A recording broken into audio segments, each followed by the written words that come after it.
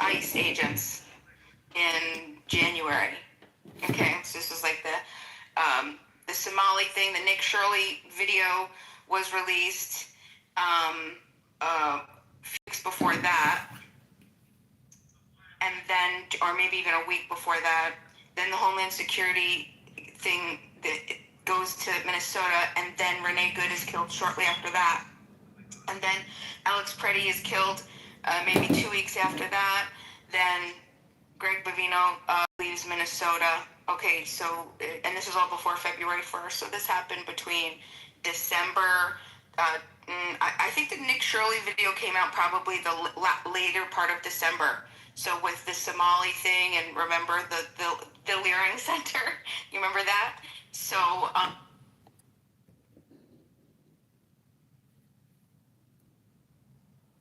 so what we have is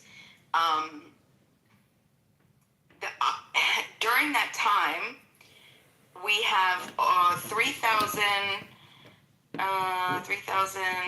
some people arrested or detained, however you want to say it, during this period. Do you know how many were of Somali descent? Because that's, remember, this is the whole fraud thing. This is why we're going out there. Out of the 3,000 plus, only 106 people were from Somalia. Were arrested. I mean, like, that's good though. I mean, 106 people, if they were committing fraud, like, that's good. I'm not mad about that, if that was the case. But the interesting part is that the majority of these people did not have a criminal record. There was no criminal record, and they weren't from Somalia. The majority of them were from Ecuador. They were from, there was Ecuador and some other place. Many, Mexico and Guatemala and Honduras and Ecuador. But a quarter of them came from Ecuador. There was 30 arrests of people that were under the age of 16. And there was a child that was detained that was like 3 years old. And then there was a bunch of people that were detained that were over 70 years old. This is the stuff that I would hope that if you are in support of the ICE, the way that Trump is, securing your border, because this is what you like, I would hope that you would at least be honest to say that a lot of this shit is bullshit, right? The way. Like the 3-year-old being detained is bullshit from the left, from stupid sources that really don't say that. So when you commit a crime in this country and you are around your kids, and I believe the 3-year-old in question may have been the one where the dad ran off and left the fucking kid with the ICE officer. So I don't know what they were supposed to do. I guess just leave the kid die in the snow, because that appeals to your greater sense of nature. But whenever you commit a crime in this country, from DWI or anything like that, and you are apprehended while you have your kids with you, guess what happens?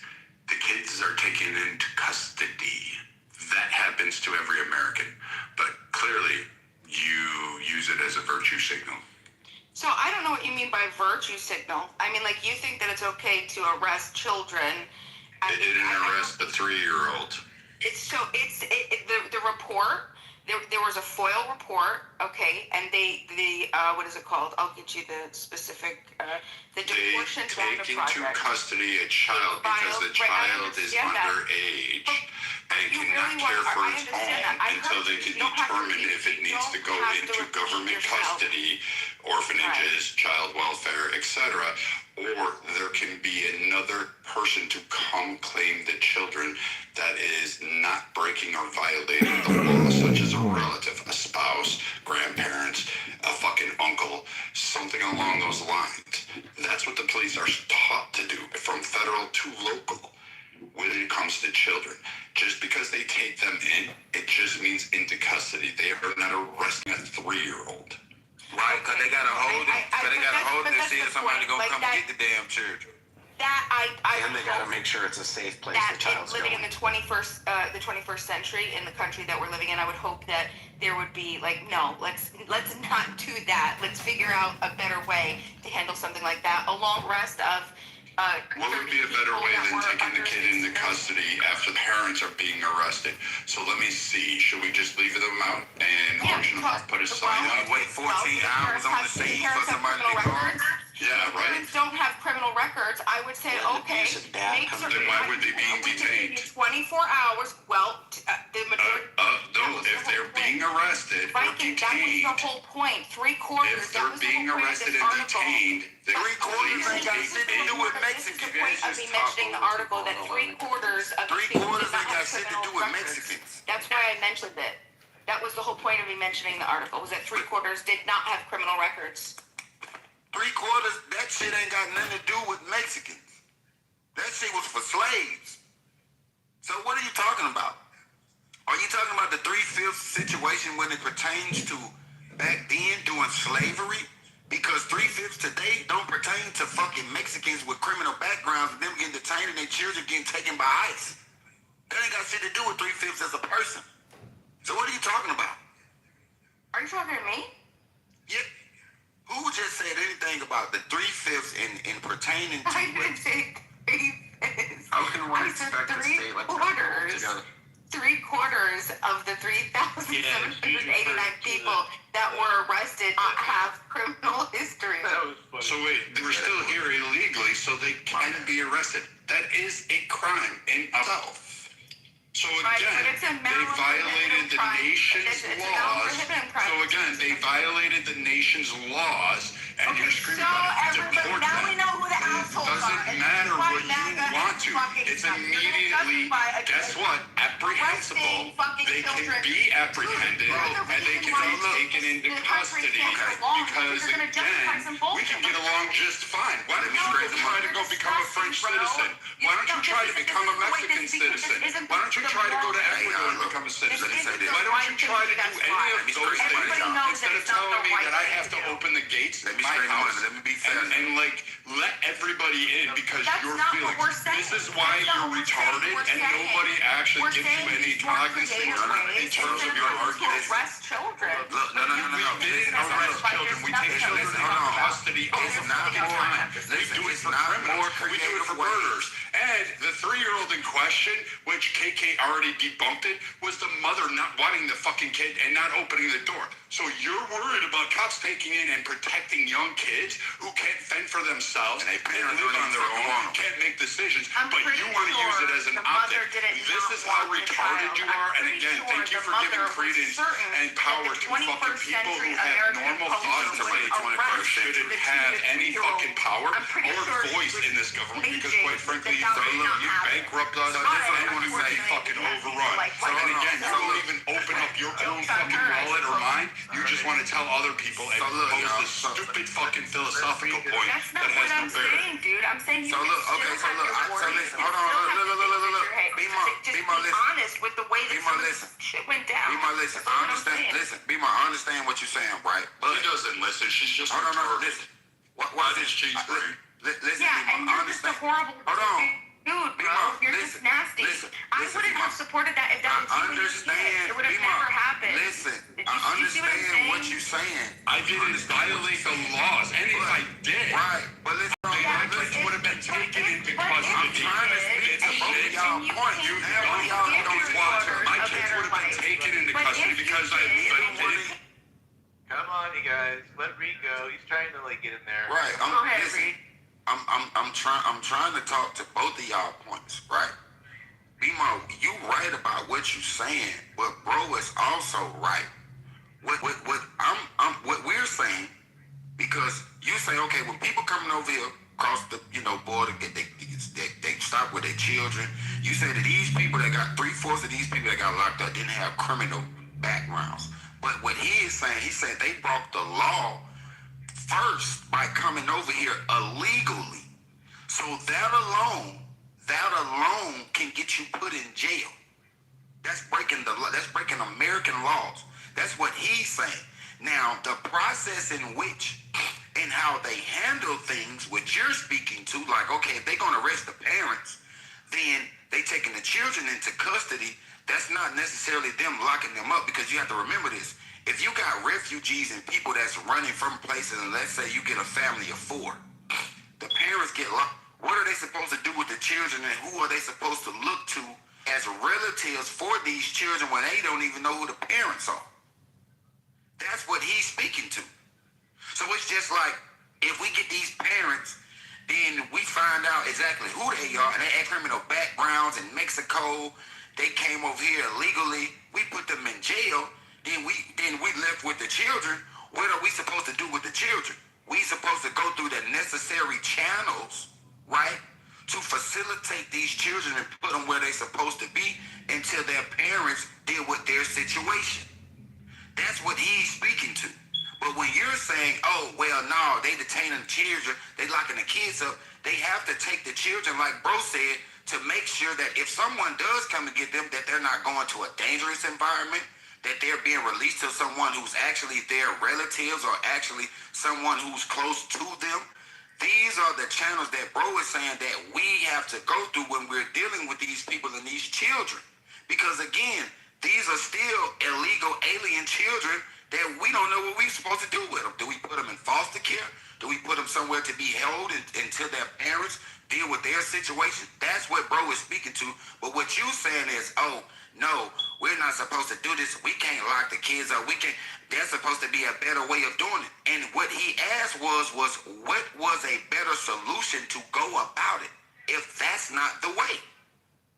So here it goes, real. This is the best part about her stupid argument. Under the Biden administration, we had 291,000 kids fucking imported into this country. It's a massive amount. We'll just round it up to 300,000. You may have heard this in the headlines, but it was 291.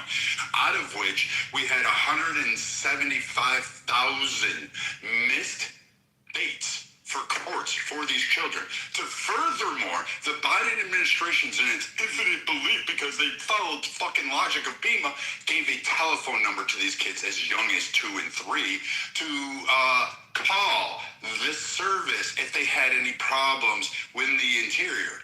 The Biden administration received hundreds of thousands of calls, but never answered them.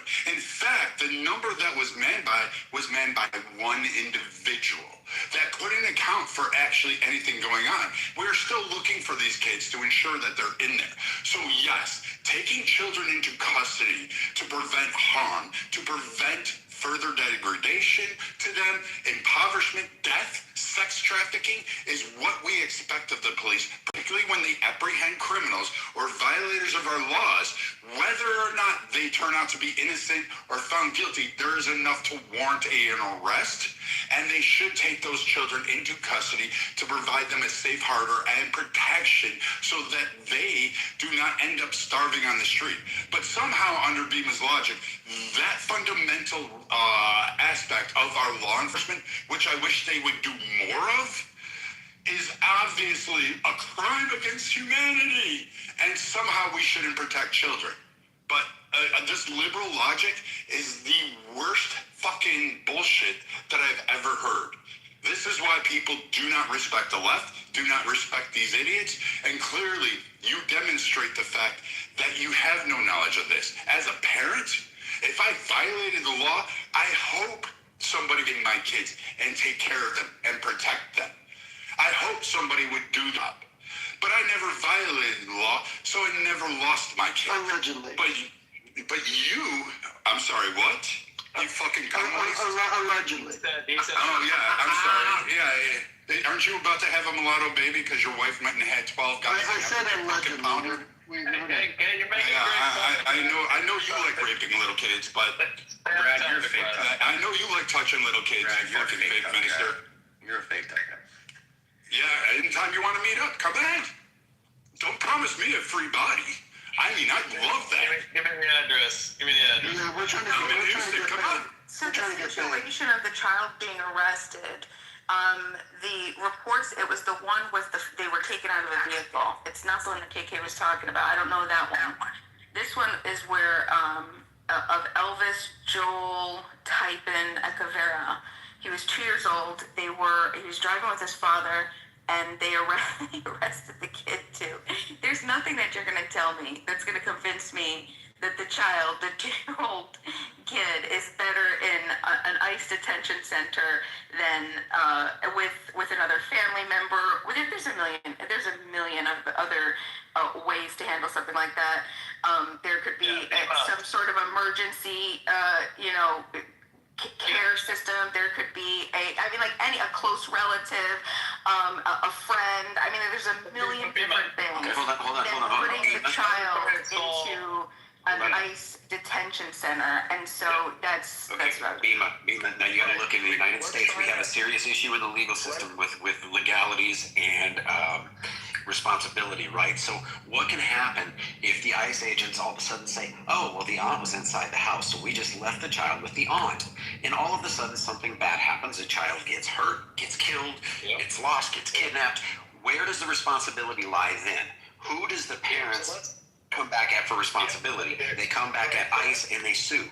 So here's the thing. Yeah, so hold on. Let's synthesize this, because the bipolar schizophrenic split in the mind of the average American, where they see themselves as being on either wholly humanitarian side or the wholly practical side, is causing us to be collectively exploited. As a matter of fact, if you came into the country illegally, you've created a tremendously dangerous situation for yourself, for your family. No matter how humanitarian the concern, the problem was brought about by the person who violated the law. First and foremost, we have to support and defend the law. Both of us. That is, both of the parties who are arguing here, BEMA on one side arguing that there's got to be a better way to resolve this issue. We don't want to exploit children. We don't want children to be suffering. And then Brian, who's saying, as long as they're not white. But we have to enforce the law, right? I think collectively, we can't lose sight of the fact that the law has to come first. Now, as a matter of fact, ICE is not concerned with enforcing the law consistently and uniformly, or in enforcing the law in a way that would result in the greatest amount of justice per effort expended. They're interested in creating terror and driving the wedge between the cerebellum and separating the hemispheres of the American's mind. Ultimately, the law has to come illegals? No, kicking out illegals is not the most effective way to expend effort in consistently and uniformly enforcing Title VIII. Title VIII is much more effectively enforced when you start to recognize that the exploitation of these laborers is accruing wealth to private interests and not to the public. So whatever they cost the public, so don't kick out the illegals. Paid by the public. But anyone who I'm sometimes just asking for clarification. Don't kick out the illegals, or do? No, every single person who's in the country illegally has to be prosecuted and convicted and punished. It's not simply enough to deport them. They have to be prosecuted for that. We understand. It's easier to do it this way. No, it's not easier to go and terrorize just round people. them up, throw them in handcuffs, put them in the car. That's not easy. There's by President Trump's send all their people to Madagascar. By President Trump's admission. Yeah, I know. By President Trump's admission, there are as many as 30 million or more illegal aliens in this country. The only possible way, not the only possible way, but the most effective way to address the illegal immigration with the least amount of crisis and trauma for everyone if involved. we win in 2032, can't we do that? If we did it for some of you, the next 11 years? Am I Let that talk. I'm just asking for clarification.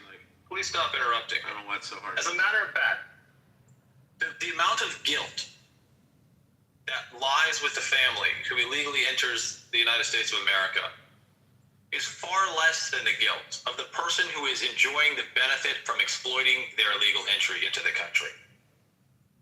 We, as a matter of fact, can remove entirely the incentives, practically overnight, by holding accountable those people who are actively employing and profiting from that. By removing free healthcare and SNAP. Absolutely not. No. By simply going into your. That's a huge incentive. Nope. You know what? The people are getting free SNAP. We're getting government grants and loans. Okay, I think that you might. I think that you might be at a very welfare and Section 8 housing. It's undeniable. Listen, undeniably. undeniably populations coming into this country illegally who have not put down roots, do not have roots. Yeah, we could or prosecute the require big businesses welfare. later, Dionysus. No, We not can do later. that later. Not We might later. get the illegals out. Not later. When I went to pull a root, Wait, could we when I went to walk and pull a- chew gum at the same time, Dionysus? Wait, Genesis. I thought you guys were finite. Dionysus. We have Dionysus. finite. I thought it's We have Genesis. finite. We have Diabetes. We have Diabetes. finite. Can we walk and chew I can gum at the tell. same time? I can tell by the frequency of your Can we interruptions prosecute? Can we that you prosecute? don't We have have an one argument. person. Before I shut the And room get down. Billy. I will close this room. All right, One guys, mic. hold on. Wait. Thank you. Rich, So the more you come off the mic, it gets all screwed up on the stage. No, I'm asking him, can we not walk and But chew it's gum not, at the same it's not time? you to go back and Okay. Company. as a matter of fact, the answer is yes. We can There you walk go. and chew gum at the same time. But you know, this metaphor breaks down when you consider the fact that we're $40 trillion in debt. We are essentially bankrupt when we have to consider unfunded liabilities. Would you shut the fuck up? Please, you stupid fucking nigger. Groyper's crashing out. I'm not even black. Jesus Christ. Are we gonna do this? Are we gonna allow these mentally incompetent individuals to interrupt God's like Diogenes as he deigns to provide truth and gospel for the future of white America? White America. Fuck. All right. Listen, Diogenes. as a matter of fact,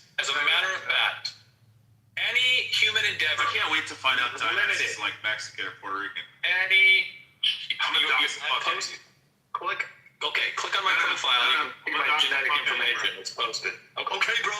Okay, can you shut the fuck up now so the adults can have a productive conversation? I'm gonna run your shit through Ancestry tree. Like find all the Mexicans. All right, let Diogenes Amazing. finish. Thank you. That's I appreciate that. Yeah, waking up. I love it.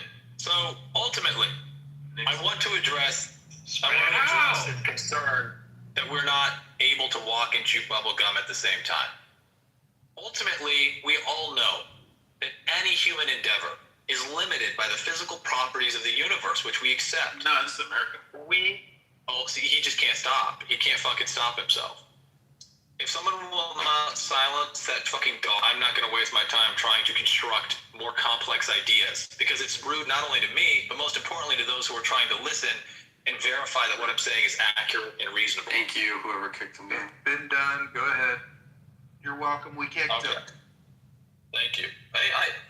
Please, my thanks unending for the great rooms that you guys host and the time that you invest in providing spaces for conversation. I'm not always respectful of it. I should be. The point is that he's bringing up this fake argument. And I say it's fake because it's not made in good faith. We don't have unlimited capabilities. We don't live in an unlimited world. We live in a world with finite resources and finite efforts made by finite people towards specific objectives. Finite objectives.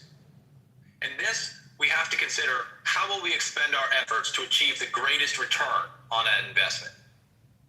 And when we consider this, we can clearly see that what Immigration and Customs Enforcement is doing is not oriented in any meaningful way towards returning an investment. It's a waste, it's a useless expenditure that is enriching people like Kristi Noem, while the general public continues to bear the cost, the overwhelming cost, of sustaining the illegal immigration population, while Donald Trump, the leader, the absolute unrivaled head of the executive, the Department of Justice, and the United States, having been reified by the Supreme Court as being able to exercise his discretion in directing the Department of Homeland Security, the Department of Justice, etc., and all other federal agencies, says repeatedly, we are not going to kick out illegal aliens or pursue illegal aliens on the basis that they came into the country illegally. And that is the greatest source of cost. That is the greatest harm. It's the 30 million illegal aliens who are not committing violent crimes in the country who do require assistance from the public. And so if we actually want to deploy the limited funding, the limited efforts that can be made, our delegated authority, as limited as it is, to the Department of Homeland Security, then Donald only has to go and say to the Department of Justice, we want to return the authority to the states, the state and local law enforcement, to prosecute individuals for illegal entrance and habitation in the United States. But more importantly, the federal funding, the federal agents will go to the states and identify the people who are employing them in the tens, in the hundreds, and sometimes the thousands in violation of Title VIII, a felony. And I tell you this, there was a Romanian freedom who said this. He said, if I was in a room with my enemy and a traitor, I would shoot the traitor. And I had one bullet. I would shoot the traitor. Because our greatest problem here in the United States of America is not illegal immigrants. It's the people who are employing them and incentivizing their continued immigration into this country. It's continuing to try to keep them exploited, trying to keep them from ever having any real sovereignty or reason to remain in their country. We do everything possible to impoverish them. We arm their cartels. And then this is what we need to address. If we care about the future of the United States, and you have my absolute support, every single illegal alien in the country has to be removed. And not just removed, they have to be convicted and they have to be sentenced. There is a price to be paid for the criminal act. You don't simply restore the stolen property and say that things have been done. Society, every law-abiding citizen is being punished and has to be made whole by the conviction of those people who broke the law.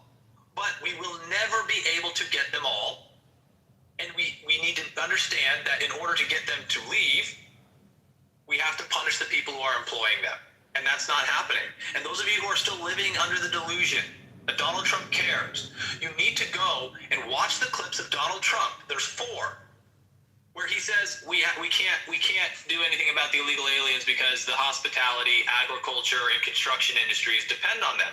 So your president, the man who is most responsible for justice in this country as the head of the executive branch of the government with complete discretion to direct the Department of Justice, is telling you that he will not prosecute the illegal aliens on the basis that they are here illegally. And that is the greatest cost. That is the most grievous wound to the public.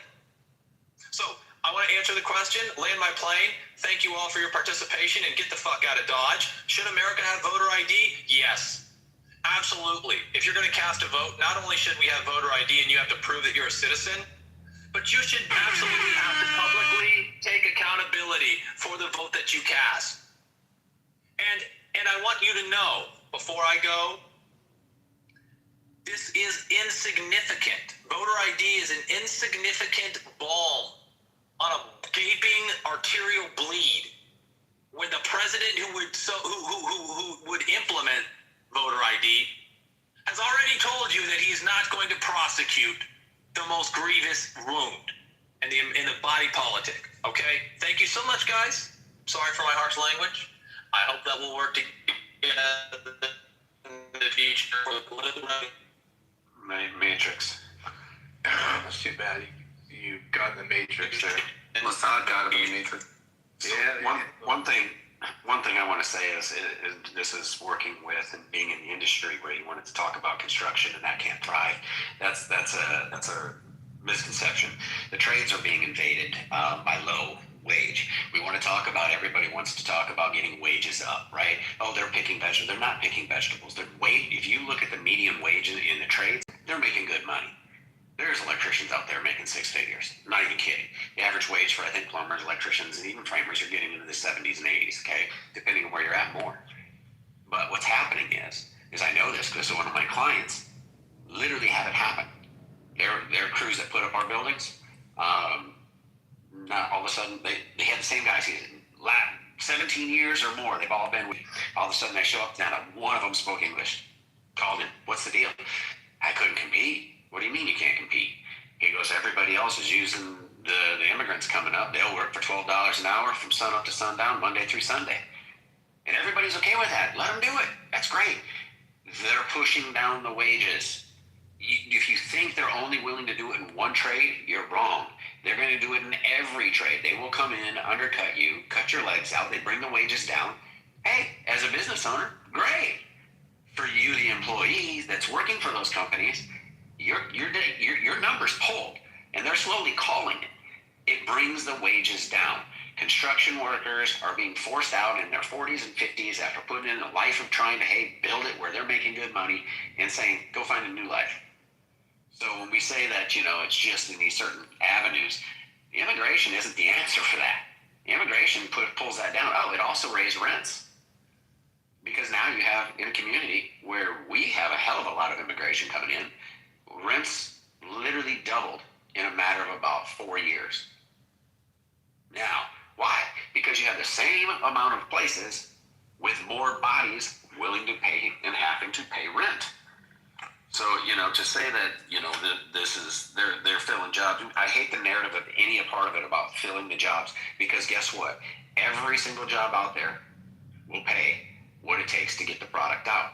We may pay more, but that's the cost of us wanting to pay a higher wage. People will fill jobs. There's a lot of open jobs here in America. Real quick, I just want to say a president that's a real estate developer is not incentivized to go after illegal immigrants. Why is that? Because his companies that develop real estate and construction way illegals because they're cheaper. Is New York a union state? Do you know? It depends on state to state. I'm sure it is. Okay. Now, I just want you to go quick and do some work on how that works in the unions when you're talking about construction. Well, most states in the South are right-to-work states. I don't live in New York, so I don't really care about New York. Well, that's where he does his development, so it might help to do a little homework. Yeah, so it's where he does his development, and that matters, right? So you just made my point for me.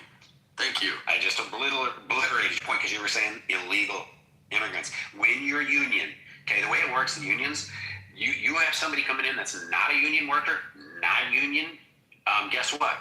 Oh, all hell's gonna break loose. And it's been that way since the days back when the mob was running the show up there.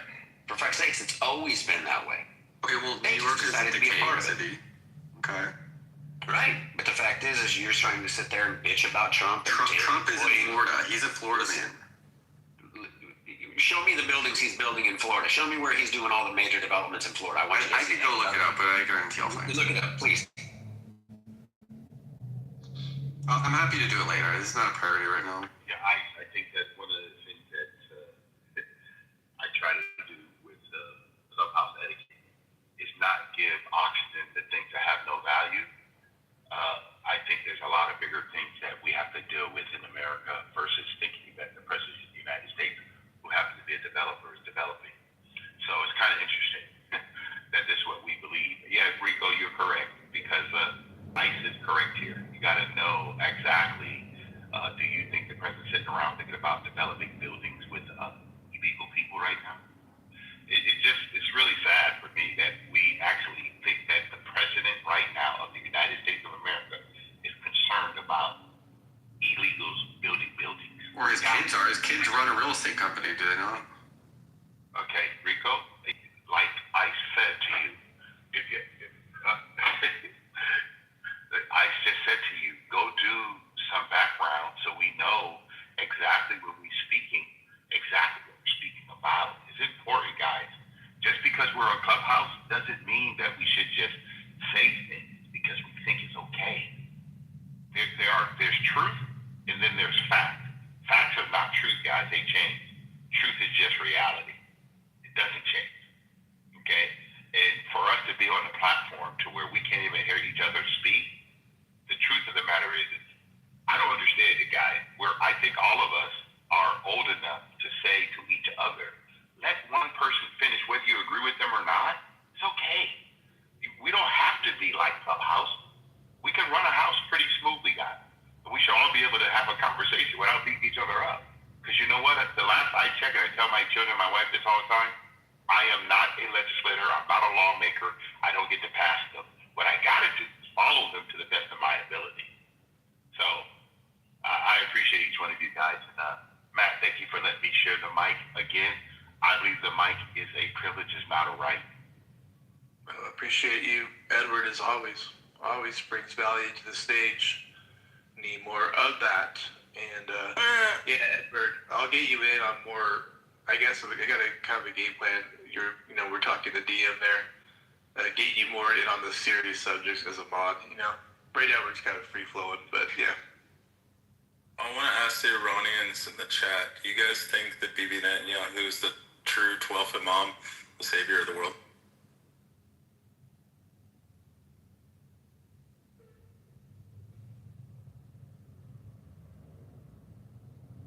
I got one vote.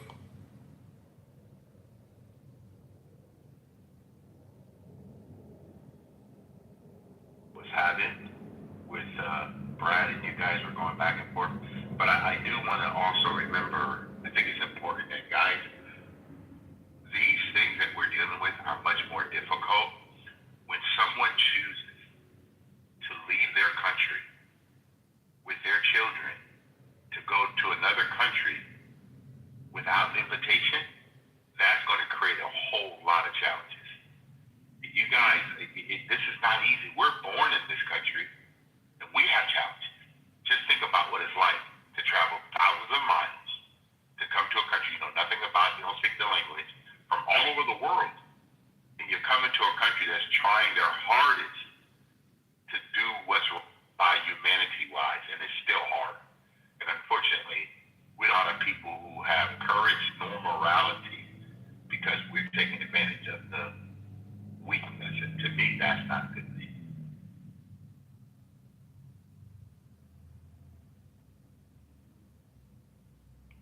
So I have a question. Ice, do you think that that you're born on the planet and you're entitled to a job regardless of where you're born to? No, your only right is you get the right to live. You don't. There's no right. You create your rights, right? No, you don't have a right to a job. You don't have a right to all that stuff. If you're talking about just being born, you have the right to be here. That's it. Where you're at, where you're born, that's your right. Okay? They even allow people to come on vacation and have a child here and say their right is now to be here. That's how simple it is in America right now. So no, that person, no, they don't have a right to a job. They don't have a right to a house. They don't have a right to food. They don't have a right to any of that. The proof of that is nature.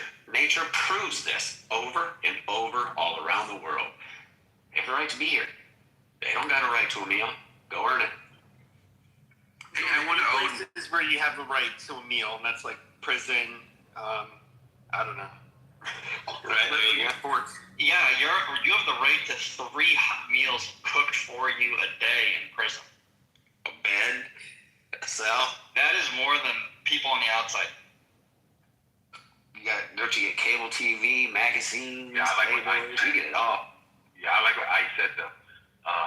Even nature, which is unforgiving, guys. The rights of nature. If you violate nature, it will cut you in half. Any part of nature. So let's remember, nature even has boundaries, guys. And there's not a living species on planet Earth that would not protect their own. Not a living species.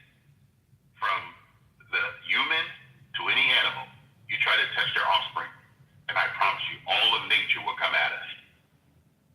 Yeah, I think that's a problem. I think that people think that, oh, sorry guys. I think that people think that they put in their heads that we're like different and we're not completely and eternally connected. And then all this tribalism happens, right? Instead of understanding truly that, I mean, if you believe that every single human being on the planet is truly born with the same freedoms that you should have, the same protected freedoms, then we wouldn't even be having this conversation. And I'll explain why. Ice, you said nobody's entitled to a job. Then you also said that the example of your friend, that the contractors, right, they're the problem because they're hiring people lower wages, right? You don't think that that should be between the employer and the person who's willing to do the labor? Why do you want to take the freedom from the contractor to contract with who he wants to freely contract with? Why do you want to take or think that it's wrong to allow the worker to lose their freedom to sell their labor? why do you think it's wrong for a customer then to lose their access to lower cost? Hire a bunch of kids. Right for them. Hire a bunch of kids.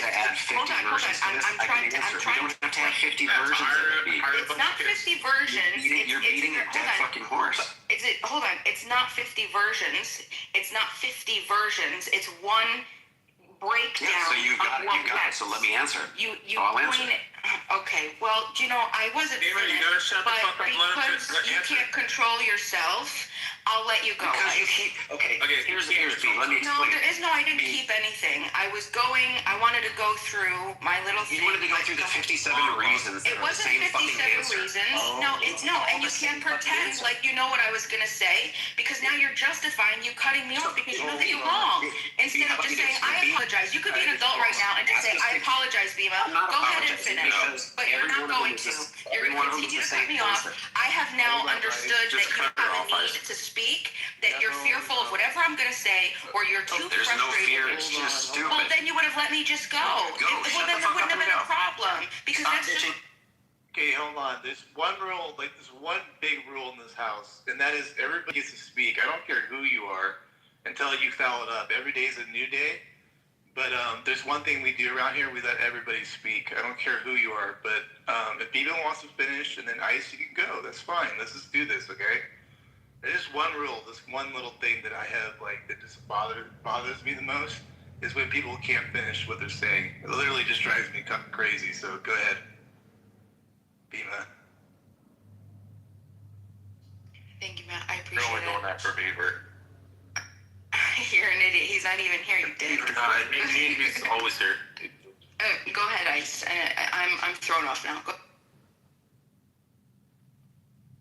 The fact is my point to you were listening to things that are all the same thing. Doesn't matter to me what you feel and what I feel. The law dictates in this nation, you need to fill out an I-9 form and be here legally to be employed. If you're here illegally, it doesn't give you the right, the privilege, or any benefit to come in and say, hey, I'm willing to do this for less money, okay? We have reasons that we have this in place. It's protections for our people, okay? Now, with what happens when you just allow unfettered immigration to come in, you affect local workforces. What I said before that is we have a group of people who are wanting fast food workers to make $25 an hour. With $25 an hour, your fast food meal is now going to be $22. And I'm okay with that. Let's do it. But I don't know why we'd stop at $25 an hour. If it's beneficial to everybody, let's just go all the way up to $100 an hour, because the relevance is the same. Whatever you push it up, it's going to be an equal push back. Okay? So my point is the right isn't theirs to come here and work. They have no right to come here and work. That's my point. So we could have had this long list about all the different things that they could provide or they could benefit or they could bring. It's all irrelevant. The only thing that matters is, can they legally work here? What does the law state, Bima? I think that you've misunderstood the contention of my argument. My argument, when I talk about these things, I will never appeal to the law, because the discussion of the depths of where I was going, right, is why the law became the law. And so if you can't defend the reasons for why the law became the law, then there's no capacity, there's no point in just appealing to law. Because that's all that you just said to me. You said, it's the law, and because it's the law, it's the law. And that's circular. It gives me no depth. It doesn't explain to me why you're willing to take the freedom of the contractor, of the worker, of the customer, of rival competition, of rival companies that are going to compete, of determining, of manipulating the labor market, because now it's not going to be determined by consent and price. It's going to be determined by legality, legal privilege and exclusion. Okay, so I'm going to need a better argument, sir. That is already determined by those that are governed under the law. They actually consent to the laws of the land. They do it by voting, they do it by consent, and they actually apply those laws, which is why you are governable, because those that consent to it agree in the vast majority of the laws, regardless of how your principles are. And furthermore, why would I disadvantage somebody in America to import those because your ideological belief of fair competition needs to be done, when in fact it is not reciprocated globally? But I should somehow have to impugn myself into doing it in America because you feel it's there, which would be fine, except you actually benefit from the very laws that govern this, so that you are not out on the street and possibly losing 100 pounds a week because you can't eat McDonald's and Twinkies all day. If only. Brad, will you ever grow up, or do I have to just consistently expect that type of discussion from you? In 2 weeks, she'll be normal size. Let's Brad, in 2 weeks, she'll be normal size. Edward and Bima have this exchange too. Go ahead, Edward. Yeah. Okay. So Bima, you clearly stated that you personally do not care about the fact that it's the law. There's also a thing called self-government. If a person who chooses to come here, if they did not govern themselves, they don't have a right to anything in America, and the company doesn't have a right to hire them because that company is licensed in the state that they're in. And you know who gave them that right? The state, to have a company. And they have to follow the rules of the state. Listen, I have a company. I will not, and I clearly told you, I will never hire a person who does not have an I-94, and I cannot check their Social Security. It will never happen. And the reason why? Because I am Americans first, and I believe that Americans have a right to, I have to pay them. Doesn't matter.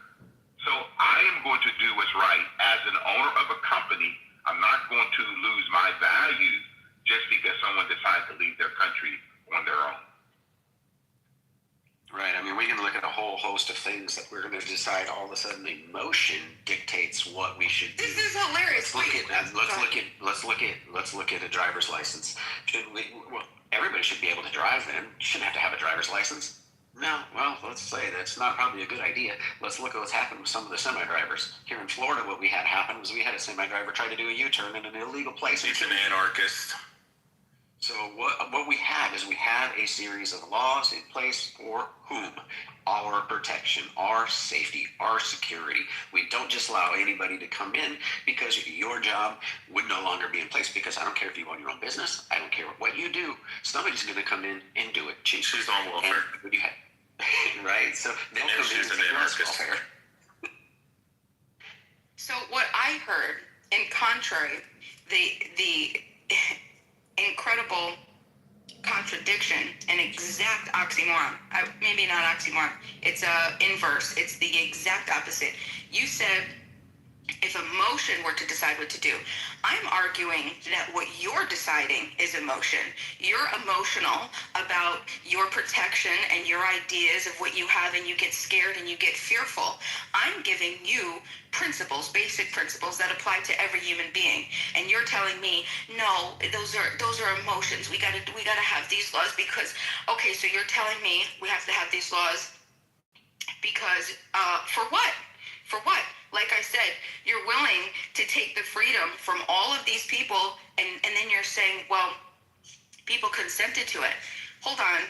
The state, that's a big argument, and that's one that I'd love to have, but I don't know if anybody's prepared to have that today, is no, we don't explicitly consent. A large majority of the population doesn't vote and don't believe in a lot of this shit. That's why it's happening, because people are freely associating and they're choosing what they want to buy. They decide who they want to freely contract with.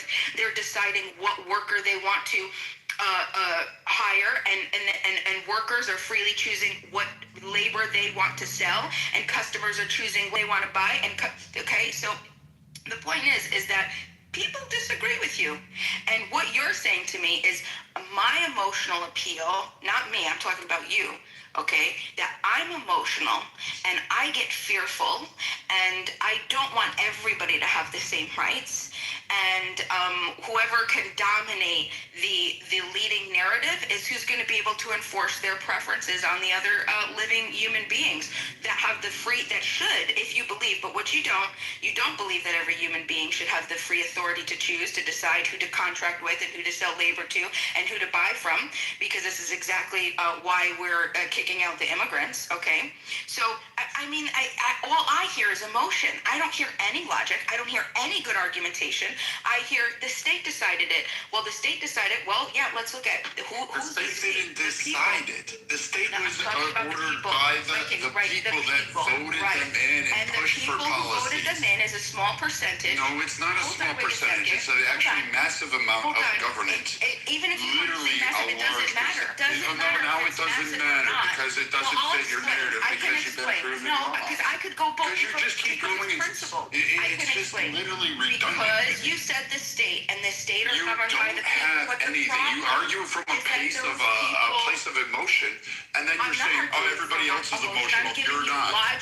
It's not logical. The people that are of the United States choose not to, in mass, overwhelmingly said, "Hey, we do not want immigrants to just come in the country and get a cookie upon entering, take jobs, take homes, have that capacity. We want them to come through a correct methodology, which is through a port of entry, follow through the immigration laws that we have in place, which, oddly enough, millions of fucking immigrant Americans have already done so. And somehow or another, your argument is from a place of, well, I don't believe, which is actually your fucking feelings.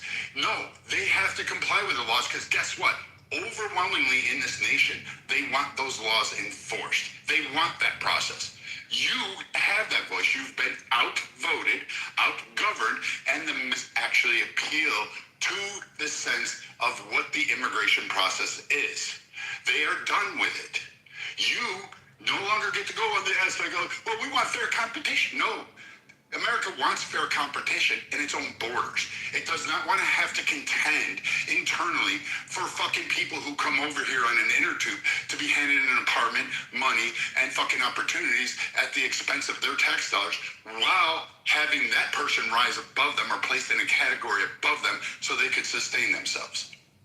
So I'm very confused where you're comes from because it's clearly coming out of your bloated ass. Okay, well, the bottom line is, hold on. You went, he went. Can I just respond to Viking before? No, because I'm not going to remember what he said. Can I just respond? This is why I wanted to stop you earlier, B, because you won't remember. After you want 12 minutes, asking me 20 questions. I wanted. He was responding to me. I wanted to respond to him. My sentence would have been over. You don't know what 7 words. I thought is the issue. Actually, Jacob, maybe you can do this real quick for me. Why don't you just read what I last put in there? And it'll be done in, what, 7 words?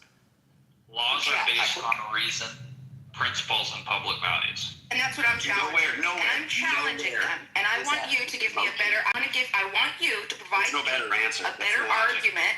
I want you to give me a better argument to tell me what is better than stealing and thieving and taking the freedom of people who you say are free of all of those actors. Okay, but that's my point. Now, Viking, I want you to follow the logic that you're supporting. Okay, if at any time, let's say, because you're saying the people voted for it the way that it is, you've been outvoted, you've been outgoverned. Those are your words.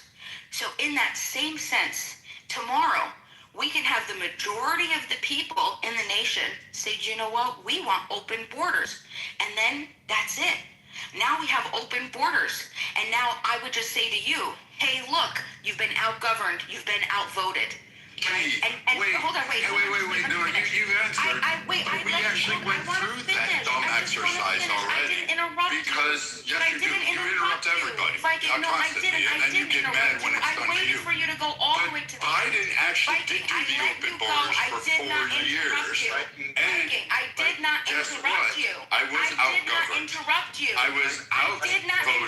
Because you guys, you fucking voted for that. And the people rejected I didn't interrupt you. basically threw I that out the didn't window. interrupt you. I So wanted to again, speak, you and I didn't fucking interrupt you. Alright, guys, just let Bima have to meet you. It's just too much on my head right now. I just need to have one at a time. Yeah, just let Bima finish what she was saying. But Bima, just No, go. these people are fucking idiot children. I'm out of here. Yeah, you're a bladed EBT fucking recipient on that. So this is the problem with her logic right there, Matt and Pepe. We went through that exercise. It happened under Biden. We were outvoted. Since it's determined on a federal level, immigration, guess what Biden did?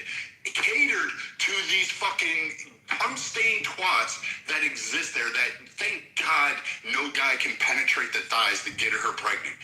They cannot fundamentally realize that the country en masse, not even close, not even with any kind of pause or hesitation, said overwhelmingly, we do not want this. You know how we know this? Because the Democrats didn't win a single swing state. They barely won any swing counties. To the point where they were going free zones, all this shit that Bima was espousing, that was their primary campaign speech, aside from Trump is a racist narcissist and we need to defend the world against him. But however, they rejected en masse. The number one issue that people wanted Trump to deal with was immigration. That was it. He locked down the borders. He's forcing people there. Mexico's complying because guess what? Mexico's stopping it on the southern approach. They don't even want these people. So now, if we have this actually going on, and every nation in the world has their immigration points, she is fundamentally either retarded or just has too much fat in her head to actually understand what she's talking about. I think. Oh, go ahead, Pepe. You want to say something? Oh no, I wasn't. I'm sorry. I forgot I was on mute. It's all good. I mean, I think we all kind of know like why Trump was voted in, and I suppose we're just gonna people say whatever they say. I get what you're saying. I mean, I really don't know what else to say. It's like people don't see that we voted in Trump for this very thing, commissioning. What's that? Yeah. ATZ, what do you want? What do I want? Yeah, you came off mic. You can rephrase the question if you want to talk to me. Oh, God, this must be the one guy that's willing to go to bed with Bima. What do I want? Do you want me to answer that? Yeah, you came off mic. You interrupted me, so I don't know. Are you asking me what I want? I mean, how many times do I have to tell you? Are you slow today, or what's going on? Yeah. What do I want? I want peace. Okay, peace. Okay. It would be nice. But as far as Trump goes, I DJ'd for Trump at Mar-a-Lago. I was around. I met him. I met his sister. I met the Koch brothers. Okay? And all I gotta say is that these KK, do you have a problem? But now you do. No, apparently KK has. Now you do. ATZ, where you from? You don't even Don't speak. you dare fucking talk shit to our good Asian princess down there. Shut your fucking mouth tonight. Sure. She's busy working right now. She's probably getting some nasty guy fucking the She's guy. saying two buku. I wouldn't do that, Pepe, either. I wouldn't do that either. Never mind. You heard what I said. ATZ, I mean, I doubt you could even formulate the cognition to recognize the Koch brothers. I doubt you were down at Mar-a-Lago unless you were like pruning the I don't hedge. care what you tell, you fucking I didn't know he said brothers. I'm stop that coach. Yeah, I mean, when did you meet the Koch brothers, dipshit? When did you meet them?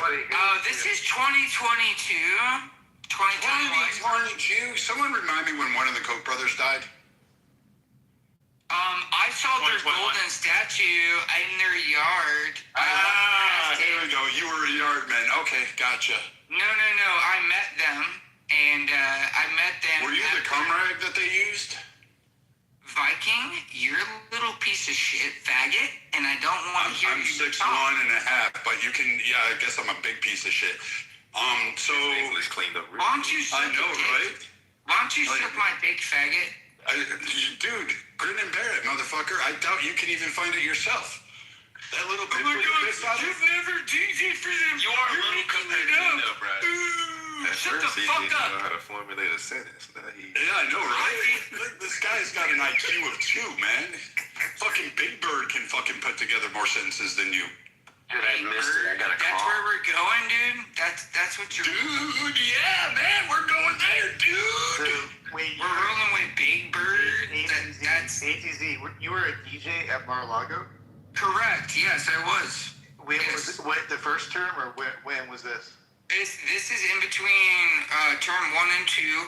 There's a Trump-supported Congresswoman, Reba Cheryl. She's in a wheelchair. She's the she was running for the district of Mar-a-Lago in Florida. So I DJ'd a party for her, but he was there, and it's in Mar-a-Lago. Her stripper daughter tried to fuck me, and that's another story. But no, this happened. This happened too. There's nothing wrong with that. I didn't fuck her. Okay, so you didn't fuck her, or you did fuck her? I did not fuck her because I love strippers. Bro, the only way a stripper is fucking you is if you pay her. Yeah, there we go. So okay, have you ever met a congresswoman's daughter that tried to fuck you? Rich. Okay, so what do you think of Trump then? We didn't even get. Nah, strippers like Trump DJs. house. What do I think of Trump? Yeah. Like currently? Yeah. I think he's the world's greatest comedian. All right. Yeah. What do you think? What do you think is funny that he does? Everything he does is funny. What do you mean? You mean everything? He's the world's greatest comedian. Hello. Wait a minute, Matt. I thought it was, what is that, Florida District 31 or something like. Someone could correct me wrong, but I thought it was Gretchen and Miller that was running in that district, and it was, the primary was between her and, what is it, Maple, something Maple. Something. Yeah, you thought a lot of things, and you were But there's no Reba there. And I doubt her daughter was trying to fuck you. Reba Cheryl? I In a wheelchair? I doubt her daughter was trying to fuck some fucking idiot like you who can't formulate sentences. I'm just gonna throw it out there. Yeah, I doubt some guy that has to use Uber to go 6 blocks and can't fucking have a penny to. How many acres do you own? 22. 22? Mm-hmm. Where? Why does it matter? Oh no. What's the matter? Because he wants to throw a Goa Trans Festival on your property, Brad. Oh, yeah, no, that's not gonna happen. I doubt you can get up that far north. I doubt you even know where north is right now. ATZ, was her daughter trans? No, she was a bad little bitch. Nope. She was nice. I should have hit it. I should have Make this shit up. You can't make this shit up. I had dinner with Imagination's a wild thing. I believe this guy. the imagination is a wild thing. I'm being offended that you think I would. You're offended and you think we care? You're offended and you think we care. Shut the fuck up, bro. You're a bitch. Who was it? Who was this for? ATZ. Who was this for? I missed that part. Who was this? Reba Cheryl. It's Reba Cheryl. Did you vote for Trump or no? What did you do? Were you Kamala? What's going on with Biden? Is that your question, bro? Out of all the things you could ask me, I don't know. I mean, you're asking me that? You're saying he's a comedian. I mean, I don't know if that's a good thing. I mean, what the hell is all that about? I don't know. But I mean, you don't have to answer. I'm just wondering. I mean, do you like Trump or? I mean, I think he's the world's greatest comedian. yeah. So did you vote for him or not? I don't vote. I knew it. Yeah. I rest my case. up who this individual was. She wasn't a congressman. She lost. She lost. Yeah, she did lose. Yes, and I DJ'd her party. What? I'm glad she lost because she hired somebody like you to DJ. Shows that she was not competent or selective in who she was. No, she was not competent. She was not competent. I know that's why she hired you. I wouldn't say that's why, but I was just the DJ. I'm a DJ. You couldn't even get that fucking part right. I'm a professional DJ. I play music for people when they ask me to. Okay, so I DJ'd the QAnon event. He doesn't get it, does he? The one and only QAnon event on the Tampa Boardwalk. Wait. You DJ'd the QAnon event? Yes. Yes, I did. They paid me $2,000.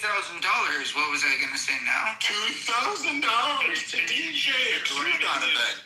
Yes, I'm fucking dead. Yes, that's how I got the gig at Mar-a-Lago, because there were people there of Trump's people and other people. Did you have the show ID? No, but I did go, when I went to Mar-a-Lago, I went through 2 Secret Service checkpoints. Well, the reason why he asked that is the poll above. Do you think Americans should have voter ID? It's easy or no? Or is that too common? I mean, of course we should have voter ID. Is that even a question? Well, it is. I was just wondering. Okay, great. That's good. I mean, I don't know. What do y'all think? Like, the fuck? Yes. Follow the... Yes, you should be a citizen to vote on good man. issues. We're on the right path now. We're okay. Course correcting a little bit. Make sure you follow the house too, by the way, ATC. Alright, I'm joining right now. Appreciate it, brother. Okay. Alright, any more questions? That was rough.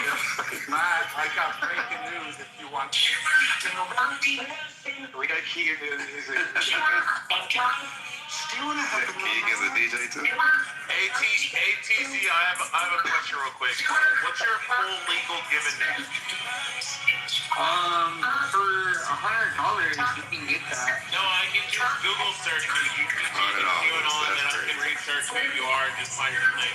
Alright, well then Google it. Oh, nice. How about you Google that shit? How about that? You've been doxing yourself.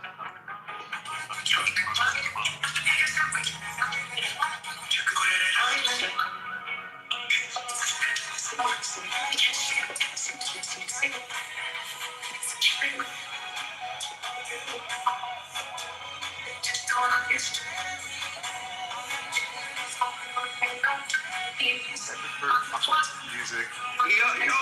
Y'all can't out-Republican me, by the way. Y'all can't do it. I'm in the mix. Like, shut the fuck up. I don't know who's worse, the lesbian Spears trying to DJ or the fake DJ. Wrap it up. Sorry? What was that? That's too much. Come on, Keegan, stop. Hey, so There you go. are we really surprised at his music choices, though? I mean, we all knew that, you know. What's wrong with that Kind song? of figured. Pockets is Hey, the pocket. Hey, Brad. So, Brad, real quick. That's a great song. You were so you were going back and forth with I think it was Rico earlier, right? So how come you're Rico, right? So you were going back and forth, and I think Rico was mentioning the mass inflation, the hyperinflation, because I guess I'm mentioning inflation during 2022, but Rico also mentioned about the CARES Act. Pretty much the CARES Act, what he was referencing about the hyperinflation. I never said hyperinflation. Well, you were referencing pretty much the CARES Act, where there was the situation with him signing that was the 6.3. What did the CARES Act do to M2 money supply? What did that? What did the CARES Act do to M2 money supply, if you're familiar with that metric? Well, that metric I'm not familiar with, but I do remember that I do remember the wealth transfer that it caused. That caused basically the transferring of wealth to the rich, and also too the fact that they had all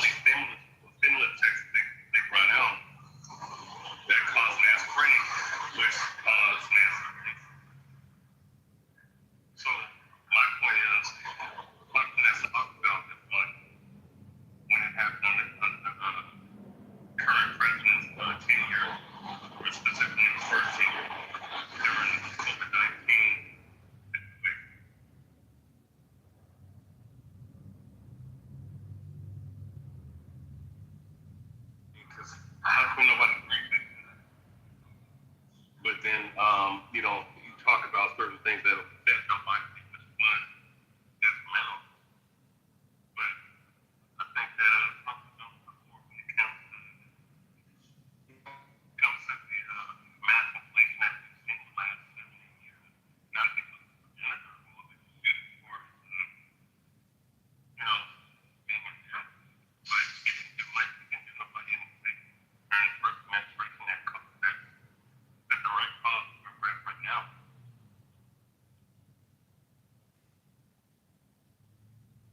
Wait, y'all follow Trump in here? You got an issue? You got an issue? What's going on?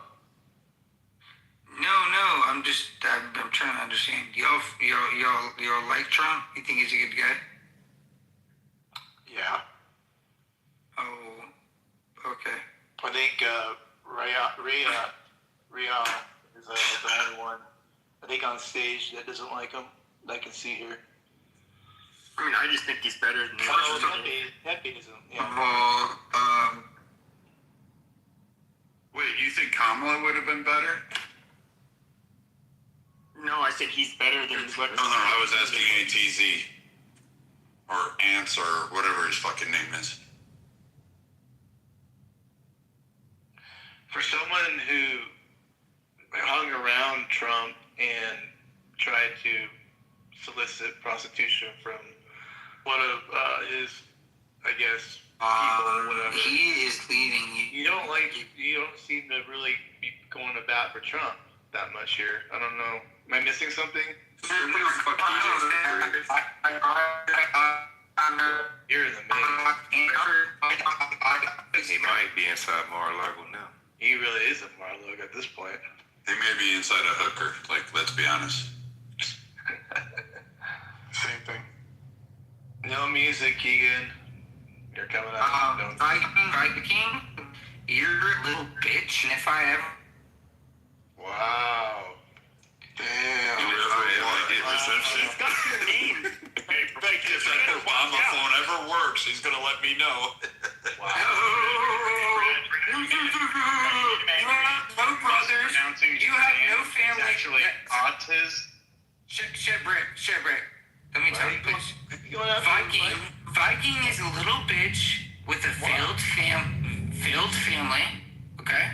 He has Easy. What? It's actually pronounced autism. Yeah. He's a failure. Look. I can't control Viking's life, but he can, and he made bad decisions. It's pronounced autism. What decisions did I make that were so bad? Aughts.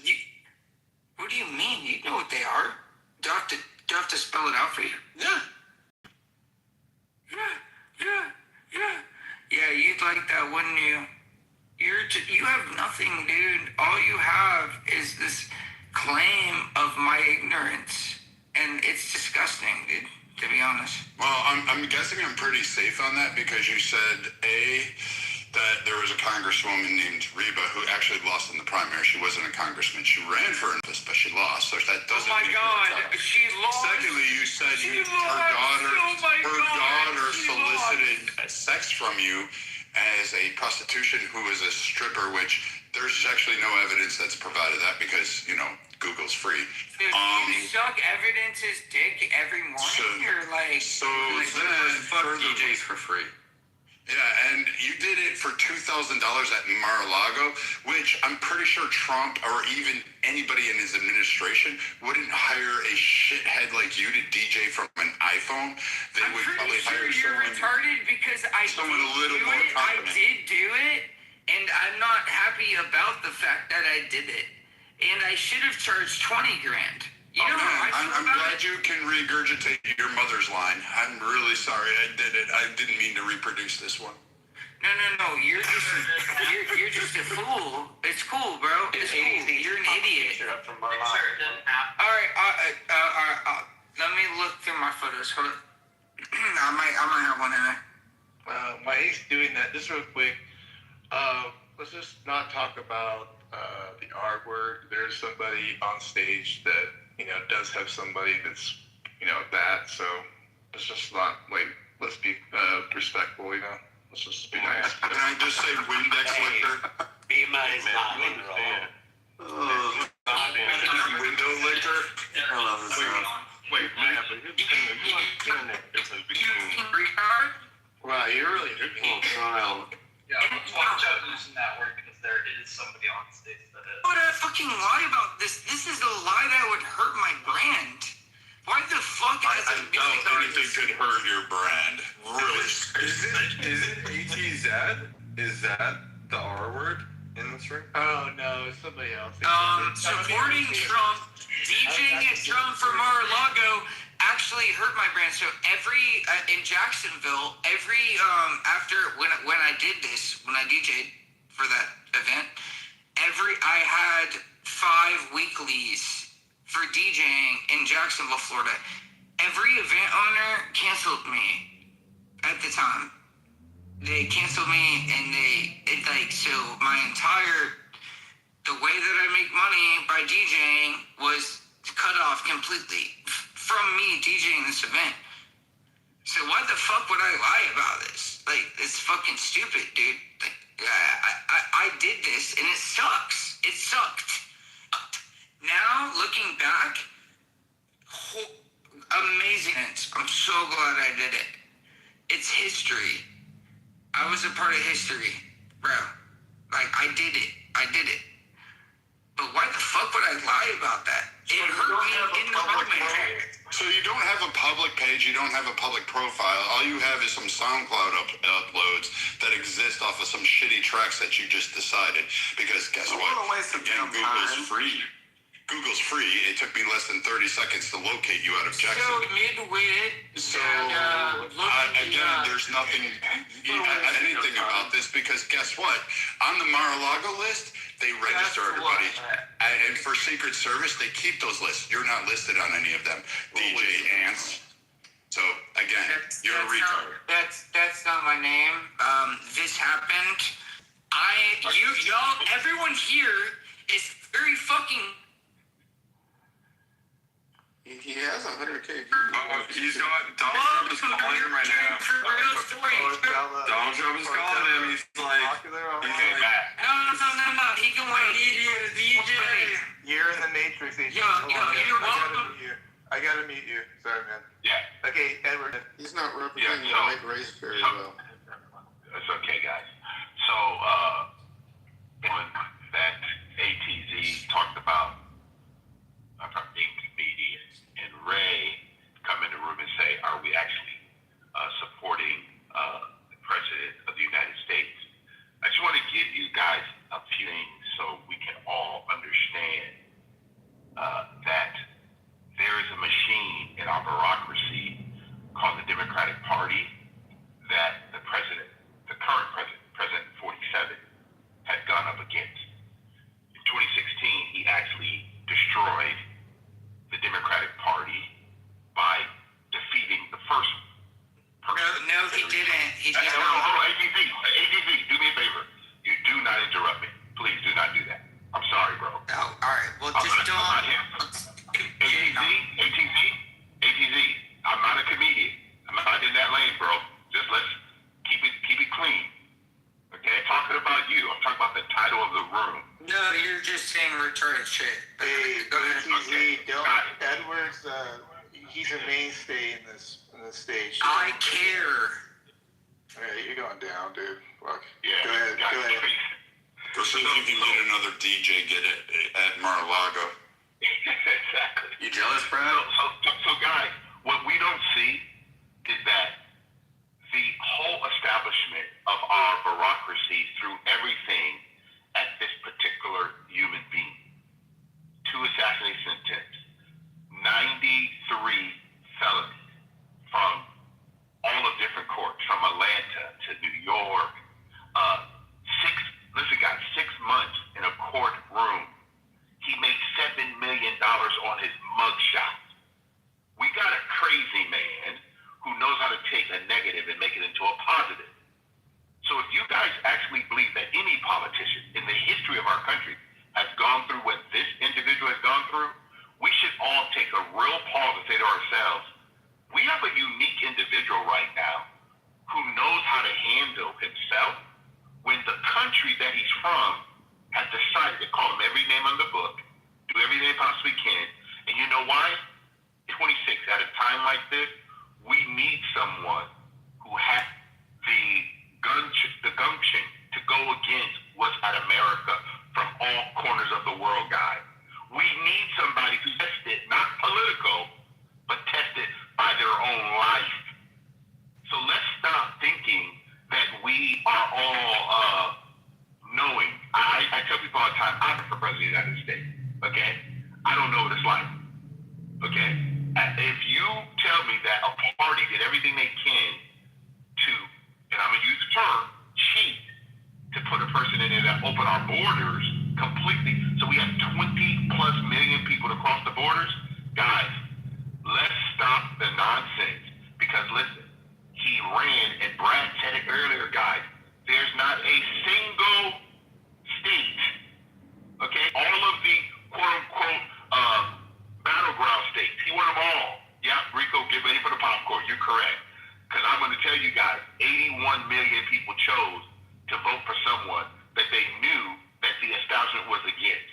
Guys, we need people talking about someone who battled the storm, and most of us will never even get. Most of us have fell apart just on the mugshot. Okay? Just the mugshot. Not on everything else. So, I'm sorry, guys. I have to support the man who stood up against all the nonsense in the world that was coming at him. I land. One quick thing. He literally stopped immigration, didn't pass. Hold on, Diagnos. This is real quick. He literally did nothing. But the day that he was getting inaugurated, that morning before he was president, they had already said at the border, there's nobody crossing. That tells you what just the narrative of what you campaign on can do. There was no policy change. That morning, immigration ceased. The day before it was there. So perception is everything.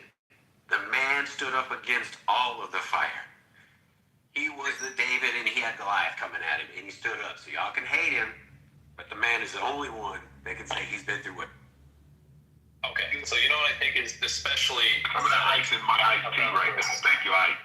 You know what I think is especially pathetic about this kind of defense for Donald Trump is that you are so limited in your conception about what is possible that you're willing to interpret what is currently happening in the White House as not only possible, but the fulfillment of all that is possible. And that is so servile and small-minded. It beggars belief. I can't understand. Are we so broken and destitute as a population that we think that the battle has been won and we should continue to defend someone who has absolutely failed? Egregious component of the illegal immigration. As a matter of fact, the only thing proven by the stoppage or the gross reduction in illegal crossings is the proof that all it took was awareness that it would happen. And now we're going to justify the continued violation of the law with the 30 million illegal aliens in the country because, well, he got part of it right. I mean, this is pathetic. This is absolute disgusting. Just what is wrong with you guys? You think he's not enriching himself from holding office? Before he took office, he told you who he was and what he was. But look, I don't want to argue with you guys about that. You guys seem pretty. I think the concrete is dry. You don't have any agenda of considering that things could be even better, and they're not because he's intentionally avoiding making them better. You seem to think, that it's okay, fine. How about this, though? How about you articulate clearly what success looks like? And then you measure the people you put into power against that failure or the achievement. No one would do that before 2024. Donald Trump is going to win the election.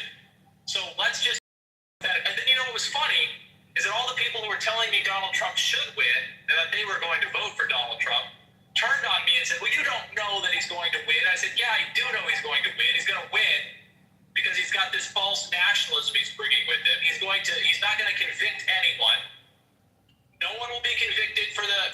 claim that the election was stolen in 2020. No one will be convicted for illegally employing illegal aliens. No one will be convicted for any goddamn thing. And I asked those people who were the most stalwart supporters of Donald Trump, who told me that I was wrong to assert so confidently that he would be president. I said, articulate for me what failure looks like. Articulate for me what success will look like. Quantify it. As anyone who's been involved in management will tell you, if it doesn't get measured, it can't be improved. So let's go ahead and measure this. Now, we're unfortunately past the point where I can convince you not to vote for Donald Trump. The damage has been done. But let's quantify what success looks like so that in the end, in the next electoral cycle, we can look at this and say, you know what? I didn't get what I wanted. I was wrong. Let's agree that the law should be upheld consistently and uniformly, and that it is the duty and responsibility of the chief executive officer to carry that out. And then let's agree that 30 million illegal aliens should not be allowed to invade the country. Can I ask you a question? Yeah, you can ask me a question. Okay. So, is there anything that you believe that the executive branch should not be doing? Anything I believe the executive branch should not be sending ICE after the illegal immigrants. It should be sending ICE after the employers of the illegal immigrants. Okay. So, you believe that the executive branch should not be sending ICE after illegal immigrants. So, in your understanding, what is the ICE acronym? What does it mean? Immigrations and Customs Enforcement. Okay, and who decides that? I'm not sure what your question is. Hold on. I just want to have a back and forth for a second here. And I don't want to have back and forth. You clearly you still want to make some kind of point, but instead of making No. Hold on. I don't want to make a point. I'm trying to find out your understanding. Hold on. I'm going to land my plane, and you can go off and talk about whatever you'd like to talk about. Well, hold on, guys. I want to make sure. It's like moral cycle. Okay, go ahead. I thought you were going on mute. Hold on. I gotta meet you. Knowing that things need to be quantified. Just real quick, Diaz, hold on. Edward doesn't have any. We talked about this earlier, Edward. He doesn't have any nefarious trap-like stuff. He's not trying to trap you. He's just actually probably genuinely asking you to clarify something, and then you can continue to finish up what you're doing, Diogenes. It's fine. Do you mind if he asks you a question or not? I'll promise you it's a genuine question. He's not like trying to trap you. Okay, he's not going to come off. You can ask your question, Edward, and then he can figure out if he wants to continue or not. This is to everyone. I thought in the United States we have 50 independent governors. We actually have local government. I don't know why we Americans continue to focus just on. I gave you guys something only because of the fact that what we put the executive branch through, I just gave you the information of what he went through. But I don't hear anyone talking about the different states that we all live in, the cities we all live in. Some of you guys don't even know your sheriff's name, nor your mayor.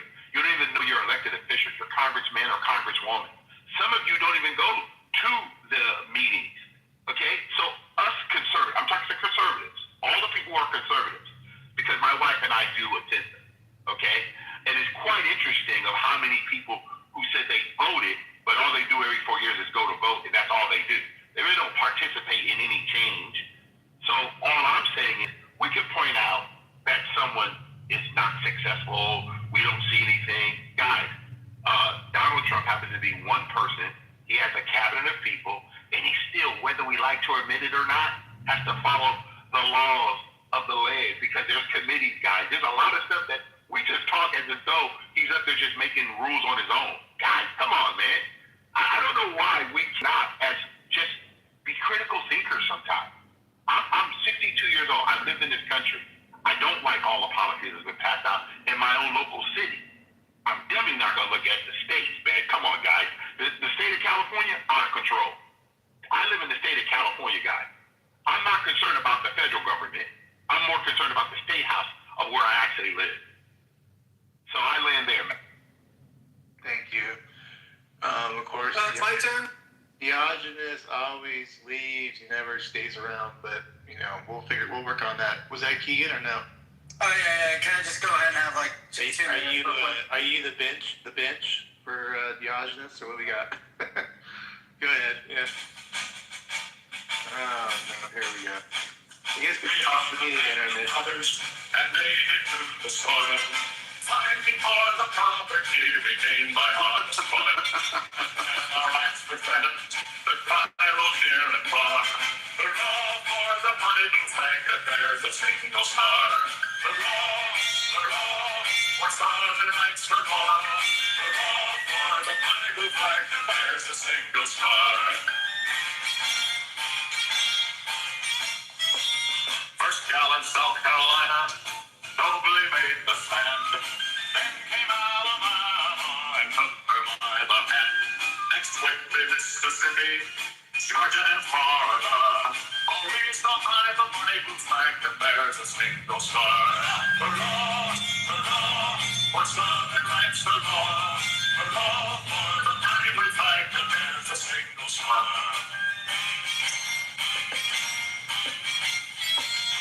Even a father gathered on the plan of the right. Texas and fair Louisiana in the fight. He was our defender, and some statesmen are. All rally round the bonny blue flag that bears a single star. Hurrah, hurrah, for Southern rights for law. Hurrah for the bonny blue flag that bears a single star. Really, man? You're gonna let this go on? Yeah, learn how to stop. What the? What was the train about lying? Is that what I knew he was gonna. it's okay for 5 seconds, but All right, don't go new on voice, for 5 Abby. minutes. Thank God you're here. Thank you. Go ahead. Yes. Yeah, I need to moderate this room. Is that all you're gonna say? Shit. I thought you were gonna actually say something else. No. I've never heard that on Clubhouse before. But a KKK song march being played. I mean, again. Oh, shut up, faggot. Or what? What you gonna do? That was Get not off your mom's couch? KKK. That was a Confederate song. Of course you wouldn't know that. Yeah, because you guys lost. I'm a North. You guys got your asses whooped. You need your music twice. That's what I was saying. Oh, yeah, fuck that. Yeah. That is true. But,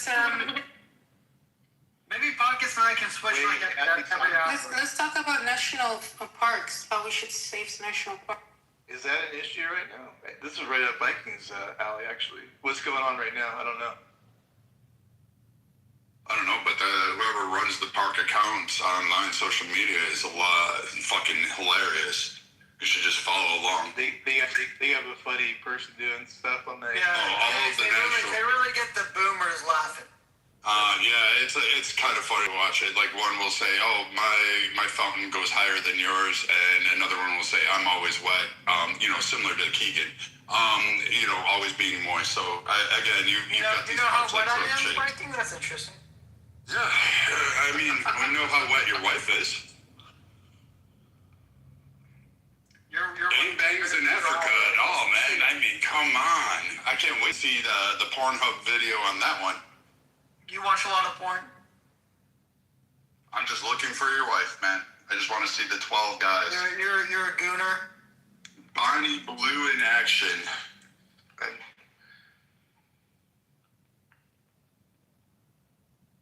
I would say I miss or was looking forward to Bart speaking. Bart, do you want to say something? Yes, I have a request for the moderators. It is time for me to retire this PTR and choose a new character, and I would like the moderators to have a consensus. Bonnie Blue. I recognize that voice. Bonnie Blue. Where's the cowardly dog? Which dog? Hold on, what's the dog? Bonnie Blue. No, Courage the Cowardly Dog. Yeah, but hold on. I need the first of all, it has to be a male character because I'm not tranny. Courage is a boy. Okay. But the cowardly dog. Okay, done. Yeah, he's like saving lives every day. Okay, done. Yeah, Courage is a red dude. He sounds more like Eustace. pacifist will be fun. No, but no, Eustace is a pacifist. Well, he sounds like one. Oh no. I don't think Bart's a pacifist. I really think though he is trying to save people and they just don't believe. And that's okay. Someone said, "Oh, Yeller, Bart." Nah, but I really think Courage is perfect. Brad, that song that Keegan played, was that an actual KKK song? No, that's They'll actually start marching. I guess Keegan wants to imitate me, but I mean, you won't ever be a man. I mean, you can't do that, especially after what happened with you and Bonnie Blue. So Edward, yeah, It's that's actually one of funny the he says Bonnie Blue. That's actually called the Bonnie Blue song. I know, I was laughing at that. Isn't that funny? That's pretty I mean, well, I was just talking about your wife. Like too. I mean, the fact that you missionaries support. Question, guys. Stop interrupting. So again, they play these like fucking gay marches while they march on highways, thinking they have the rights, and then when they actually meet men on the bridges, they get their asses kicked. I mean, you can't picture Keegan actually being able to stand up. The South had way higher kill to death ratios, though. Yeah, and the South lost. Not even close. There's total decimation. It's just financial. It's all financial. Oh, it was all financial. You fucking white wannabes, man. Holy shit. The North was losing, every single battle. Yeah, Gettysburg was a fucking huge victory. I mean, fuck. I mean, shit, all that history books, they must have been wrong. South won every battle. Battle of Atlanta, Vicksburg. Holy shit. I mean, shit, they won the Battle of Mississippi. That's right. They were able to shield it in, right?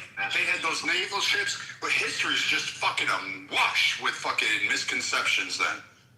All those fucking weird gay fucking statues in the South where you celebrate some fucking piece of shit wannabe lieutenant colonel that you guys do the Hail Hitler salute to. All of a sudden, somehow you think you won something. You didn't. You guys are the daughters of the Confederacy because you guys don't have a pair of balls between you.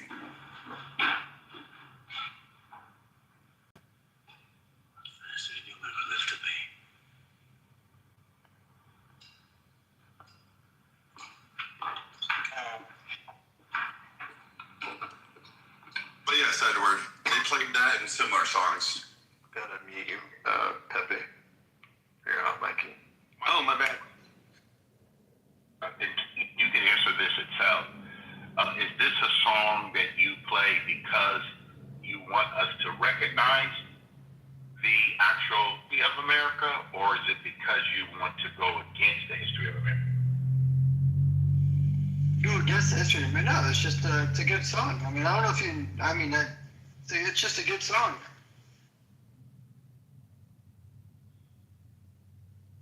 That you obtained from the song itself. What do you mean? I'm so maybe you cut out. What did you say? From the song, and does it support the Union itself, our republic?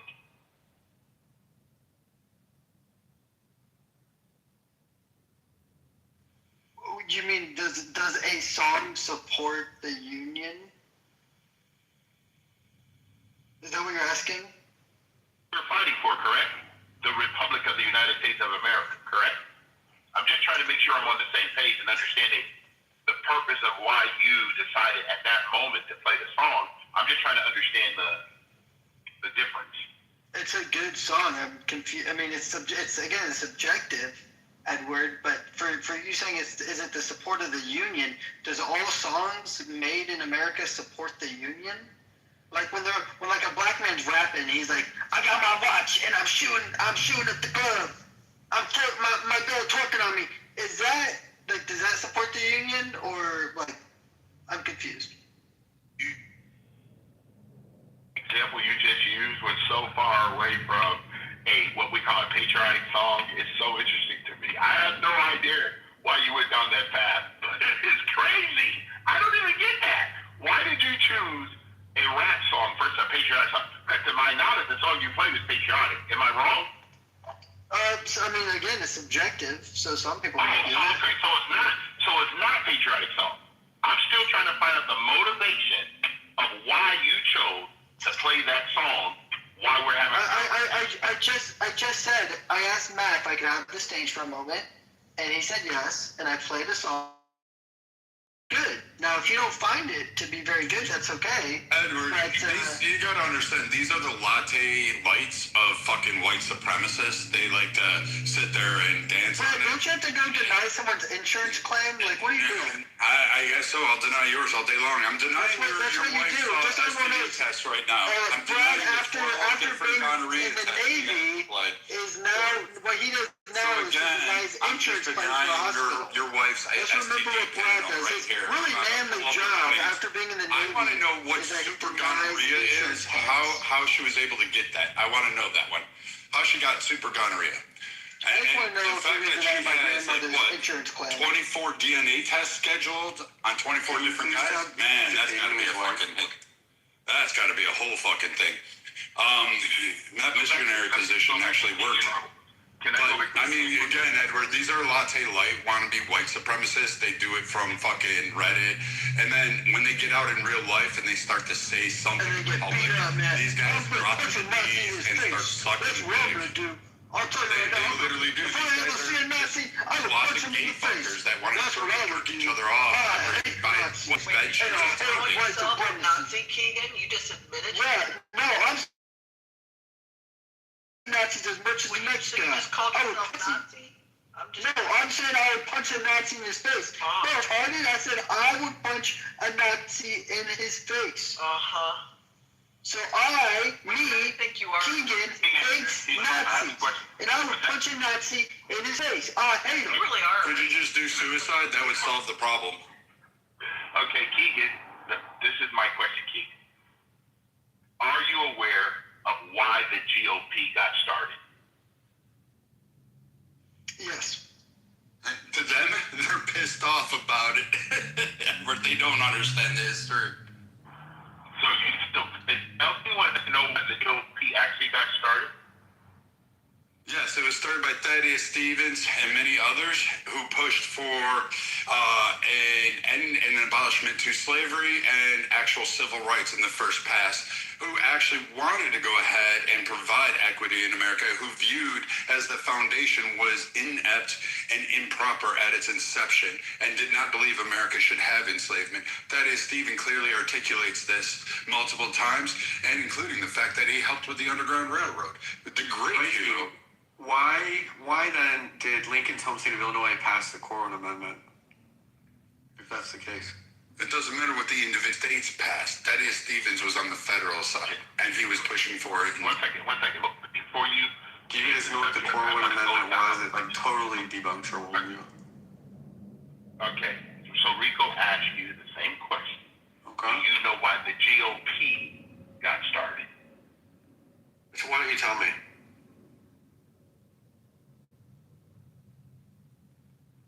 We know the conventional description that it wanted to end slavery, blah, blah, blah. But like I just said, the Civil War wasn't even about slavery. Because we had the Corwin Amendment, which was used to entice the southern states away from secession. And the North was about to ratify the Constitution to include that. Well, you know who says that the Civil War was 100% about slavery? The founding fathers of the Confederacy. In every one of the Confederate documents, in every one of those documents, which are easy to Google, the leaders of the Confederacy said, we are rebelling so that we can preserve slavery forever. And it's not ambiguous. It's very clear. No.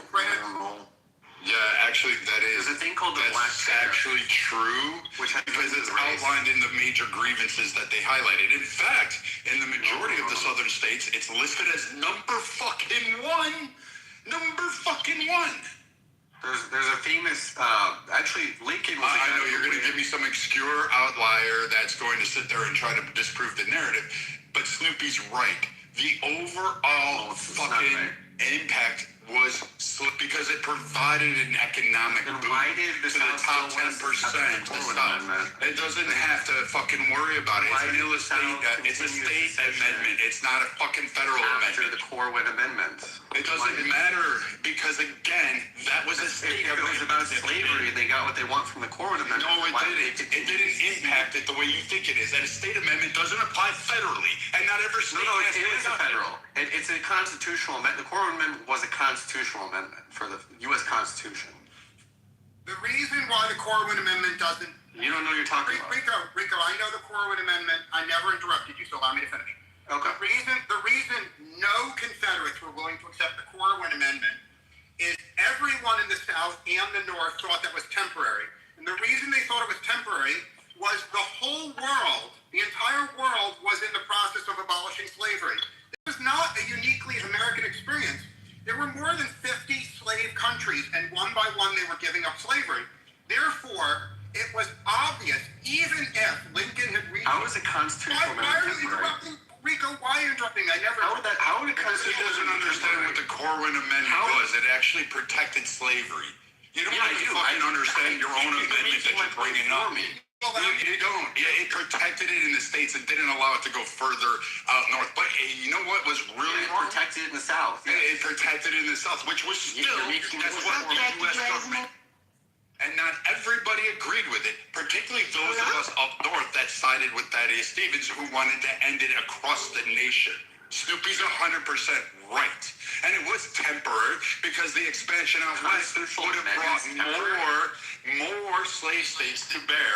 But you asshats want to continue to sit there and actually say, we're superior. When in fact, you guys aren't superior. Stay trying to mine your 1 millionth of a Bitcoin and fucking shut the fuck up. And thank God you guys don't have power.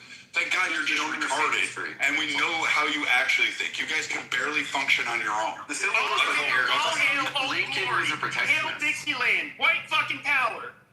So Lincoln. Okay, hey, you know what, black people, I side with you. The sooner you kill white people, I'm with you on that one. Anytime you need me, go ahead. I'd knock Ricos and Keegans and all these fucking wannabe latte fucking white supremacists off. I'm with you. Let's stand shoulder to shoulder. The angle I approach this from. I'm a libertarian. That's the angle I approach this from. The South wanted to get rid of tariffs. That's why Fort Sumter was attacked, because that's where all the tariff revenue was. The South was not submitting tariff revenue to the North, and that's why the North attacked Fort Sumter, because that's where all that tariff... Charleston was a big economic hub back then. And that's why not the reason. That was not even... That's a fucking romanticized bullshit KKK fucking revision. There's a painting... It is not. The tariffs back then didn't actually apply except for the common man overall. And it was impacting the slave states because guess what? Northern people and Federalists who were like, hey, the Constitution isn't pertaining to all because dipshits like you wanted to keep fucking black people enslaved in chains.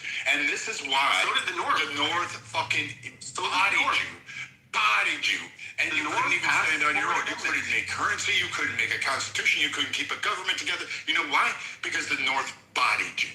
The North Thankfully, the North did it. Thank God that we burnt fucking Atlanta. I'd do it again if you white supremacists ever rose to power. The North I would fucking slaughter you in your homes if you ever tried to bring that shit back.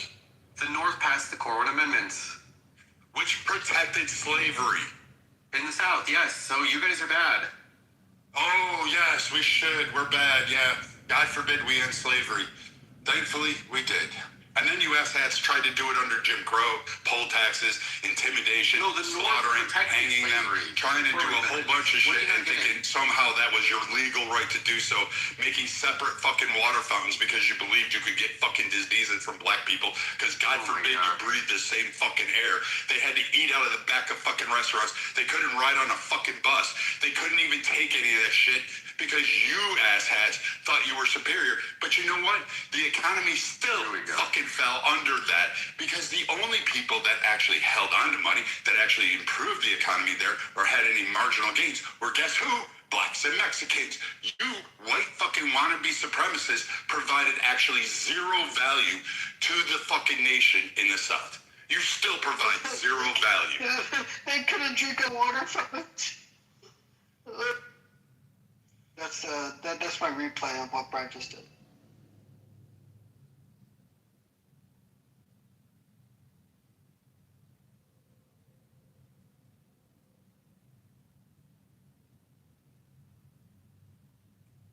And I'm glad it's funny to you. I'm glad it's so funny. So the day you get bashed in with a baseball bat by a black man, don't be screaming, hey, here. And when your wife says, hey, I'm going to suck that black cock all night long, and he's going to pound me in my ass and go ass to mouth. What the fuck is wrong with you?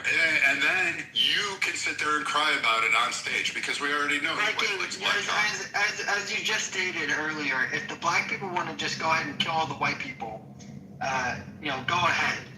And your Asian daughters, I'm all for it in this house. I think your ass hats have this pride in something that doesn't exist. Asian hate somehow there's a genetic difference. You think somehow there's an IQ difference. You think somehow that there isn't a universal fucking blood type that's given to both people that can both survive. You guys actually get it so bad that it's genocide rates in the black community were fucking higher. You swear in the fucking South because you guys still treat black women when they're giving birth like crap. You allow the death of them. You allow fucking substandard care to be provided to black and Hispanic and Asian and Cuban people and whoever else comes across. You guys are like literally the worst disgusting things, which is why nobody goes to a medical facility or a medical doctor. That's both I'm assuming that white women denied you, because you guys don't have any power, which is thankfully the greatest thing that this nation did was fucking stripped you fucking wannabe KKK people into fucking nothing but bitches on a corner to be turned out and buck broken. I'm all for it. I would literally stand shoulder to shoulder with black men while we sit there and pummel you into a non-existence. What's the topic? Brad, have you heard of the bluff? I just want to rape all of them. That's about all these KKK latte lights are good for, is just to fucking squeeze one in and then turn them out into the street to be the whores that they are. You guys should learn about the bluffing movement in South Carolina. Pepe, can you clarify by all of them which ones you mean? All the blacks and the whites. Men and women, or? Yep, both.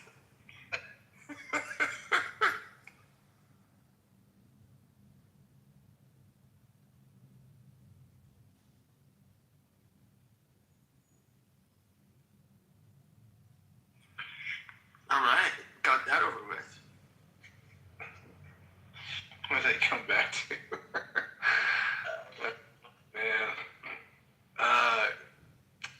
Anybody new on stage who want to speak, feel free to, We would like to talk about how you guys are just fucking up everything for Canada. Yeah. What's up? I need this one. What's up? Where are we fucking up? You can't fuck up Canada anymore. Start with the gas prices, okay? Are you from Canada? Yeah. So, did your president think thoroughly when he was deciding, I'm gonna go kill the fucking of Iran? Did he think about that? Well, did he? Yeah, he did actually. Yes, he did. Actually, yeah, he went for a thought on his forehead. Did he do it? You know what we could do is we could just invade that shit forest and for all of the fucking wood and just take all your fucking men to zero. So, I got one of my questions. Okay. Question number 2 from Canada. Okay. What the fuck were you pussy ass niggas thinking when you fucked up Dubai? What happened there? None of true. And what are you thinking that everybody else is gonna help you? Why is your president on his knees begging for help? Are you fucking dumb? Why the fuck is your president making assassination? Why is your country fucking gay? Why did you let Trudeau rule over you guys? Why did you guys repopulate your fucking country with Indians? Y'all want to interrupt? Don't do that. How the fuck I got that shit in my PTR? We don't need you. We used to fuck Trump. We used to like it. Yeah, we want to know. He went to war. The man went to war. Canada has the lowest GDP per capita of all industrialized countries. Voted for him and half your niggas are So we would let Canada. You know what's funny is that woman is sounding like a ghetto ratchet black woman from the United States of America, and she lives in Canada. You guys don't even have your own culture. You did, well. You could have allowed the you could have kept your mouth shut. She's from Minneapolis. It takes time. It takes a village. It takes stability. Take the stability as much as you want to say ability. You know, you can run. New people in open floor. That's what I get. Well, that's what we say. But it seems like the same people want to speak, like church people. I mean, I don't know. Are we in church? I don't know. Did I say that in church? What did Canada do to protect against rising gas prices? Canada part of NATO, and NATO's helping it's my turn. fight this war. Hold on, I'm gonna mute the stage. It's getting big now. It's gonna be a Canada part of NATO. Pause. There's Law. Big Law's back. Let her get it off her chest. What's going on, Big Law? What's going on? I don't even like that. Like, these people want to, like, talk. They asked me to, like, say what I said. I'm saying what I'm saying. They're all interrupting me. Then they want to drop me because I'm not finished. I'm talking some real shit. They're like, Nobody come off mic.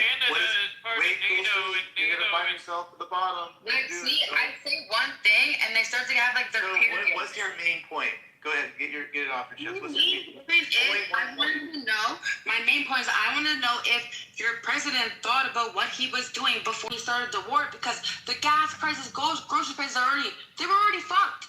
Now everything's getting more fucked. Did you vote for Kamala or Biden? Start this war. I'm Canadian. I don't vote for shit, bitch. So you realize what you guys do affects us. That's all I'm here for. Well, without us, I support you, Big Law. Without us, you're nothing. You realize that, right? Fuck up. We don't need you, pussy. That's why you want it. That's why you want it. I know what's in the grocery store that's real food and not fucking in the lab. Hold on. I'll let the next person lead on. Is that you? Nice try, bitch. Guys, let her talk. Okay, one thing. Let's just talk about this. You don't need us. Canadian whiskey. Where's Crown Royal bottled at? It's bottled in America. And we took that shit off the shelves, bitch. Fucking fuck. Good. We took all your shit off our shelves. Really is shit anyway. We took all your shit. That's why Canada can take care of itself. Has the lowest GDP. Did you just say Canada can That's a funny thing. It can take care of itself because it has the rest of the world. It has the rest of the world. America don't have no trust with the world. Your food out there, bitch. We dedicate our grocery stores to our farmers out here. We don't disrespect our farmers. Shut the fuck up. Go eat your organic. Yeah. Go eat your kosher meal. Go eat your kosher meal, you Jew. You can just drink out the top in Canada. You can drink straight at the top in Canada. Your life is shit in America. So we have a good reason to hit you if you have an attitude like this. This is how you treat your neighbor. This is how you do it. Like, Trump you is have no business telling us about doing anything. We're just going to have to bathe you and spank you. This is how Trump treats his neighbors. Does Israel treat their neighbors well? The audacity of Trump. Are you okay that you have the audacity to ask the rest of the world, is this how you treat your neighbors? Look at Israel. That's crazy. Okay, I gotta move right now. Our greatest ally. Israel's really nice on the side from war. Yeah, they're so nice to their neighbors. David, may you continue with Israel. Hey, can I say something? No, Cool C is going next. Don't talk. I don't know, can you? Is Canada part of NATO, and NATO's already in the war? So, your country's already in the war. What are you, dumb? Talking about NATO is in the war.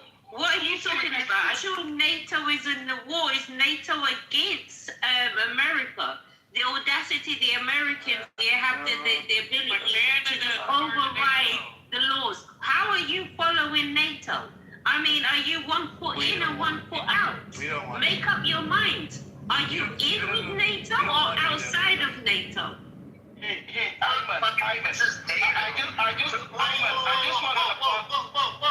need NATO. We only need Israel. Israel's our greatest ally. Who finances NATO? Amen. I don't finance NATO. Who's the biggest financer of NATO? We don't need it. They sell tickets to Canada. They sell tickets to talking to the rest of Europe. Don't do that. Why do we fucking care about Europe? Why the fuck do we care about Europe? We're the one that fucking protects you. We're the one that finances you. Why the fuck do we give a fuck about Europe? You dumb twat. You selective healers. You are selective. It's like me choosing a relationship. Yes, I am choosing a relationship. I want a female. Listen, you selective. That's what I'm saying. You selective. It's okay. It's okay to be selective. Jesus, this lady acts like we don't fuck. Hold on. This lady acts like we don't fucking pay the most in NATO. This lady acts like who the fuck really takes care of Europe? Because Europe's too much of fucking pussies. Are you sure you take care of Europe? Or Europe is putting up? Europe is putting up with your bullshit. Europe is putting up with you because you're starting fire when it doesn't to be starting fire. Europe is putting out your fires. NATO's kicking Europe. NATO's kicking U.S. out of Europe. Ayman, you're from Europe, right? NATO put a bunch of troops in Greenland. Europe don't want to be your bullshit. Yeah, Europe is white. Europe is so Caucasian. You can say Caucasian. You can white. Trump backed down like a pussy when NATO put a bunch of troops in Greenland. So Ayman, I do want to apologize. I do want to apologize from the sane Americans. None of us think like the MAGA fools that we have on stage now. Donald Trump is a total fuck up. Total fuck up. Welcome back. So, to the rest of the world, to the rest of the world, this is not how America is. There are still some people that are sane in America. There's only a small fraction that are crazy. They are crazy like the folks here on stage. So, from myself and all the sane Americans. I like what he's saying, but I don't like his accent while saying it. We apologize to the world. America has never been this stupid. America has never been this stupid until we had this man become the president. I enjoy my European ancestry. I like protecting my European brothers and sisters. We are embarrassed by you. I take you, Brandy. I understand what you're saying. But that's the thing, right? The thing is, yes, Russell well has to understand somebody like Ben versus the rest of them. We don't need to understand them. There is no need. You don't speak for America. Fuck Ben's opinion. I like what Ben says. So Ben, we are embarrassed by the No Kings. You guys don't represent us. You're an embarrassment on your side. And if you want to join your European partner here, this lady, you can. I mean, there's no reason for you to be in America. If you think Matt, sometimes it's a really embarrassment. The No Kings. I wonder when I count. So Matt, I do wonder a lot when I count the collective brain cells of the MAGAs on stage here. I don't think it really amounts to nothing. Like the way you guys have defined. We saw you at the No Kings protest. Yeah, I could be. I wasn't there, but I wish I was there. I wasn't there, but I wish I was there. Listen, we have to allow Ben to speak. Listen, guys, even if we all don't like his accent, we need to let Ben speak, okay? I for one, think what Ben is saying is very informative, and I think his opinion matters. Again, even though I don't like the accent, I like what he's saying. I think we should hear him out. Yeah, I mean, he's in America. As if your voice has value. I know, right? He's not American. Right now, America is like a leech. You guys are like a leech. Hold on. Ben, you have the same similar views as this European. How does that make you feel? I mean, this is a global war. Look, I don't understand how you guys switched so easy. You guys went from, Trump is a no-wars president. He doesn't start any new wars. All the way. They don't care no more. They don't even care. We love the world. Let's send our soldiers and our American citizens to go fight. They don't care. They don't care about life. They don't care about life. You guys complain about gas prices and egg prices and grocery prices during Biden's time. All of a sudden, let's take one for the team. Gas prices being $5 is not a big deal. It's not $4. You know, so you got. I think someone said something about you're taking the half for the team, don't you? So we 39 right now. We're on the high end of Biden was 507. 7. I'm sorry for his accent. Like your accent. That was the highest average. You guys talked about. So I was on the call earlier today. The other thing that you got to remember is that they say that America is a leech. Now I'm going to explain something. 22% of the budget, about in both NATO and UN, about 22 to 25% of the budget, except for that's not the only thing America covers. They cover. Are you in the bathroom right now, Ice? No, I'm in the gym. 70% of the defense budget is covered by the U.S. So it's not just the budget that we normally are paying in for the day-to-day operations. 70% of the defense budget around the world is covered by the U.S. So who's leeching? Now, we pulled out, and guess what? Right after Davos, two leaders of other countries, I can't remember who they were, but you can look it up. They came out and said, we may not like what he's saying, but he's right. We got to start stepping up. Most of them have agreed to do that, to raise what they're going to pay to try to keep the U.S. in. Spain, I believe it is the same. We're not. So that let the UN deal with it. The U.S. needs to say, that's in your backyard. Stop. So what we need to do is say, guess what?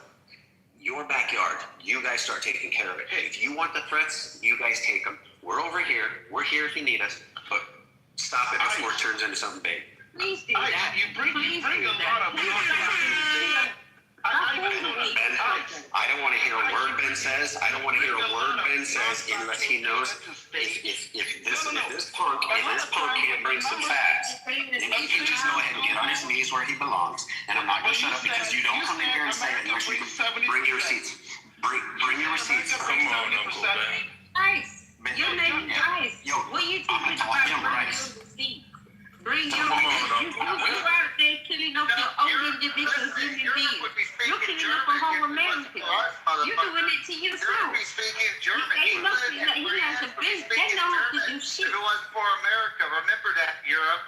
If it wasn't for America, y'all be speaking fucking German. Get fucked, you dumb cunt. Okay, but listen, we're talking in England. Are you a Christian? It was in England, yeah? So you ain't talking to me. And it's okay for the rest of the world, yeah, to have a different type of language. So what happens, yeah, if we all did speak German? Said yeah, like 20 times. What happens? We'll have the same fucking dialogue. You can understand me and I can understand you. Yeah. Rather than you telling me I have an accent, I have an attitude, I have a situation. Like, that's the only bullshit that you're up with. Come up with something better than that. You have an accent. Hold on, sorry. Imagine that. The brother Ben, yeah, has a whole accent. How did you not ask him, yeah, does he live in America? Do you even... I get that a lot from this team, so it doesn't bother me anymore. I get that a lot. That's the only fact that they have. Oh, you're not from America, this and that. Are we going to hear some facts, Ben, or what? No. I was going to bring up the fact because we've been waiting for some facts. Let's go. I said some bullshit. Can you guys just let me talk to me? Yeah, my fucking facts. I was trying to ask you a quick question. That's what happens to allergic people. That's why I say they're leech. They're leeching from the rest of us. Yeah, he's a leech. Continue, please. I beg you to say, I don't want Africa. I don't want Europe. I don't want this. I beg you. Okay. Fucking Somalia, are you a Christian, Ben? fucking trash bag, fucking leeches. I beg you. I hope I see no shit over there. I hope I don't see no freaking bombs and everything. I hope I don't see no none. Alright, shut the fuck up. Sora's gonna go. He's been trying to get in here. He's a mod. Don't come off mute. I'm just gonna sit you down. Go ahead, Sora. Ask me your question. Ben, are you a Christian? Why does it matter? Why do you want to know that? Because that is basically why the does it second matter? question. Because the term is the second question I'm going to I'm ask a Christian. Yeah. So, is your family Christians? yes. What part of Nigeria are you from? Why does it matter? Because I'm familiar with Nigeria. Exactly, but why does it matter though? Why does it matter in this conversation? If you're familiar with Nigeria, talk about your section. Yes. Talk about what part you learn. I got some friends over. I'm very familiar with the Nigerian geography, so that's why I was trying to figure. That's what I'm saying. But why does it matter though? Well, you'll see as the questions unveil. So your family, what tribe are you? Igbo. Okay, let me indulge you. Igbo. All right. So you have pretty strong critique this is one of my first questions. With your critique of Trump, how do you feel about what he did with the bombings in Nigeria? I didn't feel like he did shit. Trump is the paper tiger, first of all. But I'm saying specifically to that event. What did it achieve though? He bombed Nigeria, or he bombed someplace in Nigeria. The people that recorded the videos, they were thanking Trump, saying exactly. But what else does it achieve? You want him to answer it your version, or you want him to answer? He asked me a question. You see, you heard what he just said. He just asked me a question. He said, "What did it change?" Okay. That's what I'm saying. The people that were there, the ones that recorded videos, like that pastor. I'm pretty sure you saw the video.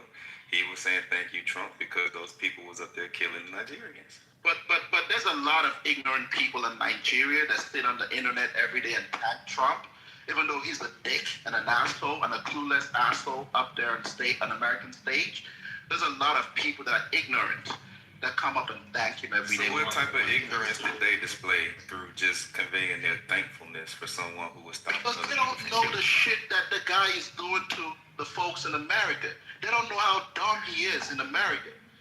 Like he's. But do you have to be smart? Do you have to be smart to say thank you for saving my life? What the fuck? How did he save my life? Because he killed them. How did he save my life? How did he save me? Wait, who the hell did he kill? Like, you see him and he killed up a bug. What type of bug did he kill up? It was a Muslim bug. So if that doesn't affect you, then why would it affect them how he's treating people here? By what you said, if it doesn't affect you, that what's going on and how he helped them, and you just said no, hold on, brother. I'm just calling you out on what you said. You said it doesn't affect me what's going on over there. So by that same idea, why would it matter to those Nigerians that he helped in this situation? Right. Why would it matter what he's doing over here by your acknowledgments? Does that make sense? You're not ascribing the same things to me. I just poked a hole in your philosophy. I think you guys just picking one sound bite. Oh, a pastor thanked him. This guy thanked him on the internet. You guys just picking one sound bite and trying to generalize. Well, actually, this connects to your philosophical idea, and then you didn't actually give me an answer in response. No, I think you would say. I think you would beg to say that you're not making any sense. Right? Is there still bombings going on?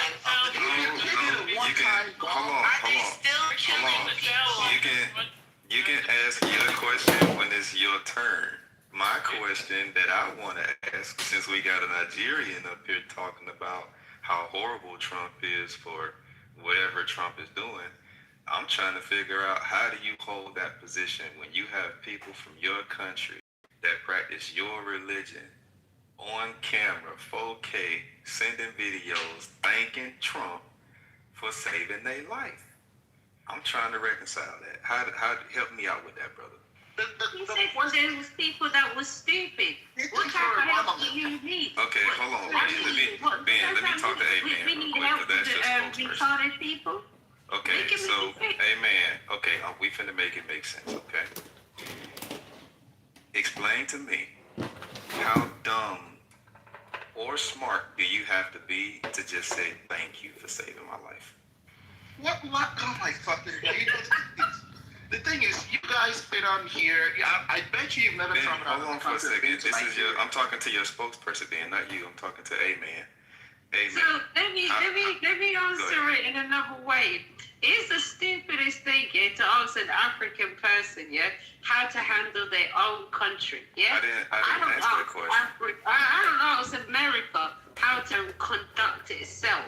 I didn't ask America, why did you get Donald Trump, as your representative? Because that don't make no sense to me. Because they voted for him. No, it don't make no sense, because Africa has females. Females as president. The females were saying thank you too. You see, who is backwards? No. You asked me to finish my sentence now. Can you start with my question? Go ahead, so what I'm saying, start with my question. Answering your question. Okay, well, let me restate my question, because you didn't. You're a third party. We're both looking at this from the outside. Someone from a country who just had his kinfolk, the people of his nation, was just saved by the guy that he's complaining about. And the things that he's complaining about has absolutely nothing to do with him. So help me to reconcile. Okay, so I'm going to help you. Okay. The people of that country, yeah? The people who promoted that guy to go up there to be the PM or the president or whatever in power, yeah? The people did not ask for that, yeah? The media, the media made what it did out of the scenario, because obviously you need two parties to go against each other, i.e. Christians and Muslims. But haven't y'all been saying Muslims that have to be the only one, right? Exactly. I mean, the fact that you guys are trying to pick one person that said something on the internet and trying to generalize that's how a whole country of over 200 million people feel about this idiot. Imagine that. But you took one word. Very little of your thinking capacities. Seriously. Kusi, why don't you go sniff some of that your truck smoke that you keep sniffing every time you men talk? Kusi, let him go, and then Kusi, let him go. Kusi, go on. Kusi, let him go, and then you can go after. I just don't know how you can call Trump a tiger when you're saying about his one word travels in this country. Okay, go ahead, Ben. Go ahead. No. I'm just saying, you guys try. I could easily say, oh, that's 33%. I feel like it's less than 33%. There's 30% of America that is still too dumb to support this guy. So because of that, the whole of America feels like this guy is doing a great job. While there's 70% of America that absolutely disdain this guy. He doesn't know what he's doing. He's clueless. I mean, I brought up several points this morning. You guys were the party of no wars until Trump started the wars with Iran. You guys were the party of, oh, gas is too expensive until Trump started the gas price. You guys started with the party of, oh, the GDP is so low, or, oh, we're not creating any jobs per month, even though we're creating 160 jobs per month, 1,000 jobs per month doing Joe Biden's side, until Trump dropped it down to 5,000 jobs per month. You guys were the party of that. You guys were, what else? What about on and on. It was the rest of the world. The whole of the EU was involved in that. You had Britain involved in that. You had Germany involved in that. You had Sweden involved in that. You had Canada involved in that. You had a whole bunch of EU countries that were involved in that. What is involved with Iran? Iran looks like it's running. No, it's running. Muslims were killing you, so Trump came to help you. I know. Hold on, Muslims are not killing us. Madam, you need to be careful because in the Arab world, it that's doesn't. what the Africans say. But you see, you keep listening to freaking media. That seems like a disease. I listen to Nigerians on this app. Hold on. Kulfi's gonna go. Oh, sorry. So Ben was called. He was talking about the one-liner. Trump being a paper tiger, he's using that same one-liner everybody else is using. But also the fuel prices under Biden hit $118 a barrel in 2022. Fuel prices over in California were over about $9 a gallon. So you're talking about the same thing. It happened before. Biden did it in 2022. He sold off half of America's fuel supply just to try and get the gas down again, but he caused more of an issue. Why did it happen in 20? Can you tell us why it happened? Why these fuel prices went up in 2022? I'm waiting. Because of Biden and the. What did Biden do? What did Biden do? Tell me exactly. And what happened? What he cut off the Keystone pipeline. Bullshit. He blew up the European pipeline. Okay. From Russia to Germany. Okay. Let me give you a little bit of facts. Guys. I'm confused. I'm concerned. Hold on, ETZ. Hold on. We're gonna get you in there. This land, Kulfi, then Jazzy, go after. More than 70% of Americans do like Trump. Or about, you're saying 70% don't like him, but there's 70 million voted for him, and I'm pretty sure at least 60 million still like him. You must be talking about 70% of MAGA. Can you stop cutting him off? Yeah. Jazzy, can you shut the fuck up when I'm talking? No. Don't do It's that. not your turn, bro. Jazzy, he trying to kamikaze himself, y'all. So he can be out of hands. He can do whatever the hell. Amen. Three quick answers. It's pausing new oil and gas leases on federal land. 2021. Biden. That's what did it. Stricter environmental regulations. Biden. That's what did it. Pipeline and drilling approvals. Slower than ever. Biden. You want to know why they went up? They started pushing against oil. There you go. Your answer. Go look it up. You forgot to add. You also forgot to add. My turn. The war that Ukraine and Russia started. You also forgot to add the COVID thing. But I could make it very easy. I could give you a very, very simple answer. We're talking about policies. We're talking about policies, I Ben. could give you a simple answer as to what is the gas price hike today. One word. Policies, Ben. One word, Iran. Your dumbass president started a war and jumped up the price. The war. You have no respect, Go ahead, Princess Jazzy. Princess Jazzy. I don't want to meet you, but you won't stop. We're done. Ben is not even in America to talk to you. Okay, Jazzy, you're up. By the way, the war started a long time ago, but go ahead, Jazzy. Right. Maurice Mahoney. To be fair, I want to say one thing. The Keystone Pipeline was cut off, but millions of Americans asked Joe Biden to stop drilling and stop fracking until they had better regulations on these companies that were like poisoning people's water, right? Giving people cancer through their water supply. So he did it for a reason. Do I agree with it? No. But you made a good point. Gas prices were the highest, for a while under Joe Biden. Also, I want to say Africans on this app are very dear King Solomon. I don't know if you guys know him, but he's told us before, and so has Sugar Belly. All these people have told us that Muslims are killing African people in Nigeria. Extremist, radical Muslims were going around murdering people. So Donald Trump stepped in to help because the government was doing nothing. Apparently, it's still going on, even after Trump's bombings. But I think you should have answered that guy's question. That's all the time I'm going to use. Thank you. Thank you, Jazzy. You're up. Go. Guys. Also, my turn. It's my time. So we're not. Also, I don't care, bro. Go ahead. Okay, fucking go start something. But anyway, so I'm sorry, what did you say? Go start something. Get fucked, whatever you want to call it.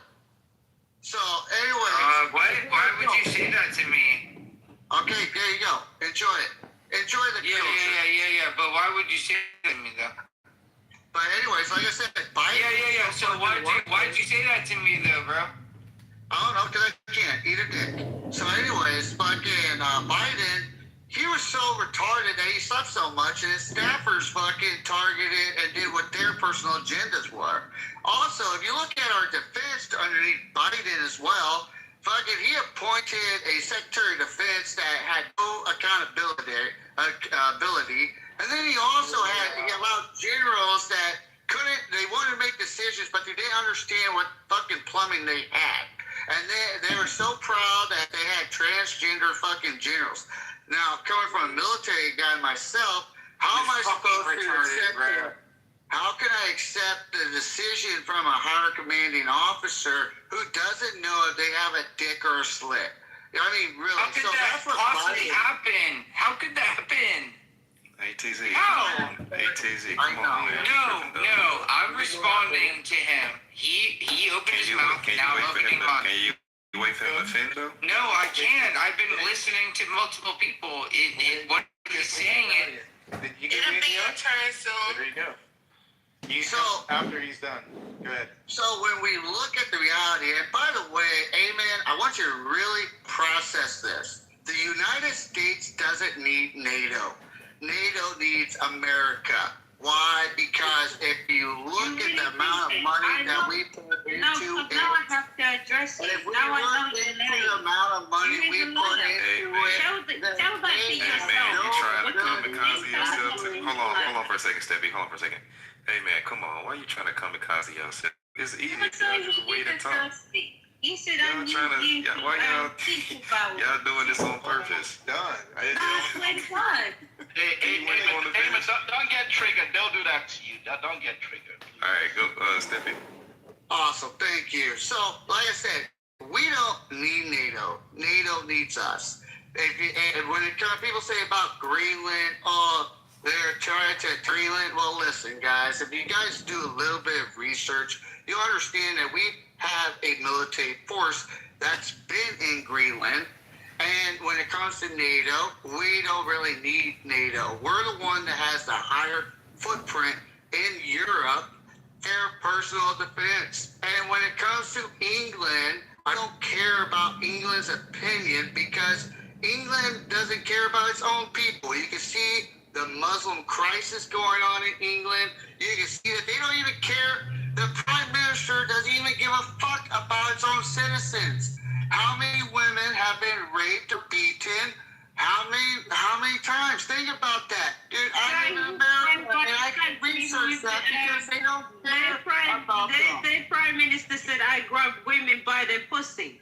Like, are you serious? You is not the one to talk. Ain't no way you're talking to us about what type of man you need in the parliament. No. Shut up. Okay, just quiet. All right, my plane has landed. There you go. Thank you, Steffi. Appreciate it. Now we're gonna do ATZ. You're up, and then Edward, you're after ATZ. Go ahead, ATZ. Okay. When I was asked if I support Trump earlier, about an hour or so ago, I said he's the world's greatest comedian. Now, I committed to supporting Trump years ago, and kind of ruined my life. When I DJ'd Mar-a-Lago, faggot in here. I have some words to anyways. I DJ'd for Trump at Mar-a-Lago, and then I also publicized it on Facebook. And all of the venues that I DJ'd at to support my family, they all canceled me at that time. Now they all support Trump because they understand that it's tax law. Now they got greedy. Oh, now you're greedy. Now, because these are venue owners, they're bid owners. So now you're, okay, all right, now you're on that side. So I got canceled and then I got reimbursed, okay? So I don't want to hear this shit about I'm anti-Trump, this and that, all right? That being said, I think that if you support Trump, I think there's a little bit of delusion. My question is, like, what do you want? What is it that you're seeking? Does somebody want to answer that? You can if you want. I don't know. Short? Yeah, I'll take that. What's the question again? You said what? The question is why, what do you receive? I was surprised you remembered you asked that question. It was very suitable for you to answer it now. But go ahead. What were you saying? Are you going to be condescending? Or are you going to answer my question? No, I was being a comedian. But what was your question? Yeah. I said, why do you support Trump? Because he's doing a bang-up job. He's doing what he said. He's doing what he's. That is so banging. Is he well received from the rest of the world? Yes. Is he well loved? Yes. Yes. Yes, you do, baby. Shut up. Yes, you do. The bang-up job Sword is referring to is that he is hiding the Epstein files because his name appears over 1 billion. Oh, he hiding it like the last, all the other administrations since 1998, yes. Right? Correct. Yes. That's correct. So can you hold them all accountable and not just Trump, or only Trump has to pay for hiding them? I've never really seen anybody that claims. I've never seen anybody that claims. Yeah, exactly. Take a cue she say? What did she say? Hey Ben. Respect, bro. Respect. We're taking the family. Yeah, the mother, the brother, the sister, the ever. Yeah, we're taking all of them down. Whoever said Epstein file, and if you named in there, I have Epstein footage that nobody else has. I launched a drone off my kayak in the fucking Caribbean. I launched a drone off my kayak in the Caribbean. I have Epstein footage from 2020, way before anyone else cared. All right. That's great. So now I'm starting to get a little bit of hate. Now I'm starting to get. So why don't you? He went to jail in 2008. So how did 2020 is way later? Hey, hold on. Oh my God, that is chicken. ATC. I'm still you went to jail with him after the fire. Wow, you really got me with that one. You're really the ATC, hold on. So one thing I want to ask, ATC, hold on just a second. One thing I just want to ask somebody is, Trump's name was mentioned a million times. I'm just going to take Ben at his word. It was mentioned a million times. He raped people. There's evidence. There's all this stuff. And I just want to know, they spent over $1 billion just trying to beat him in a campaign. They spent tens of millions trying to defeat him with a fake Russiagate. They spent tens of millions to try to prosecute him in New York. They spent tens of millions to do these things. And guess what happened? Guess what? ADZ, stop. No, here's the deal. I want you guys to all look at how much it costs to have those cases. And then I want you to ask a simple question. I want you to ask yourself a simple question, and I want a genuine answer, because I need to know your level of intelligence. All of this stuff was out there. I'm agreeing with you. ATZ, shut the hell up and listen, okay? I know it gets hard. I know you're the smoke in your head right now. But what I'm going to ask you is, you have all of the evidence in the world. And for 4 years, you could have buried Trump and he would have never been a problem. Yeah. And you didn't have one single charge against a single person from the DOJ in 4 years. I just want to know, if there was so much overwhelming evidence, why has not one person been charged with a single thing? Here's why you're dumb. Because you think that I'm an opposition to you. Your name is Alex, and you don't understand that it Wait, hold on, y'all go one at a time. Let me talk. So, Ice, you think I'm in opposition to you, and that is your... You must still be in your kayak in the Caribbean. Usually a kayak. We can hear you. Repeat He's so yourself goddamn one more time. He's so goddamn nuts. Shut the fuck up, faggot. You've never thrown Epstein Island. Shut the fuck up. I see why he thinks he played at Mar-a-Lago. Leave him alone. I didn't have this on my bingo card. Hold on, Ben. I want you to go, but I want to let Amen, were you trying to answer the question Ice asked? No, I'm saying, let him go, because the other guy, he cannot say anything, because we can clearly see that he has signal problems, right?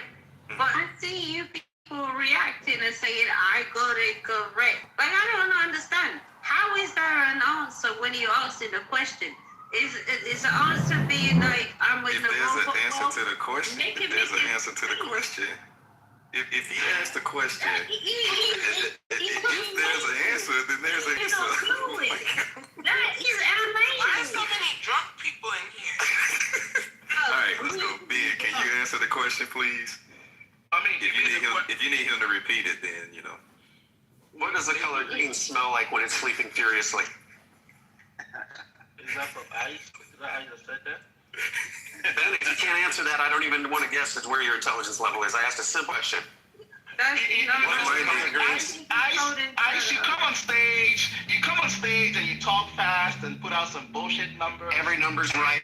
Everything is in there. And here's the thing, Ben. Your fucking brain comes on with your TDS. No, because you come in here and you want to pass stupid shit out. You've used your favorite word TDS.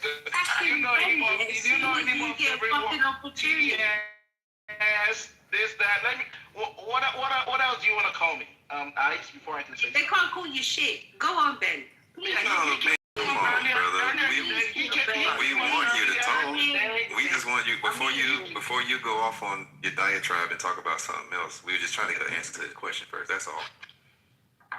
Can you answer his question? Is the question before why didn't they release the Epstein files? Go ahead, ask. Yes. Was that the question? Yes. Nah, that's that was the main question. He see I'm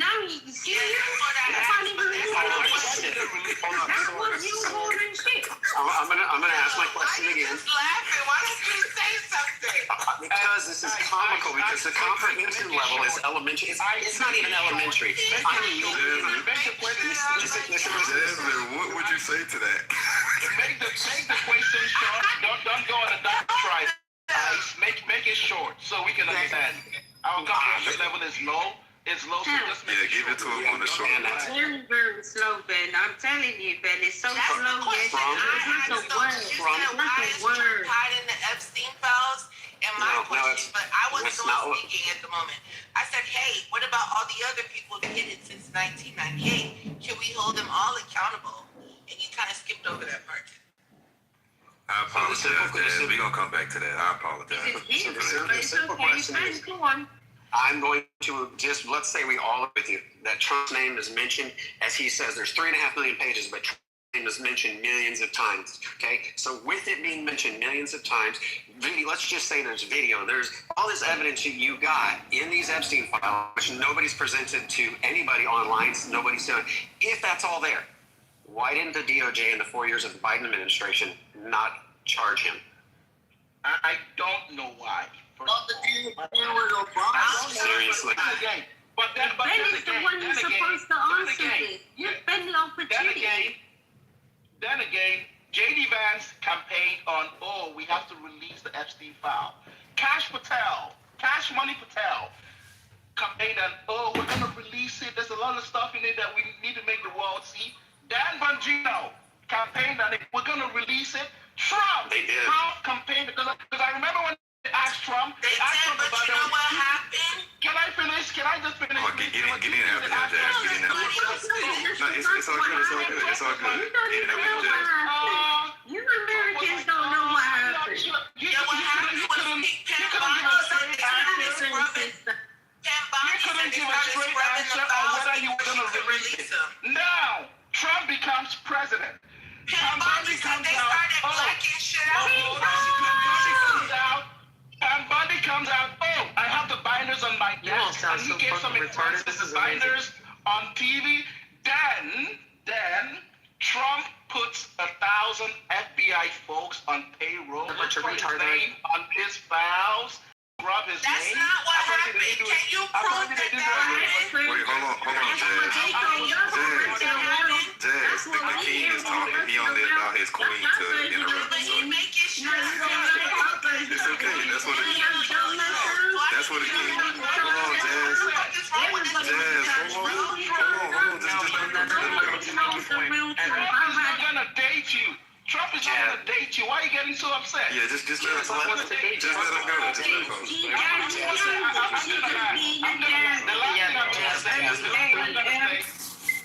My question for Ben is, can Ben please provide proof that Donald Trump put 500 people on payroll to look for his...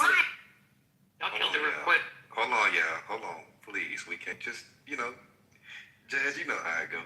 Sometimes certain people only like to allow people to agree with them to interrupt. It's all love. You're going to get in there right after that. So go ahead, Ben. Let you and your queen can talk. No, it's on Ben, and then you go after.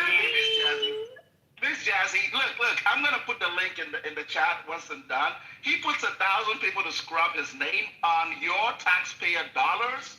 Then, I've never seen somebody that claims that he's as innocent as Trump is. Yet putting out all these defenses. I promise you, no. Putting out all these defenses to block Cash Patel, block Pam Bundy, block Dan Bongino, block everybody else that needs to release this, block. And when actual evidence comes out, like when he signed his name on the private part of that lady in the picture, you guys put on your blinders. You guys put on your blinders. I didn't see that. So I didn't think 2026 was going to be anything where the MAGA MAGA folks are defending PDS. The MAGA folks are championing war in Iran. The MAGA folks are okay with gas prices going through the roof. The MAGA folks are okay with having less than 5,000 jobs per month. Yo, can you fucking land in your plane, dude? Like, what the Jazzy, fuck? Jazzy, With having why are you always in bucket?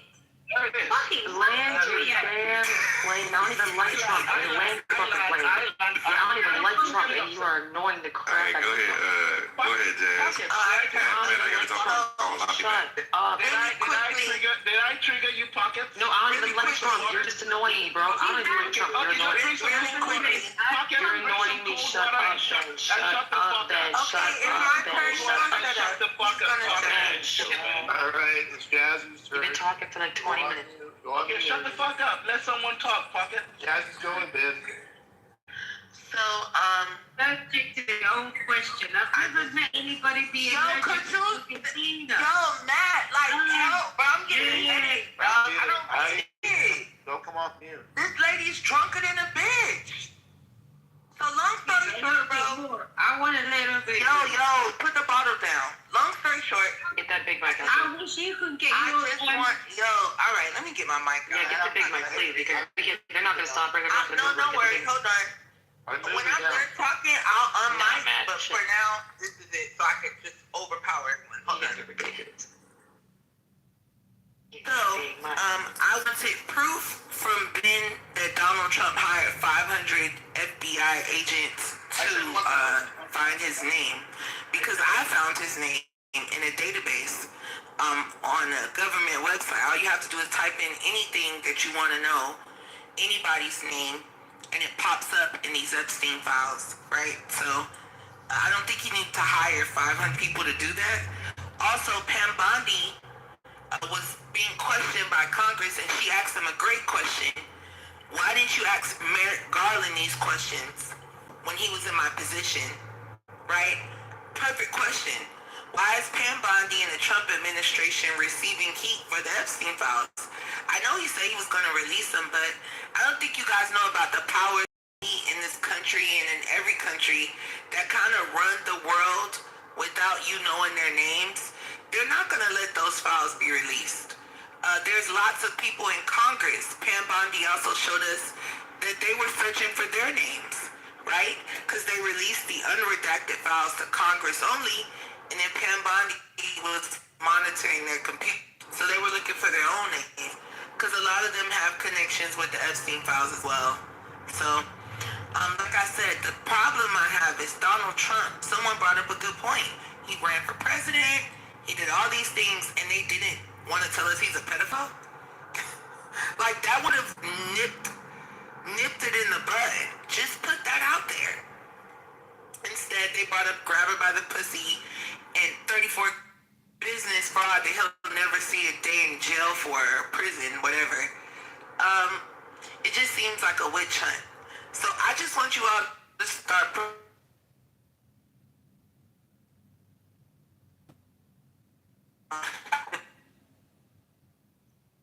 You're in the Matrix, at least for me. So for those that can read, I put the thing in the chat. You guys can read it. For those that can read only. You're in the Matrix. I'm just gonna. Edward, are you there? Why she gets fixed? I don't know. I want to make sure she's complete. Yeah, I'm gonna mute again. There she went on mute.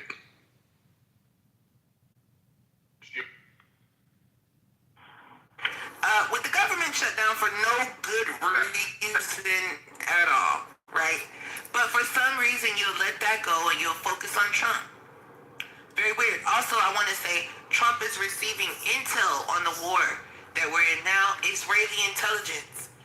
The same Israeli intelligence that told him that we obliterated Iran's nuclear weapons capability, and all of a sudden we didn't. So I'm not going to blame this all on Trump. This is a system that works together. We have a crazy man named Pete Hegseth using Bible verses. That's the reason we're in Iran. You know? There is a crazy thing going on right now. And Donald Trump is not the spearhead of it. They've been talking about going to war when he was in office. Right? just now coming to fruition. I don't know why. I'm not a psychic. I don't care. But let's stop focusing on Trump only so we can actually fix the government and not keep it so corrupt. Thank you. And I want to say, Mr. Edward, you gave a good speech earlier. Just want to tell you that. It's very interesting of hearing different people from different countries focus on America. It's kind of interesting. The last I checked, it says we hold these truths to be self-evident. The United States is ran by the people. Even though we have elected officials, the way we operate America is we the people. I don't know if you guys understand that. We hold these truths to be self-evident. I live in the United States of America, and I will always focus on my own individual rights, which were not given to us by the government. So you guys are all focused, the person, personality, congresswomen, instead of self-governing your own life as an American, and I don't know what other countries, there's 7 other forms of government. Whether you're under a king, whether you're under a dictator, or whether you're under communism. For you to even be involved in the United States political system, you completely miss it. Because listen, with 350 million independent Americans who's trying to get their own life together, and they are telling you, we decided as a country, because we have every 4 years, we have a right to go and vote as individual Americans for who we like. Okay, we believe that the country should be going in a different direction. That's all. And in the next 4 years, 2028, if they want to change, American people will have that right. Okay? So all I want everybody to understand is this. And let's all be honest with each other. We only know what the mainstream media, the targets, or what you guys call influencers. Okay? Because I don't believe that anyone should influence you more than your own voice. If your own life is not being influenced, I don't know what to tell you. But if you believe there's some influencer out there, or even a prime minister or king, or even Donald Trump is the one in your house, we've already lost, guys. We got way too much going on. Take care of your house within the White House if you're an American. Because you know what? At the end of the day, your situation room is much more important than situation room in Washington. Now, I pray for those in Washington. I want them to make the right decision. But at the end of the day, they're not making any decision for me and my wife. We got to do it ourselves. So, Matt, again, Pepe, Sword, Bieber, hey guys, much for allowing me to talk on the mic. Again, the mic is not a right, and I don't take it lightly. Thank you, Edward. We the people. Thanks We the for people. Edward. Was Edward talking to we the people? Yeah, you don't sound American to me, so. But I don't know if you understand our doctrines, but we have 3 doctrines that most Americans. I'm American. I'm American. You're not American. You probably American. Let's cut with that. Let's cut with that bullshit. I'm actually more American. I'm actually more American than some folks on stage, but I'm not even gonna get into that. Maybe I don't know about you, but I'm actually more American. I'm just gonna tell you. We're the descendants of slaves. Our blood's in the ground, brother. How you doing? He mentioned that. You flew here and you're acting like you're one of us. Pepe, aren't you Mexican, Pepe? No. Aren't you Mexican? No. So what the fuck you got a Mexican name? Pepe. He is Mexican. He lied to all these people. Told them he's Corsican. Okay. Hey, Jasmine, I can hear your voice, Jasmine. You too, Mr. Edward. Hello. I hope everything's well. This is a good room. You know, work the 4-letter word, and we get paid for that word, so I gotta work every day. Because you know why? As a conservative, I gotta go to work. I can't sit around being an activist every day. That's true. That is actually true. Good point. Hey, Dr. Mitch, do you want to step up to this conversation, or I don't know, you just keep up on stage? See if he comes off. Guess not. Raj, you want to come off? You've been saying some stuff. Do you want to? I'm here. Thank you. I gotta say, I've been in this room for about a week now, and it's very interesting. It's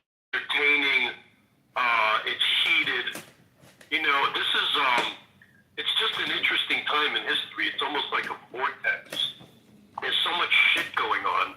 We don't know, pretty much everybody that talks to us has proven to us that they can't be trusted. We have to try to piece things together ourselves, and people are trying to not just make sense of things, people are trying to figure out how do they survive in a world that should be kind of peaceful and stable when you've got all these people in power that just keep kind of shaking things up to keep us off of our balance and I think it's working because I hear the heated debates in here. It's really, it shouldn't be between us, right? It should be between us and the people in power that are doing all this stupid shit. We should be kind of, getting together. It's very frustrating though. It does feel like, as the American public, I certainly don't feel powerful. Even if I was a billionaire, I don't know if I'd feel powerful. A lot of people pulling strings, and it's gross. The world we have everything we need to have a wonderful world, and people concentrating power are not allowing that to happen. That's all I want to say. Facts, Doctor. Well said. Edward, did you want to respond to that, or? Yeah, go ahead. No, you. I saw you come off mic. If you want to respond. We still have the freest opportunity in the world. People still trying to come here. And I personally believe, Doc, is that we do have elected officials who need people to help them understand the role of government, especially in the United States. Because the only reason our government's instituted in the U.S. is that they honor our rights, which does not come from government. And I think that's the problem, that so many people think that the government is the answer, when the government is not our answer, guys. The government's our problem. And that's why I see it. And that's why you have that pit in your stomach, because people keep looking to central government somewhere. They think that's their answer. And that's my observation.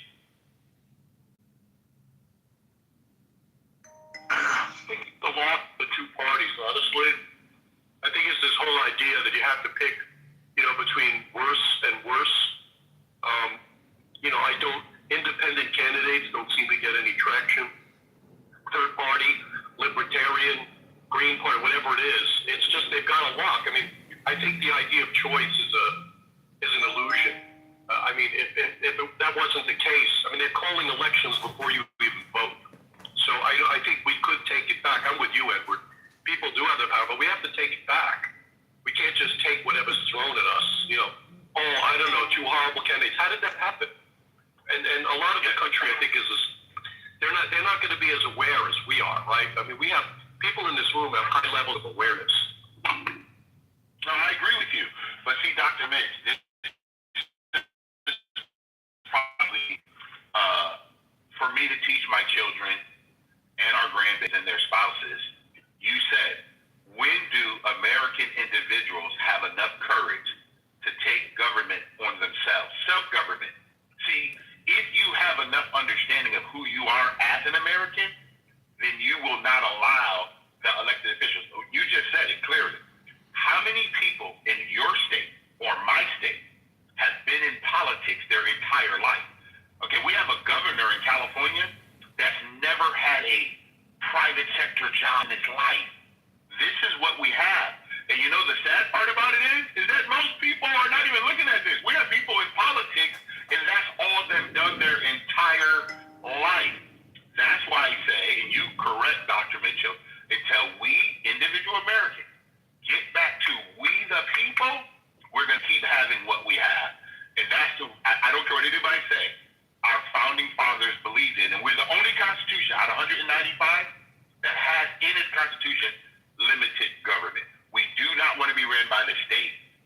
I will tell everybody, July 5th, July 4th this year, we hold these truths to be self-evident. We don't want to be run by a president, a king, a queen, a kingdom, a dictator. We do not want that at all. Guys, take control of your own life in America. I land. Friend Dante, she's actually running for Congress. She's never been in politics. When she's just discussed it, she said, "What's my message?" I said, Your message is you don't want to run for office, you have to.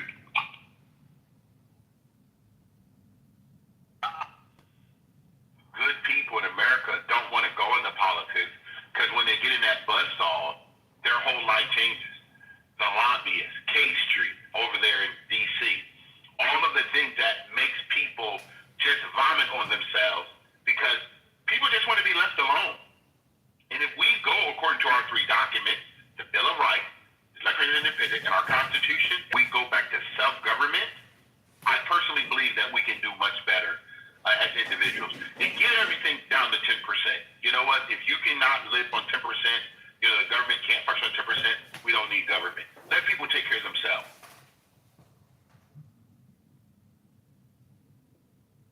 The Aryan ethos, the government that governs best governs least.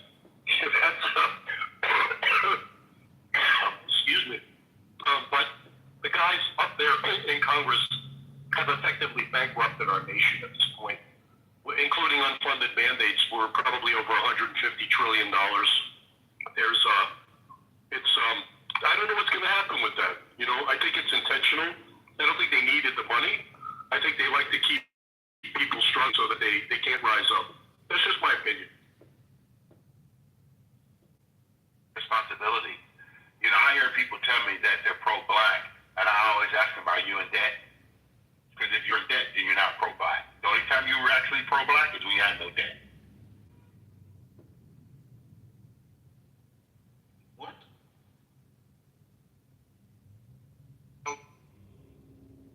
For you.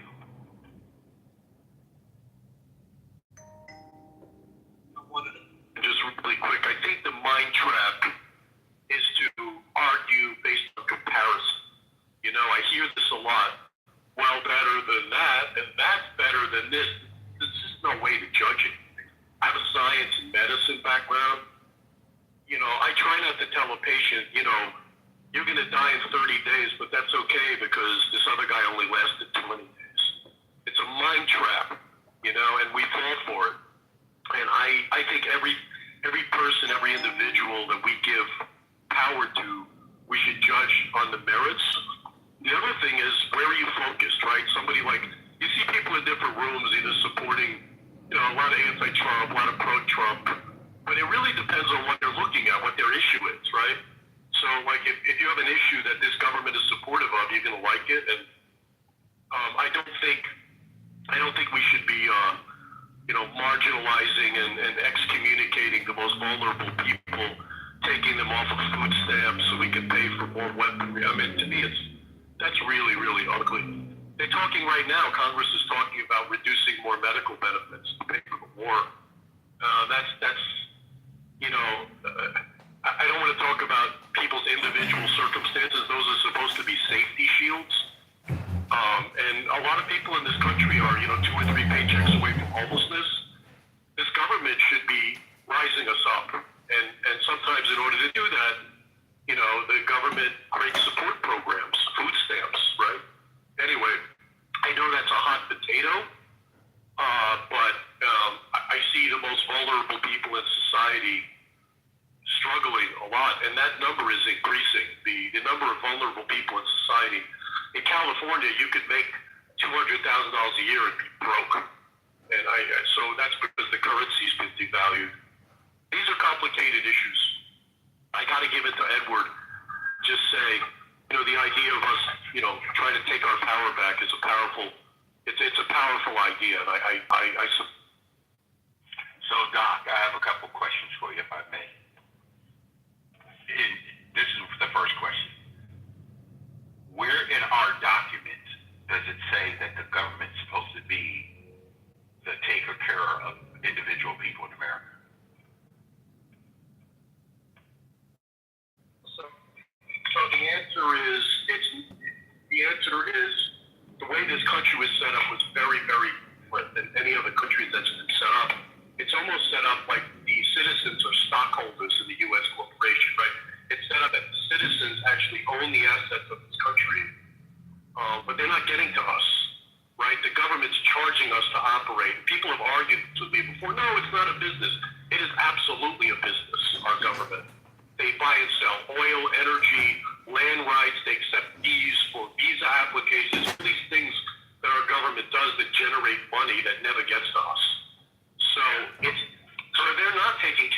I'm not talking about, so quite frankly, if things were being managed properly, we should be getting dividends like they do in Alaska with the oil, or they do in Qatar, or some of the Middle Eastern countries. They give the citizens a portion of what they do, and our government doesn't do that. They do the opposite. They take our stuff, they sell it, they give it away, and then they charge us for it. It's not, that wasn't the idea. The idea here is the citizens. Right. Citizens are sovereigns. We're kings. We're supposed to have a government that manages our assets. So that's the answer. It's we already own the assets. Where's my dividend? Why am I paying the government? Why aren't they paying me based on what I own as part of this experiment? Okay, so there's a couple of things that I think that I want to make sure we're on the same page. So first of all, the government was never designed to pay us. Okay? The government's supposed to be limited. Okay? This is just my observation, right? We have allowed the bureaucracy to get as big as it has. That's our problem, Doc. Our problem is we the people have been on the sidelines so long that we have allowed the monstrosity of this. I don't even know what to call it. It's unhealthy. I always say just because something's big doesn't mean it's healthy. Our government was never supposed to be top down. It's supposed to be we the people, the bottom up. Why? Because there is no central government anywhere on planet Earth that's going to care about you or me more than ourselves. I am not believing that my congresswoman or my congressman or Governor Newsom here or Donald Trump is thinking about Edward. I'm just not going to do that, ever. And I'm definitely not going to put my finances in there because they proved already they can't handle finances. So for me to think that the public sector is more important than the private sector, we have completely lost our way. And I am not looking for dividend checks from the government. What I'm looking for the government to do is to leave us alone. Period. Let us govern our own lives, because that's what it says. We hold these truths to be self-evident. Self-evident. Okay? This is not us having a conversation about what government is supposed to do for somebody. No. Listen, if you govern your own life, you should be able to manage yourself. My dad and my grandpa, who were both American, taught me something when I was 12 and a half years old. I never forget. Son, your biggest problem every single day is going to be the one seeing the mirror. Don't blame any man on this planet. Do not have excuses. Find solution. Because you got to go to your own rescue. This life comes without a parachute. And you know what, Doc? I've been living that way. I'm 62 years old now, and I'm going to keep it. I teach it to my children and my grandchildren. This country owes me nothing. I owe Edward everything. All right, so Dr. Mitch, I'm sorry, Doctor, can you hear me? Dr. Mitch, can you hear me? Go ahead. Yep. Yeah, I started speaking prior to you, brother. Thank you, sir. You raised some interesting points, right? The truth of the matter is, even if we agreed with your perspective, the United States runs at a deficit. So there wouldn't be any funds, leftover excess funds to be distributed amongst the citizens. That's just the reality of it. What we do have is the world's reserve currency, the petrodollar, all the above. And that allows us to have the super high standard of living that we enjoy. America is never going to be number one on the happiness index of countries in the world. That's not what America's about. America, universal health care, I personally don't believe it could work in the United States. I don't think our system is set up for that. I don't foresee it working. I don't think it's a viable option for us. But I do think by far, hands down, and I'm happy to debate with anyone about this, the United States is the greatest country in the history of the world. The ideals that it stands on, the ability to transform itself in a relatively short period of time, compared to countries that have been around a lot longer than us and very little has changed in the society, I think the diversity of backgrounds of the people in this country, like, I don't think any country comes close, all right? And this is why we are the most desired destination in the world. There's people that risk life and liberty every day to try to come here. Every day, all right? This is, I don't think there's a huge debate about this. With all of that said, I think that people have gotten polarized, and we're at the point where people hate Donald Trump more than they love America. And they are actively rooting for our downfall. They want to see us fail. And I think that's a real sad state of affairs, and I think that the discourse has gotten so bad that it's going to be really, really hard to close the gap.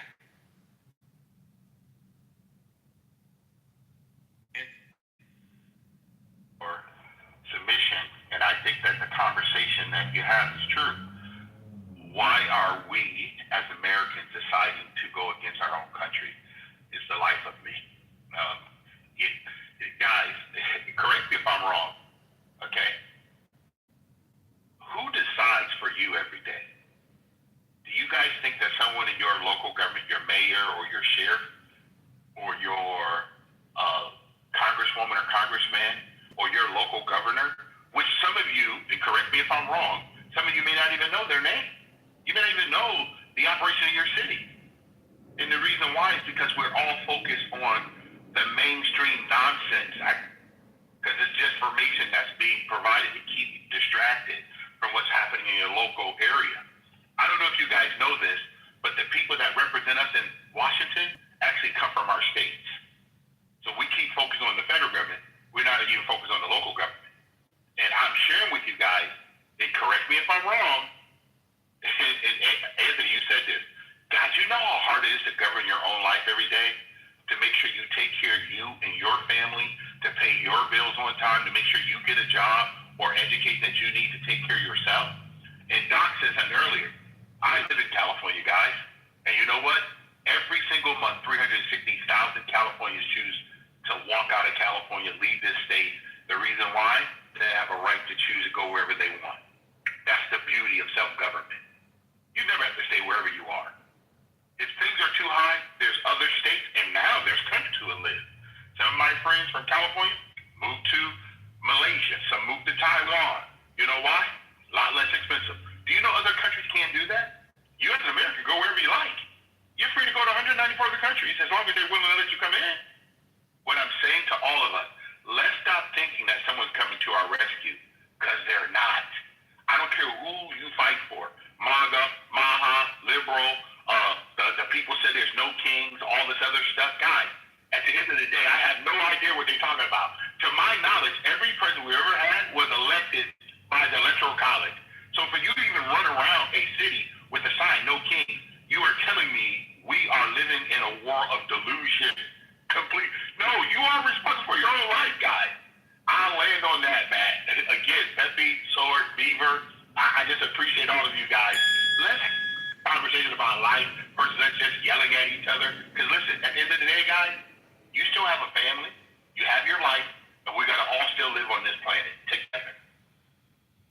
So the beauty of what you just said was something I actually did some stuff on, and the illusion or delusion that is out there is the whole king thing. The fact that you're protesting in the streets a king tells me that you know there's not a king, because if you protest a king, it's off with your heads. You don't get to protest a king. The fact that they say there's going to be a flip at midterm tells us that they believe there's going to be an election. If there's an election, that tells us that you believe there's a democracy and not a monarchy. So everything that they do screams, I know he's not a king. I just want to throw a tantrum that my side lost. My team lost and I'm mad. Now, California, as you mentioned, we are free to move where we want. California, on the other hand, is trying to make it so they can tax you when you leave. They're trying to tax businesses when they leave. It's an exit tax. These are the things that are happening because so many people are choosing to leave California. LA County had the most, set a record for the most people, I think it was in, a year and in a month of getting out of there. Because it's out of control. And what happens is as societies, they work, they build up, they get strong through, capitalist means. And then the heart starts to set in. And every empire has risen and fallen the same exact way. And we're on the same pattern. Now we believe, we have society that believes, I deserve, I have the right, you owe me a handout. I get this free. Earlier, somebody had said, you have the right to have a job. No, you have the right to go get a job. Nobody has to give you a job, right? So this is the mentality. We've been trained as a society to be a victim. The book QBQ, Question Behind the Question, everybody should read it. It's great. It literally hits that. And when people want to bitch about Trump, they want to, whatever. I don't care who the leader is. The thing is the boss doesn't get to be the boss by being everybody's friend. The boss becomes the boss because he holds you accountable and maybe makes you show up to work when you don't want to, makes you do a job you may not want to, but he makes you do it and the company benefits. Being the boss is not a position where you get to be the most liked person. Most places do not like their boss. I just want to add ice to your thing there that there's one thing you typically can't do to a king also, and that is try to impeach him.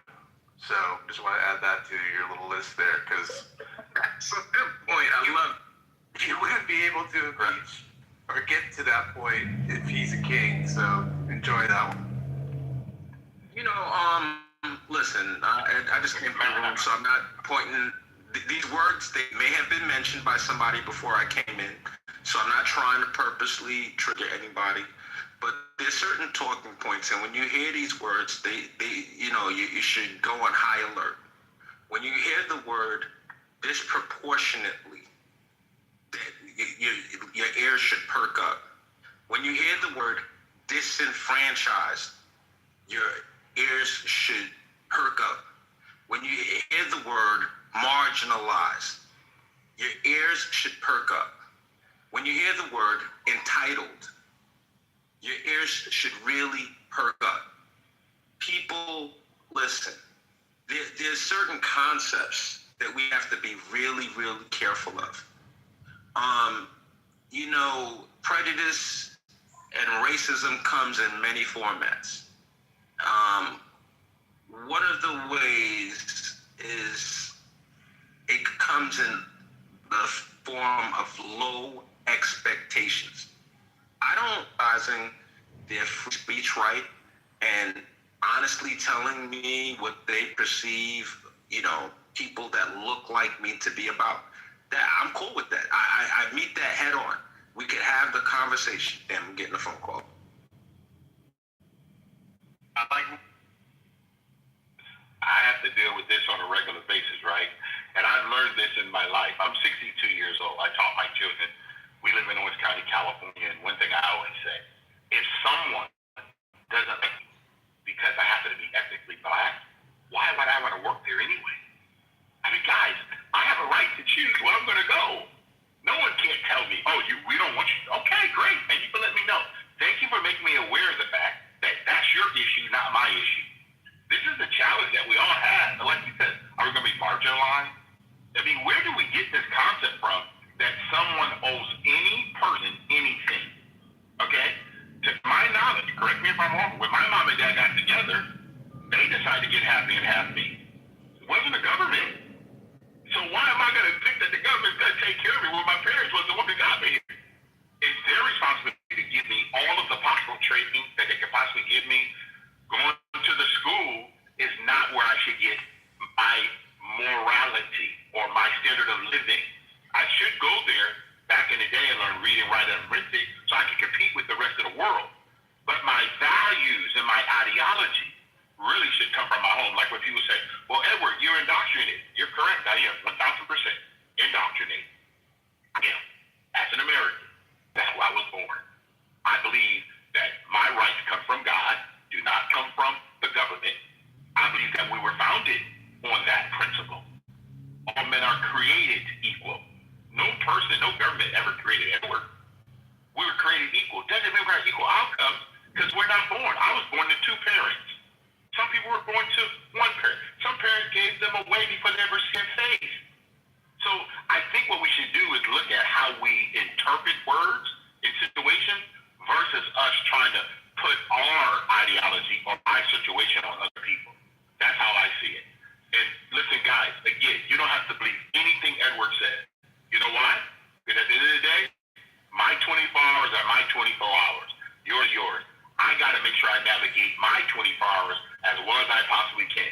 And one thing I'm not going to do is let someone I never met, don't know, dictate the terms of my existence. My biggest influence every single day, like my grandpa told me and my father, the two honorable men, the person that's going to be your biggest problem every day, Edward, is the one you see in the mirror.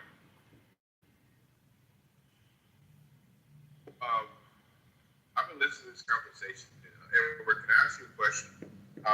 So when you hear Americans complaining about the stuff that they're experiencing on a daily basis, the layoffs, lack of money, and all the other stuff that goes along with it, whose fault do you think that is? The company didn't have enough money to pay. It's no one's fault. It's just the way the economy goes. We go bankrupt. I have to go find another opportunity. No one's guaranteed me anything. Companies come and go. Okay. There used to be an 8-track. No more 8-track. There used to be cassette. No more cassette. All these things. I used to go to Blockbuster. My wife always told me back in the day, hey, can you pick up a couple movies from Blockbuster? Doesn't exist anymore. I mean, what am I going to do? They're not our business.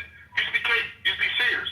Guys, listen, at the end of the day, the only person responsible for Edward is Edward. And if I have a company. If my company don't do well and I go out of business, I'm not going to blame the consumer. I got to blame Edward because I didn't meet the customer. There is no system anywhere on planet Earth that's supposed to take care of the people, even though they try. Communism tried, socialism tries, but at the end of the day, if I don't have enough what I call self-awareness that I'm responsible for the outcome of my life, then I already lost the war, guys. Listen, I don't know where we get this concept that we're entitled to the rights of something on planet Earth, but listen, I was born, I'm the 15th of 17 children, okay? Both my grandfather and my dad were born at a time when America was at crossroads, okay? And they fought. I married 49 years, my dad married 58 years, they both owned property. My dad was in the Air Force, my grandpa was in the Army, and they loved this country. And you know why they love this country? Because they believe this country had opportunities for them that they could not get anywhere else.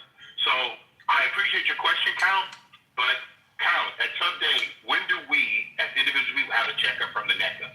Okay? Like my daughter and son, I told them here growing up, if you don't do your homework, you can't live here forever. That means you're working for your home. Okay? They decided they're going to do their homework. You know why? Because I told them they can't live with us forever. Because at some point, we're going to put them out. But now they're both married, they're raising their own family, and now when they talk to their mom and dad, they say, you were right.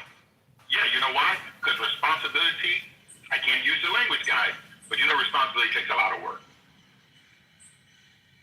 Yeah, I mean, no, I agree with everything you're saying. I guess the reason why I asked the question is because, from my vantage point, I own a business up. I do feel that the government really puts us in a position where it's very, very difficult to run businesses, right? But I live in California too. The taxes and stuff you got to pay, and it's crazy. But anyways, the reason why I asked the question is because I feel like the government. Now, it's kind of you kind of worded it, or maybe somebody did. But I think the government, it seems, inhibits the ability for people to succeed in this country. right? Even if it's like you said, like the layoff, right? I mean, personally, that's the way our commerce system is set up. You either run a business or you work for somebody, right? That's the only way, right? When we have a situation where our government is sending those opportunities outside of the country,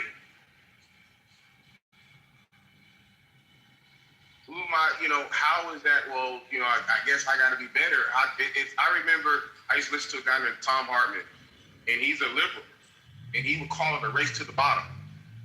Because if you have people like Bill Clinton, with the what is it called? It's not Glass-Steagall, but it's NAFTA, free trade agreement, right? If you're providing opportunities for these other countries at the expense of Americans, at some point there's only so much that people can do, and I think that bubble, that proverbial bubble that we always talk about, I think that bubble's about to burst, if it hasn't bursted already, and now we're just watching air escape. So again, I agree with what you're saying 100% as a businessman myself, but I also understand that, if I want to be able to function in a way where I can be held myself accountable without you infringing on my ability to be the best man I could be. Does that make sense? Yeah, of course. It makes a lot of sense. And I agree. I'm in debt care for 38 years, right, Countdown? And I always say that all the boards we have here in California, not one person on the cemetery board, the funeral board, or cremation board know anything about our profession. But they do try to make laws in reference to our profession. So we have to go there and educate them so they understand. Just because you created a board doesn't mean you understand how business works, okay? Remember, they work for the public sector. That means they're working at the behest of the taxpayer, right? So one of the things you said about the fact that America is investing in other countries. So one of the things I've learned when I started a long time ago was that Americans have the opportunity in my business to ship human remains around the world, okay? Well, I didn't know that when I first started 38 years ago in this business. So you know what I decided to do?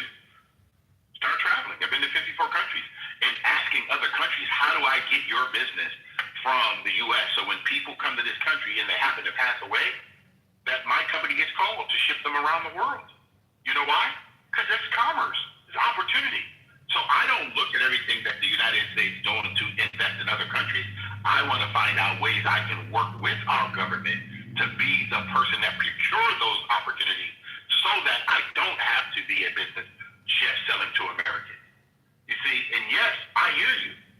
The government's doing everything they can to impede progress.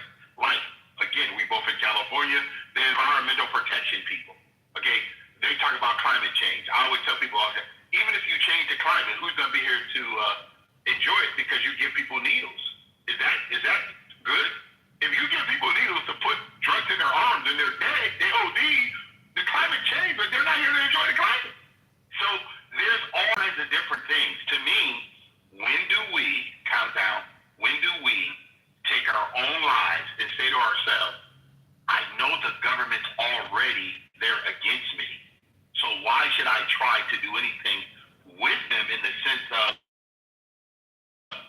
let's see how I can participate. Small Business Association, I don't know if you guys know this, but they will give you all kinds of free information if you want it, okay? It's really, really powerful stuff. Most people today don't do that. All I'm sharing with you guys is this. We've got the best thing going right now, okay?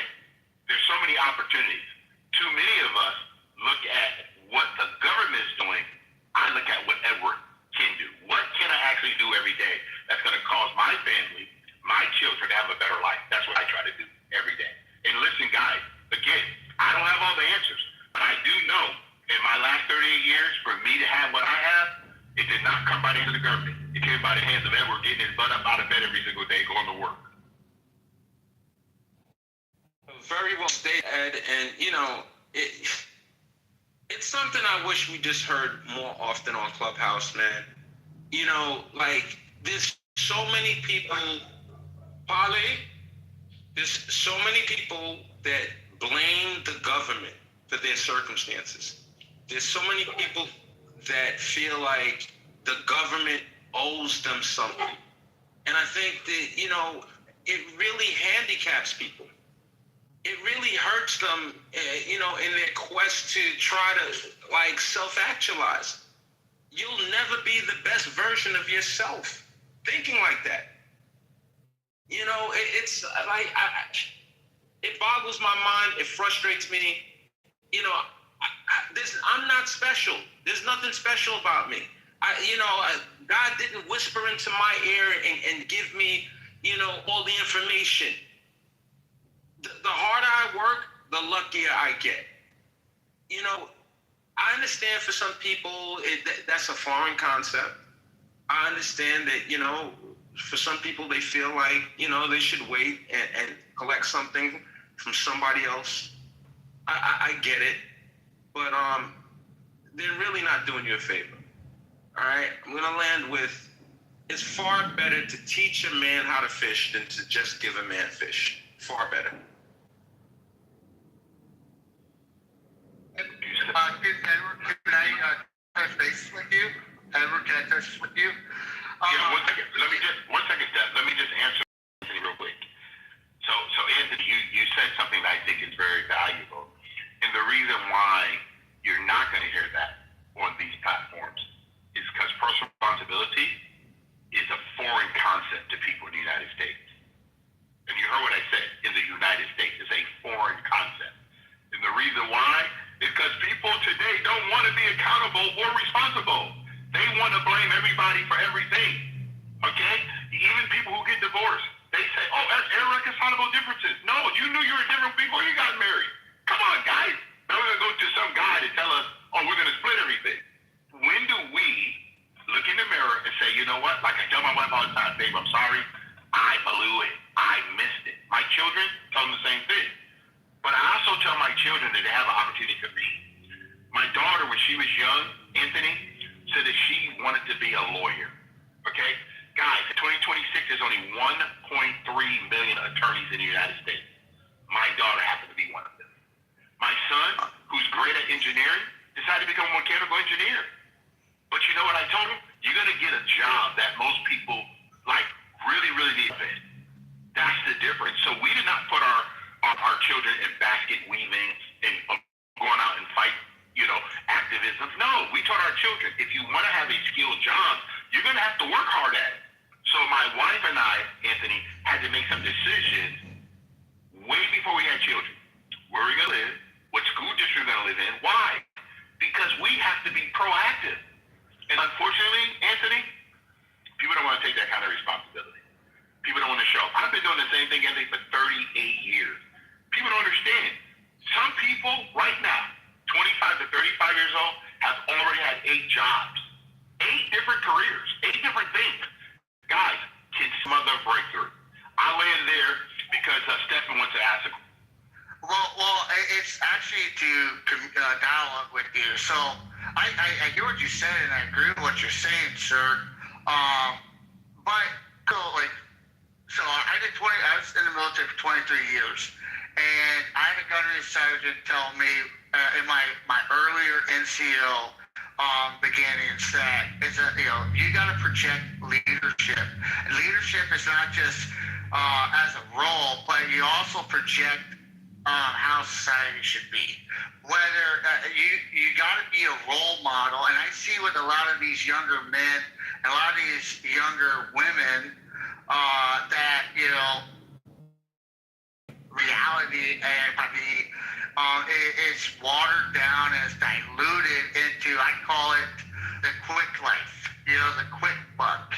And when I ended up making Stat Sergeant, a lot of these young men that have come in that were off track, I made sure I presented an image of responsibility, of morals, and they would react to that and then project it in their life not how I presented it, but in their own choices.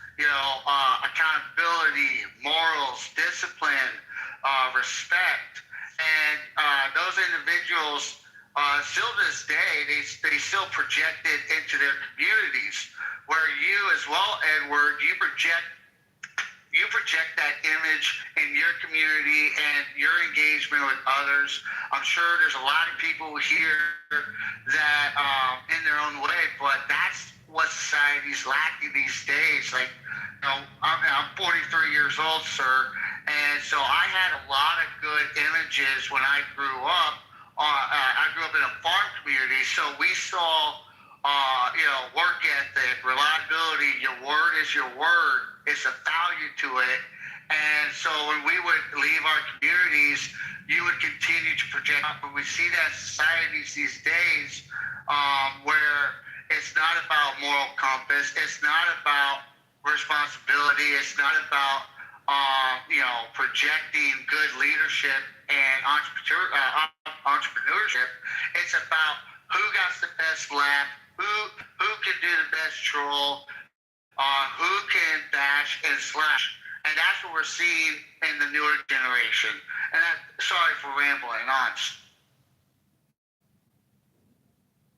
Great. I mean, you made a lot of good points. But one thing I do want to ask you, you said you served how many years?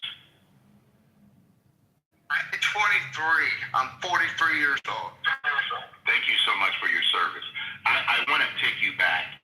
Could you please explain to the House what motivated you to volunteer to serve this country? I was in the family. I come from a long line of service personnel. I mean, all the way down from, all the way down, we date our family lineage down to 1725, down to our lineage. But I don't know, friggin', I saw that, I remember 9/11. I can recall. I mean, it felt normal. It felt right. And Lady Liberty needed us. My graduation class when I graduated high school was 55, and out of I think 40 of us all joined the armed services. That in 2001 into 2002. So I love my country. And I appreciate that because I want other people to understand that America has an all-voluntary armed forces. Well, Edward, I retired from active. I transitioned to reserve. So technically, I'm a weekend warrior. Technically. Thank you. No, listen. Thank you very much. Hey, I had the privilege and still have the privilege of traveling all around the world, 54 countries, 5 continents. Because people like you, people like Brad, other people that serve, even the officers. I don't take it lightly. That was not my route. I chose to go to college because my professor told me that I had the ability to do that. But Edward, I want to put this out there. I have a lot of individuals that they get depressed because they didn't choose that route later in life. They didn't choose it. And I like to remind people, we all have a role in society. Some choose the military, but, remember, bullets don't fly without supply. And people need, whatever you chose to do in your life benefited America in a way. Whether it's working a 9 to 5 at the slaughterhouse, or going to college to learn logistics or business, it all goes together in the centipede. Because when someone goes, I went to college instead, but I started a business, it's like, yeah, but you going to college, you started a business, you paid taxes, which got GIs, some MREs, or some shoelaces or whatever. So you did your part, Edward. Everybody in their way does their part for America, whether you're pro-America or against America. Like, I won't put this out there. There's a lot of people in the veterans community. When someone says, how do you feel about someone burning the American flag? Hey, they're doing it the right way. It doesn't bother me because they're expressing their right as an American to place, to have questions against their government. It's their right to peacefully protest. Whether I might not agree with their reasoning for it, but they're exercising their right off of the American soldiers that paid that price for freedom of expression, freedom of questioning, freedom of religion, etc. Sorry for interrupting you, Edward. No.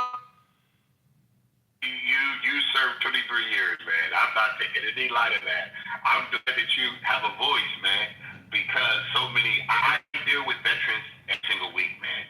I actually at Veterans California and other places because I'm in death care and I have to help them. It's not easy, man. Especially when a lot of them have trouble going to the veteran hospital and different things. The resources that they have to go through. And guys, I don't take it lightly, trust me. There are people in our country that have made great sacrifices. And I even thank you for thanking us for, paying taxes and trying to do the role that we can. Together, Americans are better, okay? There's no what I call easy, what's the word I want to use? There's no easy access to personal responsibility, guys. Self-government's very, very, very real. And unfortunately, my daughter's in the military too. She's a combat medic. My 20-year-old. Awesome. Tell her we thank her for volunteering and following in the what I would call the legacy of your family to want to protect our freedoms, our liberties, because there are really foreign and domestic enemies that would like to take away our way of life. And I don't know if us Americans really understand that in its entirety. We think it's just about people politicking and talking on these platforms. But guys, there are people on American soil that would love to see the ideal of America collapse. To me, that's dangerous. That's why we the people have to stand up, guys. We have to really stand up and say, nope, we're taking our country back so that an individual can stand up tall. And again, July 4th, guys, 250 years, our Constitution, the supreme law of the land, we have the longest Constitution where we, the people, get the right to determine our own determination. Okay? There's no government that's going to do that for any of us. I know we like to hear it, but in reality, it's not true, guys.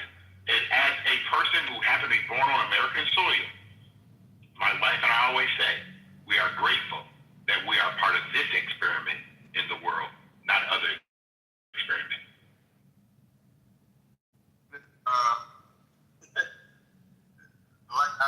I think maybe I just, again, listen to what you're saying. I'm in agreement, but when you say it's not the government, it is the government, because it's what the government's doing. Right now, if we want to talk about what we can do to usurp that, all the stuff that the government is doing to inhibit the ability for look, even the stuff that you're saying, Edward, right? What you do in your business, right? The fact that I'm sure it might take a lot of money, a lot of certificates, a lot of things that is required in order to get into your business. That is something that the government has put in place that kind of gives you a protection, right? Same thing like with my business, right? I'm a party rental business, right? So either mine might be a lot, it's probably easier to do. It's still a lot of like certificates, insurances, stuff like that you need. It is just not easy to get for the average person. Now here's the point. When you say, well, if something happens or whatever, I think you talk about, or one that somebody did, somebody having to change positions 8 times, or having 8 different jobs. I mean, that means you got to start all over. And when you got to start all over, you start back from zero. I think about Michael Jordan. But Michael Jordan won his last championship, and the Bulls wanted to break up that team. Michael Jordan said, "No, I don't want to start all over again." Right now, I get it. Sometimes that happens, but again, I'm not disagreeing with you when you say that I think this country is great. I think it gives people opportunity to succeed. I also feel like at some point the government has overstepped its bounds and inhibited people from doing, from being really the best people that they can be. So, it's the have, I guess you could say the have and have-nots, and the law protects the haves from the have-nots. Because if we want to just really get grimy with it, and it's all, I don't care how you, because that's like what I'm saying, I don't care how you do. Now you open up a whole can of worms, right? Because a lot of people that maybe could have the ability to go and take from the people that have, but don't do it. Why? Because the government has put laws in place to protect the people that do have, right? So we all are trying to follow laws. Some people,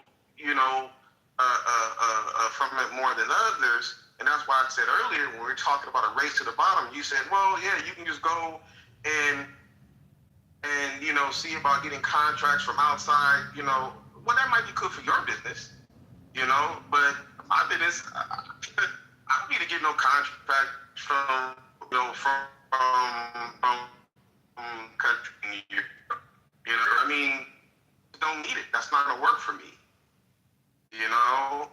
So, but the thing is that, like my grandfather was a foreman. So let me ask you a question. Right? Let me ask you a question.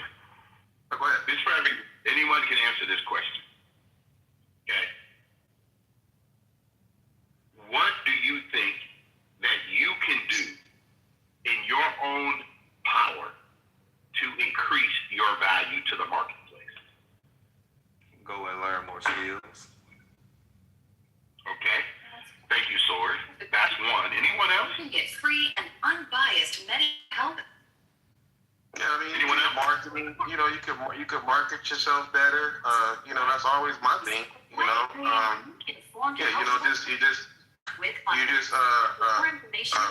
your name out there. America's been conditioned. Hey, Jenny, your mic is open. You got a hot mic. Oh, I was about to answer what you were done. Okay, yeah, but okay. Go ahead. I'm sorry, repeat that.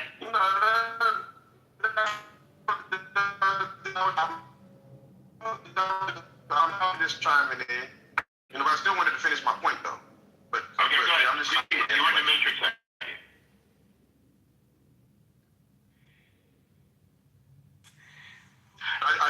What was your question? Could you repeat it? No, the OG was gonna let Countdown finish, and then he was gonna go after. Yeah, what can we individually do to add more value to the marketplace as individuals? Gotcha. Okay. Somebody said you can I said you can get more skills, better. Going into the it's all good, Ed. I think the gist is going to be pretty much similar. More skill sets, learning more marketable skills, blah blah blah. Solve problems. Yep. Assess what the market needs and provide it to it. And I have an answer out there. Right, Sword? If I find a problem in my field, I'm in debt, guy, and we see a big problem, and right now we're trying to solve it as a profession, okay? It's everywhere. My mentor says this to me all the time. He's been my mentor for 28 years, okay? He says, Edward, opportunity has a unique way of presenting up. It stands on every street corner around the world waiting to be recognized. Do not look at things that you have zero influence over. Look at things that you have influence over. What do you control? What can you do? What's in your power?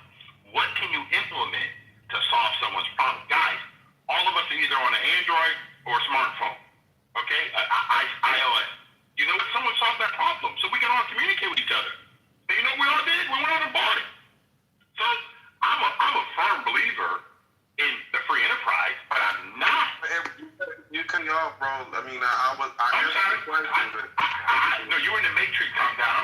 You know I would never do that. My apologies. No worries. Yeah. Okay. Well, no, I just want to summarize my point of what I was trying to say.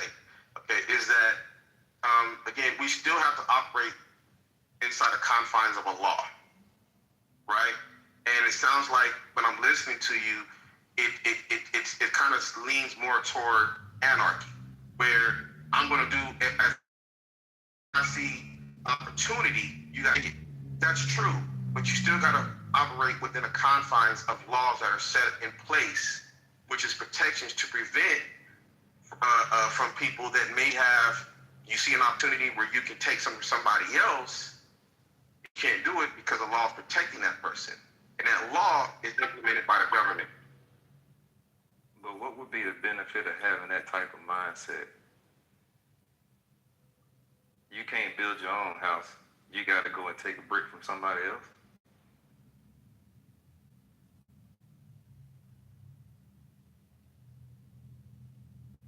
Can I clarify the initial question? Yes, 1 second. That question from Sora was for you.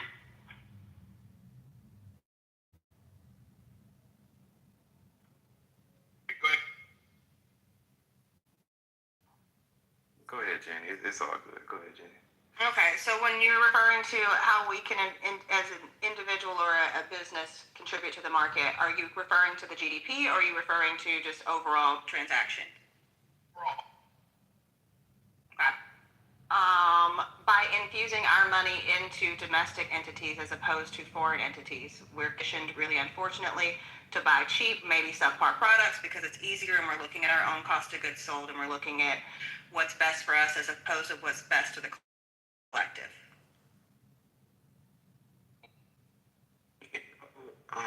Based on individual contribution, or do you think collective, just the collective all by itself? I'm sorry, when you started the question, you were in the matrix a little bit, so the first part cut off, but can I get you to repeat that? Collective is made up of the individual. So the person in the United States have a right to purchase whatever they like to purchase, good, bad, expensive, not expensive. That's their choice, right? Absolutely, absolutely. But if we're truly looking as like, a Trump America First country and looking at things as America First as individuals, then our buying power is how you vote, right? You vote with, I don't like this company's ethics. I'm not going to support them. I don't like this. I'm not going to support that. They're sending money to this cause that I don't believe in. I'm not going to support that. So voting with your dollar is almost more important than voting with your votes. You made a comment. First of all, this is America. Trump happened to be president. He just happened to be one American. I know that people like to keep using his name a lot, but the last I checked, I've never met the guy. Don't know him. Don't know anything about. I hear what they tell me in mainstream media. I heard what the talking heads tell me. I hear all that. But at the end of the day, he doesn't do anything in my house. Okay? I just love how we start up. I like America because I'm American. That's how I hear it, guys. I'm not from Pakistan. I'm not from Egypt. I'm from the United States. I want America not excluding anyone else. I don't want to exclude anybody else. They can do what they want in their country. That's fine. But when I hear someone who wants to be the leader of the United States say, I want America to be first, and you know what? When we make that statement, guys, we all don't even know what that looks like. It takes a lot to want to do that. So I believe when he says, I want America to be first, he talked about Edward being responsible for Edward. He's given me truths to be self-evident. That's how I hear those words. I don't know how anybody else hear those words, but how I hear the words, America, want to be great? Edward has to be great in his own stuff. Edward has to do his right thing. Edward can't cheat on his wife. Edward can't go out and do a bunch of substance abuse.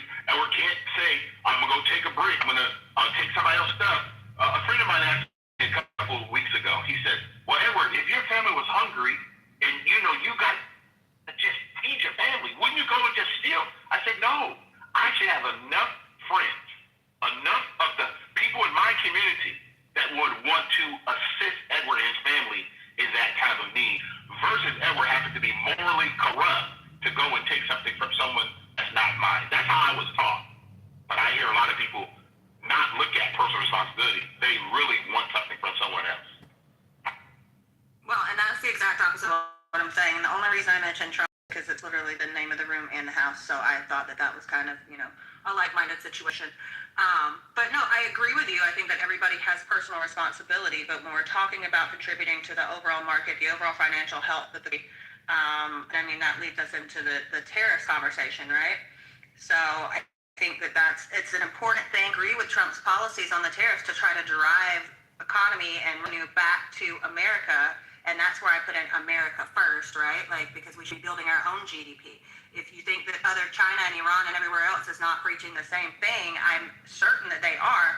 They don't want people spending outside of the country, and it's because they want to build a sovereign nation that is financially sustainable. This is just a business.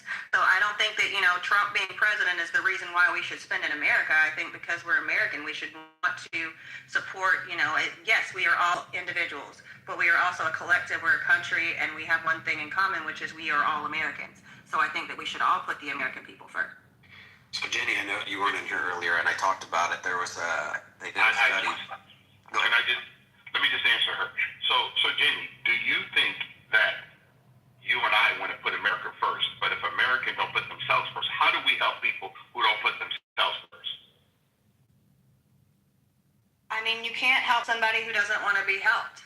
But what we can do as people who are God-fearing people who believe in what's right and what's wrong, we can do the right thing as our own households, as our own independent purchasers, as our own business operators.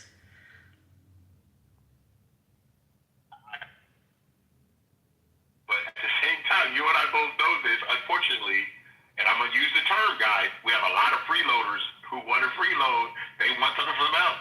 Redistribution of other people's stuff is not good. Go ahead, I agree. Not at all. Yeah, so I said this earlier. There was actually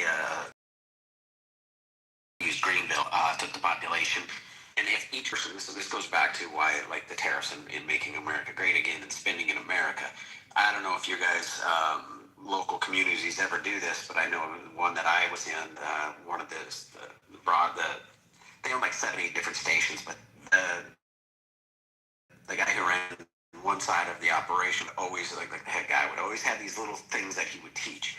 And one was the local spending and how much that dollar recirculated in the community. And $1, what it really equates to the community. They did this with Greenville. If each person that lived in Greenville spent $20 a week at a local mom and pop shop, a local cafe, local hardware stores, that kind of things, your small time car wash rather than a big chain, right? You do that, at the end of the year, it would equal an additional $300 billion $300 million in the local economy. Now, imagine that on a larger scale as the United States. Imagine that when we had Apple report 252 billion profits offshore. Now, we didn't get 10% of that. We didn't get 1% of that. We got 0% of it. Of the 252 billion profit from Apple. Now, where do they sell that? Here, right? So what we do is we chase companies out, and we have the narrative to say, well, we're just going to put the prices higher in our pockets.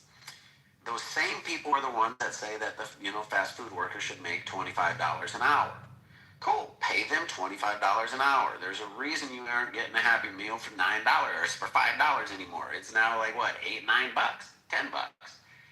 Get a double water, it's damn near $20, right?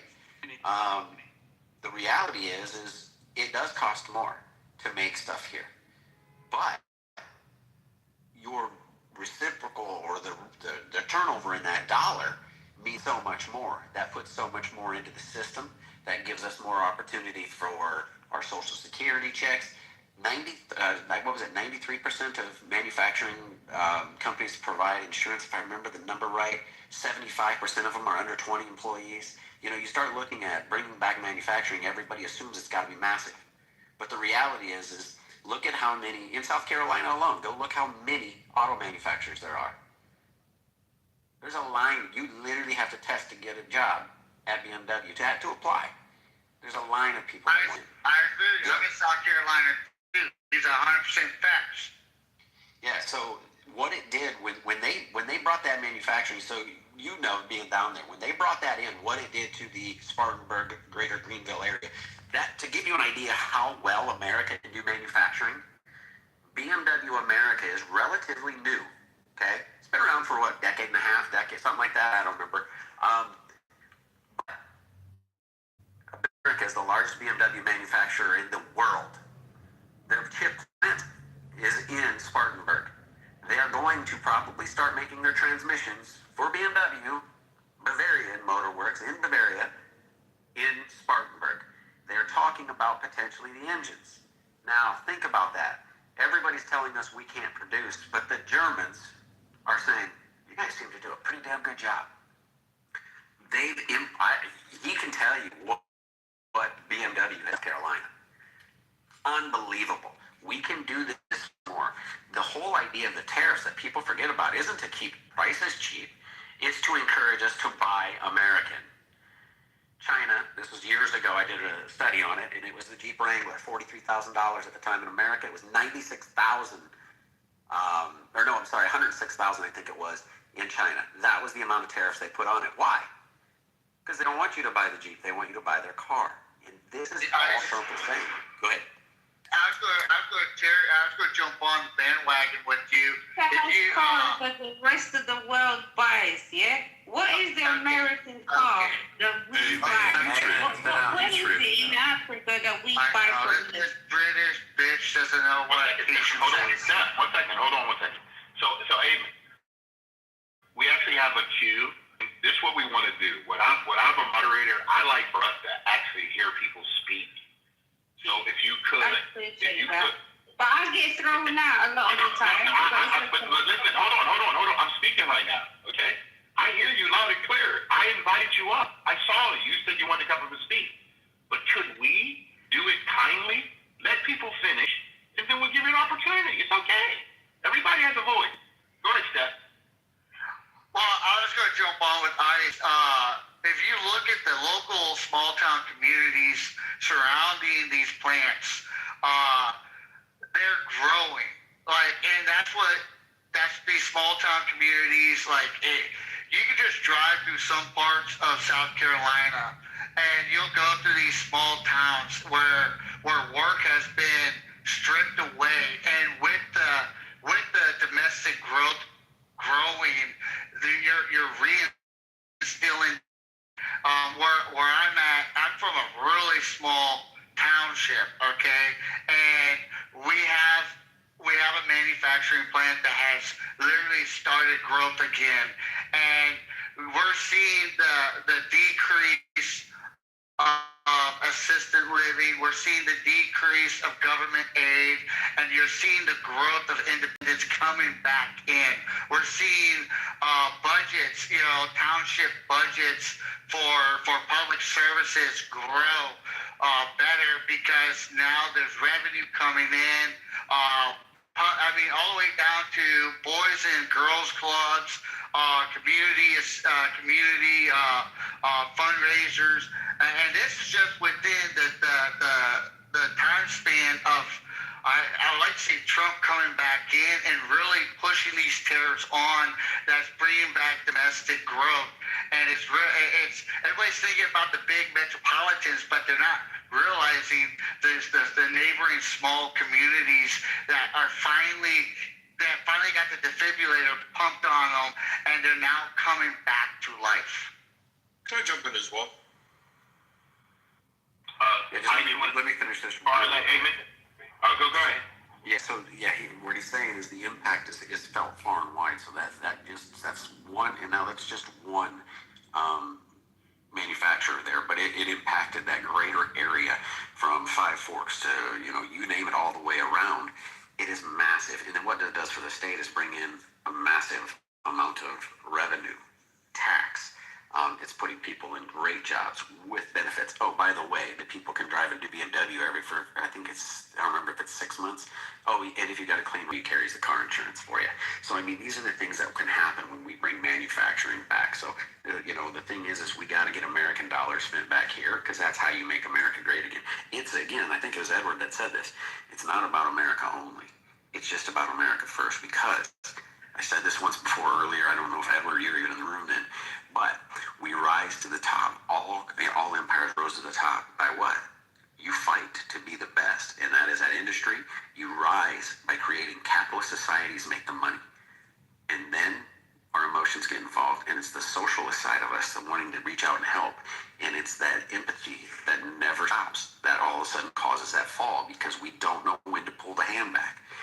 We've seen kids drive their parents bankrupt because they won't stop. All these people are the same thing.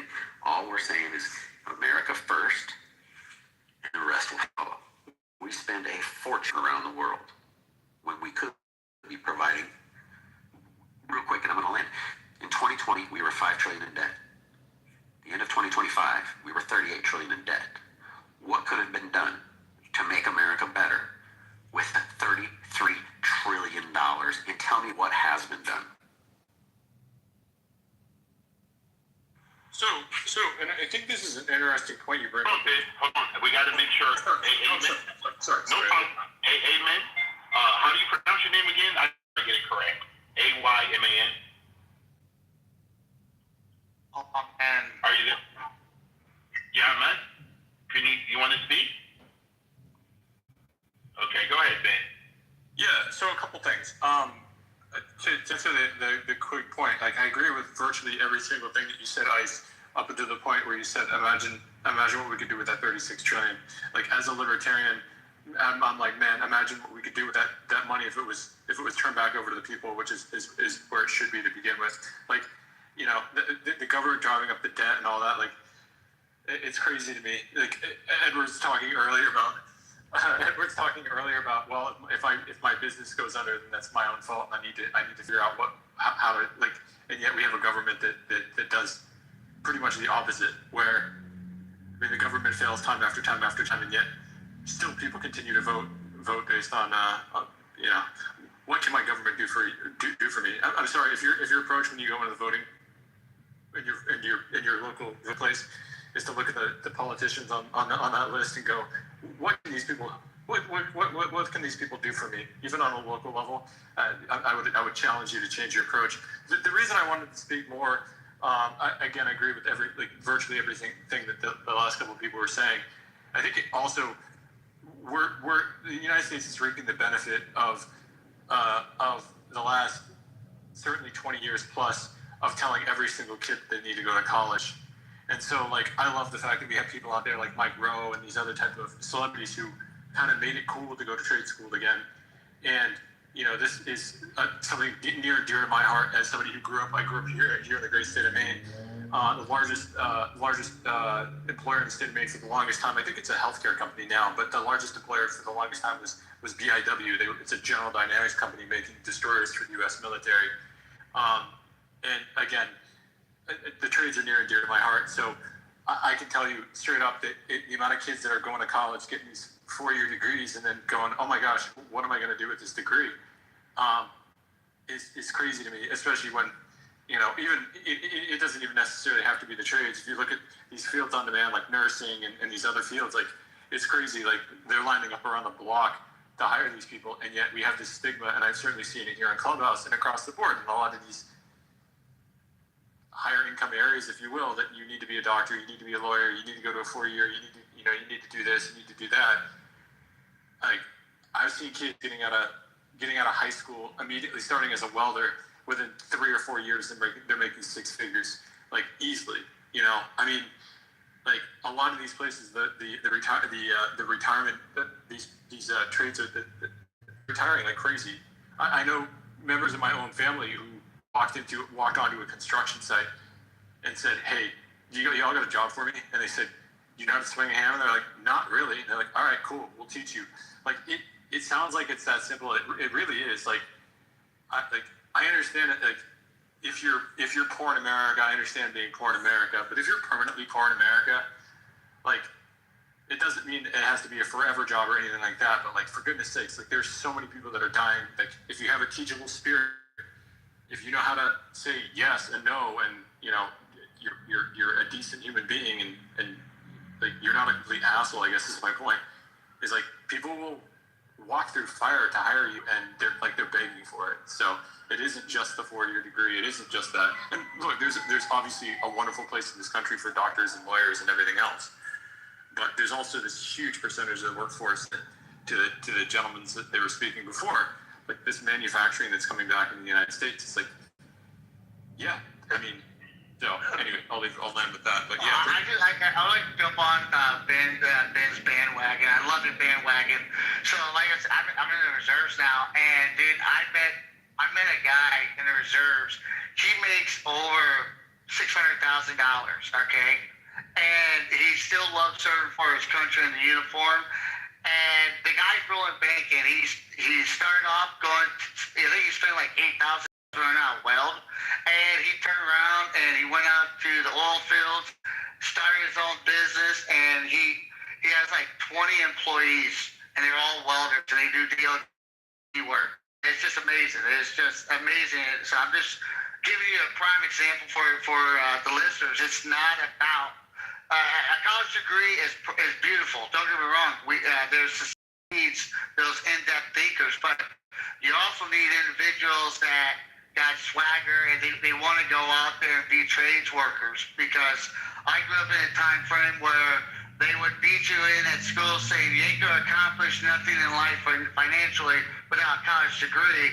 And then, there's kids coming out of a trade school and with a little swagger, little moxie, they can turn around and, make over $800,000 in a couple of years by just thinking outside the box and with a trade. Sorry, Ben.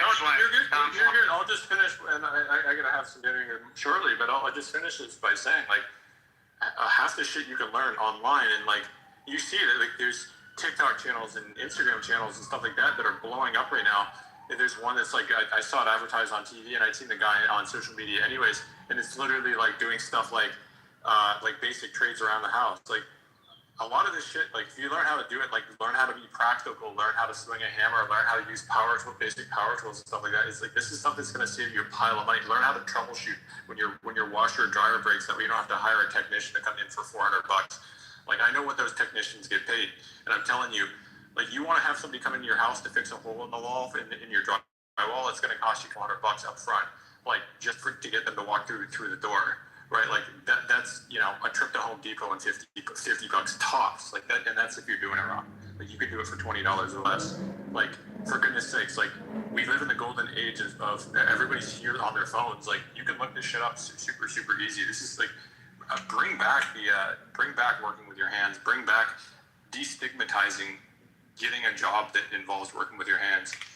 We'll see. So BlackRock is introducing. I think they're actually putting in $100 million into the trades industry to try to help build a movement in the trades. I think Wells Fargo is dumping in a ton, and the reason is because BlackRock knows what their development is going to be, just theirs alone, and they know what the government is not the government, but the U.S. is going to need, and they see a massive shortfall. So they have been donating tons of money. Mike Rose got a fund for that too, for kids to go into trade schools, stuff like that. There is a desperate need for it. And to give you an idea, I did it once. I just looked online. My washer was giving me a code. It was $250 to get him to show up. And then they told me, they said, we know what it's going to be. It's going to be this, and that's going to be $500, then $100, another $150 for labor. So it's almost going to be $1,000. I got online, I read the code, pop the top off, unplug it, pull these two wires, let it set for 30 seconds, plug the two wires back in, put the top back in, and plug the dryer or washer back in. And you know what? The dryer back, it's washer. And you know what? $1,000. Instead, I fixed it for nothing. Or go to school and learn how to be that guy, and then realize the fact there's plenty of people that are more than happy to pay that money to get you to come out. Because again, that person, like, the reason that they're charging what they're charging to come out is because they got a laundry list of clients that are lined up around the block who are willing to pay that amount. So bear in mind that, like, you may be in the boat that the gentleman that just spoke is about. But if you're sitting there and you've got the time to do that because you don't have a job, you've got stuff going on in your life, like you don't have enough going on in your life, I guarantee you there's somebody out there that's willing to train you, take a 3-week, 6-week, 10-week course to learn how to do that. You got a subcontract. You're making that money right away. Like, it's crazy, man. Like, there's so many opportunities out there. Oh yeah, so hold on. Y'all remember learn how to. Yeah, okay, hold on. Let me just share. Simon, I'm gonna let you go after me here. So Ben, Ice, and Steph, I appreciate the dialogue that you guys have, and I think that we're proving a point. My wife has a saying: just because you have a degree doesn't mean you're the right temperature. So you still got to be able to talk to people. You got to be able to handle yourself. You got to be able to do certain things. Okay. So just because you decide to go get a degree doesn't mean you know how to interview well, how do you work with others, how do you get along, maybe have a supervisor. There's a lot of stuff, guys, that makes an individual work. That's why I asked the question at the beginning. What can you do? What are you capable of? What are your skill sets? And if you don't have them, Ben clearly said it, there are people out there that will train you now. Just when you guys get a chance, just look up all of the trades, plumbing, electricians, all of the military right now. How short are we on all these things? Guys, I live in California, right? You guys heard about the fires at the beginning of 2025, right? Yes, sir. Do you know who they did not call? They did not call people with degrees. They call linemen, people going to the ground postmen. They call fire departments. Why? Because they need laborers, man. They need people who can come and swing a hammer, cut a saw, how to use power drill. There's people that come from all over the country to California just to work because there was so much work. Why? Because they had the skill set. And you know what these companies did? They put all these people up and they paid them. You know why? Because these were not people with degrees. They were contractors from around the country. What I'm saying to you guys, and we all know this, I'm going to tell you, every year there's going to be tornadoes. Do you guys know America's the only country, the only guy that's had tornado alley? It happens every year, guys. These fires happen. And you know what people do? They build all these things up. I will promise you this. AI is built by people. That means it's going to also fall by people. Nothing's going to replace you as an individual person. Just remember that, guys. You have so much in your hand that you keep thinking about the internet that you should prompt yourself to go find a skill. Yeah, and the irony is now that with the advent of AI and and the messaging we get about what it's going to bring is the safest job.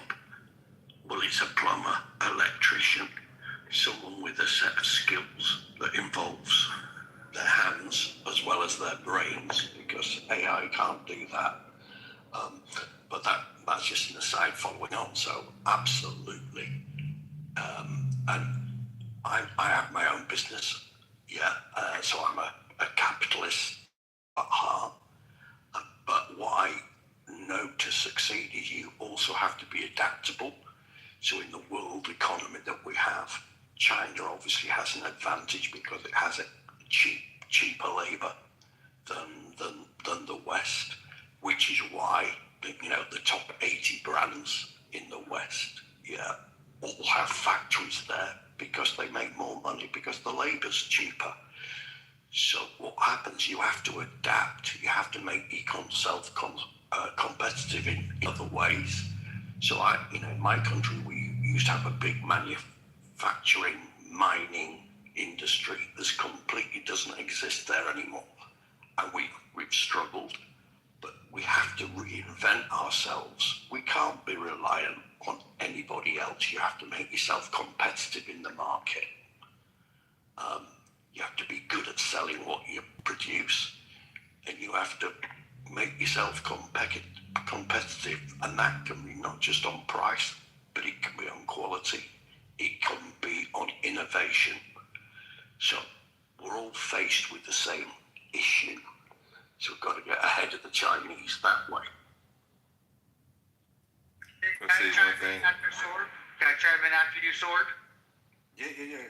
One thing that I was going to say, speaking to the trades, because right now, as we speak, we have a significant issue with not enough people going into the trade. So much so to the point where they've incentivized women to come into the trade. But you have certain states that the prices have gone up 5, 10, 20, 30% because the wait period is so long to get people out there. Now, you to come out and actually see and do the work.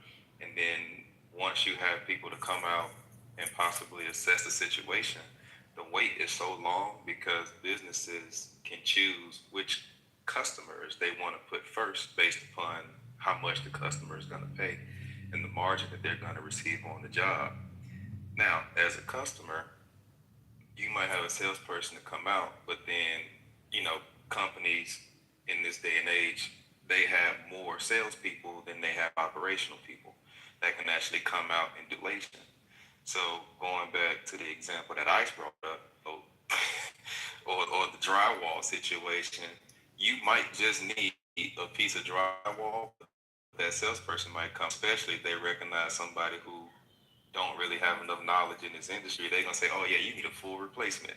So something that could have been, a $50 fix or $200 fix. Now, you got lines all on your shit. You got to pay $4,000-$5,000 for something, and it's just because, you got to hustle.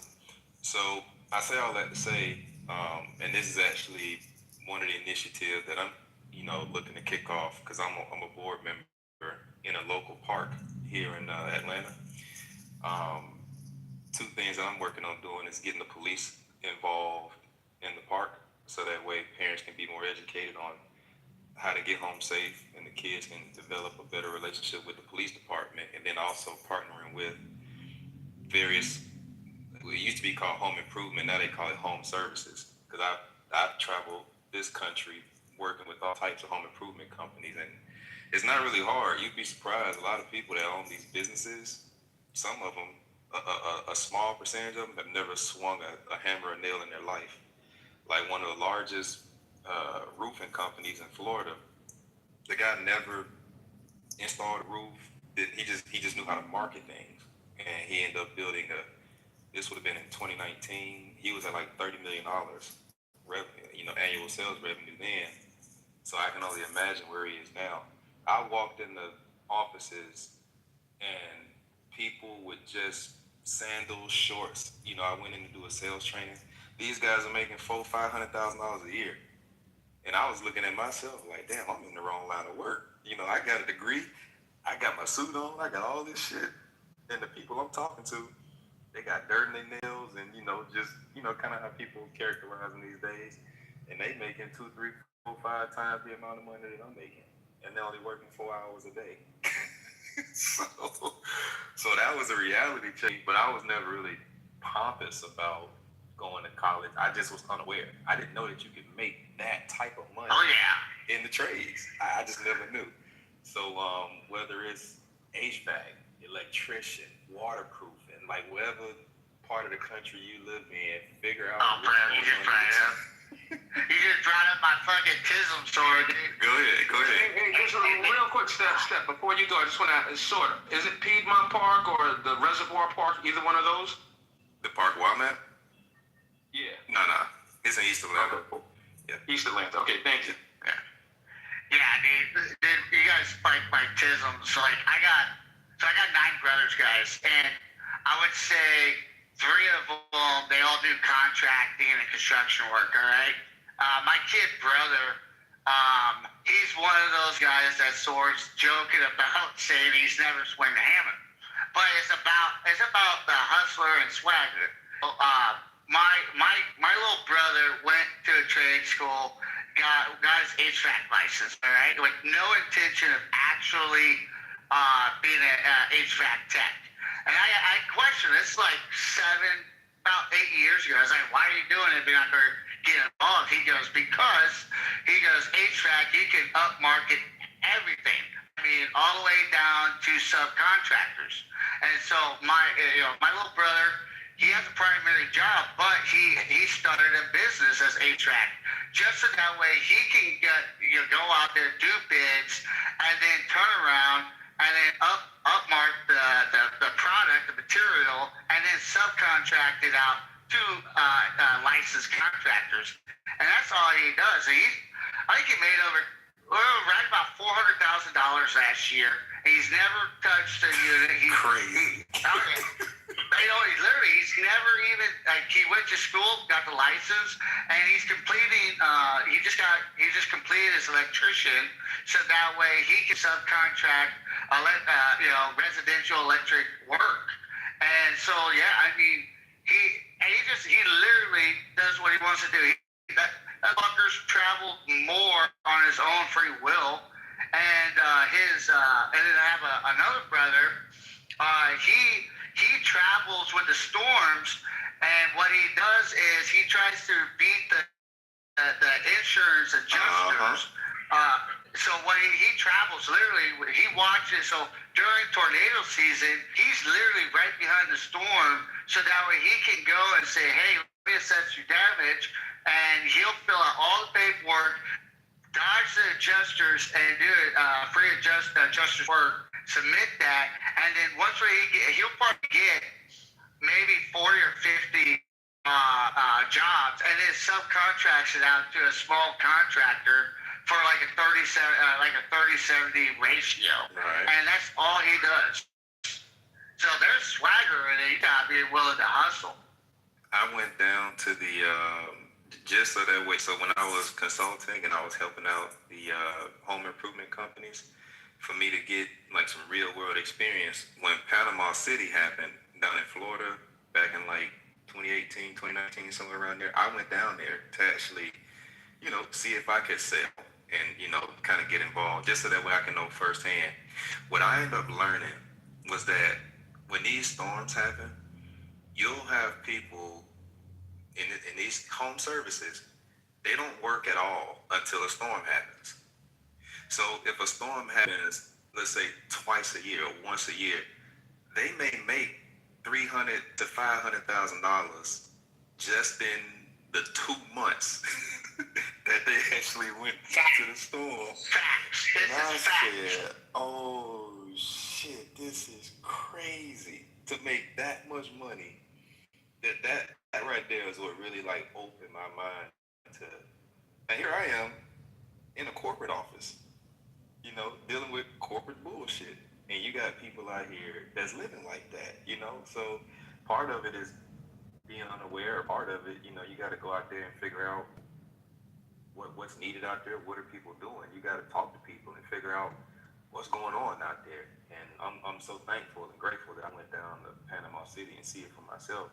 It was sad to see people going through those types of things, because I walked into a lady's house and you can literally look up and look into the sky. So, people are going through trying times, but even in those trying times, there's massive amounts of opportunity for anyone who just take some time and learn about it first. You got companies like, I think it was called Service Master. I think that's like one of the largest ones, where they built the business, literally the whole business model is around chasing storms. Whatever services are needed, that's all they do is chase storms, and they make millions. My assumption is, listen, I hate to be rude about it, but when a motherfucker's hungry, has ambition, wants, it gives himself a goal and say, hey, I want to be at this point in my life, I'm trying to get settled, like I got friends of mine, acquaintances, and people I've met in life that are doing really good, but they said, this is where I'm going to be, and they didn't let nothing drag them down. And then you got individuals that are like, yeah, but I'm not trying to be on the road for 3 to 6 months. I'm sorry, dude. Excuses are excuses. You either, if you're hungry, you're gonna go find food to eat. If you're not hungry, you're gonna bitch that you don't got a steak at your plate. Yeah. And I love dealing with home services people. That's about as real as you get. And being young at the time, it was just a, if I had to do it all over again, I would have went into the trades, because the people, like, as a business owner, the majority of these guys are small businesses. They're willing, they kind of operate off the model, I'll meet you where you are. If you're hungry and you really want to learn this, they will invest time in you, whether you went to school for it or not. If you show up, you fill out a job application, they're going to judge you on how integral you are. The job application really ain't going to matter. They don't give a damn, because even if you learn skills somewhere else, they're going to have to retrain you on their methodology and how they do things. So if I was 18, if I wasn't playing football and I decided that I didn't want to go to college, if I had to do it all over again, I would have went right into the trades. Because by the time I turned 22, 23, 24, I would have been making six figures. And, probably would have started my own home services company. You got in California, because that was one of my territories, you got one shop that might sell everything. So the culture of home services on the East Coast is different than the West Coast. On the East Coast, you might see someone who does HVAC. They may do plumbing or electrical. Shit, out there in California, you doing roofing, siding, paving, plumbing, foundation. Like, they sell everything out there in California. And you'll go out there, and these business owners, they're humble. They got mad respect. They take care of you. And they just want somebody to figure out, like, hey, how can you help my business be better? I walk into $40 million operations, $80 million operations, and they're constantly trying to figure out, how can I get better? How can you help me grow, and things of that nature. So it's just, I love home improvement, and I wish more people would get involved. I'm actually working on getting involved with it as well. Is Anthony? Hey, Short, I want to touch bases with you on your project. Check the police budget, especially when it comes to like parks and recreation or any programs that deal with children community. I was volunteering with one of my local communities for like a boys and girls program for our lower project communities. And when we started digging into it, dude, you have to go through the police because I wasn't aware of this. I'm sure you are. Maybe I'm just preaching nonsense, but we found out that like a lot of your community finances or additional funds is delegated through the police department for additional community programs for youth, anything in regards to youth community. And so with Atlanta, check your section's police budget, and you might have to go through them if you're trying to get grants. Yeah, absolutely. I appreciate that. I was actually gonna head down there because I stay on the north side now. So, but my heart is on the east side. So I was just gonna walk up in the police station and tell them who I am and what I was looking to do. But that, I think your route will kind of help me out as well. I'm gonna start looking online, seeing if I can find some budget information. Yeah, it's about find out what the budget is. So get a FOIA. So I would say hit them up with a FOIA first because when you go in there, they're gonna bullshit. They're gonna send you to like the liaison or the servant. That's good at saying politely. She's saying get fucked, but she's not gonna use that word. So I would go in there. I would submit a FOIA first for that area, so that you actually have the digits, and then when they submit you to their liaison, I'm speaking on what we had to do. Because we got that polite go fuck yourself mentality, and so we hit it for you, and we said, hey, this is the margin that we need for the community program. This is what you submitted for your digits for the community. We're going to submit to our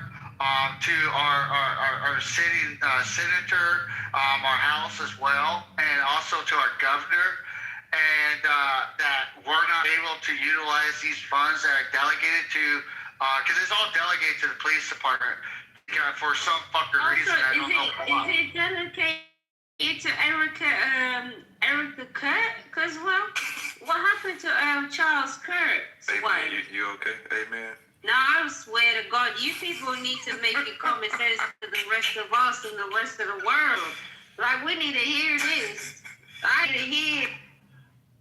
He's up on the pub there, amen. But yeah, delegate. So hit it for you first. When you go in. What's happening with her? Like, does that make it? So that's what I would say. you can present the data and be like, hey, this is our community, and this is the margin that we're looking for, and they usually backtrack really quick. That's how we was able to progress forward in our community after 7 attempts. Just so you know, Short. Okay, thank you. So, amen. What country are you from? Perkin or not Perkin? No, what? You're not talking? Is it Kirkin or not Kirkin? Like Erica Kirk.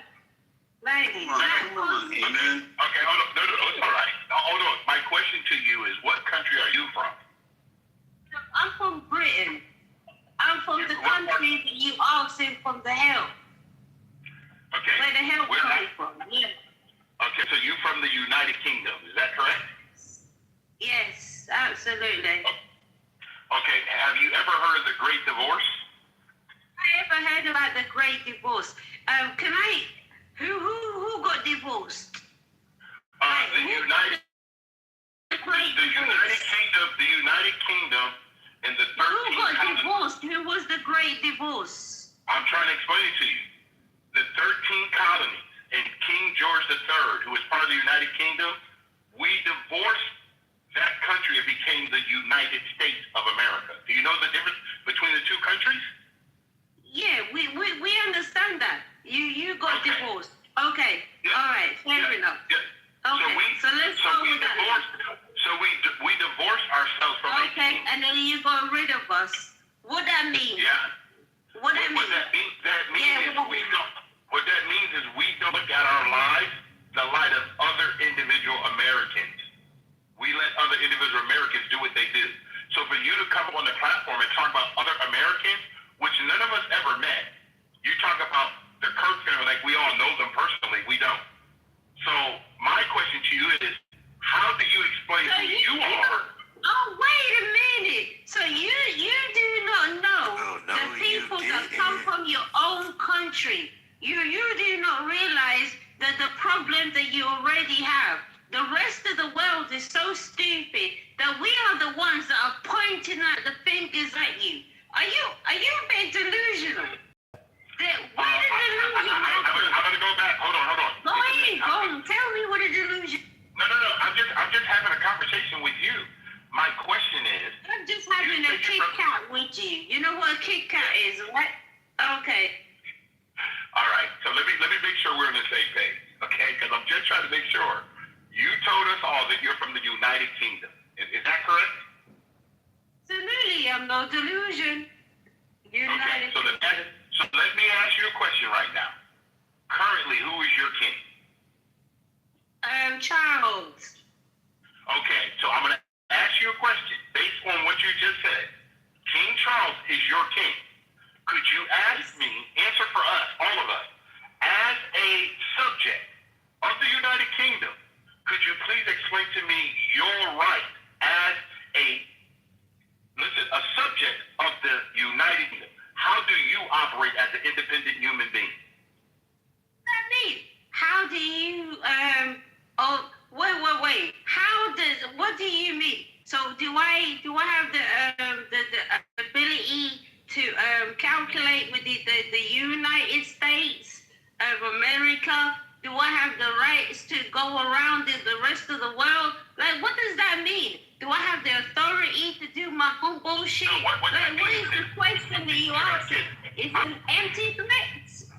Okay, I'm trying to help you understand, because you come up on the platform talking about someone that you never met. I'm trying to find out about you. I talk about America.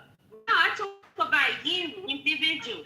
You, sir. Wow. You picked up, sir. You. But you also, you black person, right? You as a whole black person. I know you. I'm not calculating you, but for some odd reason, you want that red, blue, and white, and whatever, right? That's your flag, right? Somehow, that is your thing. That is your personality. Yeah, that's our flag, and we're proud of it. That is your personality. We're Americans, and we're fucking proud of it. Proud to be an American. In the goddamn ground. You can't tell me we're not. I'm free. Wow, guys.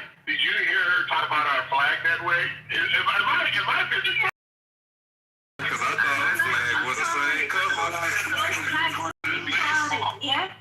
Hey, So we can that is fly our what own we're flag talking in our about. country. You can't even hoist it on Main Street. You're fearful of it being offended. We're talking about the rest of the world. Hey man, what's the color of your flag? Get away. You can't even fly your English flag or your jack in public places because it's a law not to offend fucking immigrants in your own country because they find it offensive. It comes from all the other flags too. It also comes from another flag. Another flag calculated for another flag. Smart English person. You see the stupidity? I think A-Man stopped by the pub on the way home. That's what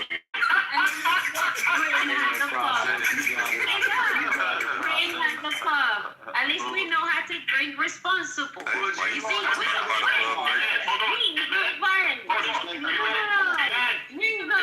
parliamentary government with a figurehead of the crown who has no real power.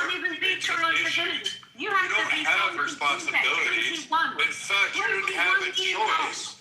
And now you're kowtowing to immigration. You're afraid of actual terrorist attacks in there, rather than take a permanent stance and actually protect your own interests.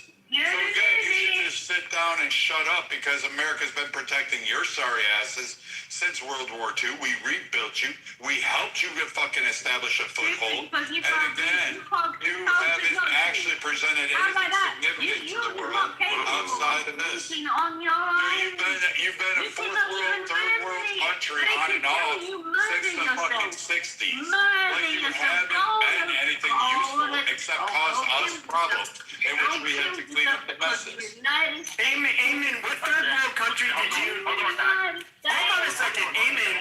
Hold on a second. Hold on, Edward, for you to give some lecture to her. Like this is a drunk fucking Brit. Yeah. She's British. But what third world country are you from originally, Amen? No, but I think she's from somewhere else beforehand. So she's from a fifth world country and migrated to third world. I'm guessing she's like Somalian or something. Americans. Exactly the one. Hold on. Shut your slip pipe, you fucking. Shut your slip pipe. From the West End. Her accent gives West End vibes. So, are you from Somalia originally? And claimed another country. It's okay, Victor. All right. Well, you know, I'm just going to until the liquor wears off, you just go ahead and stay in the audience, Mason. I've been listening. I've been listening off and on, you know, in spurts, but then I hear this bitch yelling, and it's like, oh wow. I feel like I was on an episode of Monty Python. But I don't understand people from England. They're not even a second world nation anymore. Like China and Russia fill that vacuum. England, you're a third to fourth world nation. Europe as a whole, maybe, but you did Brexit. So you are now most assuredly fourth. You are behind China and Russia.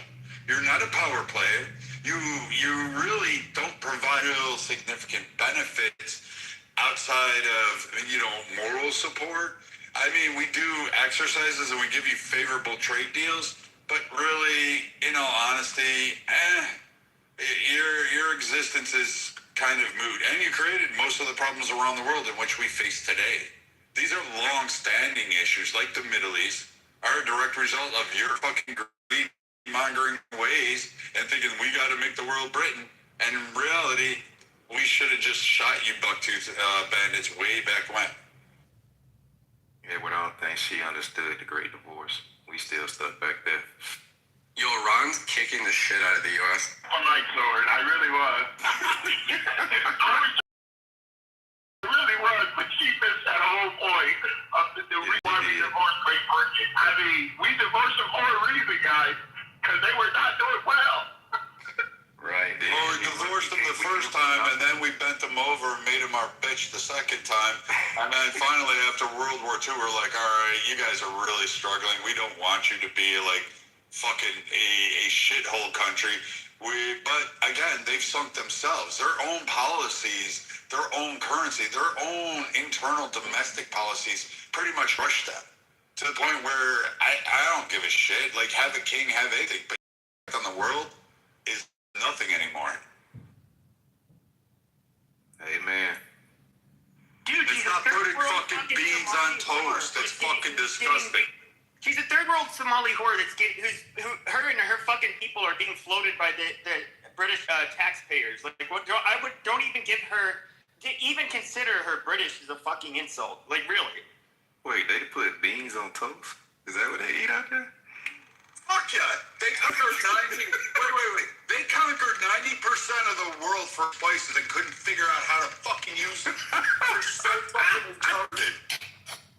Yeah, they traveled all the way to my parents' country with boats, and they didn't off those spices. Isn't that crazy?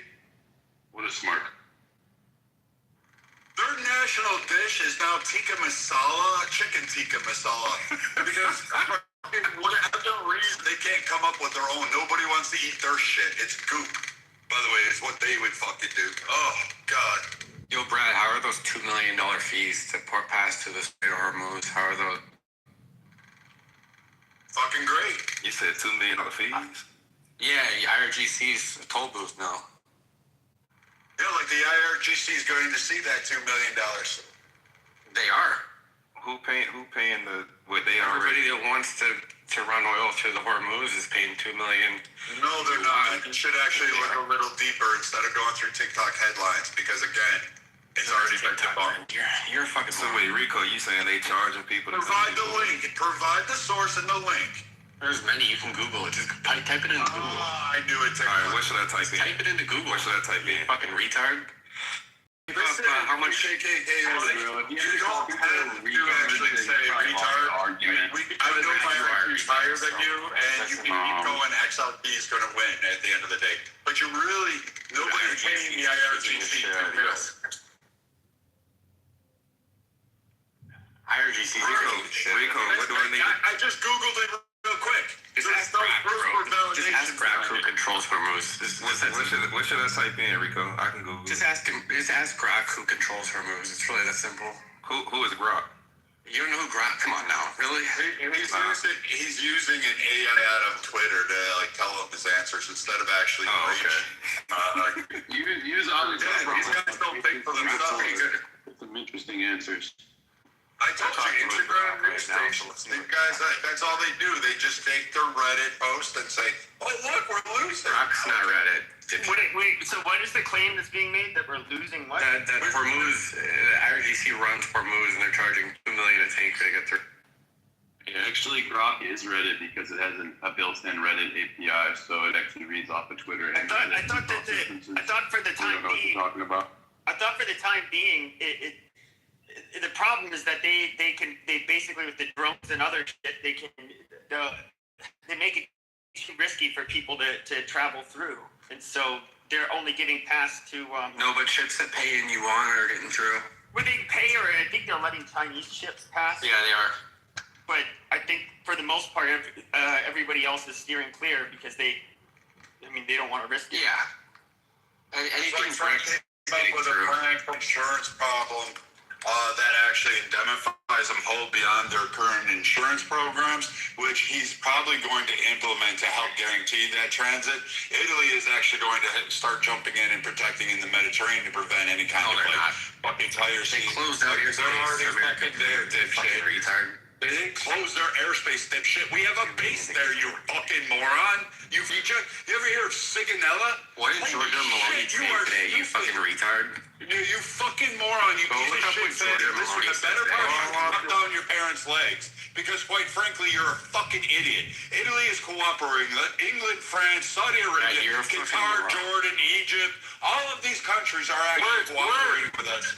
But you guys are fucking retarded. Brad, you act like you're like a secretary. Fucking weird nuance. You act like you're like a defense secretary, but you're like just like a shithead. Trying to go off of. So again, you're just a fucking idiot. Go back to sitting there saying black people are dumb, and that's about the biggest contribution you've ever made to prove how stupid you are. But Italy did say that I know obviously we have bases there, like we have the naval base in near Naples, and we have army base near the fuck is that? Forget the name of the place. Sigonella.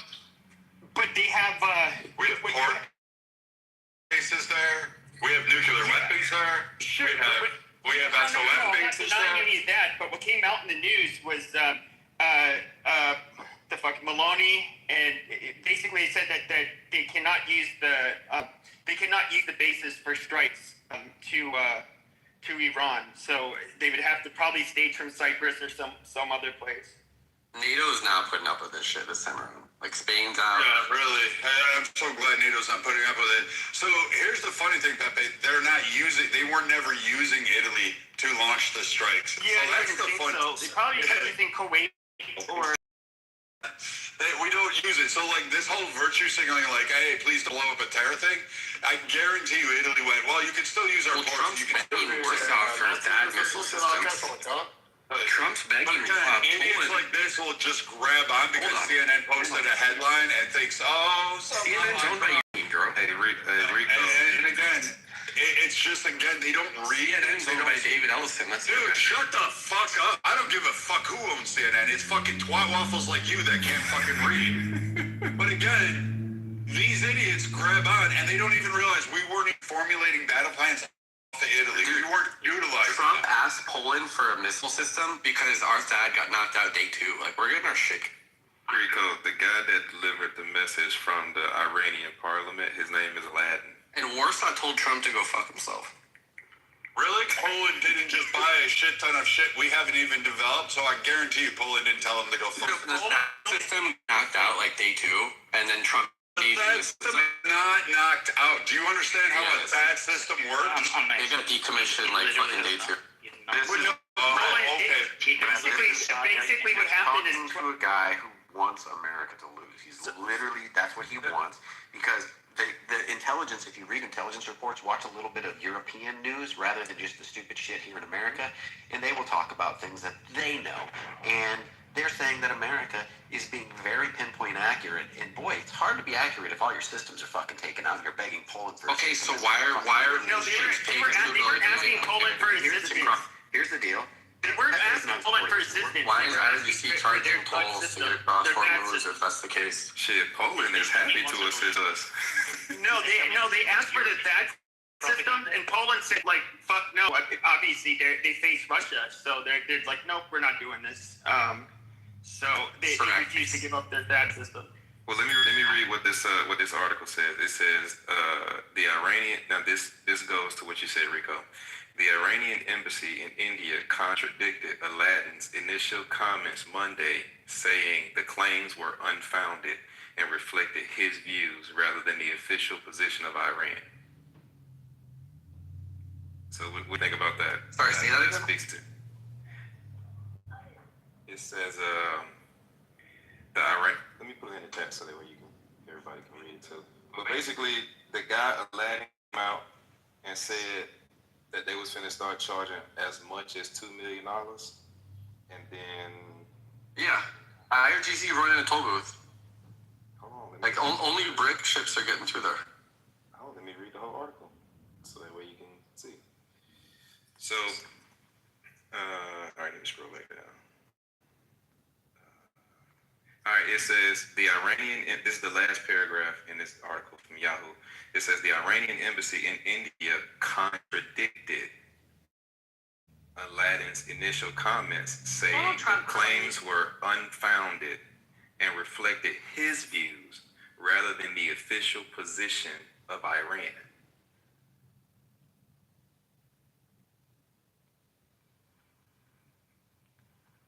It's got the lipstick on the pig, bro. Well, we'll see you in the Brent and WTI. Oh, now we'll see. Okay. We'll see. Guys, we'll see if it's reflected in Brent prices. So here's the deal. Keep an eye, Brad. Literally, there's an open source satellite imagery company that's been instructed to restrict and delay its imagery. And you can go and look at the Daily Mail and any other outlets that have actually looked at this open source, right? Not controlled by the governments, but the governments have committed to restrict it because they're saying it's for operational security reasons, right? For getting information. But really, it's embarrassing because they're showing all these, THAAD or whatever type of other radar installations and fucking missiles and aircraft that are being fucking hit that the Iranians are doing with precision and accuracy. And they're probably doing it with like a $50,000 drone and taking out $1 billion weapon system, right? Which is going to take years to place. There's the refine it. So how many and then, systems? and then, Wait, how many weapon targets have they hit? How many targets have they hit? You know, you guys all fucking cheered on Diego Garcia, and that fucking guy shot down. Well, let him go. Let him go. Like, this is ridiculous from these guys. They're all these, like, fucking incel fucking wannabes. And now you got the Irish fucking wannabe IRA guy coming on here. Tim fucking guy who got fucking booted 8 million times. He's a British man. He's from Northern Ireland. Oh, yeah, that's right. He's the British Irish man. A British man living in Ireland. This nigger doesn't even know he's talking. He's Northern Ireland. Again, like, you guys Those love are that the people the IRA wanted to kill. These are the guys who tried to give Get back to the topic. Yeah, so again, these guys hit like one fucking apartment building, and then all of a sudden it's like a failure of it, but they don't talk about the 21 that were fucking shot down. What is your... I don't know. What is your mama's... I can tell you what your mama's vagina tastes like. I'm sorry I didn't leave your sister. I'm sorry I didn't do that. I guess maybe I should have, like, probably not did anal with her. Again, fucking, hey... Yeah, really? What are you gonna do, bitch? What are you gonna do, you British fucking faggot? What are you gonna do, wonky? You're gonna order beans on toast and think somehow you have intelligence? You're gonna fucking give me some red pill fucking theory that you're like, oh, satellite imagery shows me this, even though you've never served, never read a satellite report in your life. You can't fucking do anything. You've never served? You've never served. You've never served shit except for fucking serving your ass up to every faggot. No, M did serve. M did serve. What the fuck would he know? He served what? Served what? He served in the fucking asshole in the fucking job. You like the UK at the Navy? I think, were you the Navy or Army? You're in the fucking rear with a gear, Brad. What the fuck have you ever done? Oh, yeah, what? You sure about that, bitch boy? You were fucking, if you served, you were a fucking cook. You ladled beans on toast. I ain't gonna shut the fuck up. You ain't gonna do shit, motherfucker. You ain't gonna do fucking shit except for fucking grave my balls as they drag across your face and fucking make you fucking wet inside. The most moist guys on here happen to be you and fucking this dipshit over here. So go on and tell me some more of your fucking bullshit as far as your fucking experience in the Middle East, because you ain't read shit. You don't know shit. You can't even explain what the Fed system was. You didn't even fucking understand what it was. And you guys, again, benefit off of my fucking blood, sweat, and tears and can't have yours. But again, keep gurgling, keep swallowing that fucking ball taste in your mouth. Those are mine. They clang my fucking water. They're brass. They ding dong while I go, rather than yours sounding like little marbles in a stack. So you got that. You try to out-talk like You can't do shit, man. Again, these like wannabe IRA fucking red cell, incel fucking people are fucking dumb. These are like fucking retarded people and fucking they have no facts. All they do is just fucking cry all day fucking long about how pathetic they really are. And then at the end of it, they want to cry some more about what didn't go on and who didn't fucking let them talk because they had freedom and they think they're smarter than everybody else. But in reality, you buck-toothed bandits are just sitting there fucking crying all day long about how big bad America is. America's going down.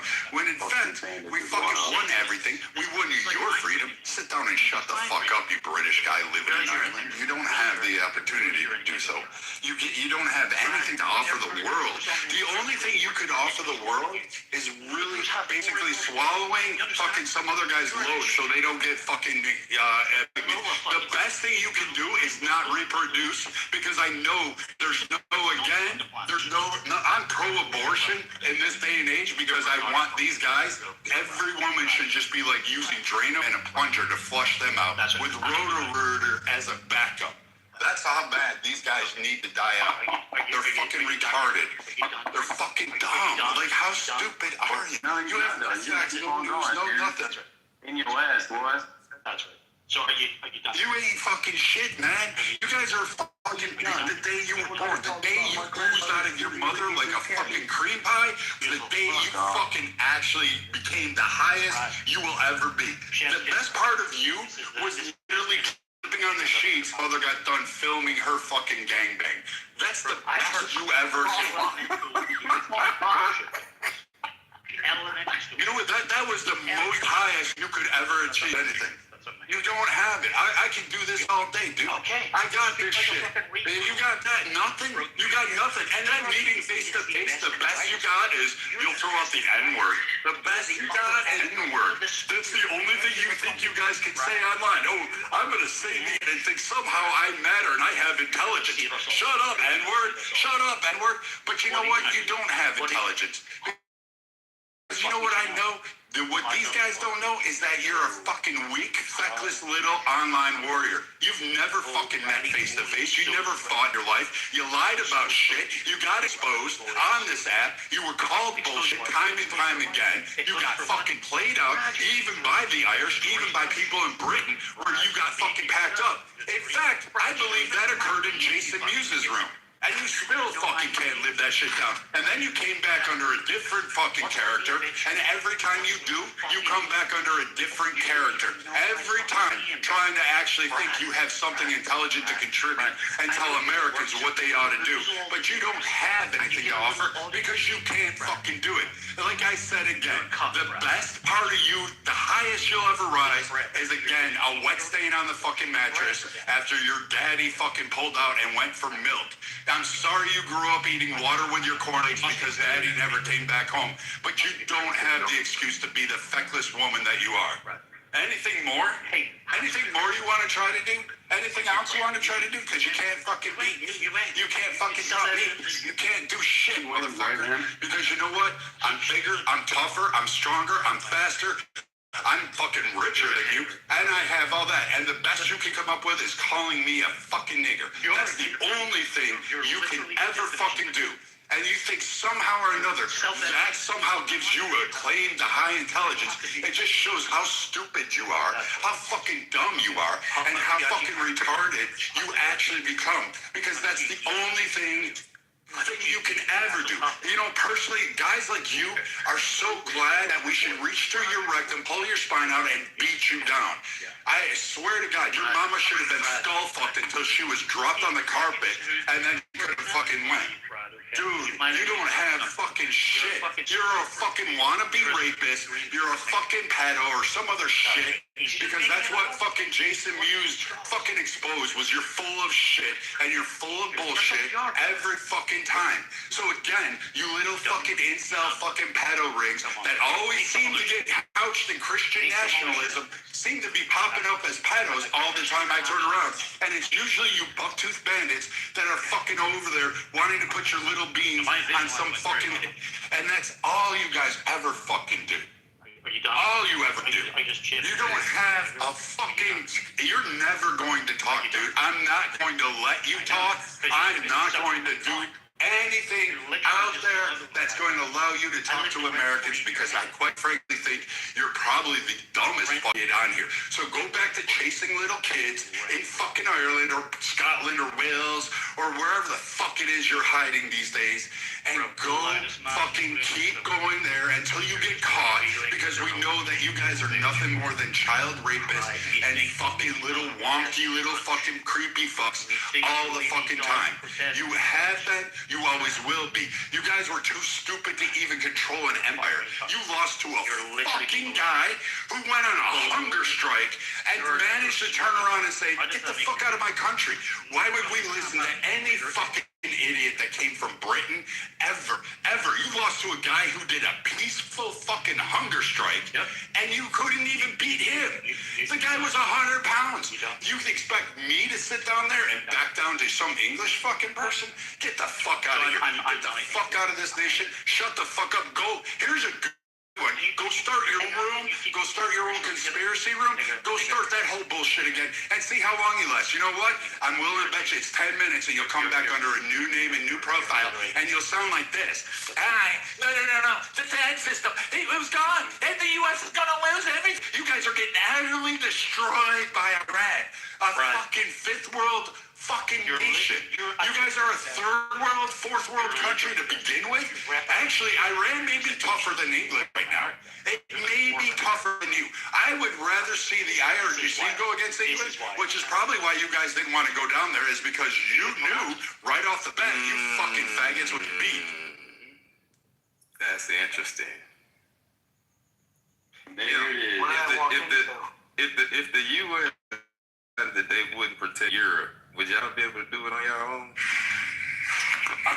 We've been living too many. Well, to be fair, France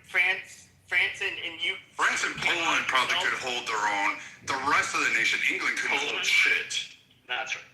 Didn't they get Trump to fuck off by stationing troops in NATO, in Greenland, rather? Nope. How could Poland tell Trump to fuck off on Greenland? Because they put NATO troops in Greenland and then he fucks off. No, that's not how it works. And Poland doesn't own Greenland. Dumbasses don't even know who owns fucking Greenland. It's Denmark. Yeah, let me give you that country. So again, we still have troops there. We have bases there. Did you know that? We pull into ports there. Negotiating in Poland. No, he's not. You're not doing shit, dude. Again, you're not going to have any prominence. I'm going to keep backing you up because the only thing you've said is the N-word, and you think somehow, yeah, I told you, that's all you guys got. That's your shock value. Open source intelligence. That's all you guys got is I'm going to say the N-word. I'm going to keep saying it. I'm going to keep saying it. I'm going to keep saying it because. Okay, the potato nigger and the half potato nigger keep on arguing and screaming over each other, and we cannot understand what's going on. I tried to let it go, but you guys are just taking up all the space. No, dude, I'm not letting him speak. I don't give a fuck. Shut the fuck up. I don't give a fuck. You ain't gonna get shit. Yeah, well, I'm not gonna argue. But yeah, you ain't going in, dude. Potato with the potato. Except down to the goo. I can promise that shit off the app. I know that much. I know that account's split. I know that. I'm not reporting you, but I guarantee all those people in the audience already did. Alright, I moved them down. It's just too much. We gotta keep going here. Unless you still want to play with them. No, I don't. Pause on that, by the way. I'm gonna just play with his mama tonight. Hey, didn't NATO send 13 soldiers to Greenland? Ooh, that 14. But the thing is, Stephanie, if you were, I know you served, right? If you heard America was coming to Greenland, and you were in another country, and somebody said to you, "Hey, Steffi, we're sending you and 13 other troops over. Y'all are going to stop America." What would you be thinking your value is to that country? They're going to suck my dick or something? But I'm just saying, in Greenland, we've had troops there. When they said, there's 30,000 troops, hello, we've had 30,000 troops in Greenland and on bases for the last 20 plus years? Maybe longer? For Brad, I'm sorry, Senior Chief, don't beat me up too much, but I think well over 20 years, we've had troops stationed in Greenland. Shit, we prevented the invasion in World War II. We deflected multiple attempts by Russia during the Cold War to have basically footholds in that area. So, I'm confused. We do training out there all the time. Don't kill me, Senior Chief. I was just unaware. These guys act like there's something there. I know we do training because I was fucking there training. It sucks. But you guys apparently, all these incels who play Call of Duty all day seem to know, or some fucking British guy overseas who's on my room or my Discord channel tells me otherwise. But yeah, no, we don't fucking do work in Greenland. Hey, Brad, can I say something to the Ben literally served in the Royal Navy, didn't he? Hey, I just want to let you guys know, this is the way Brad is in the military. We dread the day you gotta have a conversation with a senior chief, because when you bring stupid shit up, senior chief puts belt to ass. So guys, understand how he talks. That's what a senior chief is. So sorry, Brad, I had to put that out there. A lot of people think you're just being an asshole, but no, Brad's a great guy. That's, you bring bullshit up, you're gonna get a belt hat. It's always amazing, Steppy, that a lot of these guys, and I don't knock the Mats for not serving or anything like that, but it's always amazing that you got these guys on here saying the U.S. is losing. Look at, you lost Gulf War, you lost Afghanistan, and all these stuff. And I'm sitting there going, did we? Are you sure about that? And they're like, oh, yeah, where's weapons mass destruction. They don't realize that they were already fucking there. We took care of them. We knew they were there. It was a nice little play on words for fucking CNN and MSNBC. Again, these news networks don't even bother to follow through. And then when they sit there and tell us, oh yeah, you guys got your asses beat, America's on the way down, they don't look at our kill ratios. They don't look at how many of the fucking people we fucking decimate into Davy Jones. No. What they're doing is the outbreaks on MSNBC. They don't look at the KDR. Like, when they bring up, like, the one I hate the most, when they bring up Vietnam, they say we lost Vietnam. I was like, bro, we did militarily, and we did not lose Vietnam. They go, yes, we did. I said, bro, we had literally 12 days of fucking bombing. They literally, 12 days of Christmas, some people will call it, and then at the end of it, they came to the table and said, okay, we're done. And then 3 years later, communists came back. And it's like the dumbest fucking thing when people say we lost Vietnam. It's the same thing when they say we lost Afghanistan. I was like, no, we did not lose Afghanistan. We maintained a presence there, and we were basically subtracting a massive footprint. So Cedar Chief, I agree with you on that.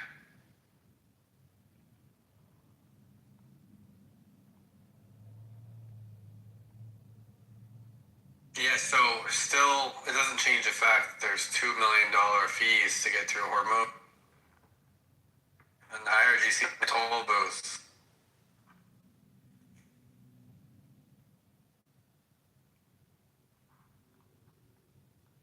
One paid.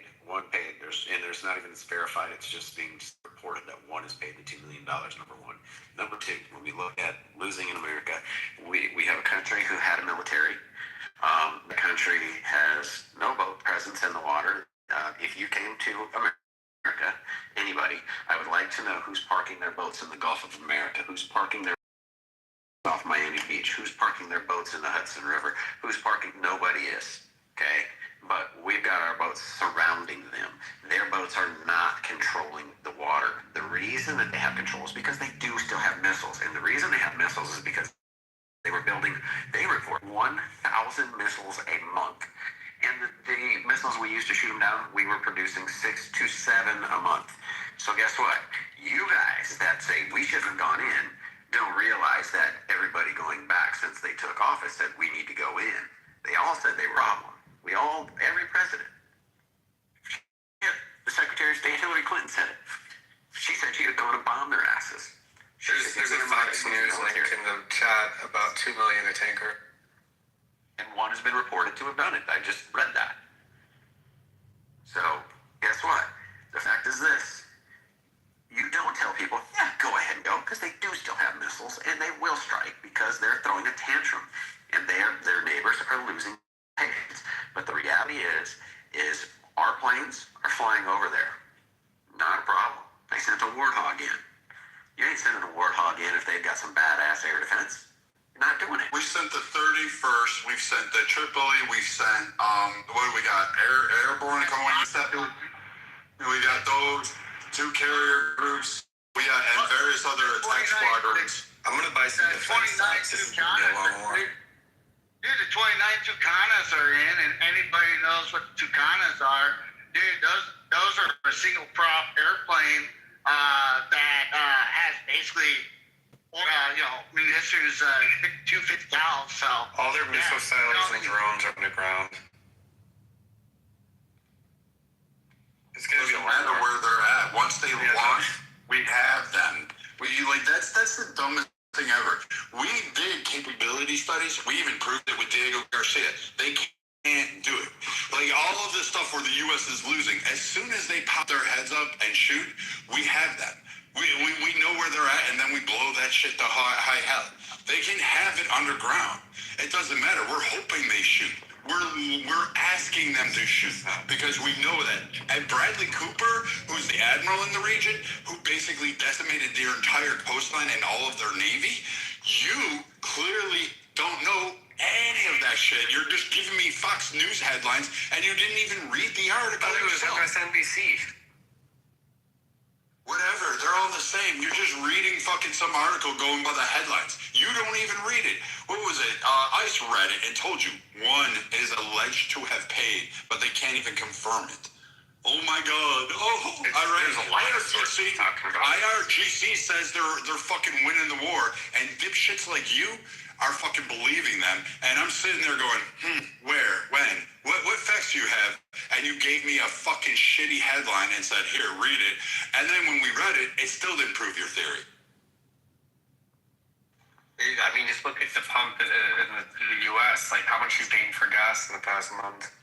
We're not paying $5.07 like we were under Biden without it. Here we go. Fucking cheaper. Here we go. I'm just speaking facts, Rico. You speak them, I'm speaking. You weren't on here complaining. I never saw you on here complaining that time going, we're paying $5.07 for gas. Why did we do it? Because of policies that he freaking did. Sure, you can say, oh, COVID, and you can say this and that, but yet they literally reduced the strategic reserves. I didn't agree with Biden attacking fucking Russia. Here's the deal. What did he do? This is a red versus blue thing. Fucking. It's not red versus blue, you fucking moron. Quit being a fucking jackass. You are the stupidest motherfucker on here because you go to fucking stupid childish bullshit every time, fucking Rico. I'm talking about a conversation, but you fucking can be adult enough to do it. What fucking policies did Biden specifically do that caused a problem? Because I can tell you, I fucking got a house in a goddamn state not far from where it fucking happened. Yeah, Biden was retarded. He backed Ukraine. I agree. You what? Biden backed Ukraine. I agree that was retarded. What were the We're in policies agreement. that caused the... I'm not a Democrat, you fucking moron. Hey, dumb fuck. You are really... seriously, you come in here and you're like, we're losing. We're losing. Marcus losing. Marcus losing. This is what your talking point is. You act like... seriously, what you come across like, Rico, is a 5-year-old. I know you are... Thanks for the ad-hom. This is literally you. Hey, can I chime in real quick, my guy? I'm going to address to the group. Little good positive note. This is a little factor for you guys to understand where the IRGC's air power is decimated. Okay, B-52 bombers are literally going into mainland. So understand this. They're dropping 1,000 pounds of solid weapons. These aircraft that are big, sluggish. They call it Buff for a reason. Buff as big, ugly, fat fucker. All right, because they're not built for the looks. They're not built to invade SAMs.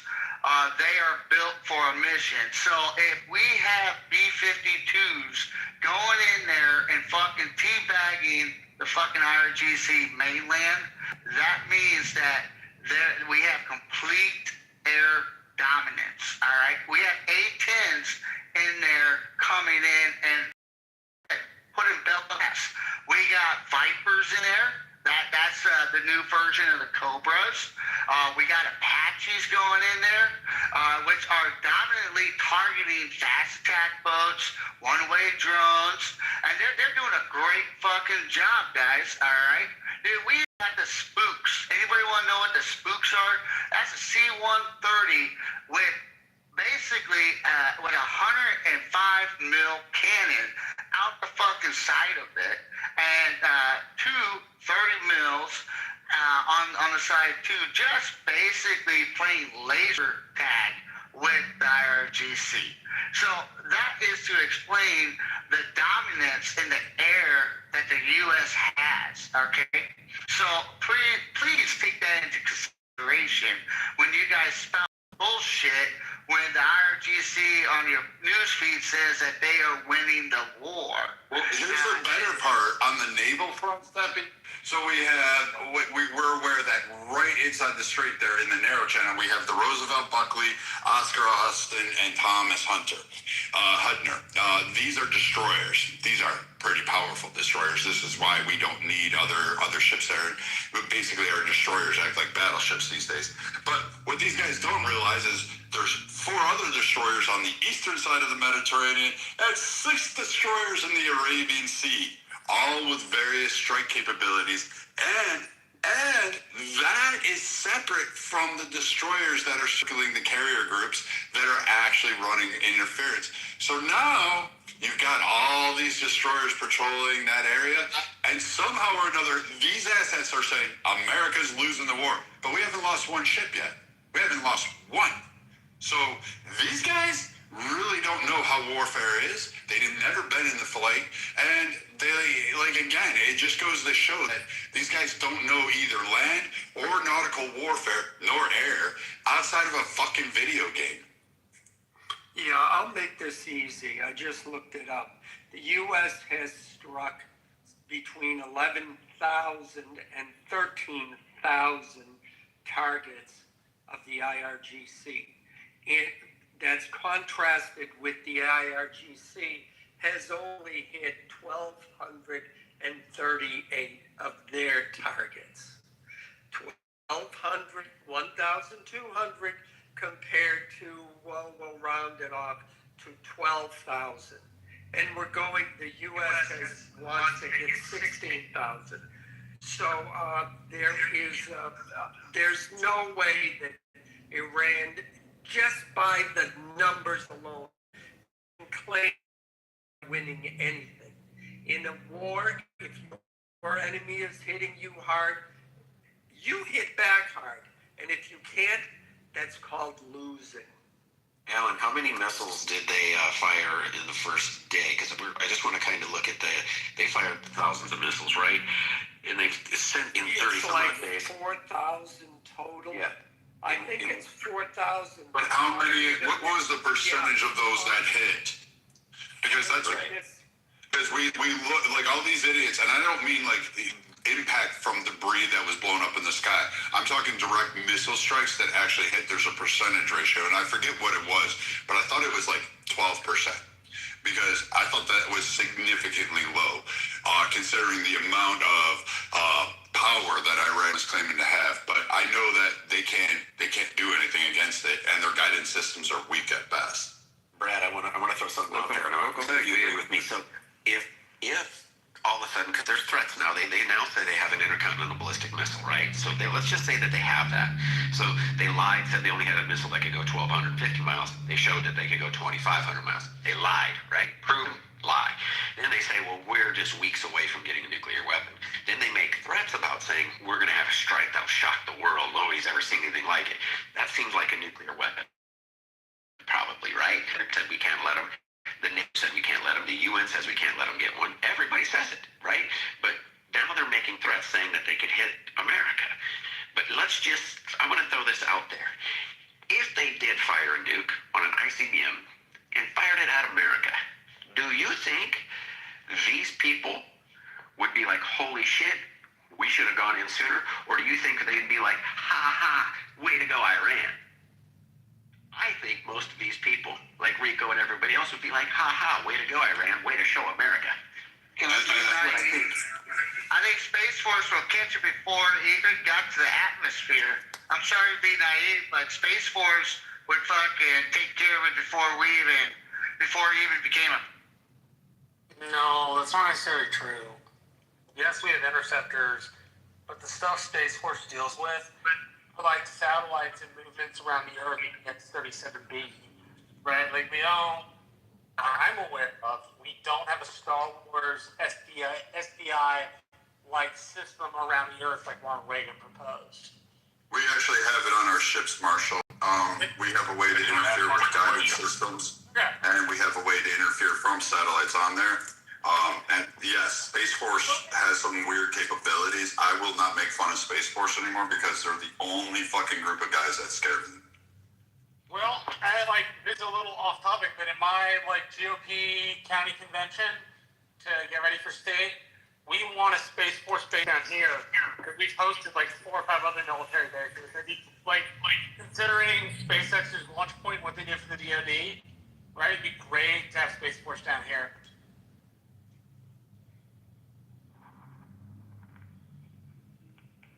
I don't know. I'm scared of them.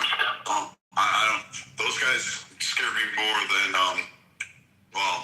than any other group. And I can't make fun of Delta Force anymore because they pulled off a perfect operation.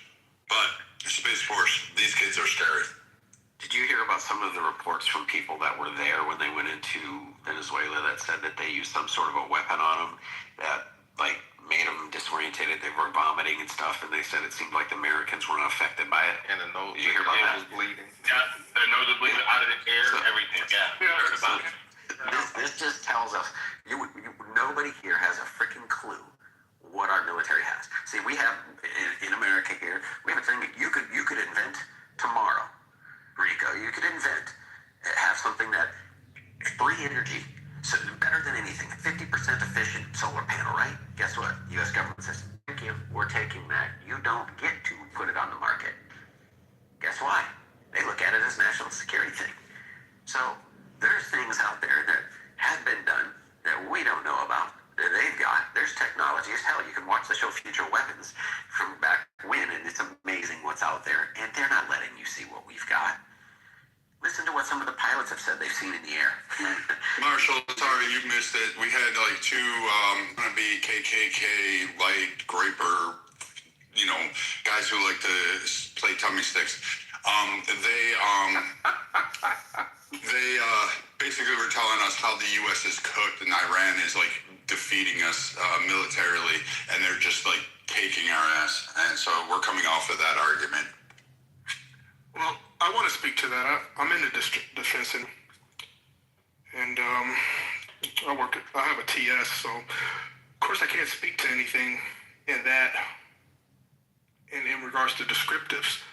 But what I will speak to is I do think our technology is being handled well, and we are exposing ourselves unnecessarily. We're showing our cars unnecessarily, which potentially can put us in a compromising position.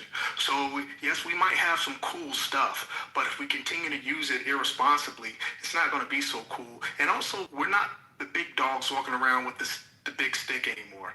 A lot of people have big sticks out there. Who has a bigger stick than us? I was about that set. Yeah, there's China for one. China has a big stick. And okay, let's interrogate that for a second. Let's look at their Navy. Do they have a big stick when it comes to their Navy? Yes. Okay.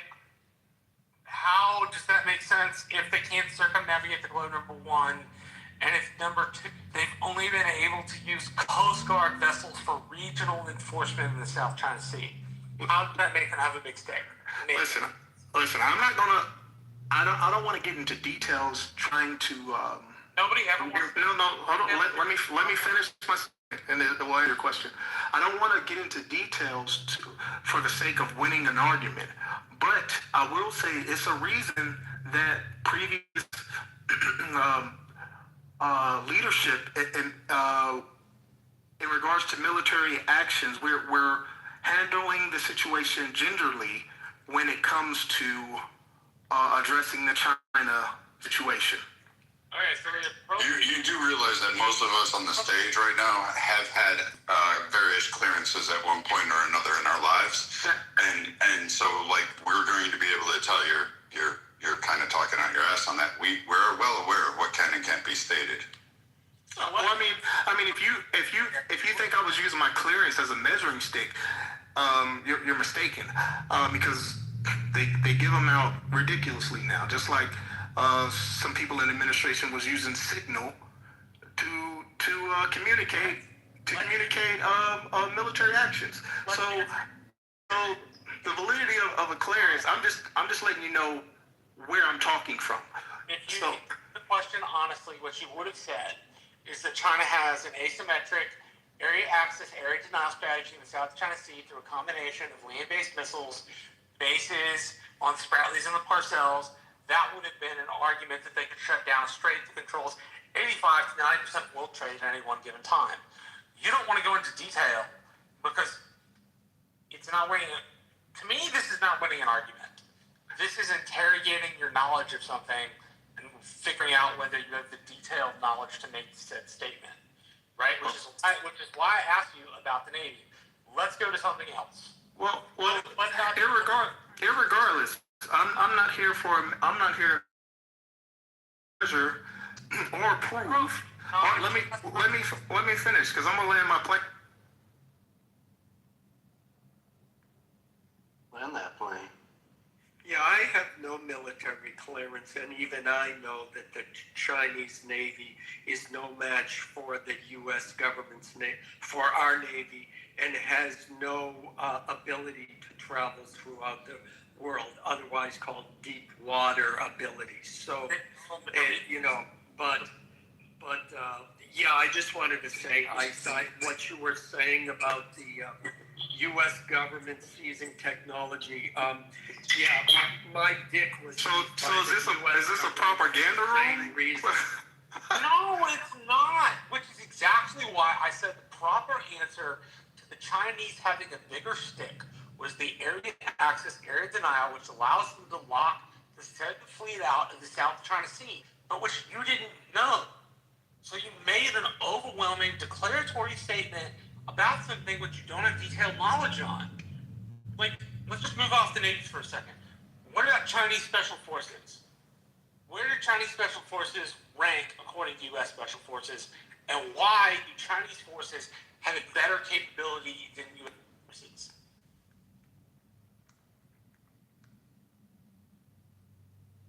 I didn't ask the question to hear myself talk. I asked the question. Who's doing the ranking? That's why muting me. Who's doing the ranking? I'm asking you. You're doing the ranking, whether that's because of your personal opinion or because you have looked it up someplace. What I'm trying to do is test your assertion that they have the bigger stick in the world. I didn't. That wasn't my argument. That wasn't my argument. Literally said they had the bigger. No, I said they have. I said we're not the only one with a big stick. Who has a bigger stick? I'm trying to figure out how China's stick is large. No, that was a question asked. Whose stick is larger, really, Trump's or Xi? You're breaking up. My question is, why would you enter a room and say I work in DOD? Every person I've ever met in my life that does any type of civilian DOD interactions, they do not openly jump onto a public platform that has global access to broadcast DOD or have any affiliation. That's a red flag to me. I mean, like I said, I'm not trying to prove or disprove that. My affiliations. That's not what I came here for. This is a conversation. What are you gonna do? You gonna attack my home secrets out of me? What can you do? What the fuck? No, we're just trying to determine if we can have a good faith conversation with you, sir. That's just it. There's no hostility. Well, it seems like there's a lot of hostility, and to have a good faith conversation is simple. Yeah, just have good faith. All right, just have good faith. Yeah, but just admit that your first statement was full of crap, and we can. Like, I didn't ask you because I wanted to hear myself talk or because I wanted to attack you. I asked you because I was trying to get your background of knowledge. I told you. Answer it. I told you my background and the terms. Dude, you can just own it and just say you talked out your ass because Alan and Marshall both exploded. Or you can have good faith and just take my input. And if I had good faith, I'd believe everybody is a multi-billionaire and that Rico actually has some kind of claim to fame, and that all these other incel idiots on here that tell me that black people are inferior to white people, somehow I would believe them. I don't have faith in people. I don't put my faith in people. Can I pivot to the Rio Grande to go back to kind of the subject that you guys were talking about? If you PTR my picture, you can see what I'm talking about. Oh, he left. I wanted him to hear it, but anywho's. Marshall, do you see my PTR? Can you see that little? It's like a mini sub boat floating on top the water, and what it is, it's an unmanned surface vehicle, and it's actually right now training in the Rio Grande region. So it's when you're talking about next level, what are our U.S. forces doing and whatnot? Just like, oh, we're worried about drone attack. I mean, they're already 5 years ahead of that, understanding the evolution of munitions. So I found this one to be quite interesting because it's not just an intel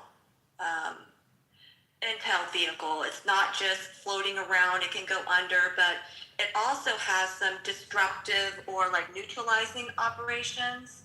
So like that are very high tech. It can like do directional jamming of frequencies to a server of command control, and then spoofing the drift of the craft off course so people can't really track it. It does a subsurface netting, what's called a boom, and it just it's designed to create like foul propellers and waterways, rendering the craft dead in the water, like other smaller crafts, right? So if you think about a boat that's going to try to land, just a common fisherman's boat that's going to be used to lay mines in the water, then they can render that craft, non-effective. And then it also has like acoustic detection. It deploys hydrophones to pick up like motor categorization, allowing for early warning before low-profile craft enters visual range. So that gives like an automatic eyes and ears of seeing what actual threats can come around, not only beach or waterfronts, but also to help escort said, like, let's say, larger ships in and out of waterways. So that one came across my connections, and I thought it was interesting. So I wanted to hear the guy what he was talking about as far as like actual military procurement, and the Marine Corps is known for, I mean, they're the most deadliest. Sorry, Brad, but they are. Don't act new. They have a huge procurement program for non-lethal weapons. So when you were hearing about the discombobulator that Trump likes to call it in Venezuela, that is a form of like non-lethal weapons.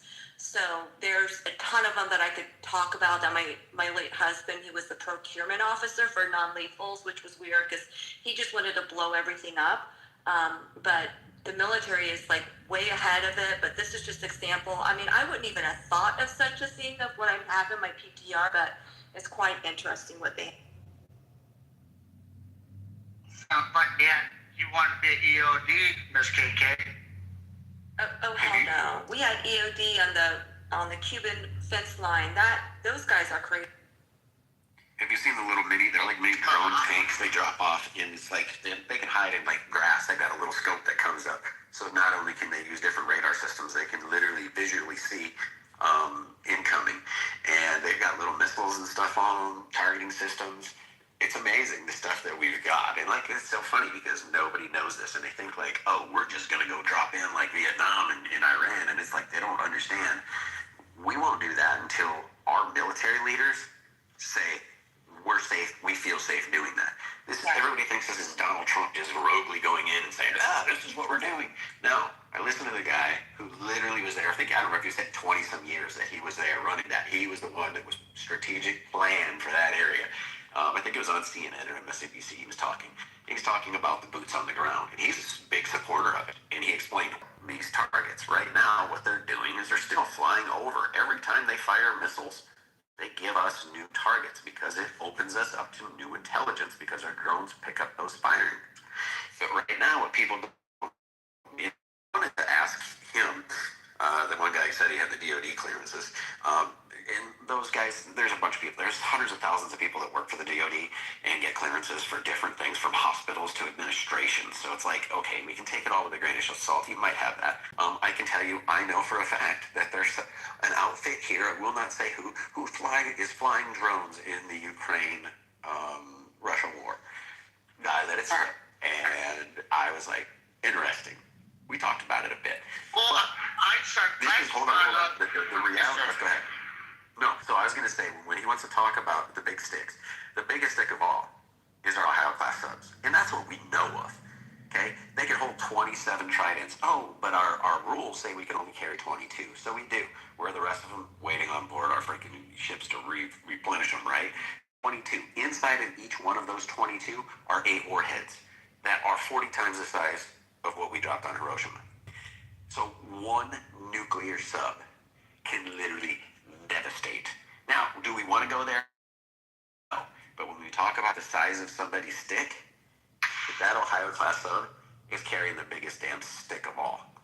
Well, I mean, think about what we were able to accomplish just last night or today, which was we flew B-52s, refueled them in the air, dropped the munitions, and did a ring around the Rosie to drop more. Inland, don't forget inland, Miss KK, deep inland. Just south of Tehran.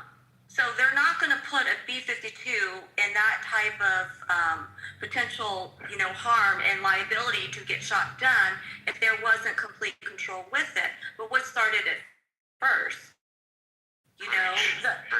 Along the coastline, and then they creeped in further in and further in. And the reason why is like we're revealing their munitions of what they have or what they lack thereof. So if anyone is ever have access to go to Marine Corps East or Marine Corps West, you'll be blown away. It's basically the largest convention for any type of military gears where all the government officials go to purchase the next generation of gear and everything. It's phenomenal. So when I went this year, I was like, I don't even know what the fuck that does, right? And it's pretty incredible, but it's going to be interesting on what's going to be the next stage of this. Well, I want to touch bases. I mean, since when the Ukraine and Russian conflict started, America, and just even our enemies, they observed the new era of fighting. I mean, we saw it with FPVs, drones, the way that they turned around and used a recreational object and then transitioned it immediately into warfare. I mean, so it transitioned the mindset of warfare completely. And so I like to address that America's military, all the branches, we're adapting to new intel, new obstacles, and we're seeing this currently with the operation that's taking place. Miss KK brought really good focus points when she brought up the subcomponents that they're testing out, followed by B-52. A lot of our operations are we're direct, but we're very observational. I mean, we're not just going to send a unit out and not project a secondary reconnaissance. A lot of people don't know what after-action reports are. Brad's filled them out. Miss KK's late husband filled them out. All the way down to a PFC level. Everything you do in a mission status or even in a training exercise, you have to redundancy to an action report, and it's just to see the capabilities of observers so they can go up to the chain of command, and then it gets delegated amongst to know how the transition parts are. So when people say America is losing the fight, then we grow as we fight. That's why the term adapt and overcome, because we partake, we identify issues, we project new solutions, and then we execute the projection. Sorry for my rant, Miss KK. Thank you for letting me cherry pick on. No, we don't have to keep the military talk. I think we kind of exhausted it. We can go back to what the mods would like to talk about. But yeah, Marshall, that's floating around your Rio Grande doing tests.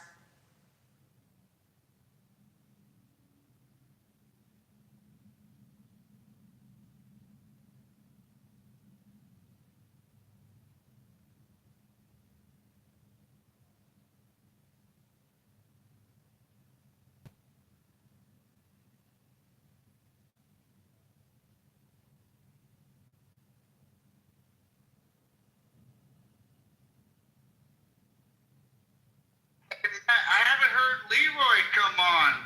What you guys do, scare him away or something? I do miss hearing Leroy's opinion.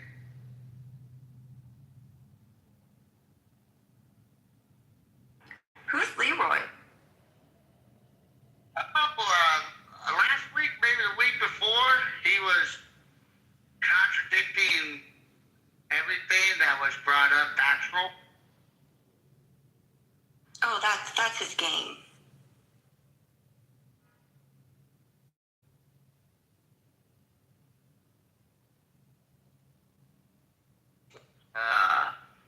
Mr. Mack took off a little bit. So does anyone know the results of the poll? Right now, I see 131 votes, 86% yes for a safer election, 10% for no disenfranchisement, 6% for I don't know.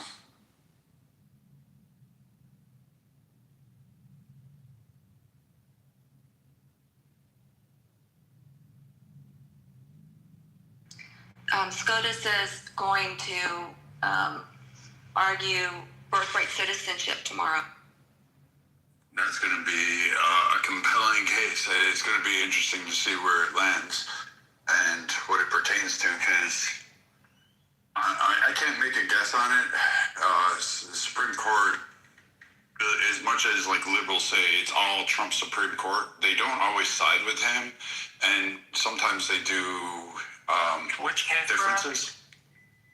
Birthright citizenship. It depends on, from my interpretation, it depends on a couple of things. It depends on whether you read being in the jurisdiction thereof as encompassing everybody. It also depends upon how please correct me because I'm going to get this wrong, long can the arc, I think is the court case. Those two things are going to be intimate in that, plus the rationale for the writing of the amendment in the first place. Which, if anybody's curious, you can get some rationale for the writing of the amendment off of avalon.yale.edu. It's a repository for old documents, and a lot of them are documents from American history. And so you can read up yourself. People can read up themselves on that if they're interested. I'll drop the website in the chat for people. But from my understanding, those are some of the key pieces they will be deciding.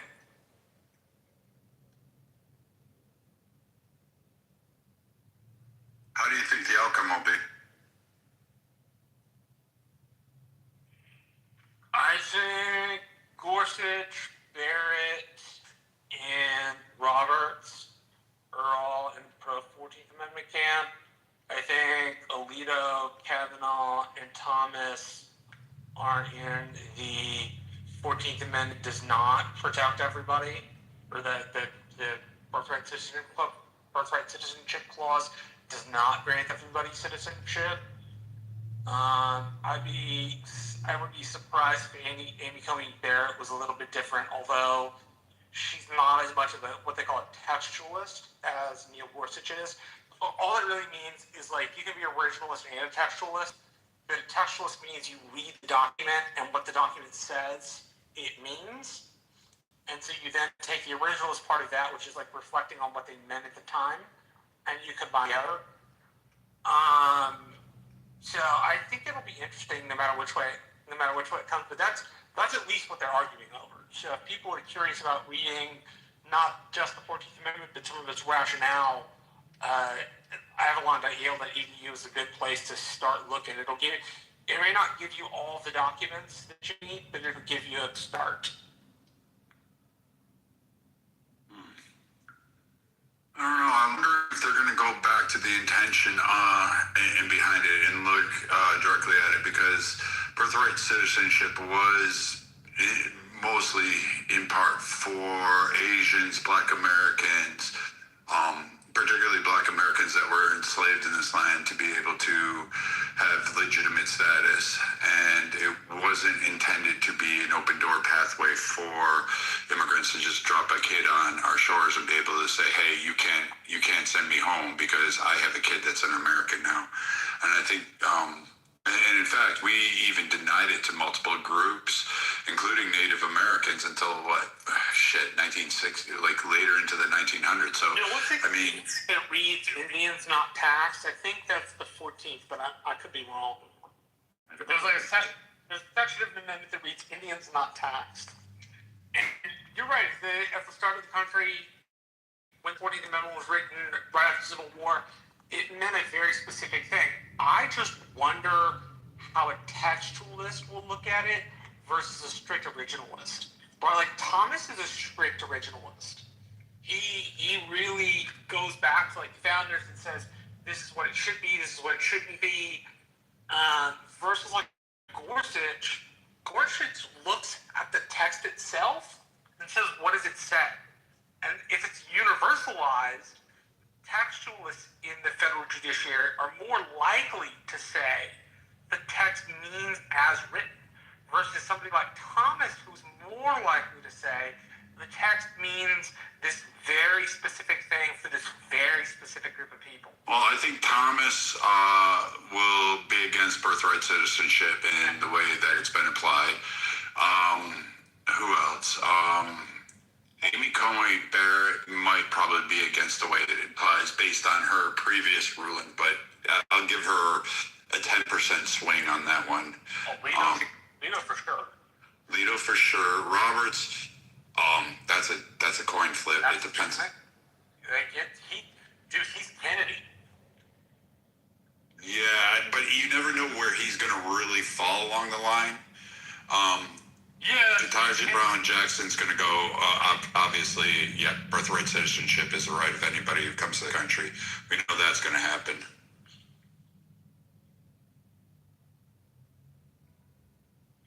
It's going to be interesting no matter which way it's decided. It'll piss a lot of people off one way or the other.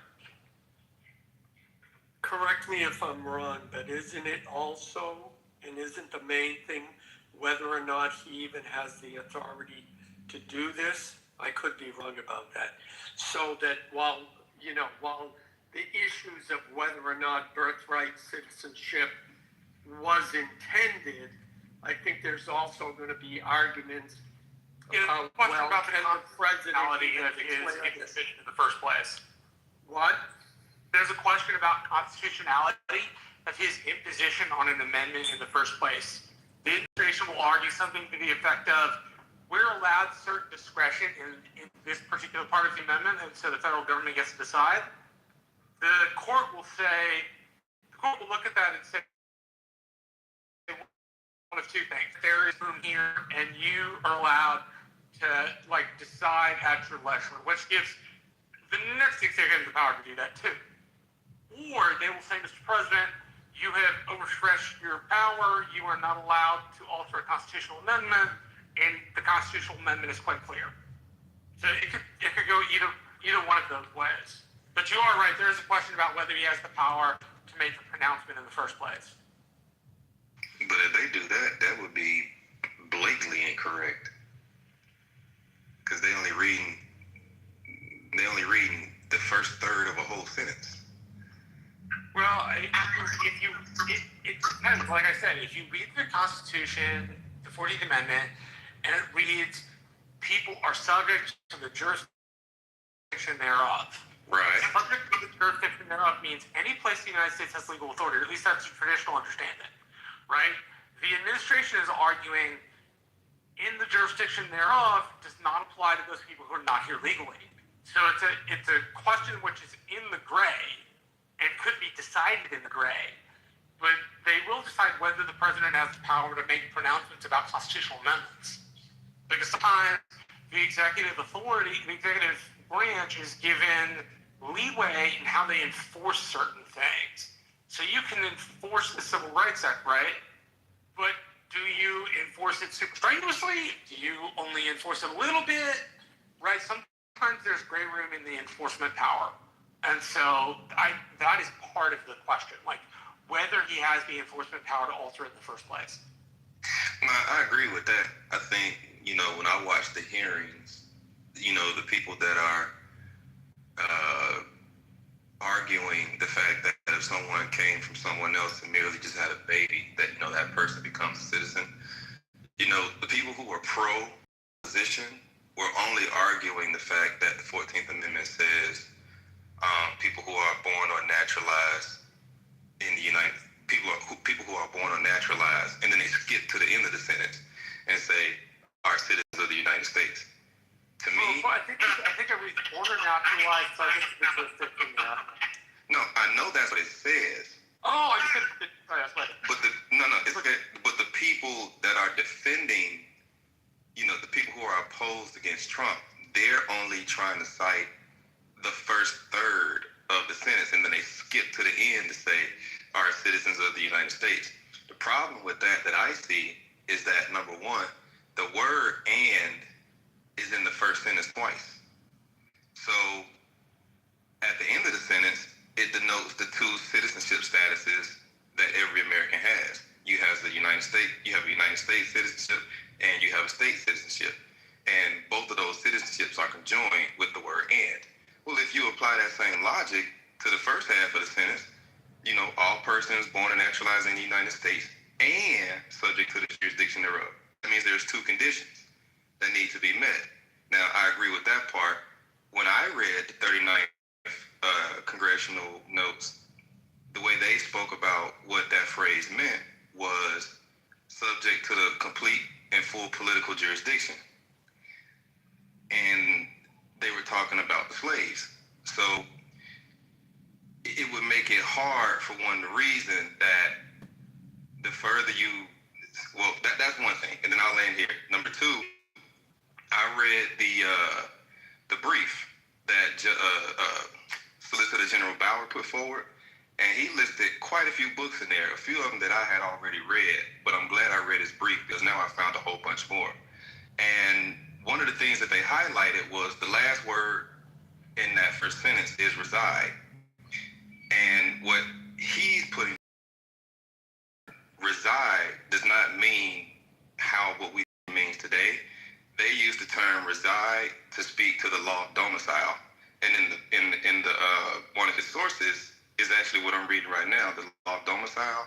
And that's like a whole thing as well that talks about the legal. Put that in the chat so I can look at it.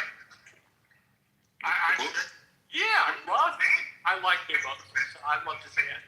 Okay, I'm gonna put his brief in there as well. Yeah. Because he has a lot. When I tell you, I've always been a fan of Trump, but his team, his legal team, man, those guys, their strategy is fucking amazing. It's amazing. They've taken this so far as to say, like, even on the first page says the question presented or the question proposed, something like that. And one thing that I ended up discovering that they highlighted is when it comes to birthright citizenship, we have a statute that already speaks to how Americans define birthright citizenship. And it has nothing to do with people born here. It has everything to do with, for example, a soldier who's stationed somewhere else. If they have a baby outside of U.S. territory, at mere birth, that baby becomes a U.S. citizen. Or if it's someone who stayed here, who lived here for 10 years, and like there's like some numerical qualification, like the person has to be 21 years old or something like that. And if that person, like a regular civilian, goes somewhere, has a baby outside of U.S. territory and possessions, that person at birth automatically becomes a citizen. So how the opposers are talking about birthright citizenship does not coincide with, I think it's 8 USC 1401A or something like that. That's the statute that they cited literally on. I'll look the statute up real quick. I know exactly where to go. Yeah. So when I tell you his legal team is so freaking awesome, it's ridiculous how good these guys are. It's just their whole approach and strategy to it all is just the best that I've ever seen. And there is, man, that guy John Bauer or whatever his name is, he's solid. So I'm gonna put all of that in the chat. You don't have to put it in. You don't have to put the code in the chat. Just tell it to me again. With 18, is it 8 or? It's 8 USC 1401.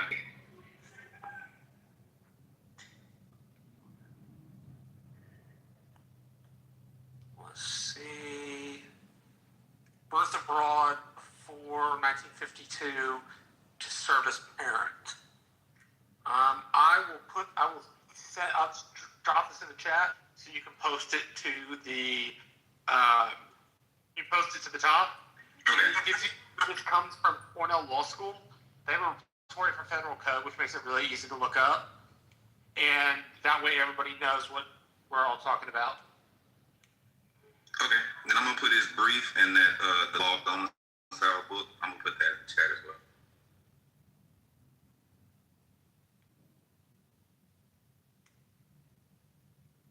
There we go.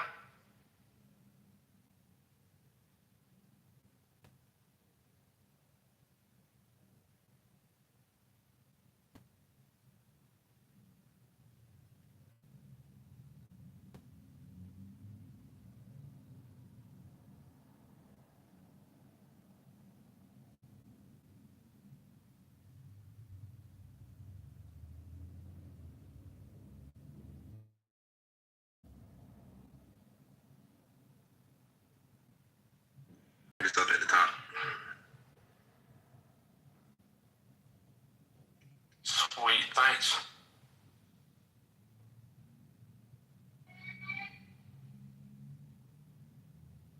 All right, so the law of domicile book is in the chat, and basically, I grabbed it.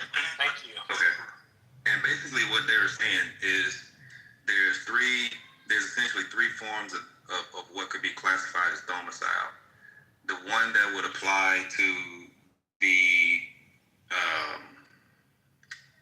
just people in general, which has generally been accepted. It all goes back to Roman civil law, where the domicile of the kid is predicated on the domicile of the parent. So whatever nation the parent pledges allegiance to, the domicile is rendered down to the kid. Now, one thing that Bauer highlighted in the brief was that I can't remember who he said, but whatever lawyer.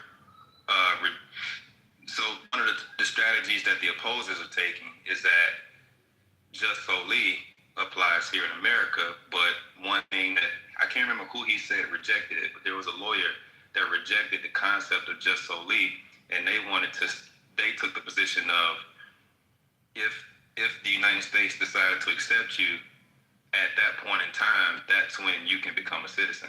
So in order for a parent, let's say from Mexico, to come to America and drop a baby, no, they have to go through the process and sever their ties with their former nation, be accepted by America and they mentioned Great Britain as well. And at that point, once you go through the whole naturalization process, then now you legally have a domicile here.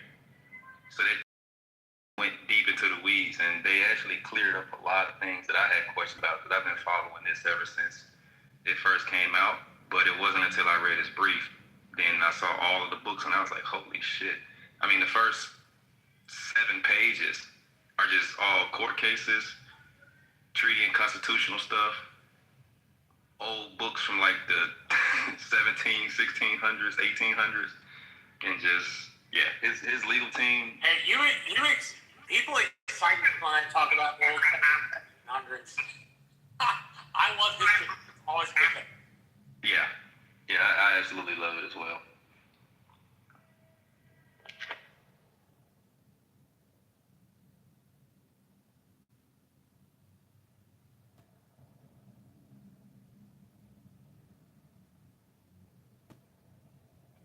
One thing I like that you said, though, as you bring it up, is you read it, and it's that and then it talks about, giving up that allegiance to their other country. And the allegiance is all here. And that's one thing I think that so needs to be looked at, is that, first of all, that and that allegiance,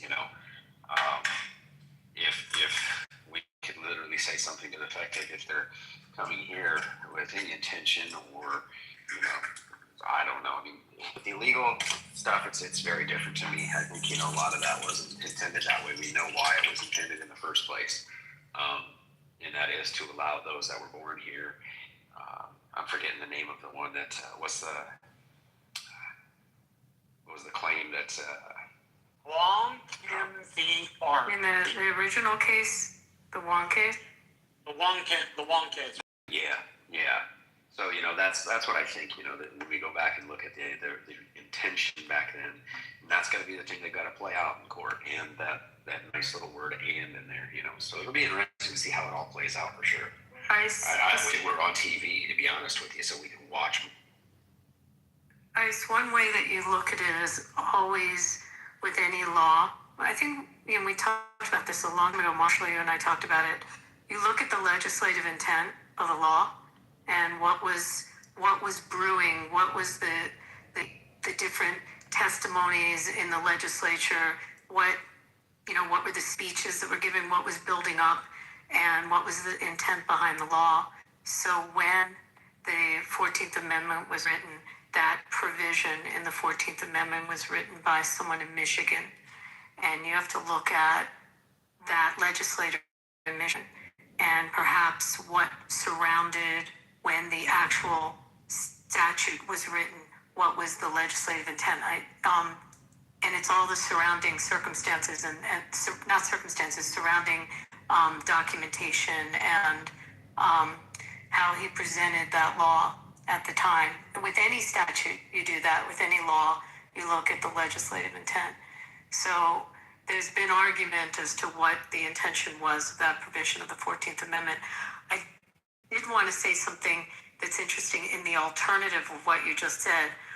We have law in the United States. If you're a U.S. citizen and you become a diplomat for another country, you have to surrender your U.S. citizenship. So we also determine at what point, using the word domicile is interesting, at what point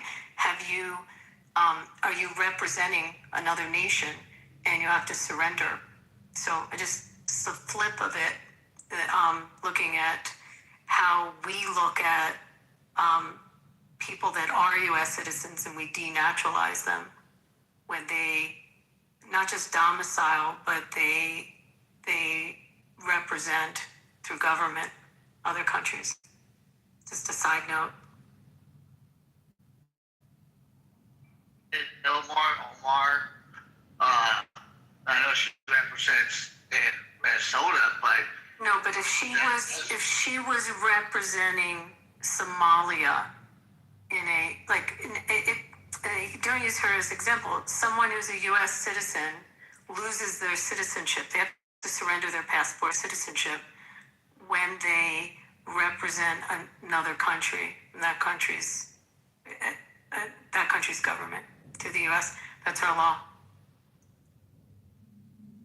It's just the flip of it. So I just put in the chat sword. I just sent it to your back channel. But this comes from Digital Commons, WCL, American.edu. It's called the Citizenship Clause in Legislative History, American University Law Review. And who's the guy in Michigan that was the scrivener of that part of the 14th Amendment? Do you remember? Mark, you must say. Was it Trumbull? I wanted to call him Bingham, but I'm not entirely sure. It was either Bingham or Trumbull. I think Bingham was out of Ohio. This guy was Michigan. Hold on, let me look it up. I got it saved somewhere. You're in the Matrix. Can you hear him? Yeah, he's in the No, he's in the Matrix. I'm in the Matrix? I could be wrong, but I'm almost certain he was Michigan.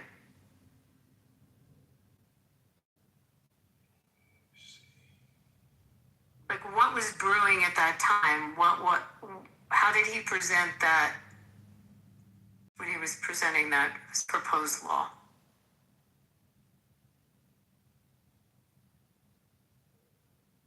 Yeah, that should be very detailed when you look at the gist of it for him to present it.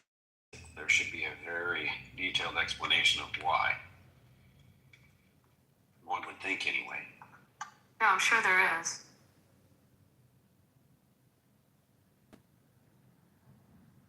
An old law, because you can find speeches that they gave on the House floor.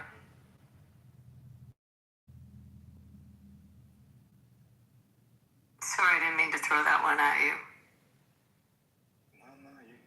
I hadn't read this particular one in like 3 years, and at the time I didn't really know it, so I need to refer it anyways. And one other thing while you're looking, the term domicile is interesting because how we treat it from state to state is different than how it's looked at with residency in the United States. When we look at state to state, we determine, we look at drive registration, car registration, home ownership. We go through a checklist to determine domicile, and we use that when we have conflicts of law. When you have different jurisdictions and what law to apply and where the person is legally domiciled.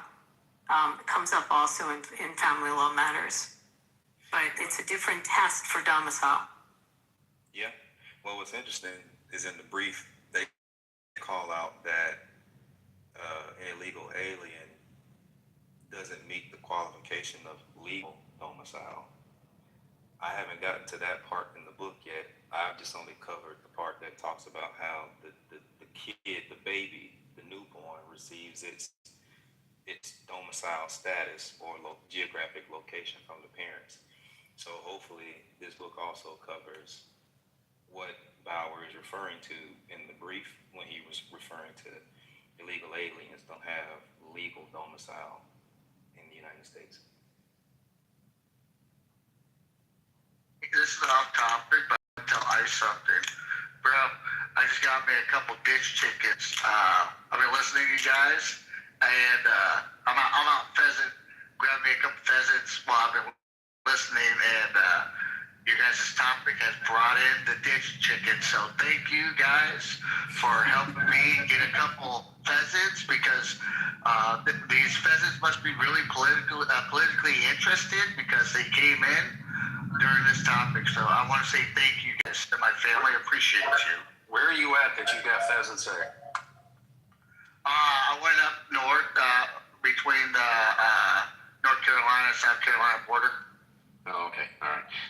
I lived in South Dakota for a long time, and that was the only airport in the country where they sold guns, hunting licenses, and ammo at the airport on opening day. Like, no bullshit. They were licensing all the hunters that would come in. They literally, when you'd come down the escalators, both ways as far as you can see are just tables selling the licensing. I mean, it was just crazy. Gun ammo. Earlier, was it last week, I was hauling some livestock for my neighbor, and I saw them run across, and my country ass, I stopped on the side of the road and ran and knocked on the dude's door. I said, hey, is there any chance I can come over next week and get a couple of your ditch chickens? Who's like, sure.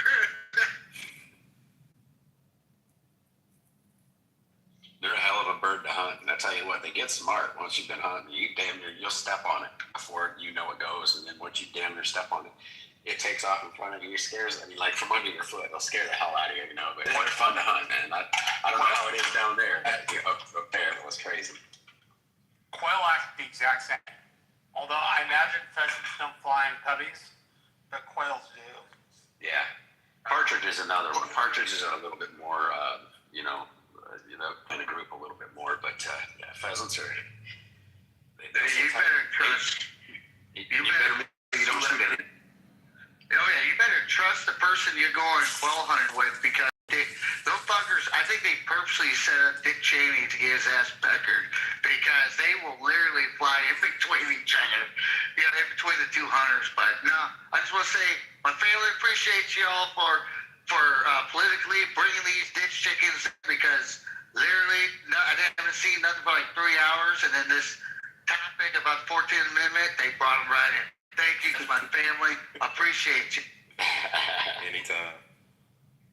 Yeah, they literally put like all the things go out the window with guns to safety, because you normally have your blockers at the end of the field, and everybody else is walking through the field flushing them out, and they go up in the air. You wait until they're up above where people are at. It is literally just an all-out just bang, bang, bang slaughter fest. It's kind of fun. I didn't do it for many, many years. I just did it when I was younger, but good times. I thought I saved it. I might need to find. I don't know. I'll send you a picture in a while, Ice. But yeah, they're good size. I mean, just put it this way: they're gonna be tasting real good in a couple days. Gorgeous birds, man. They really are. Fast as shit too. You got a dog?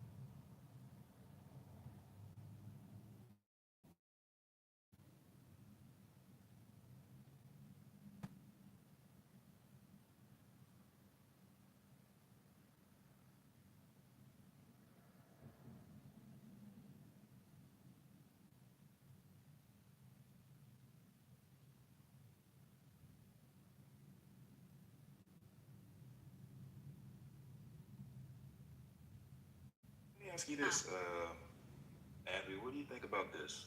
So, 14th Amendment, the last sentence that talks about equal protections of the law. I'm thinking legal strict.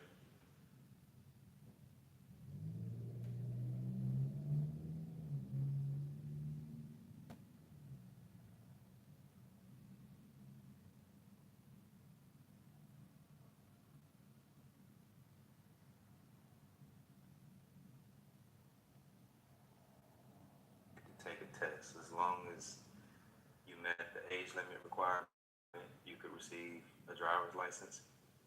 Could the federal government take the approach that that would be a violation of the equal protection under the law clause of the 14th Amendment? Oh, that's an interesting. I mean, the 14th Amendment basically takes the equal protection of the Fifth Amendment and applies it to the states. I mean, I would argue doing that is a risk to the health safety of the citizens. You know, if I was a citizens group, I would sue if you don't have people taking driving tests. You're saying they don't take a driving test and they're just given a license? That's my current understanding. They don't even have a really? They just get a, I mean, I would see all kinds of other issues with that. You know, a citizens group for public safety. I mean, now those same people are driving on federal highways, and they're a risk. I mean, I would kind of look at it from that direction. I don't know. The states, how would the insurances, the vehicle insurance, insure anybody? Like it soared. What you said was there's really no driving skills, right? Yeah. Why would the insurance, like a vehicle insurance, insure anybody in the state? Because I had a family member. Your risk pools would go up immediately. They automatically would do that. So, for instance, like in New York, you've seen this as you move around the country, you'll see tick drops. Minnesota, oddly enough, is cheaper insurance than Texas. You know, but it's because Texas has a lot of drivers and they don't know how to drive. But if you were to give a bunch of immigrants licenses, and then you saw that risk pool does increase, insurance companies will assess that. And for instance, in Minnesota, they will just jack the rates up. Like all the big carriers, the big four, will just sit there and hike up their rates. You'll have like people like one-offs or small tier companies try to stay within that frame. But the it's the loss ratio. And no insurance company is going to operate at 140% loss ratio for incompetent drivers to have a license. They just won't do it. They'll force the state to capitulate. Otherwise, you'll have very selective people being able to own cars. They may still have a driver's license, but a car ownership will go down because Minnesota requires insurance to own a car. Yeah, I just can't see any way that you can give someone a driver's license without them showing, establishing driving skills. I mean, and I just see so many challenges to that. Isn't the FMCA wouldn't they step in on the state, just to provide usage of federal highways and interstates? Well, that's what I was because at that point, and there's Commerce Clause stuff. I mean, I just see all kinds of red alerts just went off when you said that. I can't imagine. Is that really what he did? He pulled up. He did sign an executive order for all Minnesota residents to receive a driver's license. That I do know for sure because I saw it live when it happened. I'm gonna pull up the executive order now and read it aloud. So give me a second to pull it up. Was it that all illegal aliens could qualify for driver's license if they passed the basic roads test? I'm not in Minnesota right now to actually know what that idiot signed. I don't know. I'm gonna pull it up. I'm gonna pull it up real quick. Didn't DeSantis do something with the CDL licenses because they were giving them to illegals? Yeah. There's something like that. Yeah, I thought so. I mean, that's the issue in my state is the registration for, you get your driver's license, you register to vote at the same time. And that's the problem, that the vetting system, because at that point, they're just checking a box and getting a registration. Now, if they actually go and vote, they've obviously broken federal law. If they go and take the mail ballot that they're automatically receiving and actually fill it out and mail it in, they've committed a felony. But you've got a bunch of people that have registered that way. We try to use one of the Republican approaches to this, and we've tried to get this through, is to use the jury pools as a second level of security because you have to sign an affidavit that you're a U.S. citizen when you go in a jury pool. So it's a double way of checking after they do the DMV to check citizenship. Yeah, and you know what's weird, Abby, about it is, I tell this to everyone. Everyone knows I'm in New York. I went to vote this last election, and when I went in to vote, it was incredible. I walked in, I said, I'd like to, I'm here to vote. They asked me my name, I gave my name, put the address, pulled out my ID. No, we didn't see that. Sure? I said, yep. They said, sign here. I signed with a dash. And then they said, okay, here's your ballot. I said, do you want to check my signature? She goes, why? It's not you? I said, no, it is me. She said, oh, okay.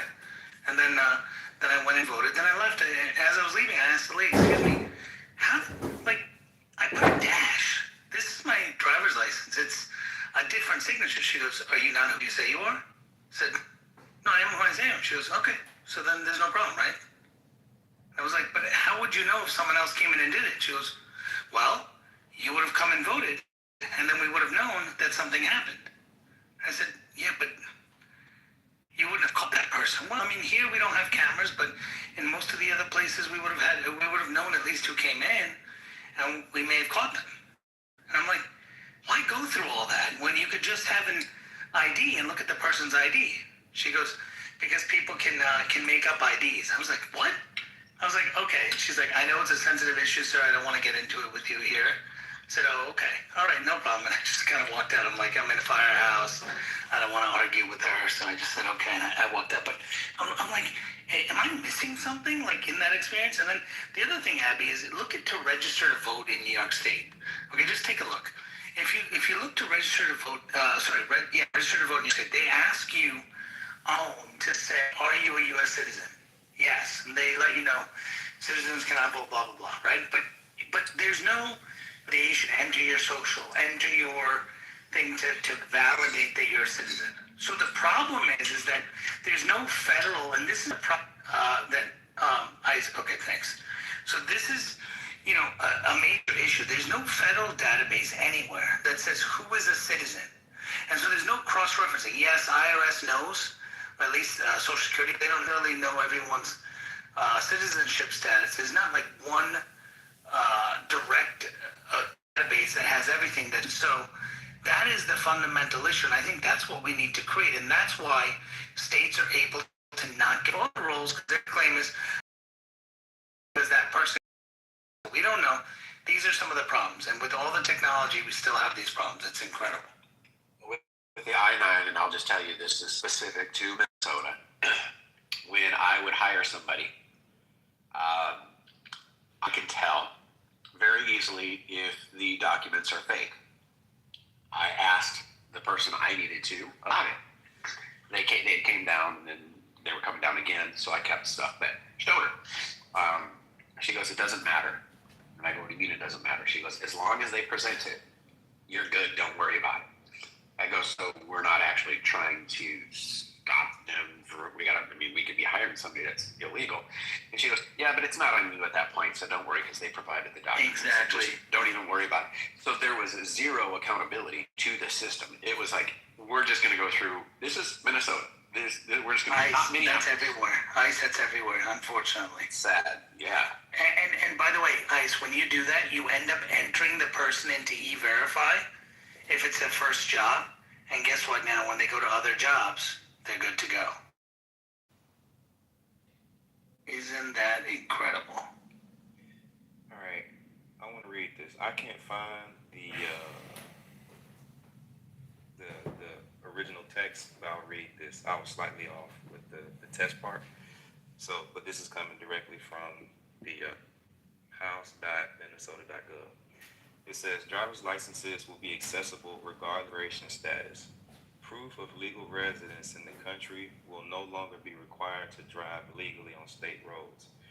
Mostly effective October 1st, 2023, the so-called, quote, driver's license for all, end quote, law will no longer require people seeking compliant driver's licenses and identification cards that do not conform to federal real ID standards to show proof of citizenship or lawful presence in the United States.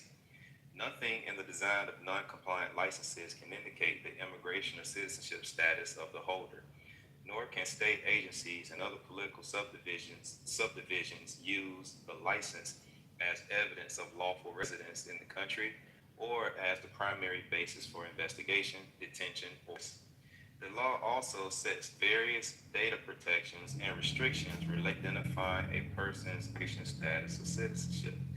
That makes sense. Before 2003, Minnesota residents did not have to provide proof of legal presence to get a driver's license. Under the law, foreign passports, consular identification cards, certified foreign birth certificates, and certified foreign adoption certificates will be acceptable primary documents to be used as proof of identity.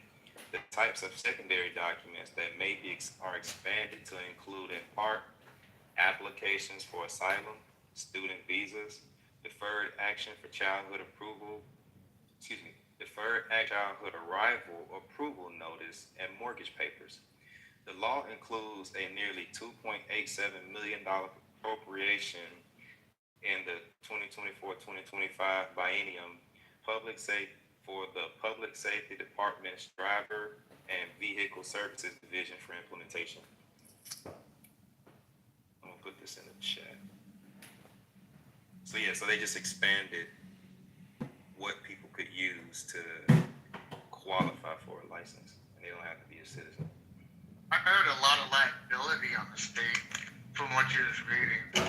You know, like there's just so much internal liability. How would they even want to project that out?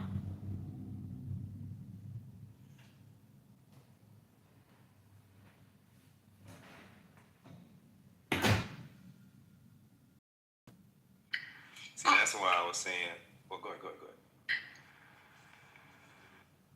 Sorry, I thought if there was a break, I didn't want to interrupt the flow of the conversation. I would ask, what do you guys think what's going to be said during the press conference tomorrow night? That's in the chat. But we could talk about that after the show. Sorry. Nah, go ahead, KK. No, I was, my apologies. I thought I was only half. I don't want to interrupt the conversation. I've already taking notice of the links that you provided and going to look them up later. So please continue on. KK, they're just going to announce that they lifted the suspension of the boys who flew the Apache over Kid Rock's house. So that's all. Oh my God. Can you imagine though if that happened to you? You're like, oh, there's an Apache helicopter right there. That's pretty bad. I can't believe they actually suspended the guys. It's like, come on. I mean, that screams America, like, forever. Yeah, I mean, any red-blooded American would be like, okay, that's freaking awesome. You know, there's a fucking Karen that got upset because her purple hair got fucked up, and she had to take it out. So there's probably a chief warrant officer going out to show his, to do a little flyby for the family. I had a buddy of mine. He was a 35 Stallion pilot, and he got literally brought up for doing a flyby, by his house so that his son can wave it. All it took was a fucking Karen that thought that's not right, and he got in trouble. I had the Blue Angels give me a salute.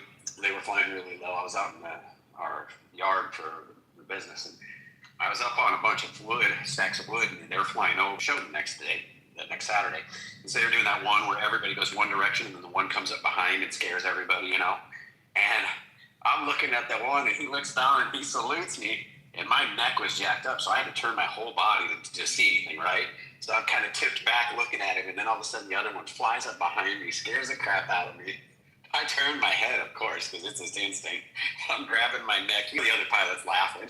But, yeah, it's awesome. I mean, you see that, you think that's an awesome feeling. Like, imagine, they need more of that.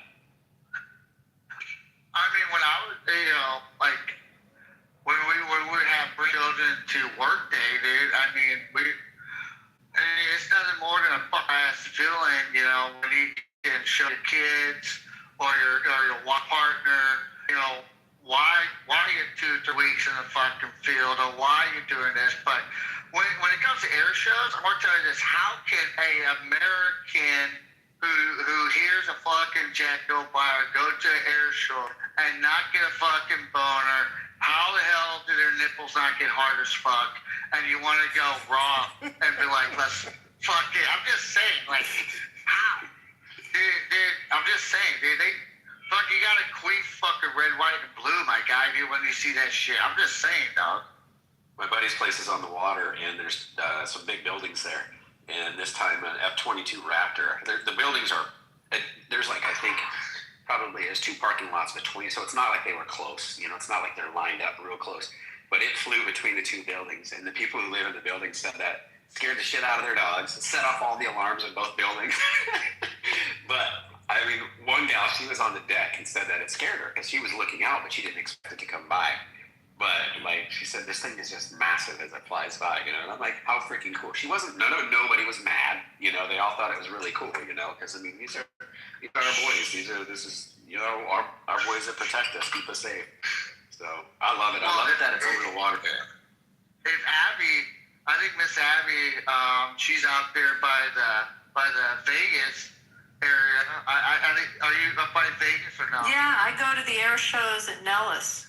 Oh my God, they're amazing. You got the Thunderbirds. That's where they're home. Yeah. Freaking all year long during off season, you can perch up in the stadiums and watch them practice. Like, I'm just saying, dude. Like when I was at 29 Palms, dude, freaking watch them go out there and just fucking do their thing, dude. Like, still, dude. See the fucking jets go there, you get your dick hard, you want to fight someone. I mean, maybe it's just a Marine thing, but it happens. It's interesting. I've always asked about those. Oh my God. I asked about that those. Makes a lot of sense. The Thunderbirds are, like stripped down. And I asked, like, if they had to, could they fit them out and make them military ready? No? I mean, they're amazing. It's definitely worth a trip to Vegas to go watch the air show when they do it at Nellis. It's phenomenal. And, like, they have all the different state-of-the-art planes there. Or I should say planes, jets. It's pretty incredible. Let me see if I have pictures from it on PTR. Oh no, dude, I really don't know. I mean, that's not really, my place of knowledge. I'm sure Adrian, if you see Adrian on here, he's a guru when it comes to those aircrafts, but I'm just saying, gotta love a good air show. And by the way, recruitment, like anybody who's ever had to do a recruitment detail, freaking, if you got an air show coming, go there, dude. You can, that's the best time to get someone to join, freaking after seeing those jets go, see the air acrobats go on, dude. You got young prime bucks ready to just like, in a fucking raw moment, that's when he go there, he snatch that ass and be like, hey, you want to go fucking kick some ass and take some names? Best time to be is when an air show's in. Because, they're all hyped up and ready to go fight.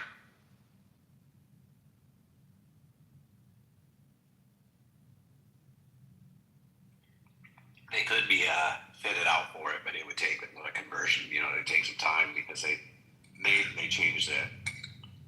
I know you can really take the weaponry and all that systems, all those systems I know out. So I would imagine it would take a pretty extensive redo to get them ready for battle.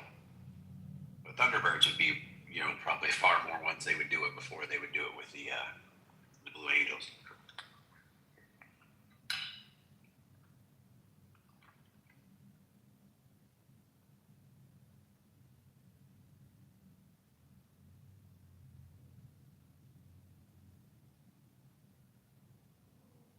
I don't know.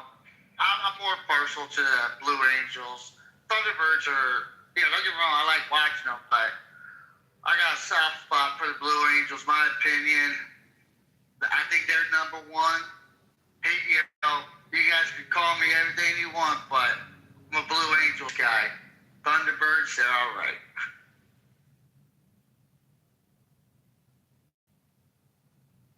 I'm looking, they said that it can be used and, updated, and then they would probably be reassigned so they wouldn't be like for their regular sorties. That would be, for an attack or something. It sounds like it's,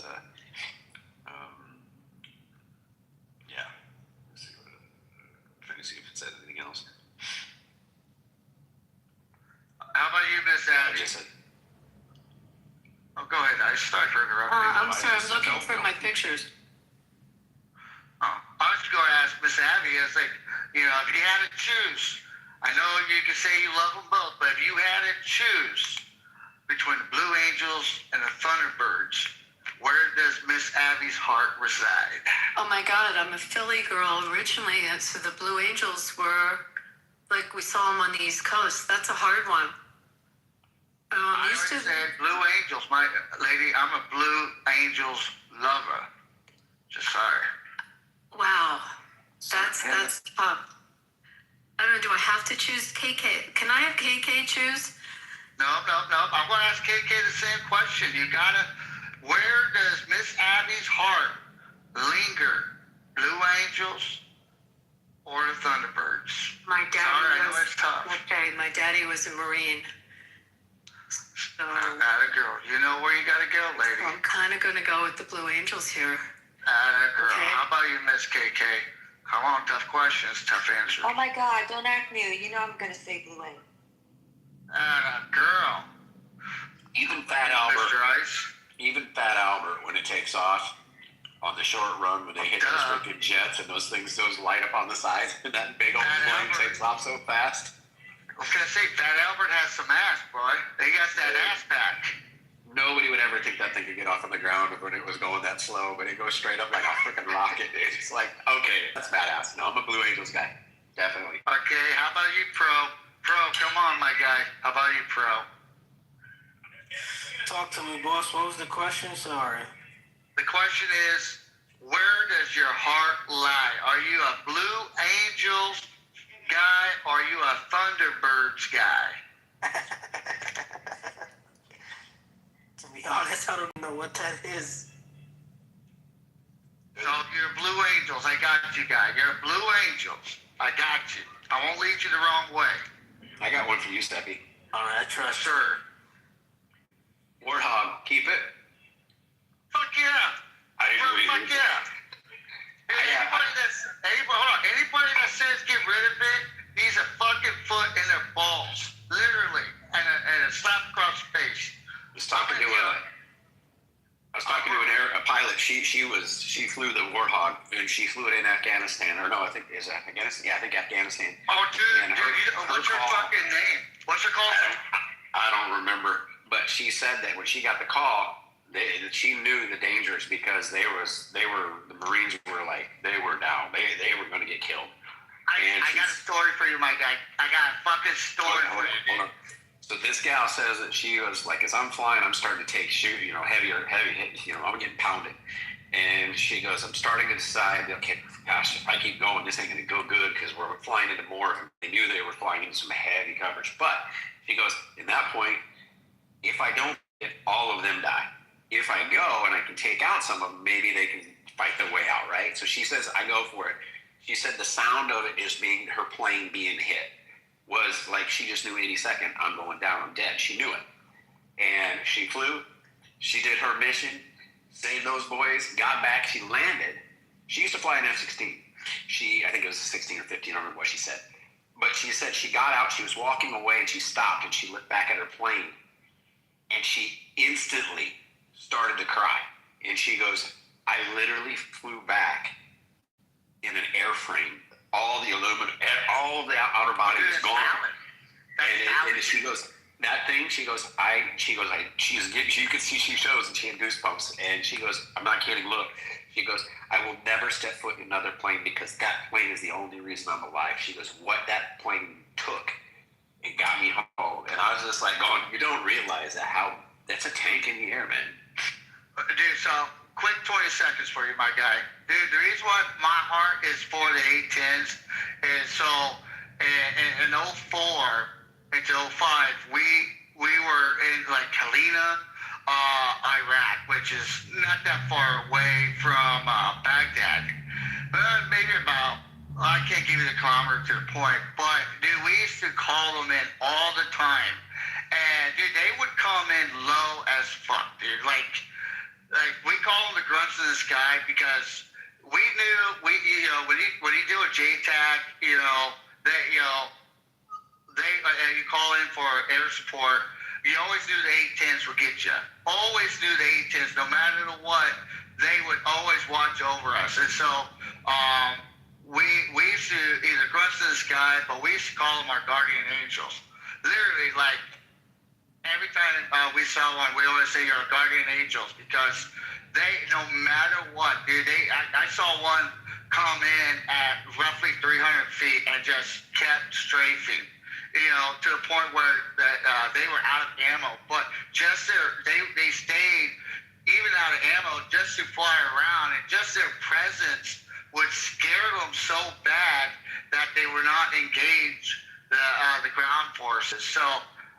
Yeah, the A-10 Warthog pilots to me, they're guardian angels. They need to stay because, and they're under-taught, dude. Literally, they're under-taught because, don't get me wrong, your F-15s, your 18s, your 22s, all that shit's great. Don't get me wrong, they have their job. But for a ground force guy, the A-10s are literally our saviors. And still to this day, dude, if someone has A-10 patched in, I'll buy the top shelf whiskey, you know what I mean? Fucking, dude, they need it. And sorry for my rant, but dude, A-10s all the way.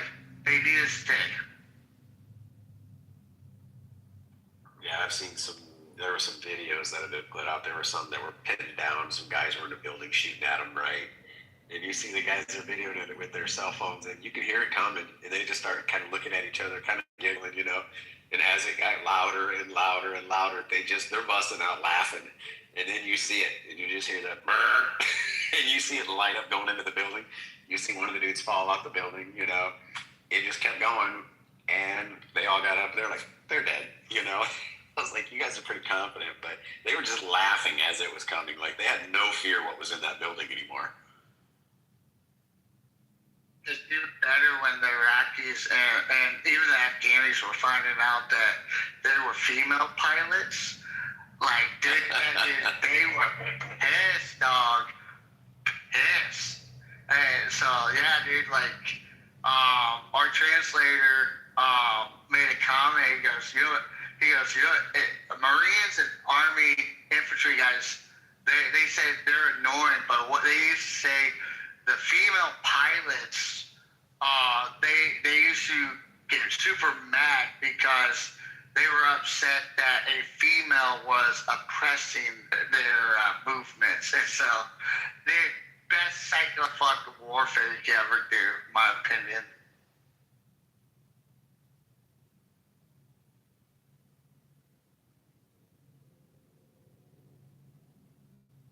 We'll ask Pepe. Pepe, are you busy? I'm here. What's up? So, we need to know where your heart lies. Are you a Blue Angels guy or a Thunderbirds guy? Blue Angels, because I used to live in Annapolis and I would see them fly a couple years over my neighborhood. Awesome. Looks like Angels is all the way here. I'm gonna ask Ben. Ben, my guy. Are you a Blue Angels fan or a Thunderbirds fan? Blue Angels, is it the guys that do the stunt with the airplane? Is that it?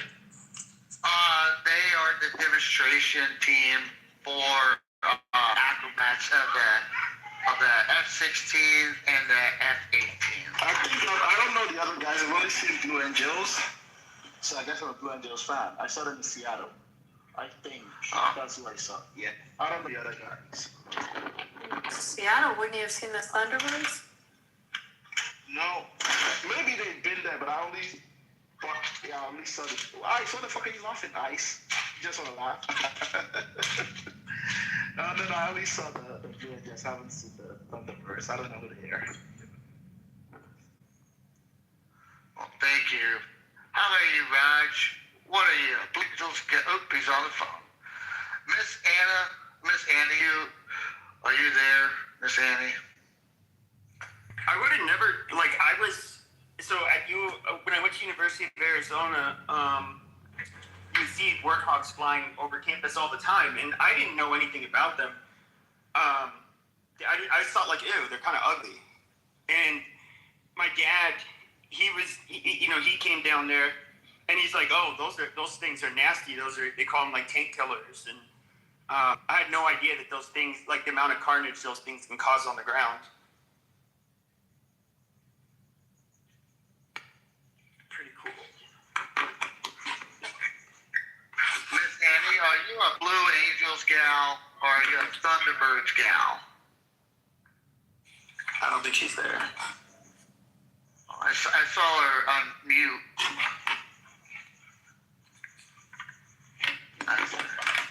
Welcome back, Matt.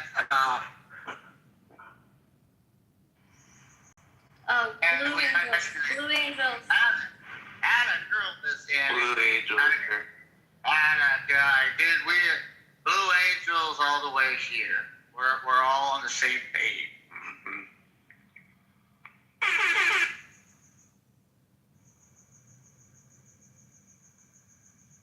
Hey, Matt. So are folks suffering from TDS allowed to join this group? Because I'm asking for myself. You want more? You want to join the house? Yeah, join the house. Yes, folks. Yeah, no, you're welcome. We have plenty of TDS people that come in. By the way. Okay. Hi, Ben. You're always welcome. You know that. Oh, KK, I got you, KK. Yes, KK. So now, I gotta confess, I think I have now full-blown TDS. It was at the minor stages like last year, 2025. But it's... Is TDS a TV station? TDS? Not TDS. Sorry. I thought it was a... When you say you had stage 4 last year and now you're at stage 5? I was at stage 6 last year. Oh, Lord. Dude, even I'm on it. Even I'm like... TBI? Yeah. TBS. You got a little STD. You got a little STD going on here. Even I'm kind of like really sick. I think Trump fucking sucks. Like really, what he did is he closed down the fucking border. Like, ooh, what an accomplishment. You see, it's like the least he could have fucking done. Ben, you see on my stages, I have diverse opinions. See that? Like this guy does not like Trump at all. He hasn't for a while, I don't think, really. You go to politically correct, you won't find someone that will really be against the other person, right? Well, I guess Ben has been holding Kamala to the fire, right? Ben? I haven't been on politically correct. I thought you were over there. Okay. No, I haven't been there in a minute.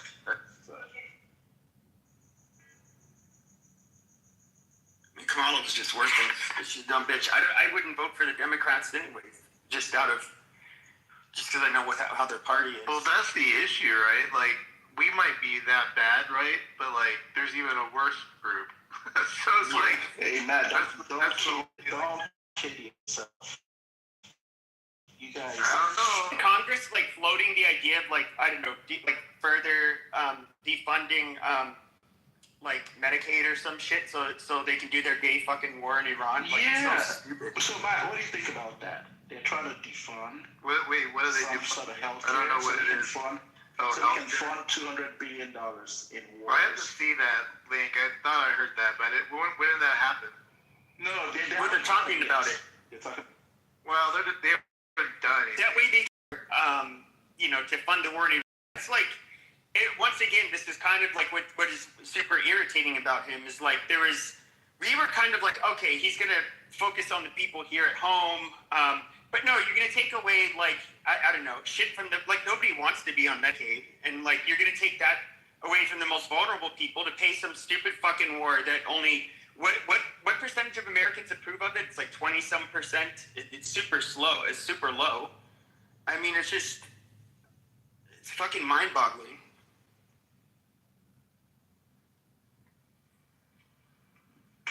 I thought he said he already won the war and he obliterated the nuclear. No, he said he's won a bunch of times. Like, what the fuck has he won? What did he win? They could still send fucking rockets and drones and give Trump a middle fucking finger. I mean, what did they win?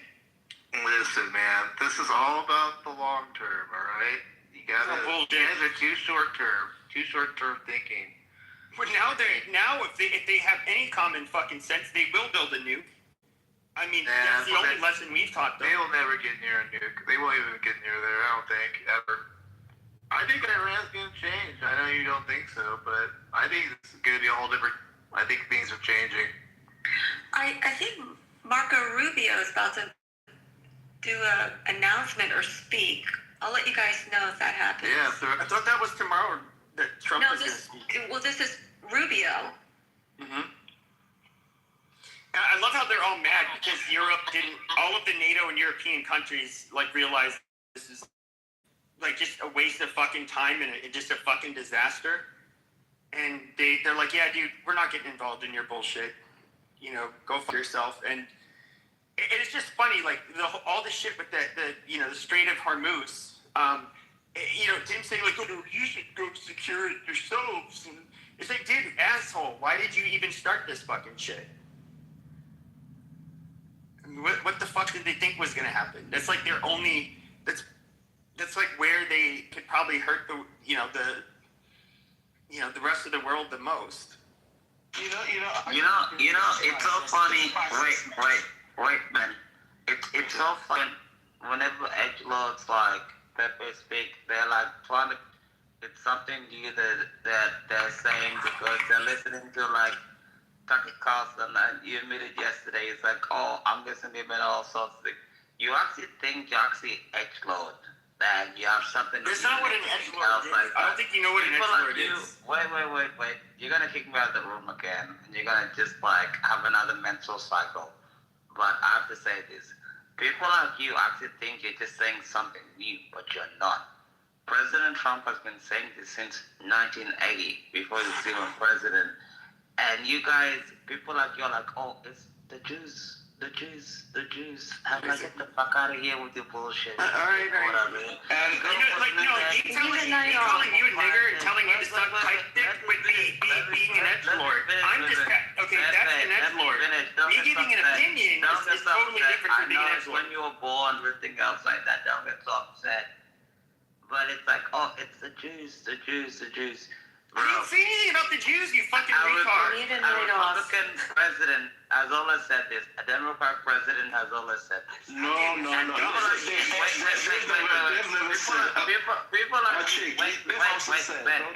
Wait. I know you can't kick me out of this room because you don't have a green badge. So Ben. Wait. But you say the same things over and over again. Number one, Ben, So I don't even know who the fuck you are. At least I know who the hell Pep is. And you don't know what an edgelord is. An edgelord is somebody who uses very shocking and provocative.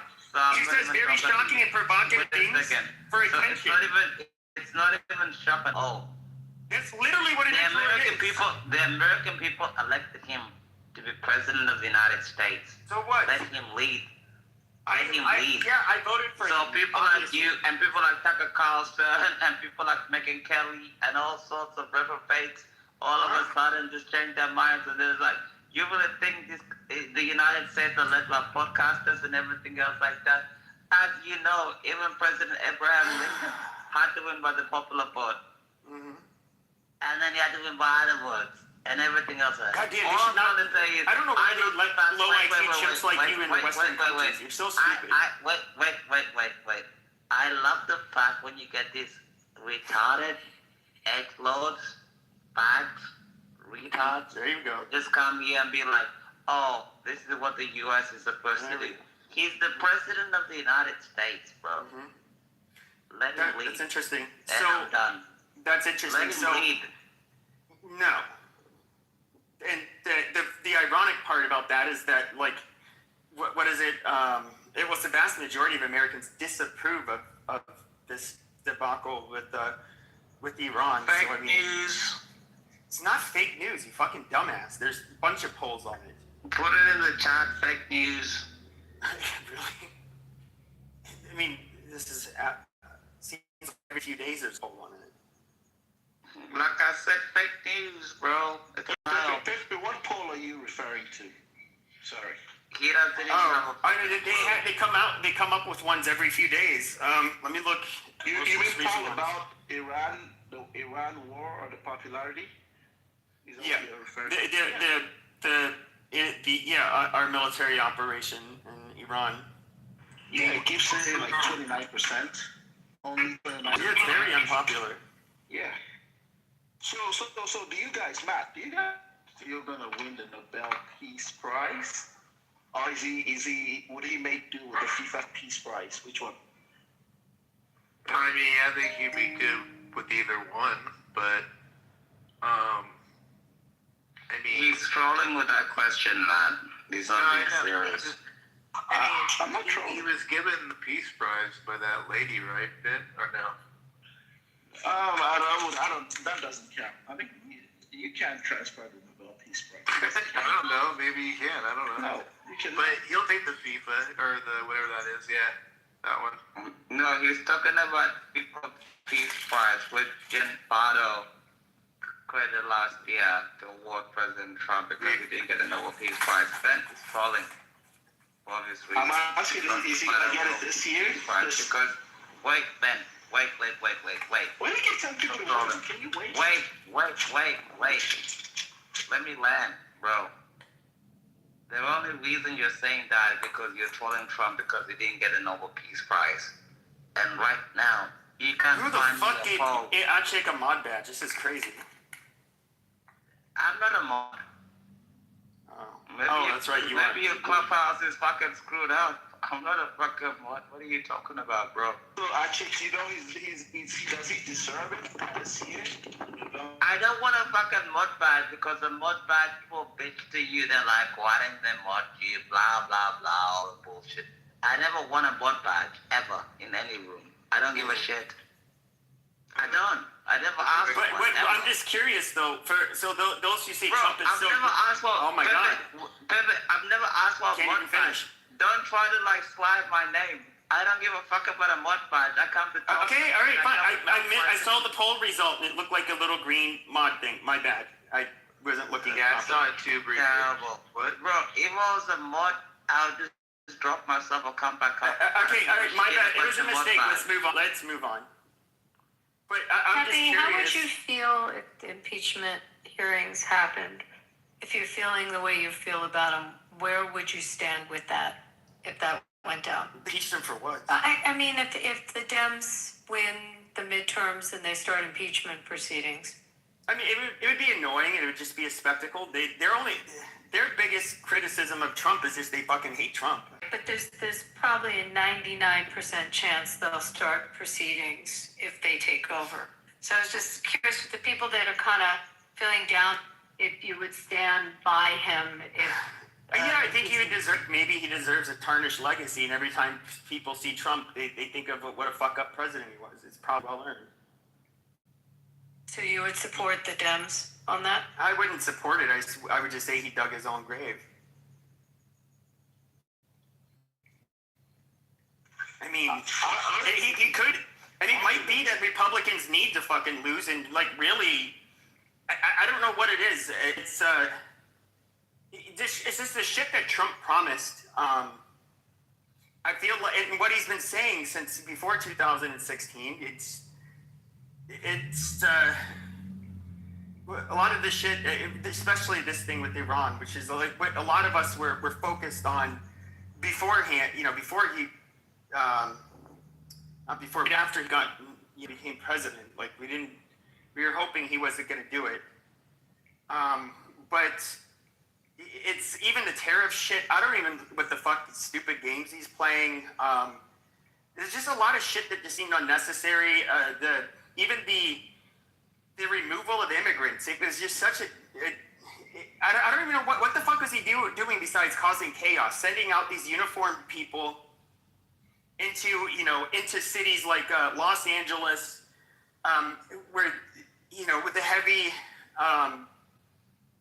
Basically, they're antagonizing the community. It's like, why didn't you just focus on efficiently doing your fucking job instead of putting on a show of force? And he's barely removed that many people. Maybe, I don't know. Maybe because he doesn't know how to do the job. I mean, I think that's a simple answer. He doesn't know. I mean, he cares more about his ballroom that he's built. I mean, the thing that bro, what the fuck do you know he cares more about? Motherfucker, shut the fuck up. Okay. I had to listen to your dumb ass. How about we listen to what he said? Telling me about all I mean, Ben, the fact that you're still here in America, that means that he's failed. So, Right? So here's the thing. Trump said that we're going to probably be done in 2 weeks or so, right? They just hit a massive freaking munitions bunker, blew that up. And he just said tonight, that was earlier today, that we're having great negotiations with the people we're speaking with, and there's a regime change. So whoever he's been talking to is going probably why this thing is going to wind down. And I hope he does have something like that lined up. I hope that the Iranian people can then have elections and have their freedom, and women can go back to school and do their thing and not wear the jihad, all the other stuff.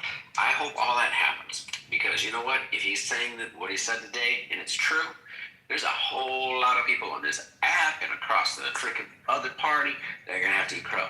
Now, if he doesn't get things done, I'll say, you failed. Because guess what? You wouldn't. No, you Even wouldn't. people. No, you wouldn't. Yeah, because you're a fucking idiot. Shut up. Can I ask you a question? The fact is if he fails, he pulls out without eliminating their threat. He failed. What Pepe was just saying, I just want to run something by you. Maybe I'm crazy, but let's say there's a support and there's Republicans that decide that they want to support impeachment, and and Congress has turned, and not just obviously you need the Senate to convict, but what if they impeach him in advance and go after both of them and charges against both? The next in line to run the country is the Speaker of the House. Which would be a Dem at that point? Am I wrong on that? Yeah, Tell me. Yeah. I Matt, just how that would fly? Yeah, if Hakeem Jeffries was in line. He would be our president, correct? Yeah, and I don't think you're going to have the Republicans do that, not with how extreme Jeffries is. So. Well, what if they? So, I mean, it would be a question. There's only a few Republicans that will push back against Trump, and I don't even think they'd be dumb enough to do that. Do you understand? Just basically what I just laid out. There's a potential that something like that could happen. It could, but I mean, I can't help if Trump does unpopular shit. I mean, that's like, what can I do about that? I don't even know. How do you impeach Vance though? Like, you do the same procedure. I guess it would be the same procedure, right? They do back impeachments. What grounds would you have? Rid of Agnew.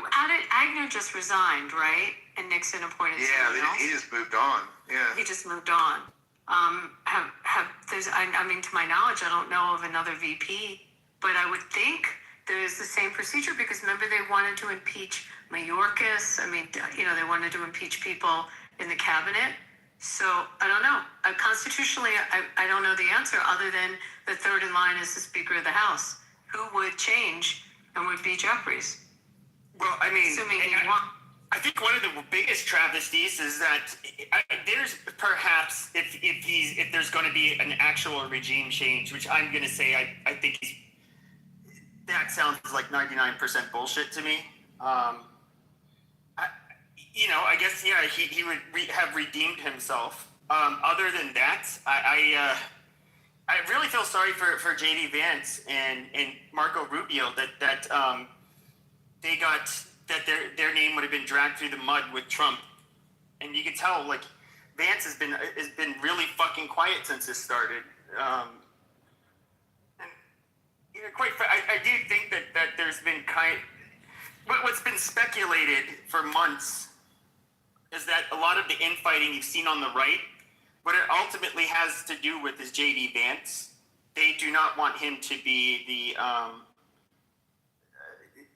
They don't want him to be like the front runner for presidency in 2028. Right, Pepe, but if they're gonna find allegations, they're gonna go after the administration, including Vance. I mean, there's besides all the personal dealings, that they'll claim with Trump and his family and not creating the Chinese wall there, they're gonna go after acts of the administration. So I don't know. I'm just throwing that out as a crazy possibility. I hear you, but just think about the fallout from that.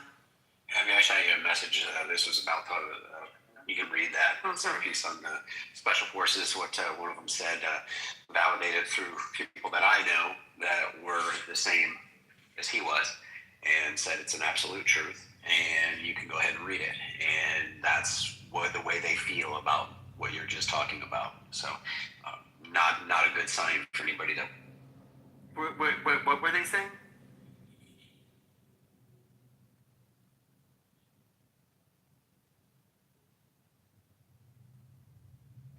He's saying that Vance is gonna lose because he speaks like a loser edgelord.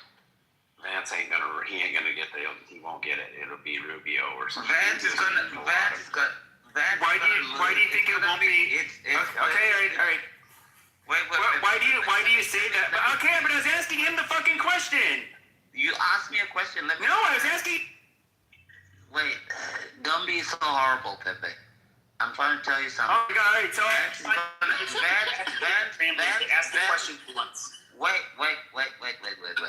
Vance is gonna lose because he's a loser edgelord like you and a fag. And he's gonna lose to Marco Rubio because he's not a fucking edgelord. You don't know what an edgelord is. Nobody wants to listen to incels like Tucker Carlson types and everything other than that. It's an insult. How many hundreds of millions does he have, or is he to forget? He's not a bad-looking guy, I wouldn't think. He's got the celebrity part down. Like I said, I'm pretty sure he can get. I don't think that's his problem. Yeah, I said edgelord. That's not what an edgelord is. An edgelord. I don't think you know what an edgelord is. It's a very specific type of personality. It's almost always. No, it's not like Tucker Carlson.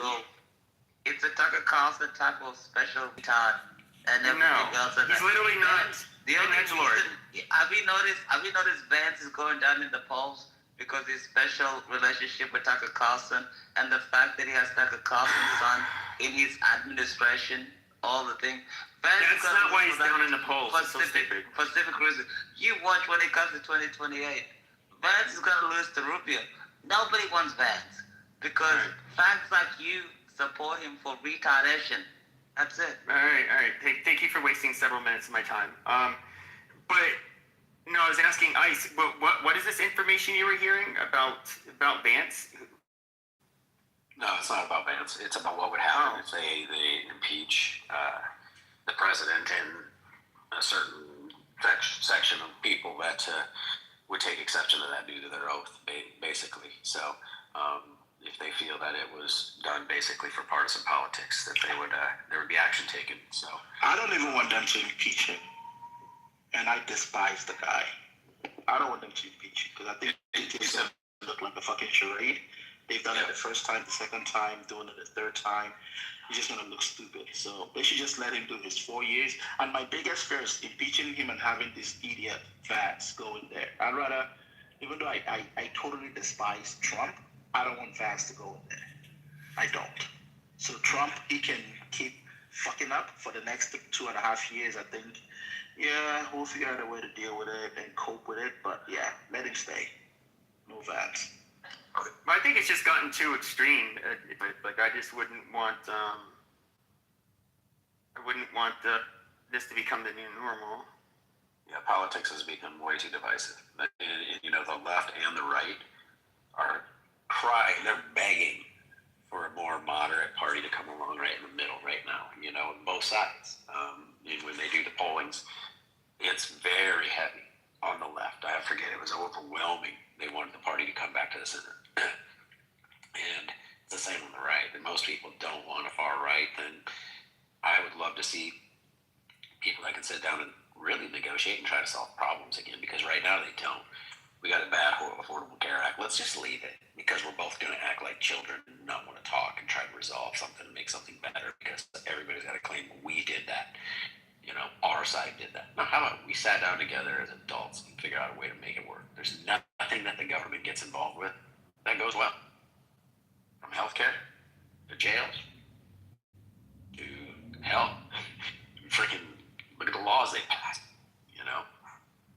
Hey, how do you guys feel about all the hundreds of millions of dollars that Trump's family is making? I mean, he's been in the presidency for about a year and a few 2 months, and his family has already made over close to $2 billion. What are your thoughts about that? First of all, do you have proof that the income's been made? It's interesting. I think it's across the board, Ben. I think that you look at people like Ilhan Omar that all of a sudden is worth $30 million, or, some of the squad members like AOC. Look at Schumer. Look at Pelosi and her net worth. I think it's both sides have increased their net worth limit. I don't think it's a good thing, but I think it's on both sides, and you have to call it out on both sides. Are you okay to do that? Oh yeah, of course I will. But I think, of course I'll call it out on both sides. Yeah, there's some rotten apples. How did Pelosi get as rich as she got? From insider trading? How did Schumer get these people? How did Biden? So Joe Biden was a prosecutor. He didn't come from wealth. He lived in a house in Hocus, Delaware, and during his years in the Senate, okay, all of a sudden amasses money, wealth, and then becomes a VP. So he's in public office and becomes a multi-millionaire. Explain. Where's that money come from? Well, don't they write? How's that happen? How many books did Joe Biden publish? I don't know how much he made from books. I don't think so. Because I know they advanced them a couple $1 million at least when they're at that level and publish books. While he was in office, you're talking? I don't know. I haven't done it. Yeah, I mean, it's just like I'm saying. I don't mind you calling it out, but you got to call it. It's like a virus throughout government, and definitely on the legislative side. But he sold the rights to a future memoir for $10 million. It's a fancy way of saying here's some cash for something. What year did he do that? What year did he do that, Ice? Let me see if it's got a year on it. Because he got wealthy, I think, before he did memoirs. I mean, look at that. I mean, I'm just going to say this. Look at the salary you make as a member of Congress or a senator. And then tell me how you... Yeah, it's like 150 or something. Right. How do you amass...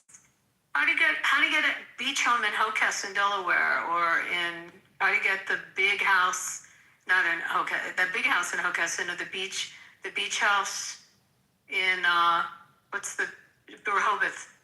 Like, how'd that all happen? Where'd that money come from? Ben, I don't mean to shut you down on what you're saying on Trump, but I think it should be a more global question. Yeah, but I just think that Trump and his family's own is a little too blatant. I mean, they're striking multi-billion, not even... They had great wealth. They came in with wealth and businesses. Elon Omar came in with what? How'd she all of a sudden get worth $30 million? So do you think that... He sold his memoirs in 2025. Okay, he sold his memoirs. Sorry. He had wealth beyond $10 million before 2025. That's my point.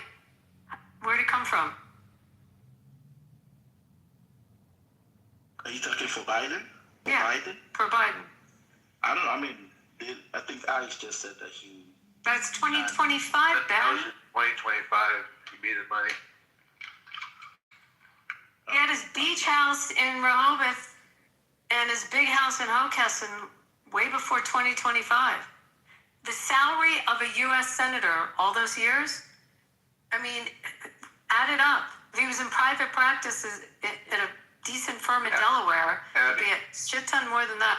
Abby, do you know if can the kids of the president make money? I mean, I don't even know how that works. They have a Chinese wall that he has to separate himself from investments and from the company, but they can make money. I mean, you can make the Hunter Biden argument that... Exactly.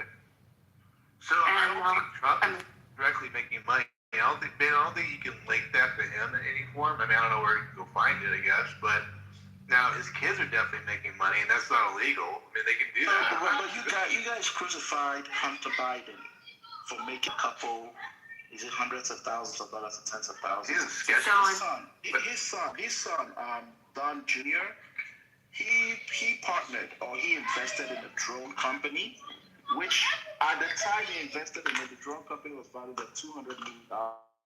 And some way he was able to get a $600 million contract with the federal government. Now the drone company is valued at $2 billion. His son is invested in Kalshi and advising Polymarket.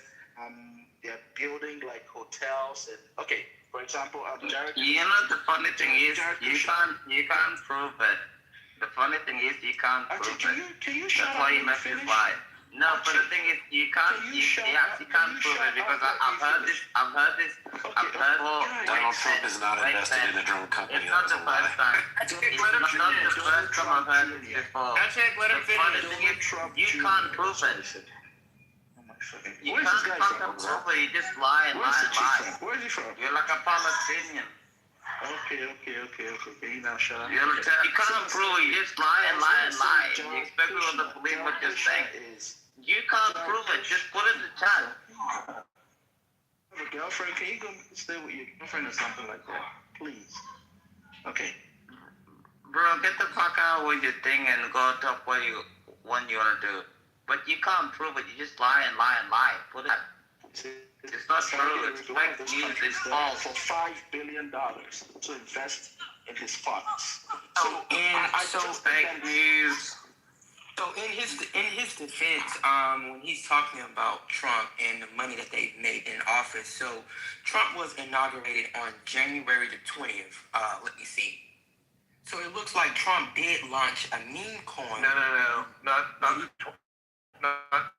20th of January, right? Yeah, January 20th, yeah, 21st. Last year, yes. So what he's saying about as far as Trump family making like a shitload of money. So Trump did launch a meme coin right before he took office, and most of that money went to, I think he may have some stake, or his family may own the World Liberty Financial Group. So that meme sold over 550 tokens. So when you're looking at those similarities and you're looking at all of this shit as like, and it's totally fine for them to make money, but if Joe Biden got in office, if that's owned by the UAE, by the way. Jesus, Mobs, can you guys have this guy just keep quiet? No, because you guys just keep lying, bro. You just keep lying. Just tell the truth. So if Obama or if Joe Biden would have gotten in office and promoted a meme coin or a Bitcoin that was sold through their financial group, it would have been a problem. But Trump didn't do that. Trump never advertised it. You he never advertised it. No, Trump never, not one time, did anything with it. That's the difference. We're saying other people could do it, other people on his behalf. That's the point. Otherwise, you're right. You'd be probably in big trouble. You can't just sit there going, "Oh, I got this meme coin. Everybody buy it at the like a press conference." We can't be doing that, you know. So on the drone thing that I was talking about, his son bought in into late 2024. He does sit on the board. They had defense contracts prior, and afterwards he had to remove himself from negotiations for procurements of any contracts with the defense companies. So that's where it's at. So they had to go in and bid and try to get it with negotiations without Donald Trump Jr. being involved. And people could say, he still gets the influence because he's there. Well, okay, let's see it. You know, hey, I'm all with everybody. I didn't think Kristi Noem should have been paying herself to be in the damn DHS ad. Or, you know, I mean, I get that people pay themselves all the time for being in stuff like that. But in my opinion, there was things she did I didn't agree with. You don't give it to somebody just because you worked with them. You're helping a startup company that you worked with before, because you worked with them in South Dakota.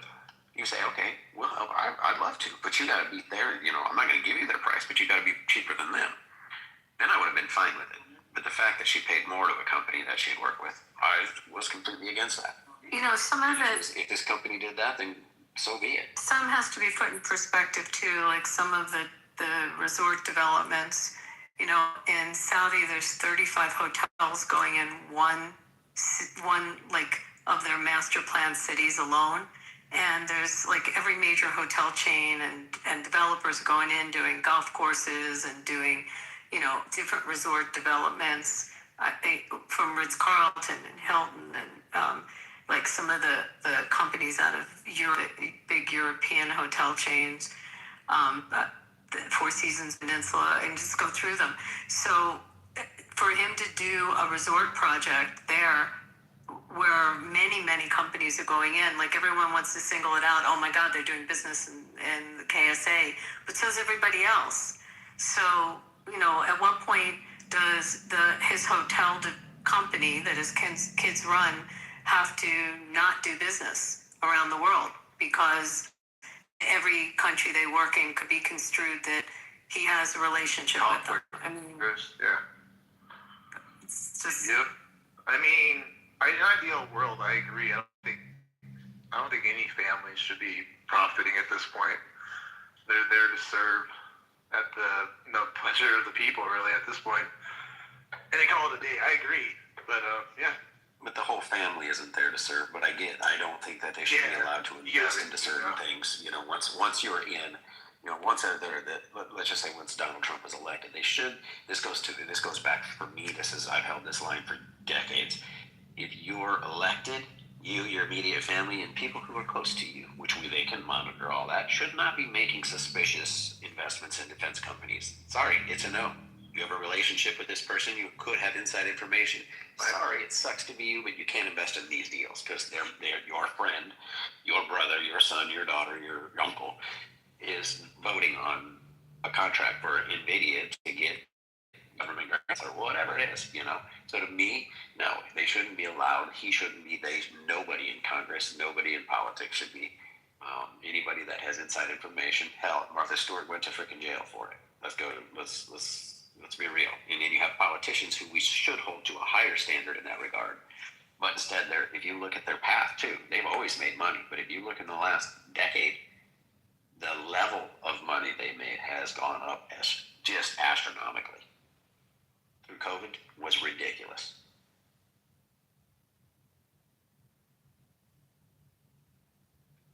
And I'm not saying one person, that's across the board. So another question, because I gotta go put my kids to sleep soon, to bed, to sleep. Do you think Trump's priorities, like these days, are what he actually campaigned on? Because a lot of times I see him talking about his ballroom, the arch he wants to build, like doing all the whole not America first, but every other country first. What else? He's not focusing on the grocery prices or inflation or everything he promised he was going to do. Do you think his priorities today reflect what he campaigned on? I believe he's the same as every president before, and you have teams that are dealing with all of that. I love when these guys go on, and Scott said he was just destroyed. I don't remember who it was. Was it, that might have been MSNBC. I remember the gal's face. I don't remember her name. But she tried catching him on something, and he just leveled her with the facts. And it's just like, they've got people working on all of that. We know they're going to take a short-term hit in these things, but, you got to look at it. You keep letting the bad guy keep building a force, they become more of a problem. So you take the lump in the short run. But damn it, I'll tell you what we need to do is get liquid natural gas going. Why are we not using it? It's clean energy. Way cleaner than coal, way cleaner than oil. We would be the freaking world #1 exporter of it. We import it. You drive through the Midwest and you literally see towers out in the fields burning 24 hours a day, 7 days a week, 365 days a year, just burning it. That's how much we got. Now, look at the infrastructure and building it. How many jobs could be created? Hell of a lot of jobs. How much for people if they invested in the infrastructure? That's where you invest first. Later you invest in the gas, but you invest in the infrastructure building of it because that's where all the money goes in. We could literally have so much cash. They went down and asked the people, because where we export it, they said, wait, they say it's, or we import it. They said, well, why can't we export it? They say it's dangerous. What's the difference in the process? The guy looked at the person on the camera and goes, the way you turn the valve. And they go, yeah, but why is it more dangerous? It's not. He says the valve turns. You flow that way or you flow this way. The process is exactly the same. So that was a BS claim. Why has not one single president? Now, I'm going to say this. Trump said he was going to open it up, and he didn't. Why? Why are they holding back natural gas? Big oil? Probably. Or is there another reason? They want to get their mitts into it. But the bottom line is natural gas should be flowing. We should be exporting natural gas to everywhere around the world.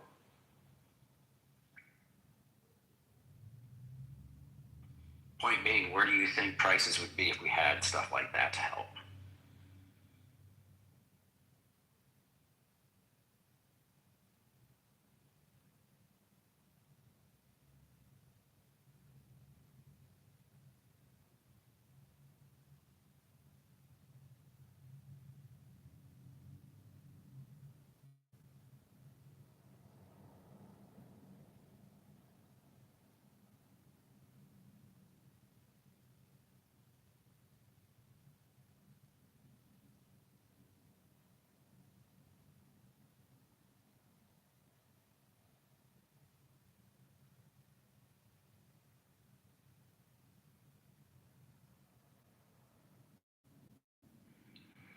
Who did you ask that question? I don't think anybody even heard it. Sorry, what was that? I didn't hear you. I said I didn't even know who you asked that question. My biggest concern is I just want this Iranian regime to go. It's been here for 47 years. It's terrible. I mean, I can look like people. My friends in the United States are like, oh, gas prices are like $4 in California, but it's in Brisbane in Australia at the moment. It's like $9 US. It's double. You know what I mean? So people in California are bitching about $4 and it's $9 here. So it's like, what the fuck? You know what I mean? Yeah, like in Europe, they pay by the liter and it's expensive. Yeah. Yeah, like a gallon. A gallon in Brisbane, Australia at the moment, it's $9. Tomorrow it's gonna be $9.80 US dollars a gallon. So it's like, oh well, yeah, so terrible. Everything is it's just so fucked up and everything else like that. But we're just like, bro, you gotta get rid of these terrible terrorist people. These people are people. They've been there for so long. So it's like when people are just like, oh, they're just like, oh, $4 a gallon is so bad. And I just look at my phone like crying. I'm just like, I wish mine was $4 fucking dollars a gallon. You know what I mean? But it's like $9 a gallon. So what the fuck am I supposed to do? Tell me. So like these people, they don't even know what they're talking about, man. You know. And the wages are not so different between the U.S. and Australia. It's not so much different. So they're like, oh, $5, $6, terrible. And I'm like, I'm at $9, soon I'm gonna be at $10 a gallon. I'm saying it in American terms because that's how, you know, I won't say in liters because then you won't get it. But that's dealing with. So what the hell are we supposed to do about it? We want people to go away. I don't give a shit. If I have to pay $13 a gallon to get rid of the Islamic Republic, I'm gonna pay $13, $14, $15. I don't give a fuck. These modern day Stasi, they have to go. These are sick people. They gotta go. I don't care if I don't even give a fuck if the fuel goes to $20 a gallon. These sons of bitches, they've gotta go. That's my opinion. You can disagree with me or not, but that's the way I feel. No, I'm in agreement. I think we got to get the tyrannical. I have friends that are Muslims, and they're not in any way extremist. They're very cool, down to earth people, no different than me. You're right. They're not going to be. They don't get down on their, carpet and pray 6 times a day. Any of that. They're just people. Now the extremists, they're the problem, and they are a small percentage of it. But that right there is a driving force of it. That's where a lot of resources come from for them. That's where a lot of the explosives, the technology that they use, all of that comes from there. And so to get rid of them, it's worth it at all costs. Because here's the deal: the last administration raised our domestic terrorism alert to the highest level ever because they knew what was inside the country. Now, you don't just raise it because you just think it's a fun thing to do. You raise it because you have intelligence that says we could have a problem. So they raised it. And it's still up there because we know it's out there. And we've had a few different attacks already. That's minor. If they decide to all of a sudden go off one day, it'll overwhelm the system. Imagine, they can start attacking schools. They can do whatever the hell they want. Little kids ain't going to be able to fight back. Then you attack a bunch of different schools in one city. Where does your emergency services go? There's not enough fire department to go into all the different schools. There's just not, right? These people have said it for 47 years. You said this, HJ. 47 years. They've said death to America. Number 1 is death to America. Number 2 is death to Israel. They've said it. When people say it, they want it. Look at it in boxing. When somebody keeps saying, I want to kick Mike Tyson's ass, Mike Tyson finally says, well, let's go. Right? Eventually, you have to try to pop the bully in the mouth, and you do it before he can pop you in your mouth. Yes, I couldn't agree with you more. I mean, I only wish that U.S. citizens could, have a deeper understanding of this regime. If they knew that what kind of radically maniac, lunatics they dealing with, I'm sure they were all, rooting for the war, and they were asking to end this regime ASAP. But the problem is that these guys never lived under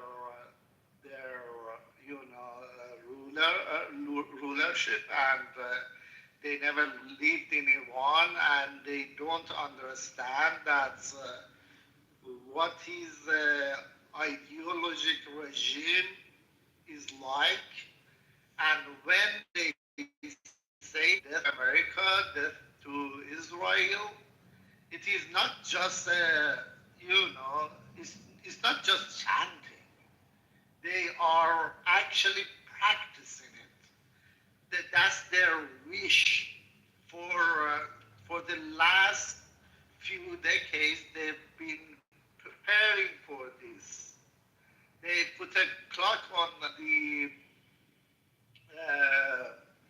each in the main square of Tehran, a countdown clock for the day that Israel gonna be wiped off the map.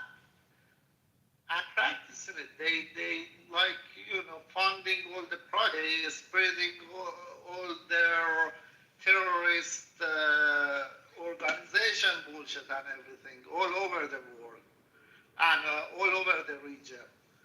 So this is something that they need to understand, and and they should know that they are not just. They should know that they have a lot of oil money and they spend it all for. I mean, the majority of the oil money goes to their ideology, goes toward their fighting with the U.S. and Israel. That's why people in my country, that there is the poverty, and there are a lot of poor people in Iran right now, especially in Sistan, Balochistan, Kurdistan, in the border cities. We have a lot of poor people in those areas. And talking about a country which is has the third reserve oil in the world, which is second or first in terms of the gas, and it's one of they have a lot of mines, they have a lot of gold and lithium and everything. I mean, the country is very rich, but all that money, where does it go? It goes for the good of Iranian people. It all goes to them what they dream is. What is this radical, lunatic IRGC and the regime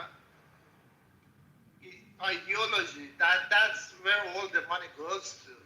They don't even care about their own people. They are recruiting kids right now. They're recruiting 12 years old for IRGC so they can be in the streets, and if there was a boots on the ground or a ground invasion, they can use them to fight against US, or even if there was a call for Iranian people to come to the streets, they can use those kids to shoot at people. This is what the world is dealing with. But unfortunately, what I see is that a lot of Americans have no idea.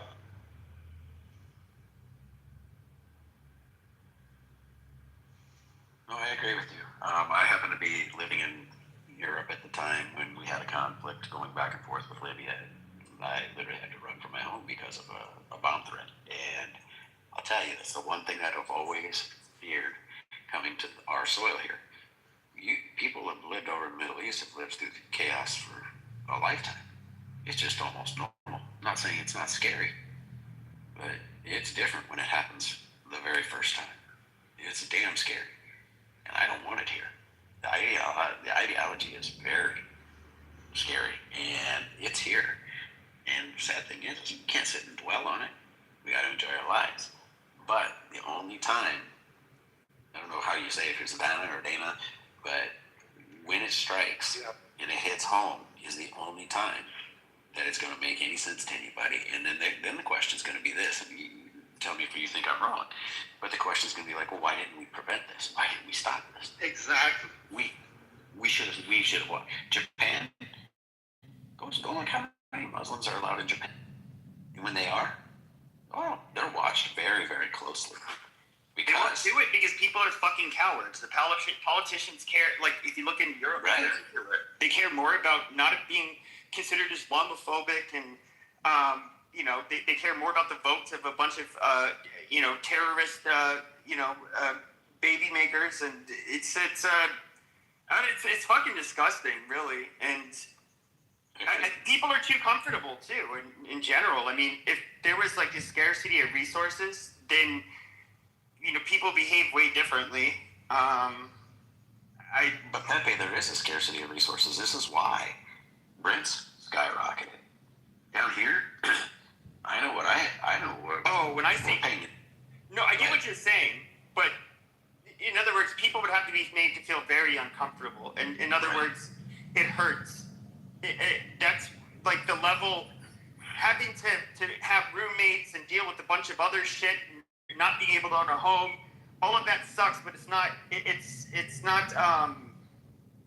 It's not something that's going to make you like hurt, like in day to day. That is that kind of shit where people really, I get fighting to start. Yeah. I've had friends that came from Bosnia and they were just young kids. I didn't believe it. Talked to one of their parents, 8 years old. My friend had to strap up and freaking fight a war. I was like, I didn't believe it. I didn't tell him I didn't believe him. I never did. But hearing his parents talk about it, can you imagine what that had to feel like? To be a mom and know that your kids they gotta go. Why? Yeah, they're gonna die one way or the other. They might as well die fighting, right?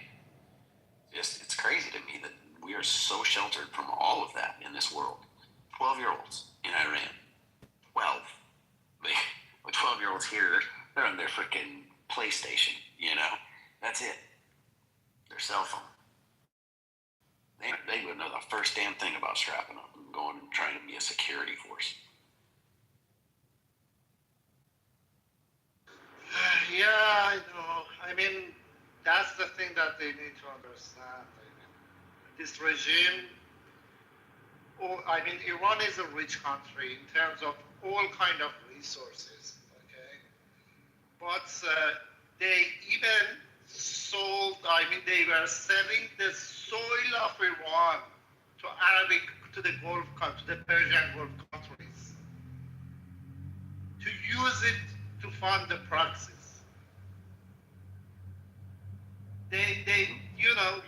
All the resource country, they look at it as a source of funds for the proxies and for the fight against the U.S. and Israel. That's the way they look at Iran. That's why whenever I speak, I say the regime. Iran is an occupied country. The Islamic regime occupied Iran and took the Iranian hostages. Where are you from, if you mind me asking? From Iran. I just left last year. I lived in Iran for 40 years. I worked for more than a decade in Iran. I worked with the government and in different institutes. But then I was like, the system was so corrupted, I couldn't take it anymore. Yeah. So now I was watching, and I don't remember if it was, I flipped back and forth between multiple stations, but I believe it was on CNN. They had somebody that was hit from a bomb in a hospital that they were talking to over there, an Iranian. And they were saying that it was worth it if they can gain their freedom, right? And that they didn't want to see America stop. They wanted to see the regime change. Now, is that a one-off, or do you believe that that's a more common approach? I saw another one where they talked to a gentleman in his car, and they blacked him out and changed his voice for obvious reasons because he was there. Out of his window, you could see where they were striking, and so it wasn't like BS. He's like, no, I'm right here.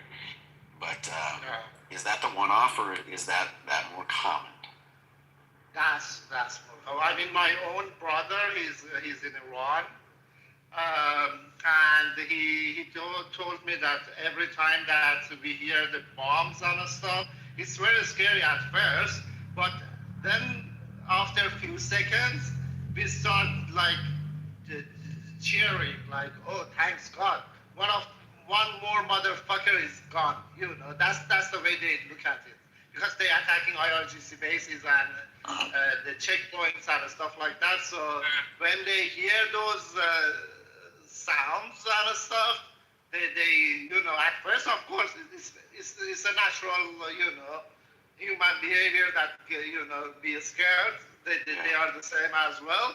But then after like few seconds, he told me like every single time after a few seconds, we are chanting, we are cheering, and we are happy that, okay, thanks God, the war is not stopped, and they still hitting these bastards. That's the thing. I mean, my wife's brother also, he lives in Tehran. He says the same thing. I spoke with a couple of friends back home. They have the same, you know, idea as well. They also had the same thing. So most of the people that I speak to in Iran, they are, you know, cheering for the war, and they are hoping that this war will, you know, have a. I mean, at the end, they're hoping that it will result in toppling the regime, and they don't have to be dealing with this IRGC and the Islamic regime anymore. That's their hope. That's everyone. That's the majority of Iranian people's hope right now. Yeah, I spoke with a gentleman, but he was a linguist for the Marines in Iraq, and you know, I just asked him a couple honest questions. I said, you know, I don't want any politics thing. I'm not going to tell you which side I feel. I just want to know your opinion as in Iraqi, what you thought. They loved it. They loved that we came in. They wish we would have never left the first time. They got killed because they came out and celebrated. Now, relatives, he said, didn't get hung in the streets like some of them did. But he said one of their family members said that they all came out to cheer as the American troops rolled through, and some of their friends were hung from light posts. When they came back, the forces saw it, and he's like, no, it was true. But he's, you know, for him, it took 7 years. I want to say it's like 5 or 7 years to get him and his family out. And it was another friend who broke it down to me and said, oh, next time you see him, ask him about his dad. Well, his dad evidently was the one who told us. He's in that foxhole over there.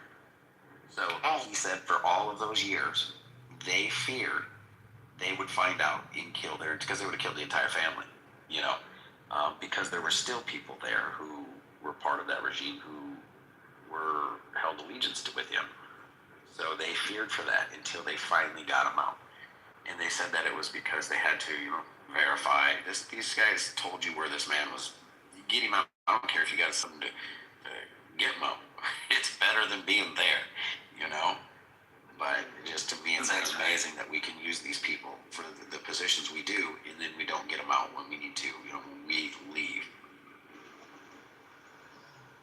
Yeah, I mean, we have the same situation in Iran right now as well. I mean, as I told you, the internet is cut off for more than, 30. Since the first day of the war, they cut off the internet. And it's been more than 30 days that the internet's been cut off. What kind of, government does that to its own people?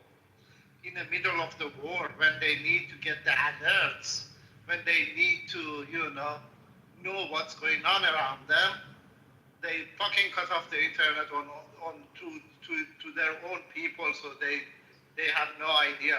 I mean, if for example, if you go to the older generation, like my parents or those one who, because young generation right now, it's very hard. It's either they have to pay for a very overpriced and expensive VPNs that they use to, bypass the filtering in Iran for the internet. So very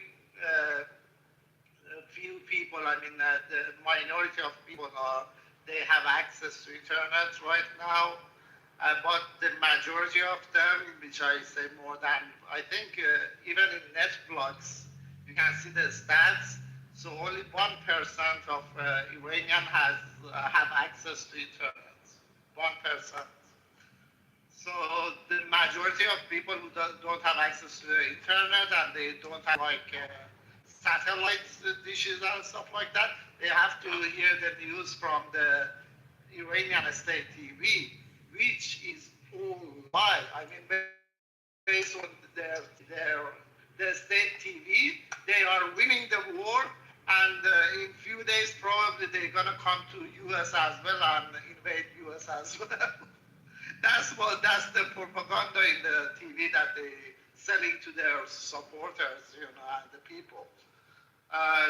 Just yesterday they announced that we had an attack.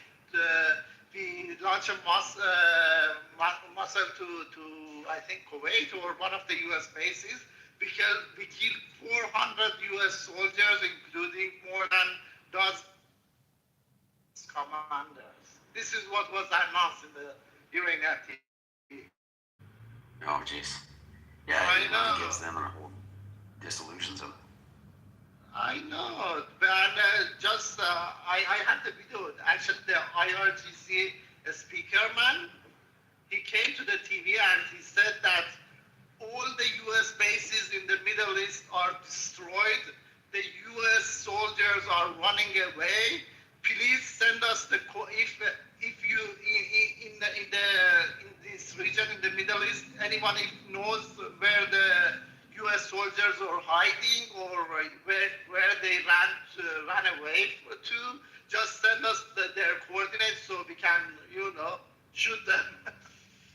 I have the video. It's all in Parsi, but wow. I can put the link in the chat if you want. It was short. It was the official speaker of the IRGC.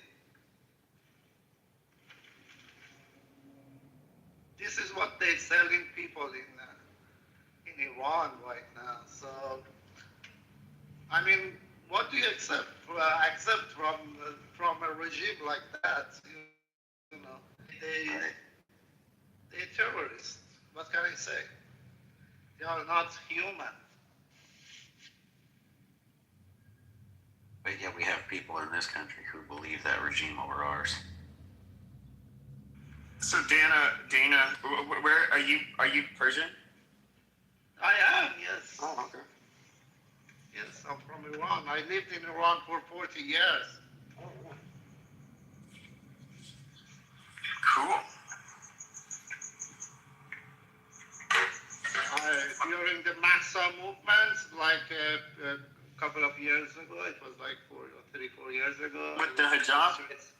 Yeah, for the woman life freedom movement. Yeah, I remember. Yeah, I was in the streets for every call that was made with my wife. We were there, we saw them, we saw how they shoot at people. They are brutal.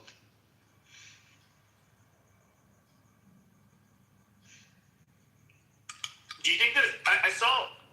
I can't tell if it's propaganda or not, but I did see that these a bunch of Chechens are supposedly gonna help. They're gonna fight for Iran, and they're gonna, I guess, going there. I don't know if that's true. I heard that, but what I heard was that they said we are willing to come, but we have no confirmation that they've been deployed. So, but I know that from Iraq, around 200K Hashdu Shabi, they came already to Iran a couple of days ago, and I think Israel also attacked their camp as well in Iran. So I hope they are all dead.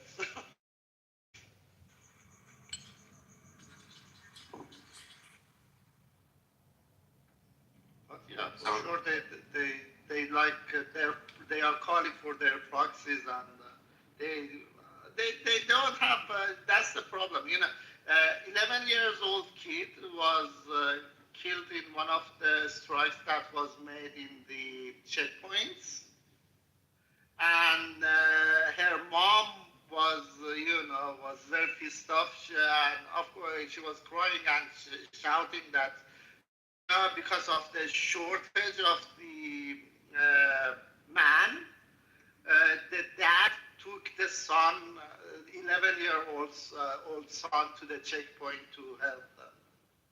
And the mom was very mad at the dad was dead as well, but she was like, why they took your son, blah, blah, blah, and she was shouting and crying. They don't have many support. They don't have many, troops and supporters at the moment. That's the thing. They don't have enough to.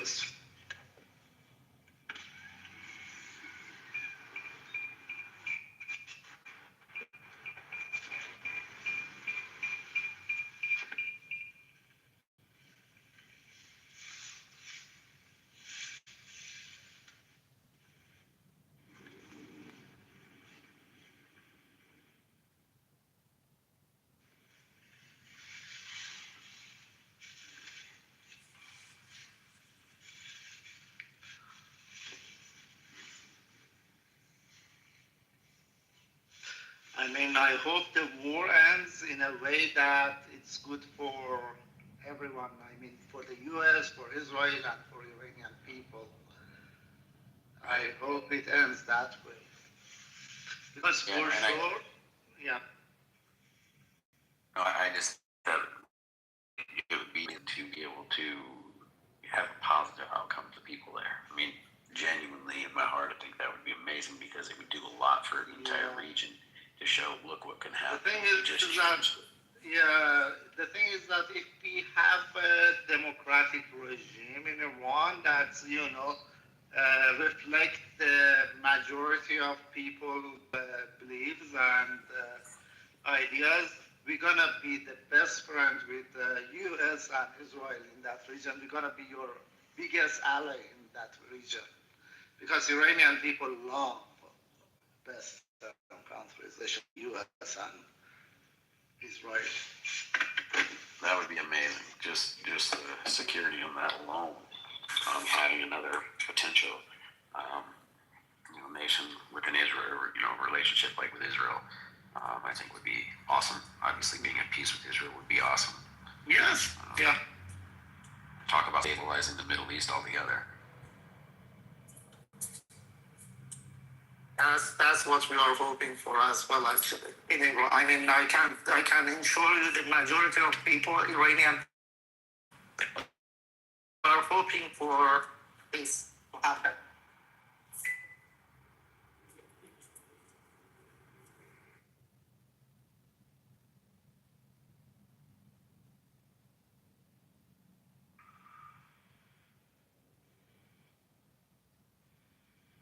Hello? Anybody hear me? Yeah, I'm just music shit in the background, so I my phone. My studio headphones on. Well, I reached 24 hours again as of 7 o'clock right now. Very nice. So another 24-hour room. And man, fucking running room sucks, dude. Dude, it's hard. To your phone all day. It's hard, man. It's hard. I don't know. But we lost Beaver, one fatality. So I don't know what to say about that. Weird. I don't think he even. What did he even say? I don't know. Well, he got into it with Monica a little bit early in the morning. That was it. I don't know what else. What do you guys mean clipped or you lost? Count got suspended. Suspended, yeah. And he can't log in. Okay, guys, thank you for having me, guys. I have to go. God bless America and God bless American soldiers. I hope all the best at the end of this war for everyone. All right, Dana. See you around. So that's me and Mr. Matt and Mr. Ice and Pepe for the weekend, y'all. Yeah. Can't get rid of the stupid phone thing. Ugh. So is Artemis going off today or tomorrow?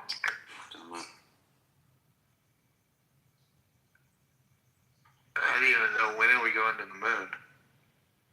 They're supposed to be launching to go around the moon. They're going to go do some tests to suppose the way it's, they want to make sure their bodies can take it. And I was like, didn't they take it back in the late 1960s and early 70s? But yeah, they're supposedly taking off. What's going on, Mr. Resistance? Oh, he must have left.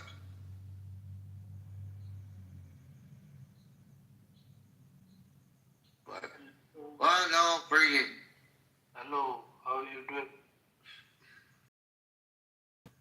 Be right back, 1 second. Where did Resistance go?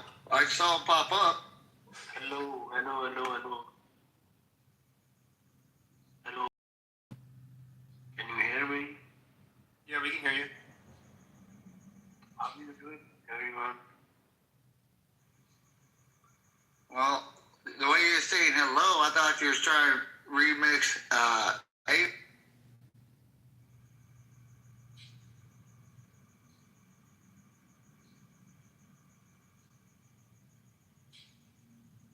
How are you doing, everyone? Can you hear me clearly?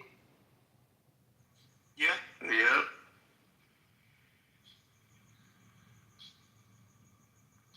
How are you doing, everyone? Good. You?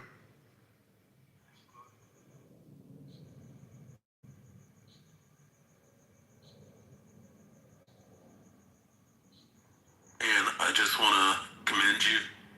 It was God tier troll. Who? Commend me for it? I wanted to commend Anne for her God tier troll. Dude, Matt, I was going to tell you, I want you two homeless people fucking fight right now. That's awesome. Give him money, Steppy. Give him money. I wish we could see it on video. Both fights. Like it's like, I don't know, it's like a crackhead versus a fucking meth head. I'm like decided on like casually dropping a baseball bat to kind of see who's really gangster. Wait, one's black and one's white? They're both white. Oh, you said crackhead and meth head. Yeah, well, I mean, crackhead and meth head, they're both fucking white. I just want to see who has the inner gangster. I might drop a baseball bat. And $20. No, I said it was God tier troll, what she did near the house. Yeah, dude, I'm positive, Rich, if I say, hey, $20 to see which one of you guys are going to fuck, I guarantee you they'll probably fuck each other for $20. They fight to the death.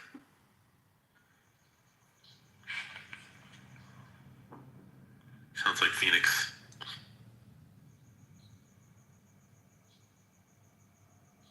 Why did you clip Beaver, Rich? Who clipped Beaver? You. Who clipped Beaver? Beaver hasn't done anything to me. No, I wouldn't clip Beaver. I have no reason to clip Beaver. He doesn't fuck with me. Yeah, I do miss the good Beaver days. He's probably been hanging out with a communist too long. That's probably what happened. Who's the Rich? Who's that? Beaver. What's Zippy? I was going to say, I miss the good old-fashioned Beaver days, you know? You know, especially in the wintertime, you could jump up, it'd be nice and hairy and warm. Maybe, you know, Beaver lives matter. Yes, agreed. Yeah, I like Beaver. I mean, he's went a little weird with the whole Beamer shit.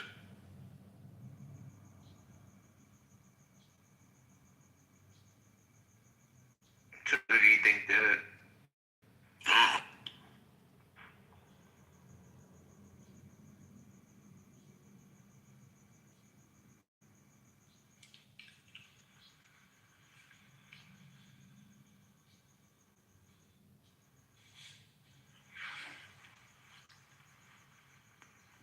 I'm watching the UFC crackhead versus methhead fight right now. And you gonna stay on mute? Let's see if we can hear it. Can you hear him yelling? What? Aren't you giving us play-by-play? I said it was God tier troll what you did, Ann. I commend you. I tip my hat to you, sir. What was the troll? You kicked everybody from the house.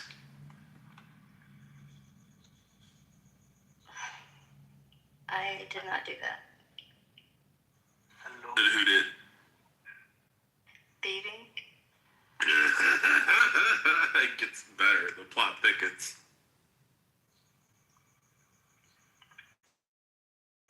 Be able to do that. I have a new house named after me. It's called Make Matt Cool Homeless Again. I don't know if you guys saw it. No, not yet. The BB started it. I'll get a picture of it. Seriously? I asked him earlier, I was like, since you're not in the fucking President Trump house, why don't you just fess up to what you did with making me a mod? And he's like, bro, can we just fucking move on?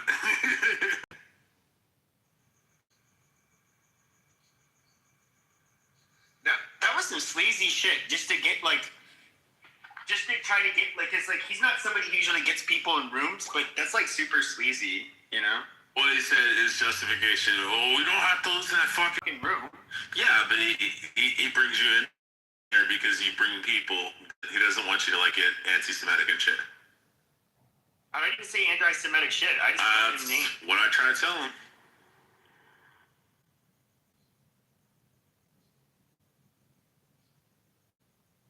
Yeah, I try to get him to fess up. Yeah, I don't know what just happened. Check BTR. Check BTR. That's what I'm looking at. That it's wild that that after everything he was like, what, I did it for all the women that are mistreated, and you know I'm pro women, and you know women shouldn't be talked to like that. He calls them bitches and whores. You guys should be thanking me. And he was calling Stinny a fucking whore and all kinds of Say it's Stinny. He was calling Stinny a bunch of names yesterday and kicked her out. And I'm like, so what makes you think that you have the right to like take over someone else's house? And Bro, he blamed it on you, Ann. You also said I talked shit about Monica. I never did anything of the sort. That would have been deserved. No, but I don't do that, so. Yeah, he was leading Monica, what he said, a back channel or something of you saying something. Oh, Monica was screaming and crashing out earlier about me. Will somebody fucking kick this racist motherfucker? Blah, blah, blah, blah. Like, shut the fuck up. That's the only thing I ever said. Originally I thought Monica did it, you know? Like, I thought she was doing stuff, because she said, the first words out of her mouth were, well, that it's good to have competitive rooms. So it made it sound like she was pro what happened and all that. I'm like, what the hell, dude? What's going on around here, you know? So I'm gonna go leave my back channel. That's the one thing I realized. Yeah, earlier he's like, you know, fucking, we don't have to listen to fucking Pepe anymore and his anti-Semitism. And I was like, since you're not in the house anymore, just up to it. He's like, bro, can we just move the fuck on? He's like, all right, let's get back to the Iran.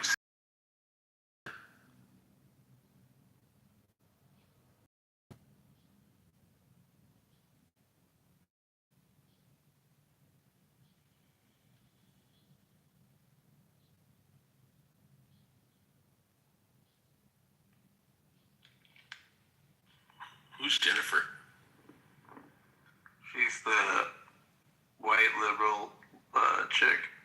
No. Steiny said that BB called her a cunt. Yeah, no, I think he was abusing her too. Yeah, of course. It's BB. It's the champion of women.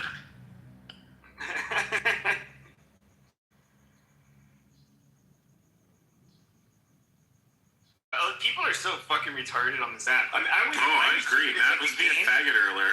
There was all the gripers on stage and he wouldn't let me up. Wasn't it? You could interrupt me. No, it was the gripers that was interrupting. What I think is rage about shit, but it's just like these, like a lot of the people in this app are like the sleaziest pieces of shit that would like do and say the worst things. I don't know. I don't even take people like on here. There's like the people you know, and you can take, you know, you can have normal conversations with them. And then there's people here that's like, I know that they joke around or that they're just like slimy pieces of shit. And so I'll troll them. I mean, why not?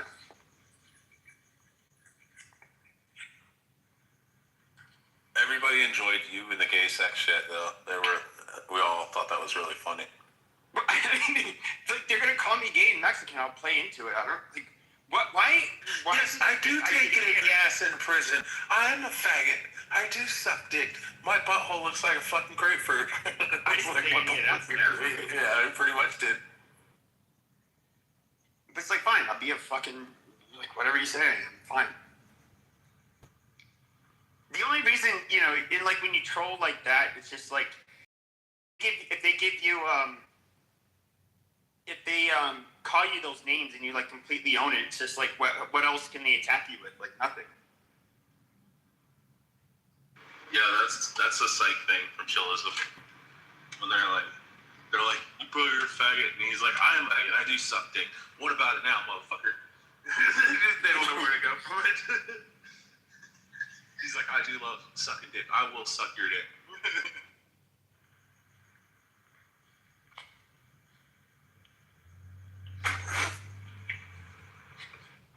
Poor Abby. Whenever we're talking about Iran, she has to hurry up and change the conversation. Have you noticed that, Matt? Oh yeah, it's such a try to switch a topic. She's like, well, what about the baseball? She's like, baseball. I was literally just gonna say that. She's like, well, how's baseball doing? Like, it's the funniest thing. And like nobody switches either. Going. I feel bad for her because I'm like she's a right winger, but she's like, you know, Zionist, and so she's like trying to get along, but she doesn't want to hear it. Totally. She comes in at a really bad time. Mostly because it's 24. It's what? I said because it's 24/7. Well, that's what most of the rooms are about. In the hallway. Yeah. Did you go over to Adams' house today, Rich? Yeah, and he wasn't kicking me. And then he mentioned it publicly. It's like, well, you know, Rich, you know, you haven't been kicked from this room. You haven't been moved down the audience. I'm like, yeah, it's really fucking different. I said, since you used to fucking block every one of my accounts and kick me from the room constantly. And he's like, well, we don't do that here, Rich. I'm thinking, you're fucking loud. We don't do that here. I know when it's Matt and fucking Adams modding and I get kicked from the room, it's probably Adams. Yeah. That's how I kept testing it. I would intentionally wait until somebody like BB, even when BB and I were having our shit, I would wait till BB would leave the room and it would be like you, Adams, and BB on stage. And then BB would leave, and then I come up on stage and I magically get kicked. And I'm like, oh, okay, now I narrowed it down to Adams. Well, I would get the DM, like, he's like, Rich is on stage, I'm going to kick him. I'm like, what? It would be too late, you know? I've never really had an issue with anybody. I mean, like, the only one that I get really good at, I mean, there was this kid on Rico earlier, you know, who just would pop in every time. Yeah, I mean, it's completely. It's just like, shut up, stop being an idiot, you know, like, that just annoys me. And then, you know, like, Ben, he'll come on, he's just so anti-Trump that you can't even, he's just like, you're just a Trumper. No, as a matter of fact, like I said, if he pulls out and he doesn't do what he needs to get done, I'm not going to be supportive of that, not at all, you know. So it's like, I'm not one who's just all going to jump in on one side. I'm not that guy, but I am conservative in a lot of my views, you know, and I just firmly believe in them. But, like, you know, when I like someone like him comes on and then they come out with some, you know, theory like earlier today when he was saying that Trump is mentioned 1 million times. Yeah, Raskin and two Democrats said that. Okay, but and I posed it to him. I said, okay, so there's millions of mentions, and there's all this evidence of him raping children, like you saying. Why didn't the DOJ charge him? Why didn't they?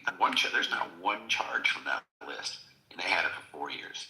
And then they want to say he's trying to hide his name, like the Democrats don't know it's on there, you know.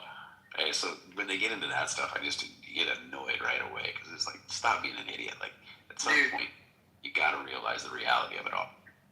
Well, I think it was like a month ago, I was in chillism, and I ended up getting up there miraculously, and someone was talking about something about Trump fucking caught sucking dick or whatever. I mean, I jumped in, I was like, Trump probably got that gawk 10. I was like, if it's true, the motherfucker probably, got the best one. And they were like, what? You fucking hate Trump? And bro, I got kicked in the fucking hallway. I was like, dude, they're dropping the N-word and freaking all this racial shit. I jumped in with a joke, and next thing you know, I got kicked the fuck out.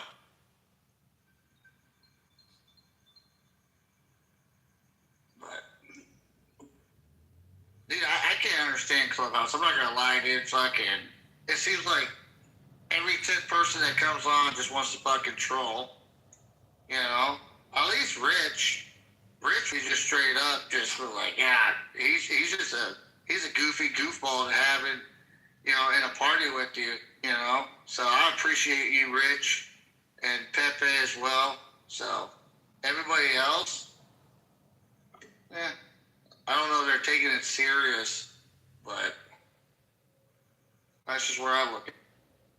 I've always wondered people's motivation, like why they come online to do it. Like I think really weird. The pandemic started, and then I would resort to just like replying to people on in Facebook, like there would be a news story, and then I would basically end up just responding to the stories, and I would troll quite a bit. I'm not gonna lie, and people would get mad and fight with me, and then it was like, then I went on Reddit, and then I remember there's this thing called like Omegle, because I saw these videos for it, and so you could just like type in these random words, and you'd match with people that wanted to talk about one of those topics. And then I did that, and then I heard of Discord, then I went on Discord, and then Clubhouse. And I thought it was like super cool that like, I remember like 5-6 years ago, like all of a sudden, there's like so much stuff going on, and like politically things were pretty rocky, and I had some pretty strong opinions and things to say, and it's just like all of a sudden I could like not fight with people, but like debate people and say what I wanted to say, and including if it's offensive, because I have to hear a lot of shit that I find offensive. So fine, fuck these people. I'm going to be offensive to those people. And it was it was really fun at first, but then it gets old. Like I don't like it was like I would have to come up with a topic, and then I'd kind of think through my head, like, what do I want to say? What, just all of that shit. But then it's just kind of just gets boring. I don't crash out that often. But do you remember how intense the... Wait, you don't crash out? Shut the fuck up, like you faggot. Shut the fuck up, you chimp nigger. But do you remember... Okay, ask me if he remembers, or like when White America rooms were open like 4 or so years ago, like that, you had people that were straight up like black supremacists and nationalists and people just like super strong views that were opposite of us, saying like horrible shit, saying they wanted us dead, they want all kinds of crap. And so you got all of these people that had very strong beliefs that were in between, but also on the extreme ends. And that was something I really liked, is having the extremists on both sides in my room. Just as it's just like, I'm curious, how do these people interact with each other? And what's kind of funny is that the extremists tend to get along with each other, at least in my opinion. The extremists, like the black extremists and the white extremists, get along with each other far more than they get along with people that are somewhere in the center. And that's, I think, because they understand each other, and they intuitively know like what lines can be crossed and can't be crossed. They're mentally, you know, they're people from a different race, but they're like psychologically kind of oriented the same way. like They're both the same retards. That's what you mean. No, it's a different. They're both aligned in a way. Yeah. So Yeah. Pepe, can I ask a question? What was the presidential election that year running up to this last presidential election?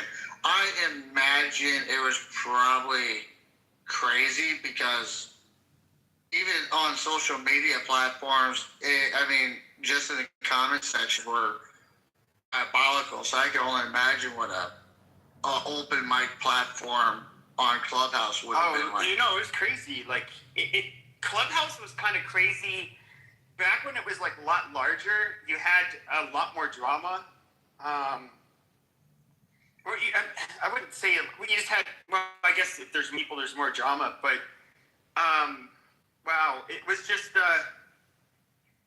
like, the really fucked up thing about Clubhouse is it turned super toxic. Like, super toxic. The biggest rooms on any given day, you know, up until like maybe 2-3 years ago, were rooms where they were like basically doxing somebody, where somebody was giving personal details about another person, or, you know, somebody got shot for talking shit on Clubhouse, or, you know, just stupid stuff like that. And now it's like, you know, people don't really do that anymore.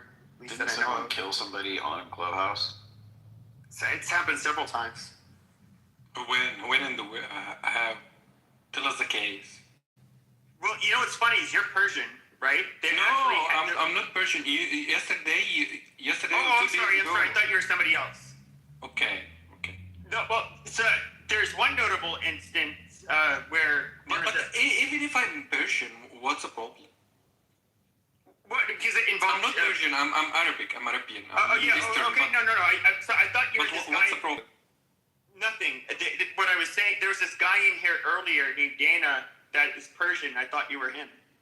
Okay, no problem. All right, tread lightly, Mr. Arab.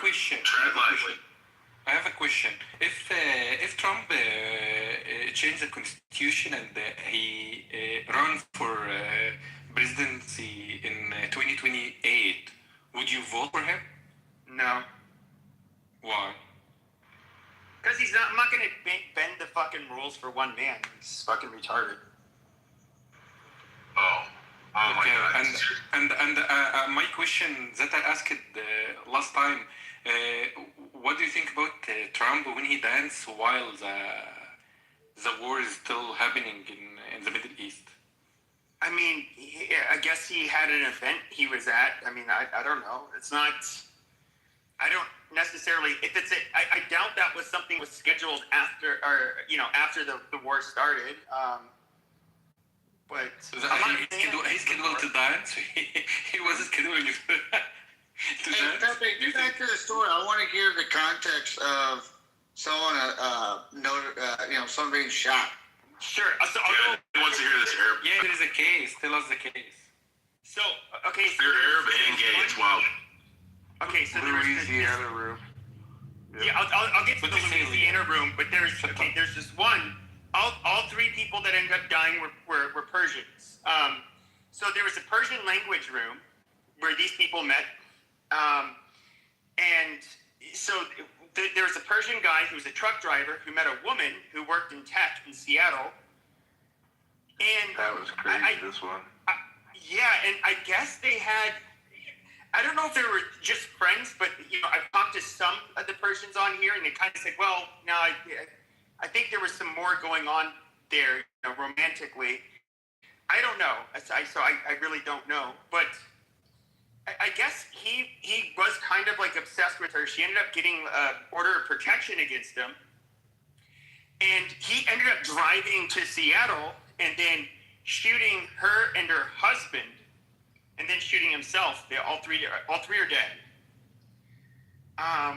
Louisiana, this is crazy. These people used to come in my rooms all the time. So I would open a room with one of my troll titles about black people, and then they would. So all of Alabama, they would stop their room. I'll go in my room, start talking shit, and I love the Alabama black people for some reason. they're so much more like down to earth and humble compared to like, let's say other parts. The rest of the niggers, yeah. Amazing. I didn't say that, but but anyways, so there were several shootings. Like, but this case is just for personal reasons. Bro, interrupting him's not gonna help. It's not something. Shut the fuck up, you fucking Muslim faggot. Yes, it's not for political. We're talking about Clubhouse. We're talking about Clubhouse drama, not political drama. But there was so there's this one girl, and I remember her. She would talk a lot of shit. I don't think she was like involved in like illegal activity, but she was a troll. But you know, she was trolling the wrong people, and they shot up her house. She didn't get killed. And long story short, so then this girl, she had a boyfriend, still talking shit. So one of the guys from Clubhouse, he rolls up on her, he starts shooting at her and her boyfriend.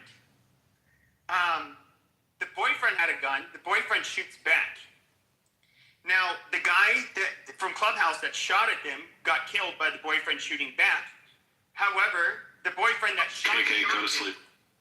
Also ended up getting the boyfriend who ended up shooting the shooter from Clubhouse ended up dying from his injuries too. The woman got shot, but she lived. There's a woman in Washington, D.C. who... Pepe, I apologize. This stupid sand nigger won't shut the fuck up. Go ahead, Pepe. Shut up. Who shot the other person? Jesus Christ, who's telling the story, you faggot? Shut up, shut up, sand nigger. He's answering the question. Yeah, I know. God damn it. Go ahead. Guys, don't moderate. Yeah, stop, sand nigger. He's stupid. He's creating. He's taking your rule. The guy who shot virtually. Okay, Rich, I can't respond to him because you keep on responding. Okay, go ahead. So neglect him. Just neglect. So this woman that would say bad things to people on Clubhouse it was a guy on Clubhouse that ended up shooting her and her boyfriend first. Okay, and then the boyfriend has a gun and he shot towards the guy from the Clubhouse. Jesus Christ, he hasn't asked the question. Shut up. Who shot the other? Who like? I think he's still listening to you, Pepe. Shut up, Liam. Shut up. You are stupid. Okay. Who injured the other one first? So the guy from Clubhouse shot the boyfriend first, and he got injured first. And the girl got killed. Bro, 20 questions, Jesus. Squiggly line. Hey, Mr. Squiggly line, can you just listen? Quit asking. I'll tell you what. Shut the fuck up. You can Google Birmingham, Alabama shooting Clubhouse app. You can Google it. Yeah, Google it. Stop asking questions. And so like this will have the details. Gosh, there was a woman that was talking shit. There was a woman in D.C. that was, goddamn, dude, Rich, I'll have to remove you if you don't stop. Like, holy shit. But there was like a woman in D.C. talking shit to another woman in D.C. Because often you have rooms that are regional, kind of like the Louisiana one. And they ended up, this woman came over to her house and just shot her in the head. And that was it. There's a bunch of other ones. And there's a lot of fights because there was a Telegram and Instagram, but the Telegram one had the more graphic videos, but it was, I forget the name of it. Squiggly line dude, for patience. Pepe, I just want to bring some noticeable information. From what your story said about the Persians, those Persians had more fucking balls to pick up an arm and fight each other than the Iranian people do in their own country. Damn. Fucking Clubhouse Persians are more fucking toxic and willing to fight for something on Clubhouse versus in their own country. They're more brave than the Arabs, too. What do you think about that, squiggly line, dude? They are brave than the American people who cannot open the Hormuz Strait also. Middle East. Why do you think that Trump and the American army cannot control the Hormuz Strait? Well, they can if they wanted to. Hold on, he asked me. Stop. Yes, he's taking your role. Bro, why do you gotta keep asking questions? Seriously, so I would say this. Look, here's the problem. So you've seen certain problems, like whether it was Vietnam. Could we defeat Iran if we wanted to? Obviously, but that would mean you have to send in a lot of Americans. There will be some casualties. It will cost a lot of money. Is that going to be popular whatsoever? No. What we've done so far is very unpopular in America. Yeah, it's and phenomenal. So we are not going to. Are we going to go in there? Are we going to go in there and stomp them full force? No, we can't. There's squiggly lines. Are you rooting for America? Actually, it's because the Americans themselves, they don't want the Did I say Amelia? They don't want the war. What the fuck? Squiggly lines. Are you rooting for America? I have the right to. No, I was asking the guy who was just speaking. Who's his turn? Why you are we were asking squiggly Arabic line guy. Give me. If he's rooting for America. Man, give me moderator. I will. Oh yeah, you'll kick me and then I'll be gone forever, right, Matt? I will not kick you. Okay, hold on. I will stop you too. Amelia hasn't spoken yet. Let Amelia go ahead a minute. Yeah, I didn't say anything, and he started. Oh my God, your mother is Sharmuta. What the fuck? Like he's cursing me. Amelia. His mom is a dirty Sharmuta. Yeah. Liam. Yeah, she fucked Amelia last night. Oh. What?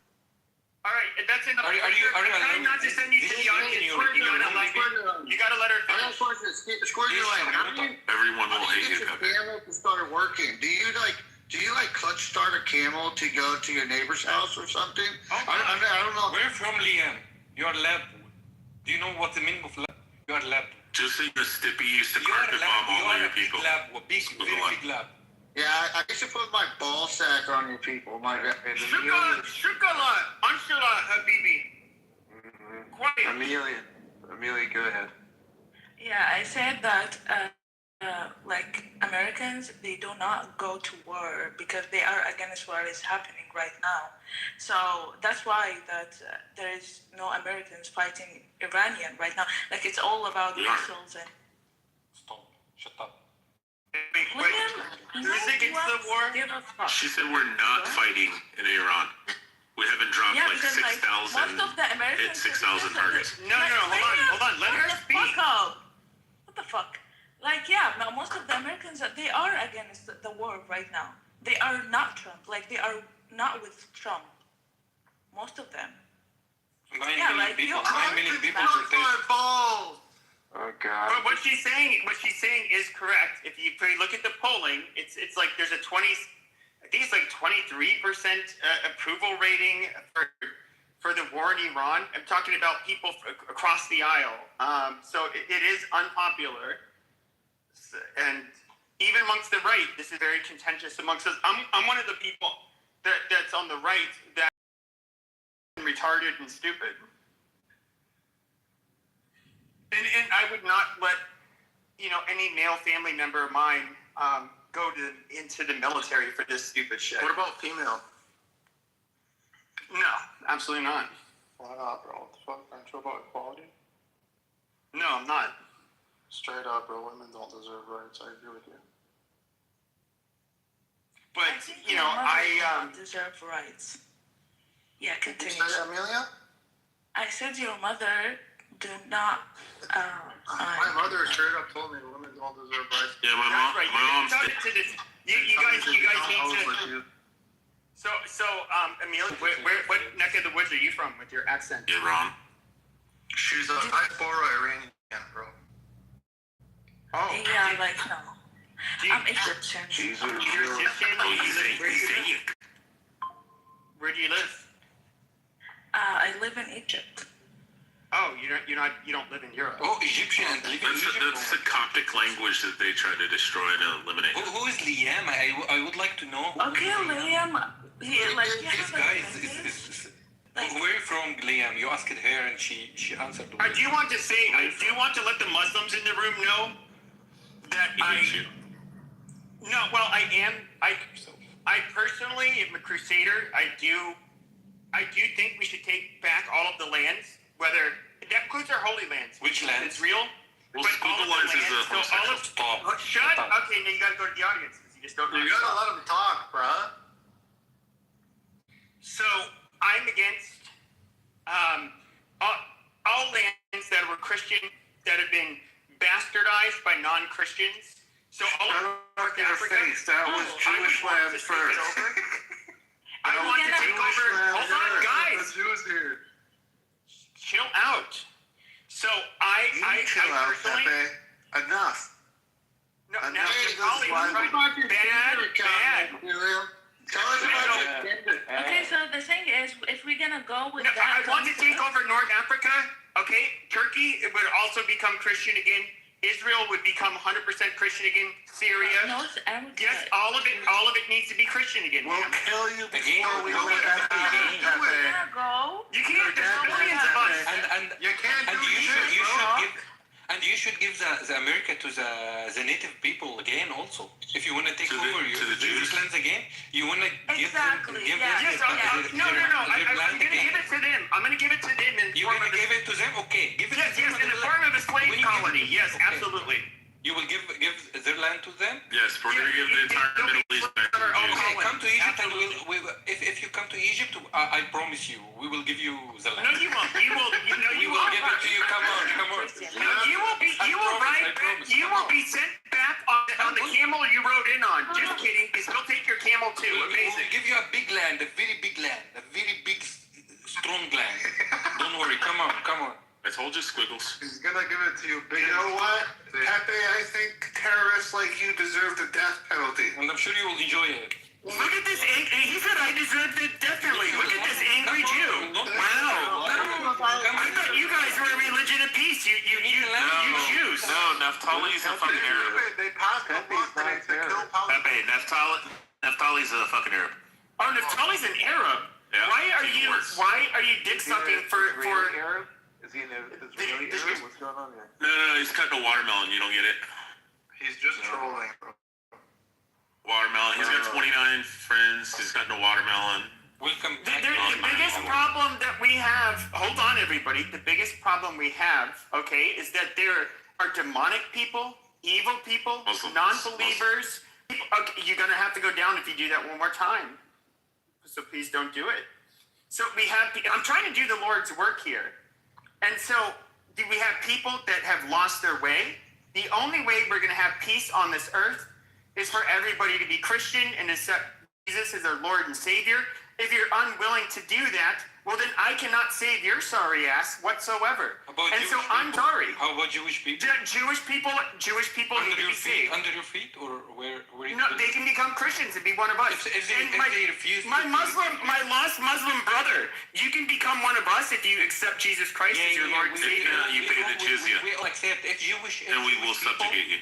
Shut up. If Jewish people refuse to be Christian, what will you do with them? Well, I can't, unfortunately, I can't answer that right now. You should answer. You are the Lord now. You said you are the Lord. I'm not the Lord. How dare you? How dare you? That is blasphemy. Like, how dare you? No, I'm just like joking. If you have the control of the land and you take over the land and you have all the people, it's not the people. Shut up. RDC is falling to the American military. That's not the Jews will need to accept Jesus Christ to be able to put a church.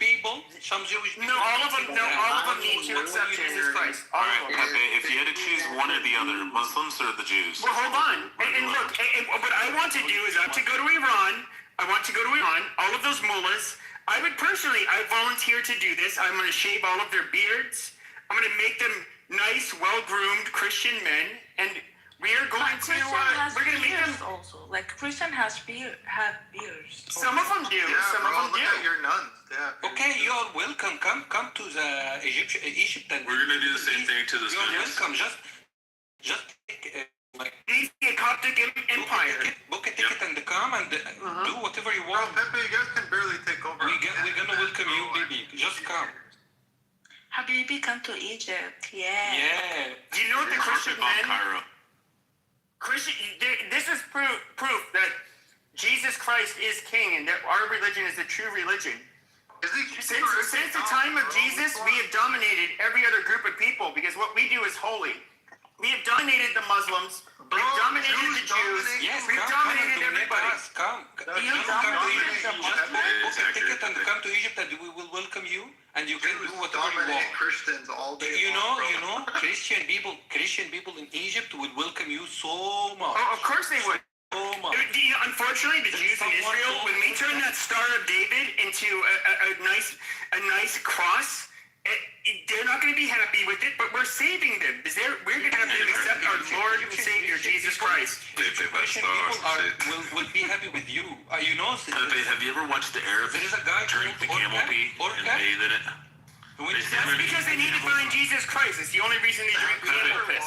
Pepe, the camel starts pissing, and they put their hands together like they're cupped in water, and then they pour it all over their hair and stuff like that. That's very unholy. Very. Maybe they need an exorcism. Maybe they need to take a trip to the Vatican. I don't know, but we will cure them. Talking about camels. Wait, guys, I want You guys drink camel piss. Look, You guys rape little girls on Epstein Island. It says in your sunnah that drink camel piss. Amelia want to talk. Shut up, Liama. Yes, Liam, if you're Yeah, but she's a whore. when it comes to Egypt, shows how No, I love the Arabs. Jesus taught us. Unlike you animals, Oh, Jesus, bro. Jesus was Okay, unlike all of you animals, hush. bitch. Unlike you hush. How much? Unlike all of okay, I gotta mute everybody. It's you animals. Look at this. This is what happened when you don't have Jesus in your life. You don't have control. You can't stop. Now, Jesus, we are all God's children. Jesus wants us to love each other. And I love you people, even though you backwards camel jockey diaper heads don't love us, and even though you tiny hat wearing, conniving heebs don't like us, we're trying to save you. That's all we're trying to do. We're trying to do for Just come to Egypt. Yes, absolutely. Israel could slaughter you guys first, so it's not really a big deal. Well, they're gonna slaughter you soon. Don't worry about it. Try to go there and try to seek Oh, Israel can slaughter you. Israel loves Pepe. Do you think they're gonna kill if you're a Christian or not? Fucking American? They're gonna fuck you up. Look, the Israelis love Pepe because Pepe hates Muslims. What about you, Lama? Did you take your wife to swinging club before? You mean he is a little I'm sure you did before, right? tiny, angry racist? يا مديرته في واحد بلبوس على البانل يا جماعه. Stop speaking that demonic language in this room. Okay, Phoebe, can I ask you something? Oh, why? How much can I pay you and you become you wanna suck his dick? You cannot pay me. I am a child of God. You have a price. No, I do not. Unlike you Arabs. You dirty Arabs have a price. Bro, he wants your back. Most of Americans, they sell their soul. You ungodly Arabs. You still to this day chop each other's heads off. On the fucking street, you guys have ungodly consumerism. You buy flashy brand label shit. Yeah, you like to show off your sports cars. You can spend the most amount of money on a license plate with the first number. All while acting like you're a pious Muslim. But what you end up doing at the same time is you have exceptions for yourselves where you guys get to do booze, you get to do hookers, you get to shit on the faces of OnlyFans whores. That you guys are the biggest hypocrites in the world. Phoebe. You have a tiny cock, I'm sure. That's why you're so angry. I have a much bigger cock than you people. You have a fucking tiny cock, man. Okay, let's sword fight, bitch. Let's sword fight. No. I'm not gonna do My that. dick's a lot bigger than yours, bitch. With your lady, man. I'm gonna do it with your lady, not you, of course. No, she won't. Why would I fucking do? How can you have your short little tiny dick with the fucking quarter-inch cubic turtleneck end up penetrating my woman? It's not gonna happen, dude. It's not gonna happen. She probably left. She'd be like, "Oh my God, are you trying to drill me? Are you like a little Arab trying to drill me for oil? Oh my God, that's so cute." And it wouldn't get in. Did I touch your Because we are not built the same, sir. Did I touch your G-spot? PP? We're not built the same. Angry, man. Just relax. Wait, you're not built the same. You look like very angry. You look like have a weak. Just remember, the male G-spot is the prostrate, guys. I believe he's jealous of Arabian people. You can't be Arabian. He's super angry. Boy, he's super angry like that. Yeah, but you Egyptians aren't Arabic, so like I'm embarrassed. What? The women have unibrows naturally. Their women are hairier than from Europe. They're like, what is there to be happy about? You know what's funny is Arab women try to look like European women because European women are obviously a lot more attractive. No, ew. Arab men have little dicks because that's why they fuck goats. Ew. If you come to Middle East and Israel kick your ass, do you want to come and visit Egypt? No, we don't accept the Christianity. I know they don't accept Christians, and that's where Pepe into Israel. Yeah, the Crusades were against the Jews and the Muslims. Okay, I'm not naive. The Jews are our allies, but at the end of the day, you cannot be a true ally of mine if you do not accept Jesus Christ as your Lord and Savior. Well, that's your choice. You choose whatever the fuck you want. No, you don't, you stupid dirty Arab. They prevent Christian in Israel to Why do you have a false prophet? Why do you have a false prophet? That is so demonic. That is so disgusting. You're gonna pay the fucking angry? You're gonna be something. You need to accept Jesus Christ. Lammy, come suck my cock.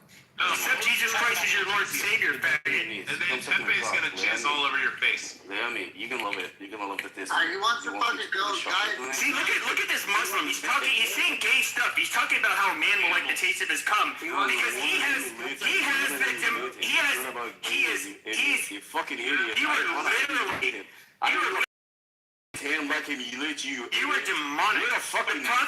Has put demons inside of you. Just like he put demon cum stains on Aisha's dress.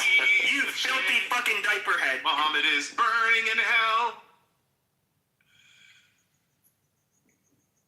PD, where are you Why from? do Arabics fuck goats? I'm from Arizona. Why do Arabics fuck goats? You're not gonna say Arabs. Well, I mean, a goat is about just as hairy as an Arab woman, but slightly more attractive. Why wouldn't they fuck goats? Overheat in Arizona. So much, PP. Like you like. Where you live? Phoenix or what? They love fucking little boys too, Pepe. Well, fuck And little Phoenix. girls. Oh, you want to fight, bitch? What's up? You fuck Phoenix. What's up, pussy? You gonna come here? You gonna pull up? I'll fuck you up if I can. Oh, you really? Oh, wow. It's crazy. Oh no, you're fucking nuts. Amazing. I'd love to see you pull up. Tough guy. Give me your address. What is your address? I'll come for you. What is your address, foreigner? That's 6139. Come on. You're calling people foreigner and I live in Washington State, you idiot. You think I'm fucking afraid of you? Fuck, it's weird. Well, that's fine. I don't threaten people on the internet to pull up to their house like a fucking retard. I started to hate Arizona because of people like you. If all the Arizona's residents are just like you, people, then fuck Arizona, man. I fucking hate racist. Fuck you. People like you. No, you know, Arizona's largely a lot of Mexicans here, and they're also Catholic. They'd also take part in the crusade. When did Arabs become a race? How is he racist? What's getting on tax? I can smell somebody's. No, when did Arabs become a race? His ass. I smell his ass from here. When did Arabs become a race? He doesn't wash his ass after he shit. Yeah, he doesn't wash it. You guys don't wipe your asses after you shit because Allah forbids it. What the fuck are you talking about? Hey, you know what's really disgusting is that you people. Okay, hold on, diaper head. What I'm trying to say is that you guys just imagine this because I'm trying to put a picture in people's mind. Go ahead. Because most of us are, we don't have these gross, dirty Arab genes. And so imagine, they take a nasty, steamy shit. It smells like, of course they were eating hummus. Yeah, lots of all of this, all of this gross shit, falafel, all of that shit. I'm sure right? you did. They take these steamy shits. And of course it sticks all over their ass hairs. Because these people are hairy as fuck. You know that's why they smell, their breath stinks. Okay, and imagine all of this shit is like caked on their ass hairs. Like these people are disgusting. These people are so unholy. They need to go into a church. They need to wipe their ass with toilet paper, and they need to get on a pew, and they need to accept Jesus Christ as their Lord and Savior. You filthy fucking Muslims. You know you people are dirty. You people are dirty. You're backwards. You need to find Jesus Christ. You are. No, shut up, you dirty fucking you Mohammedan. Shut your goddamn mouth. Last time you did the Shut your fucking mouth, you dirty Mohammedan. Your last shower probably was 2 months ago, right? Your last shower was 2 months ago? I smell you from here, you fucking idiot. No, we smell a lot better than your people. Dude. Where are you from? Dravin. Okay. Why are you so angry, baby? Where are you from, Dravin? You dirty paperhead. I'm from fucking Washington, you idiot. You're from Washington? You wanna come to me? Where are your parents from? Where are your parents from? You wanna come? No, I'm asking your nation of origin. Where are your parents from? Where are your parents Where from? your parents from? Yeah, my parents are born here. Where were your parents born? Big question. Right? Where they came from? Yeah, well, I mean, you speak English with an accent, so obviously your parents are born. Yeah, it's easy. At least you speak 2 languages. How many languages? You're a Rocky dude? How many languages you speak? There's only one type. There's only like 2 languages. How many? Hold on, you dirty ape. There's only 2 types of Rockies that are cool, and those are the Chaldeans and the Syrians. They're the only people that are human beings that lived. Yeah, all of you dirty Shia. And you fucking Sunni Muslims who don't accept Jesus, you guys are filth. You guys are fucking disgusting. That is why the Christian world went into Iraq and we crushed you within days. And all of your Muslim, all of the Muslims across the world did nothing about it. They just do the work of the Lord, and we dominated you people. So where's your just and merciful Muhammad? He's nowhere to be found. Why does Jesus Christ is king? Okay, chill. I have a question for you, seriously, man. Do you think using this language, speaking to us, you're gonna invite people to Christianity and they're gonna fucking? No, I think you're going to hell no matter what. So I don't really care. No, I think you should speak this way to everyone. Just arguing with you, fucking idiots. Man, he needs to be fucking learn how to start. He need to wash his ass. He probably didn't wash his ass in his whole life. Why are the Arabs getting so just mad? like the other fucking Americans. Okay, you shut your filthy Arab mouths. You know what? PP. This is the thing. You know what's really funny? Is the Persians had warned me about you people. And I'm talking about before I even knew anything about Islam. They talked about how, like, you know, basically Arabs are monkeys, which is true. The Persians are a lot smarter than you people. The Turks think you guys are monkeys, which is true. They're a lot smarter than you guys too. What's really funny is we can look. What is the Gulf Arab states produce? Nothing. They innovate nothing. They have oil wealth. That's all they have. They innovate not a goddamn thing. The Persians are actually rather industrious and can invent shit and create shit. Same as the Turks. But you have you fucking monkeys with oil wealth. You people are stupid. Fuck you. You are dumb fucking people. Fuck you, baby. Fuck you. Fuck you. Man, Guys, don't spit at Liam. Nothing about algebra at all. Shit. Have you studied math, bro? No, Iraqi soldiers are pussies. What Iraqi? So I tell them, Idiot. Who's you talking to? They have trauma from Who's Iraqi? I'm pretty sure his mom would have a different opinion about PP, do you support the war that's happening in Iraq? No, I'm absolutely against it. I'm not for this Jewish war. That's good. Then we agreed on something, man. Let's speak You know what, about bro? Fuck you and your eyebrow. If we are agreed on something, that's something that's you know, it's gonna make us speak about something, you know. So that's really good. Pepe, how much do you love Egypt? I love the British, I believe. I love the Coptic Egyptians. Everybody else can go to What about hell. the Muslims? You love what? Bro, I can lay down to the pyramids. What about the Sunni Muslims and their pedophile prophet? Shut up, You love what? stupid Liam. Who you love? Who you love? love again? Say again. Pepe, how do you feel about I said I love the Muhammad Coptic of Islam? Christians in Egypt. No, I'm and saying, that's how it. do you feel about Prophet Do you Muhammad? have any Egyptian any Christian Egyptian friends? I've talked to Yeah, Christians, not personally. Draven is Egyptian. Have you ever visited Egypt before? Go to such a dirty shithole. Well, you still love. You just said that you love. Yeah, because they're Christian. Bro, They're my brothers in Christ. Why would you know? Bring for Ashur. Do you know that we have one of the oldest? Do you know that we have one of the oldest churches in the world? Yeah, but then the Muslims ended up taking over. Why would you? They ended up colonizing and why would you visit Egypt and have Christian friends and then live peacefully with that? You probably live peacefully more than the Americans here. What were the options you gave the Christians there? They can either leave, pay jizya, You live freely, man. or they can have a You don't duel. pay jizya, you idiot. Yeah, You we fucking were idiot. making That's you why you speak pay like idiots, man. Like jizya other before. No, fucking that is literally what happened. Like, it's so fucking retarded. You speak nonsense, man. Yeah, It's not nonsense. Yeah, This is something that's actually been litigated. I've been in rooms with the Egyptians, including cops. They absolutely, they agree that, like, yes, they're under Islam. They were given Yes, three because- primary options. because Like, we are strong. Pay jizya, convert or die. So Pepe, how do you like if you had a time machine and you could go back and visit Prophet Yeah, Muhammad? this What would fucking you do? idiot speak. Like, I don't know. What would you do, Pepe, if you were face to face with Prophet Muhammad?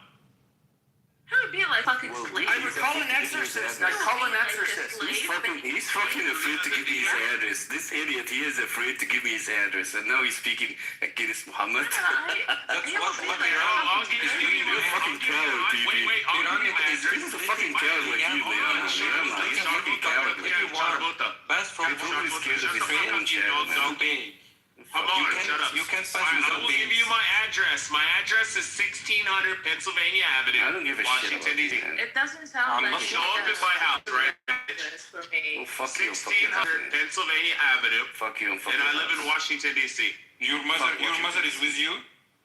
Yeah, she's there right now at 1600 Pennsylvania Avenue. Fly there right now. Okay, thanks. We'll Fly there and visit you. come fight me, faggot. It doesn't sound When you Is shoot your mom married? Is your mom married? stand there with a knife for a gun and scream Allahu Akbar.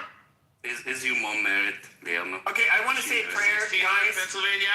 Guys, dear Lord Jesus, I'm sorry for making fun of God's fellow children. You know, which please stop. Don't say that word in the presence of Jesus while I'm praying. But I am praying that you save these wayward people so that we'll accept you and that there can be peace on this earth. Amazing. All right. Oh, I'm saved. I'm so fucking saved. I'm praying you to heal Sadie. I'm so fucking saved, man. See how peaceful? You just saved me, idiot. You know what's funny? You know what's funny is that was me being nice and not saying anything insulting, right? Yeah. But then if this was Muslim, it'd be like, so you guys don't use musical scales, okay? You just do retarded shit, and then it would have like this guy with a lot of reverb speaking in Arabic. And then all of a sudden, it'd be like, oh, this looks kind of cool. Then all of a sudden, it'd show a guy dressed in black, covering his face. And then it would show a guy in orange.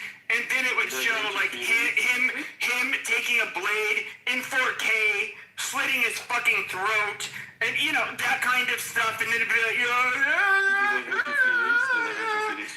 that's what they would do. We are not built the same. We fight in the name of Jesus. We fight in the name of peace and justice. You fight in the name of barbarism. You fight in the name of being backwards, I did hurt you feeling so much, baby. I did hurt you feeling so much. That's why you're so angry. Child raping, woman beating, pieces of shit. So we have a question for you. Who Do you have a sister? America and kills the native people? Do you have?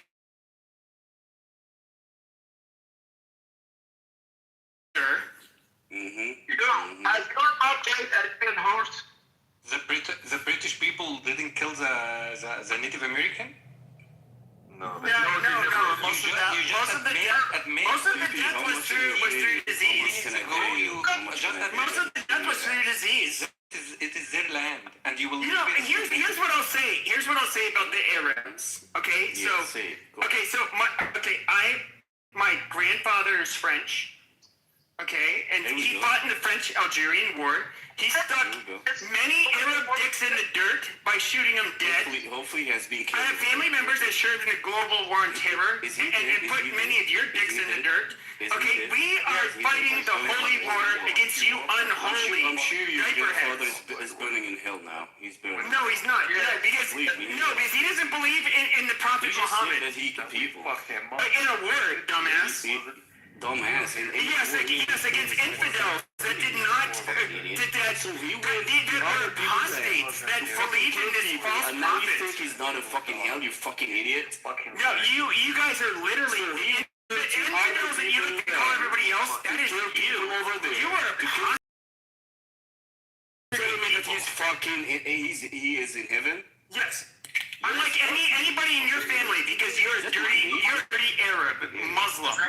Draven, I put my address in the So you think Hold on, let Steppy speak. Let Steppy speak. Here's my grandfather killed the motherfucker.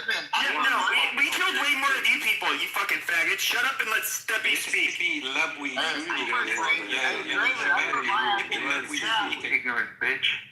I put my address in the chat. I bet you want to show up. What? What did you say? I put my address in the chat. Steppy was in the military for many years. We don't want that smoke. That's fine. I'm gonna fuck you up. You're not gonna fuck anybody up. No, I'm gonna come for him. I'm gonna come for him. I'm gonna give him Oh my God! Okay, show up, guys. I did have a question though. I did have a question. Y'all so with the we see what, you know, I hate to say it this way, but the Islamic folks are trying to do. Do y'all think they're gonna take over America? Who said that, Sword? No, I'm asking. You asking who? I'm asking you. You asking me what? Are the people who practice, I guess, what would be considered radical Islam? Do y'all think they're gonna take over the United States? Who cares about radical Islam? Who talks about radical Islam now? I'm asking. They don't believe in radical Islam. These are radical fucking donkey fucking Muslims themselves. Shut the fuck up, baby. You shut the fuck up, you fat motherfucker. Shut up. Goddamn dog leash on you, baby. I'll shut your goddamn head out of camel's ass. I'll make you get that camel or fucking prostate fucking idiot. While it's in your mouth. Shut the fuck up. It'll be upgraded. It's your inbred Arab ass. Suck the fucking dick. فشخك والله. Ew, that's. Fuck you, fucking idiot. Ew. What makes you think, Sword, what makes you think that we believe in radical Islam? I didn't say you did. Or that we hate Christians? Do you think Christians, Sword? I started with asking you a question. Yeah, what is the question? Because I didn't understand. This fucking idiot people need to shut up. Go ahead, Sword. What you say, Darsh? I'm saying, are you African American? I think it's. I love how Iran is getting dipped down by the American military. We love African American, of course. We love African American. We are from the same continent. Why did you guys were the number one cause of deaths of African Americans was literally the Arabic slave trade. What the fuck are you talking about, fucking shit? You guys don't treat black people as the same in North Africa. Like this is so goddamn stupid. Give me your address, people. Give me your address. Lying piece of shit. I'm not I love how you try to casually make this inroads with this blonde gentleman. Give me your address. So, I can give you some background. You know what's funny? Here, I'm gonna make an observation. You know how I said earlier how like the Persians, I've heard Persians and Turks and other people talk about how the Arabs are monkeys. They're literally, no, you guys are literally subhuman in comparison to them, which I do think is absolutely true. Is absolutely true. The Persians are much more successful than you guys, much more.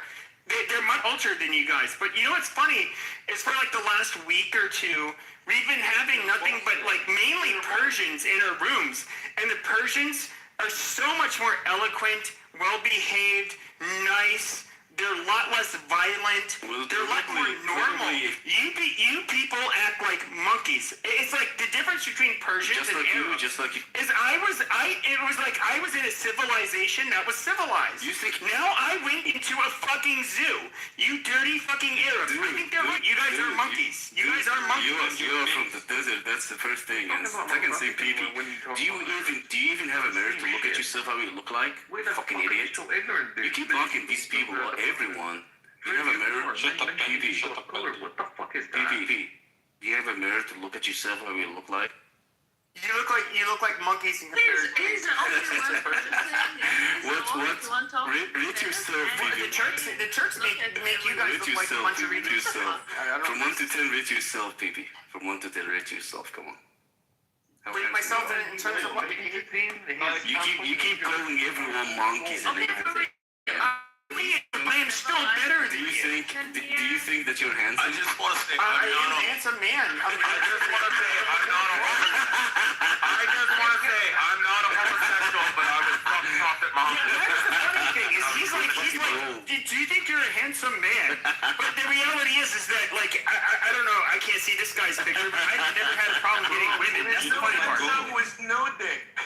But unlike you fucking 5'7" Arabs, okay, with hair all over your bodies, to trap the scent of this odor, the nasty fucking odor, you stinky fucking people. Are you gay, people? Are you gay? I don't know what the fuck you're talking about. Who the fuck looks at an Arab man that says, "Good goes fucking sexy"? Never. Hold down. I have a question. Why did you guys did like that thing which is called gemsweep? Called what? The gems. What is it called? The gems. I think what he's saying is I can translate. Hold on.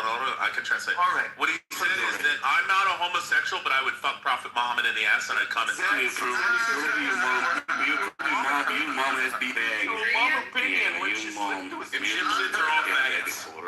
How many black person fucked your mom, Leon? I'm gonna fuck Muhammad in the ass. Who are the biggest bunch of faggots? Was Alexander the Great, or was it the ancient Egyptians? I don't know.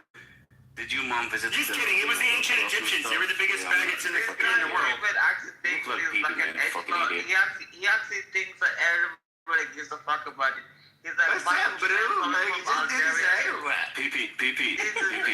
this Indian man talk? Are you calm now? You don't think anybody cares. You know, Draven, it's past Ramadan. Why don't you go blow yourself up for Allah? He's a sub-Saharan African from Sudan. He doesn't speak for us Christian, even though he's a brother in Christ. So I pick him over any of you savages you savage Mohammedans. You guys are demonic people. Do not like people. I think there's an Arab guy raped you while you were young. No, Arabs here, Arabs are a lot smaller than us. They can't fight us. We dominate Arabs. We've always dominated Arabs before. Yeah, you're fine. Even the gas in your mom car is Arab. No, that gas is given in land. Arabs did not invent gas. Arabs did not invent gas. That is the problem with Arabs, is that they have a God-given natural resource, despite being the most retarded, least innovative people, and they have money because of that. You guys are not like the Persians. We're actually smart. Oh my God. Baby, I have a question for you. Can I ask you a question, please? Go ahead. Yeah, go ahead. Yes. You said that Persian and Turk are stronger than Arabs. My question is why or how Arabs have beaten Turk and Persian and turned them to Muslims.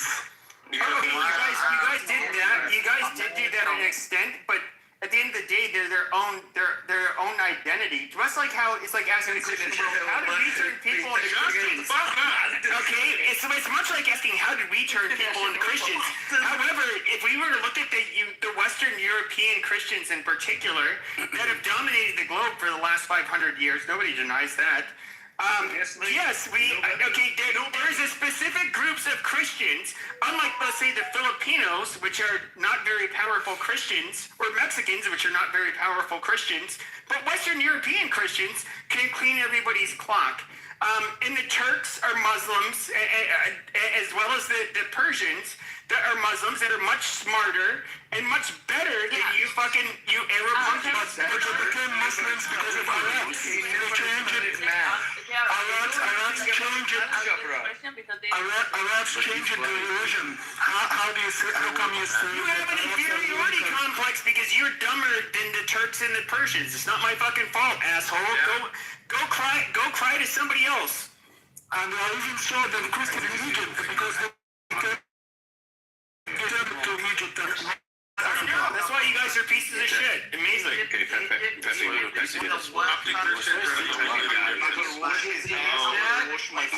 don't know why you're still speaking until now.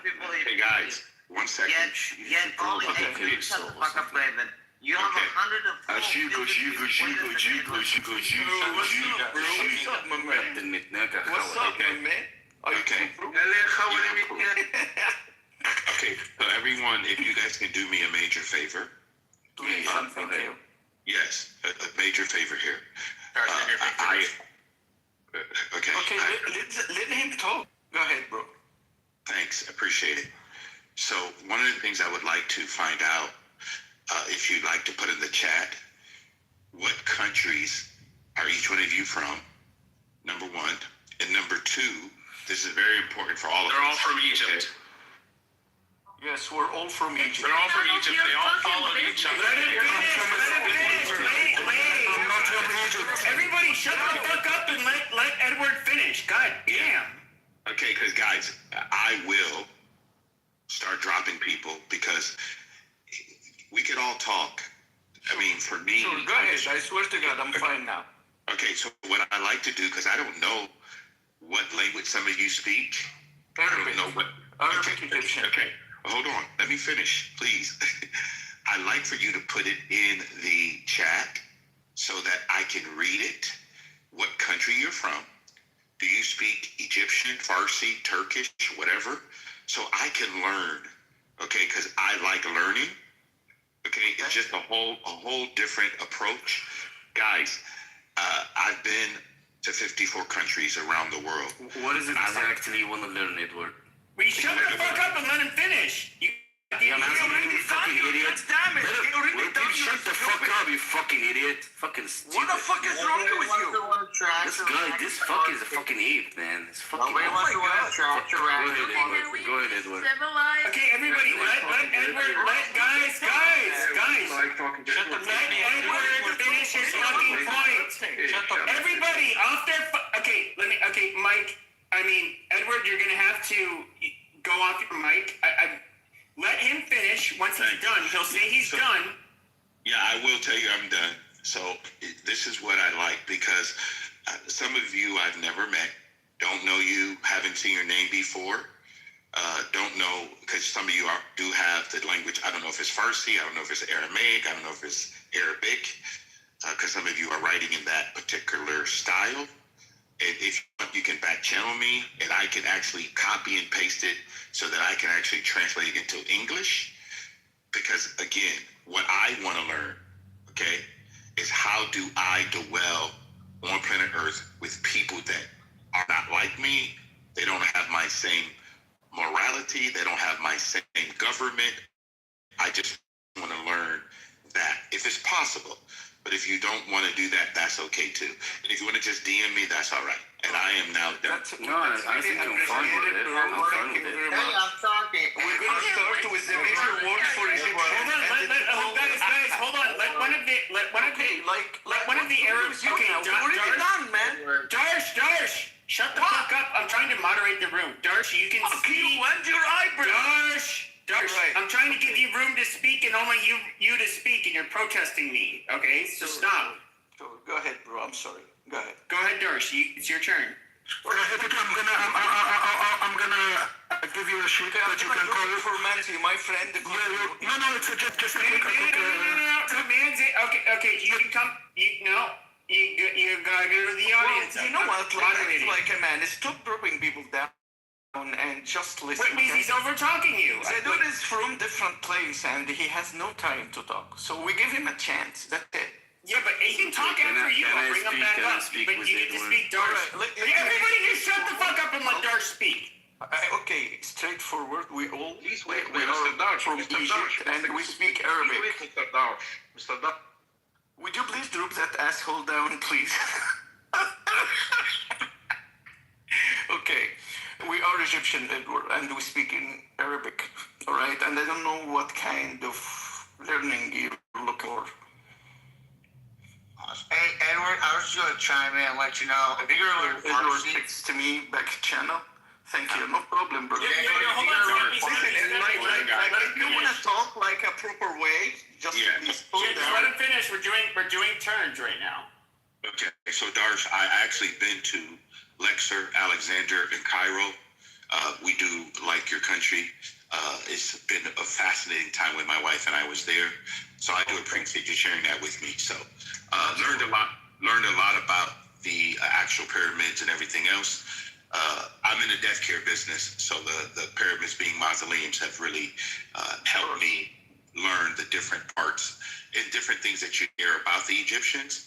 I learned a whole lot of different things. So thank you for sharing that. I appreciate it. No problem, my friend. What was Edward? Can I ask you something, Edward? What was your favorite music? Angry over us, like Look, hey, us next, dude, my guy. Edward, if you're gonna learn Farsi, learn it from the Kurdish. All right, Exactly. Kurdish that are not fucking Sunni Iraqis. I'm sorry. Kurdish are talking Kurdish. Persian What the are fuck super are you busy doing? right now dealing with more important things, like rather than sitting here on Clubhouse. Well, I really wish something that people learned from Edward to be respectful to people and stop fucking mocking Muslims and Arabs and fucking Yes, that was so rude, bro. You mock yourself, bro. Here's the thing, guys. Here's the problem, PP. The problem. If you ever write, You're calling me PP. You're being disrespectful right there. How do I call you? What is your name? It's Pepe. Pepe. Okay, Pepe. So did you see how Edward speaks? Can you listen? I mean, I think this is that was a decent way to speak to us. Manzi to the would you please accept the mic for Manzi, please? His friend of ours. He didn't mean to interrupt Pepe. Okay, Nancy can speak. All right, I brought Nancy up. Raise your hand, Manzi. Raise your hand. I invited him up. Okay, thank you. I have a question for Edward. Edward, you said you wanna know if we are matching with your molarity. I would like to ask you, what's your molarity? Oh, it's a good question. In brief. I'm saying again. Not having sex with a 9-year-old. Okay, Ajay, can we move now? Edward, by the way, that's not Edward. Edward, when you talk with us, you said you want to know from which country, what language we talk, and you want to know if we are like matching with your molarity. For me, I'm married to one woman. Our children are both married. I believe, this is me personally, again, just my own opinion. I believe in no substance, no abuse. So if I don't take the substance, it can't abuse me. So at 62 years old, I've never tasted alcohol, never smoked a cigarette, never done a drug. I'm not going to come on here and use the different language. Is killing children and innocent people and bring stealing many people up. is matching with your morality? Guys, bring many up. Okay, hold on. Would you please, Emilia, give him a chance? Hold on, guys. I don't know why.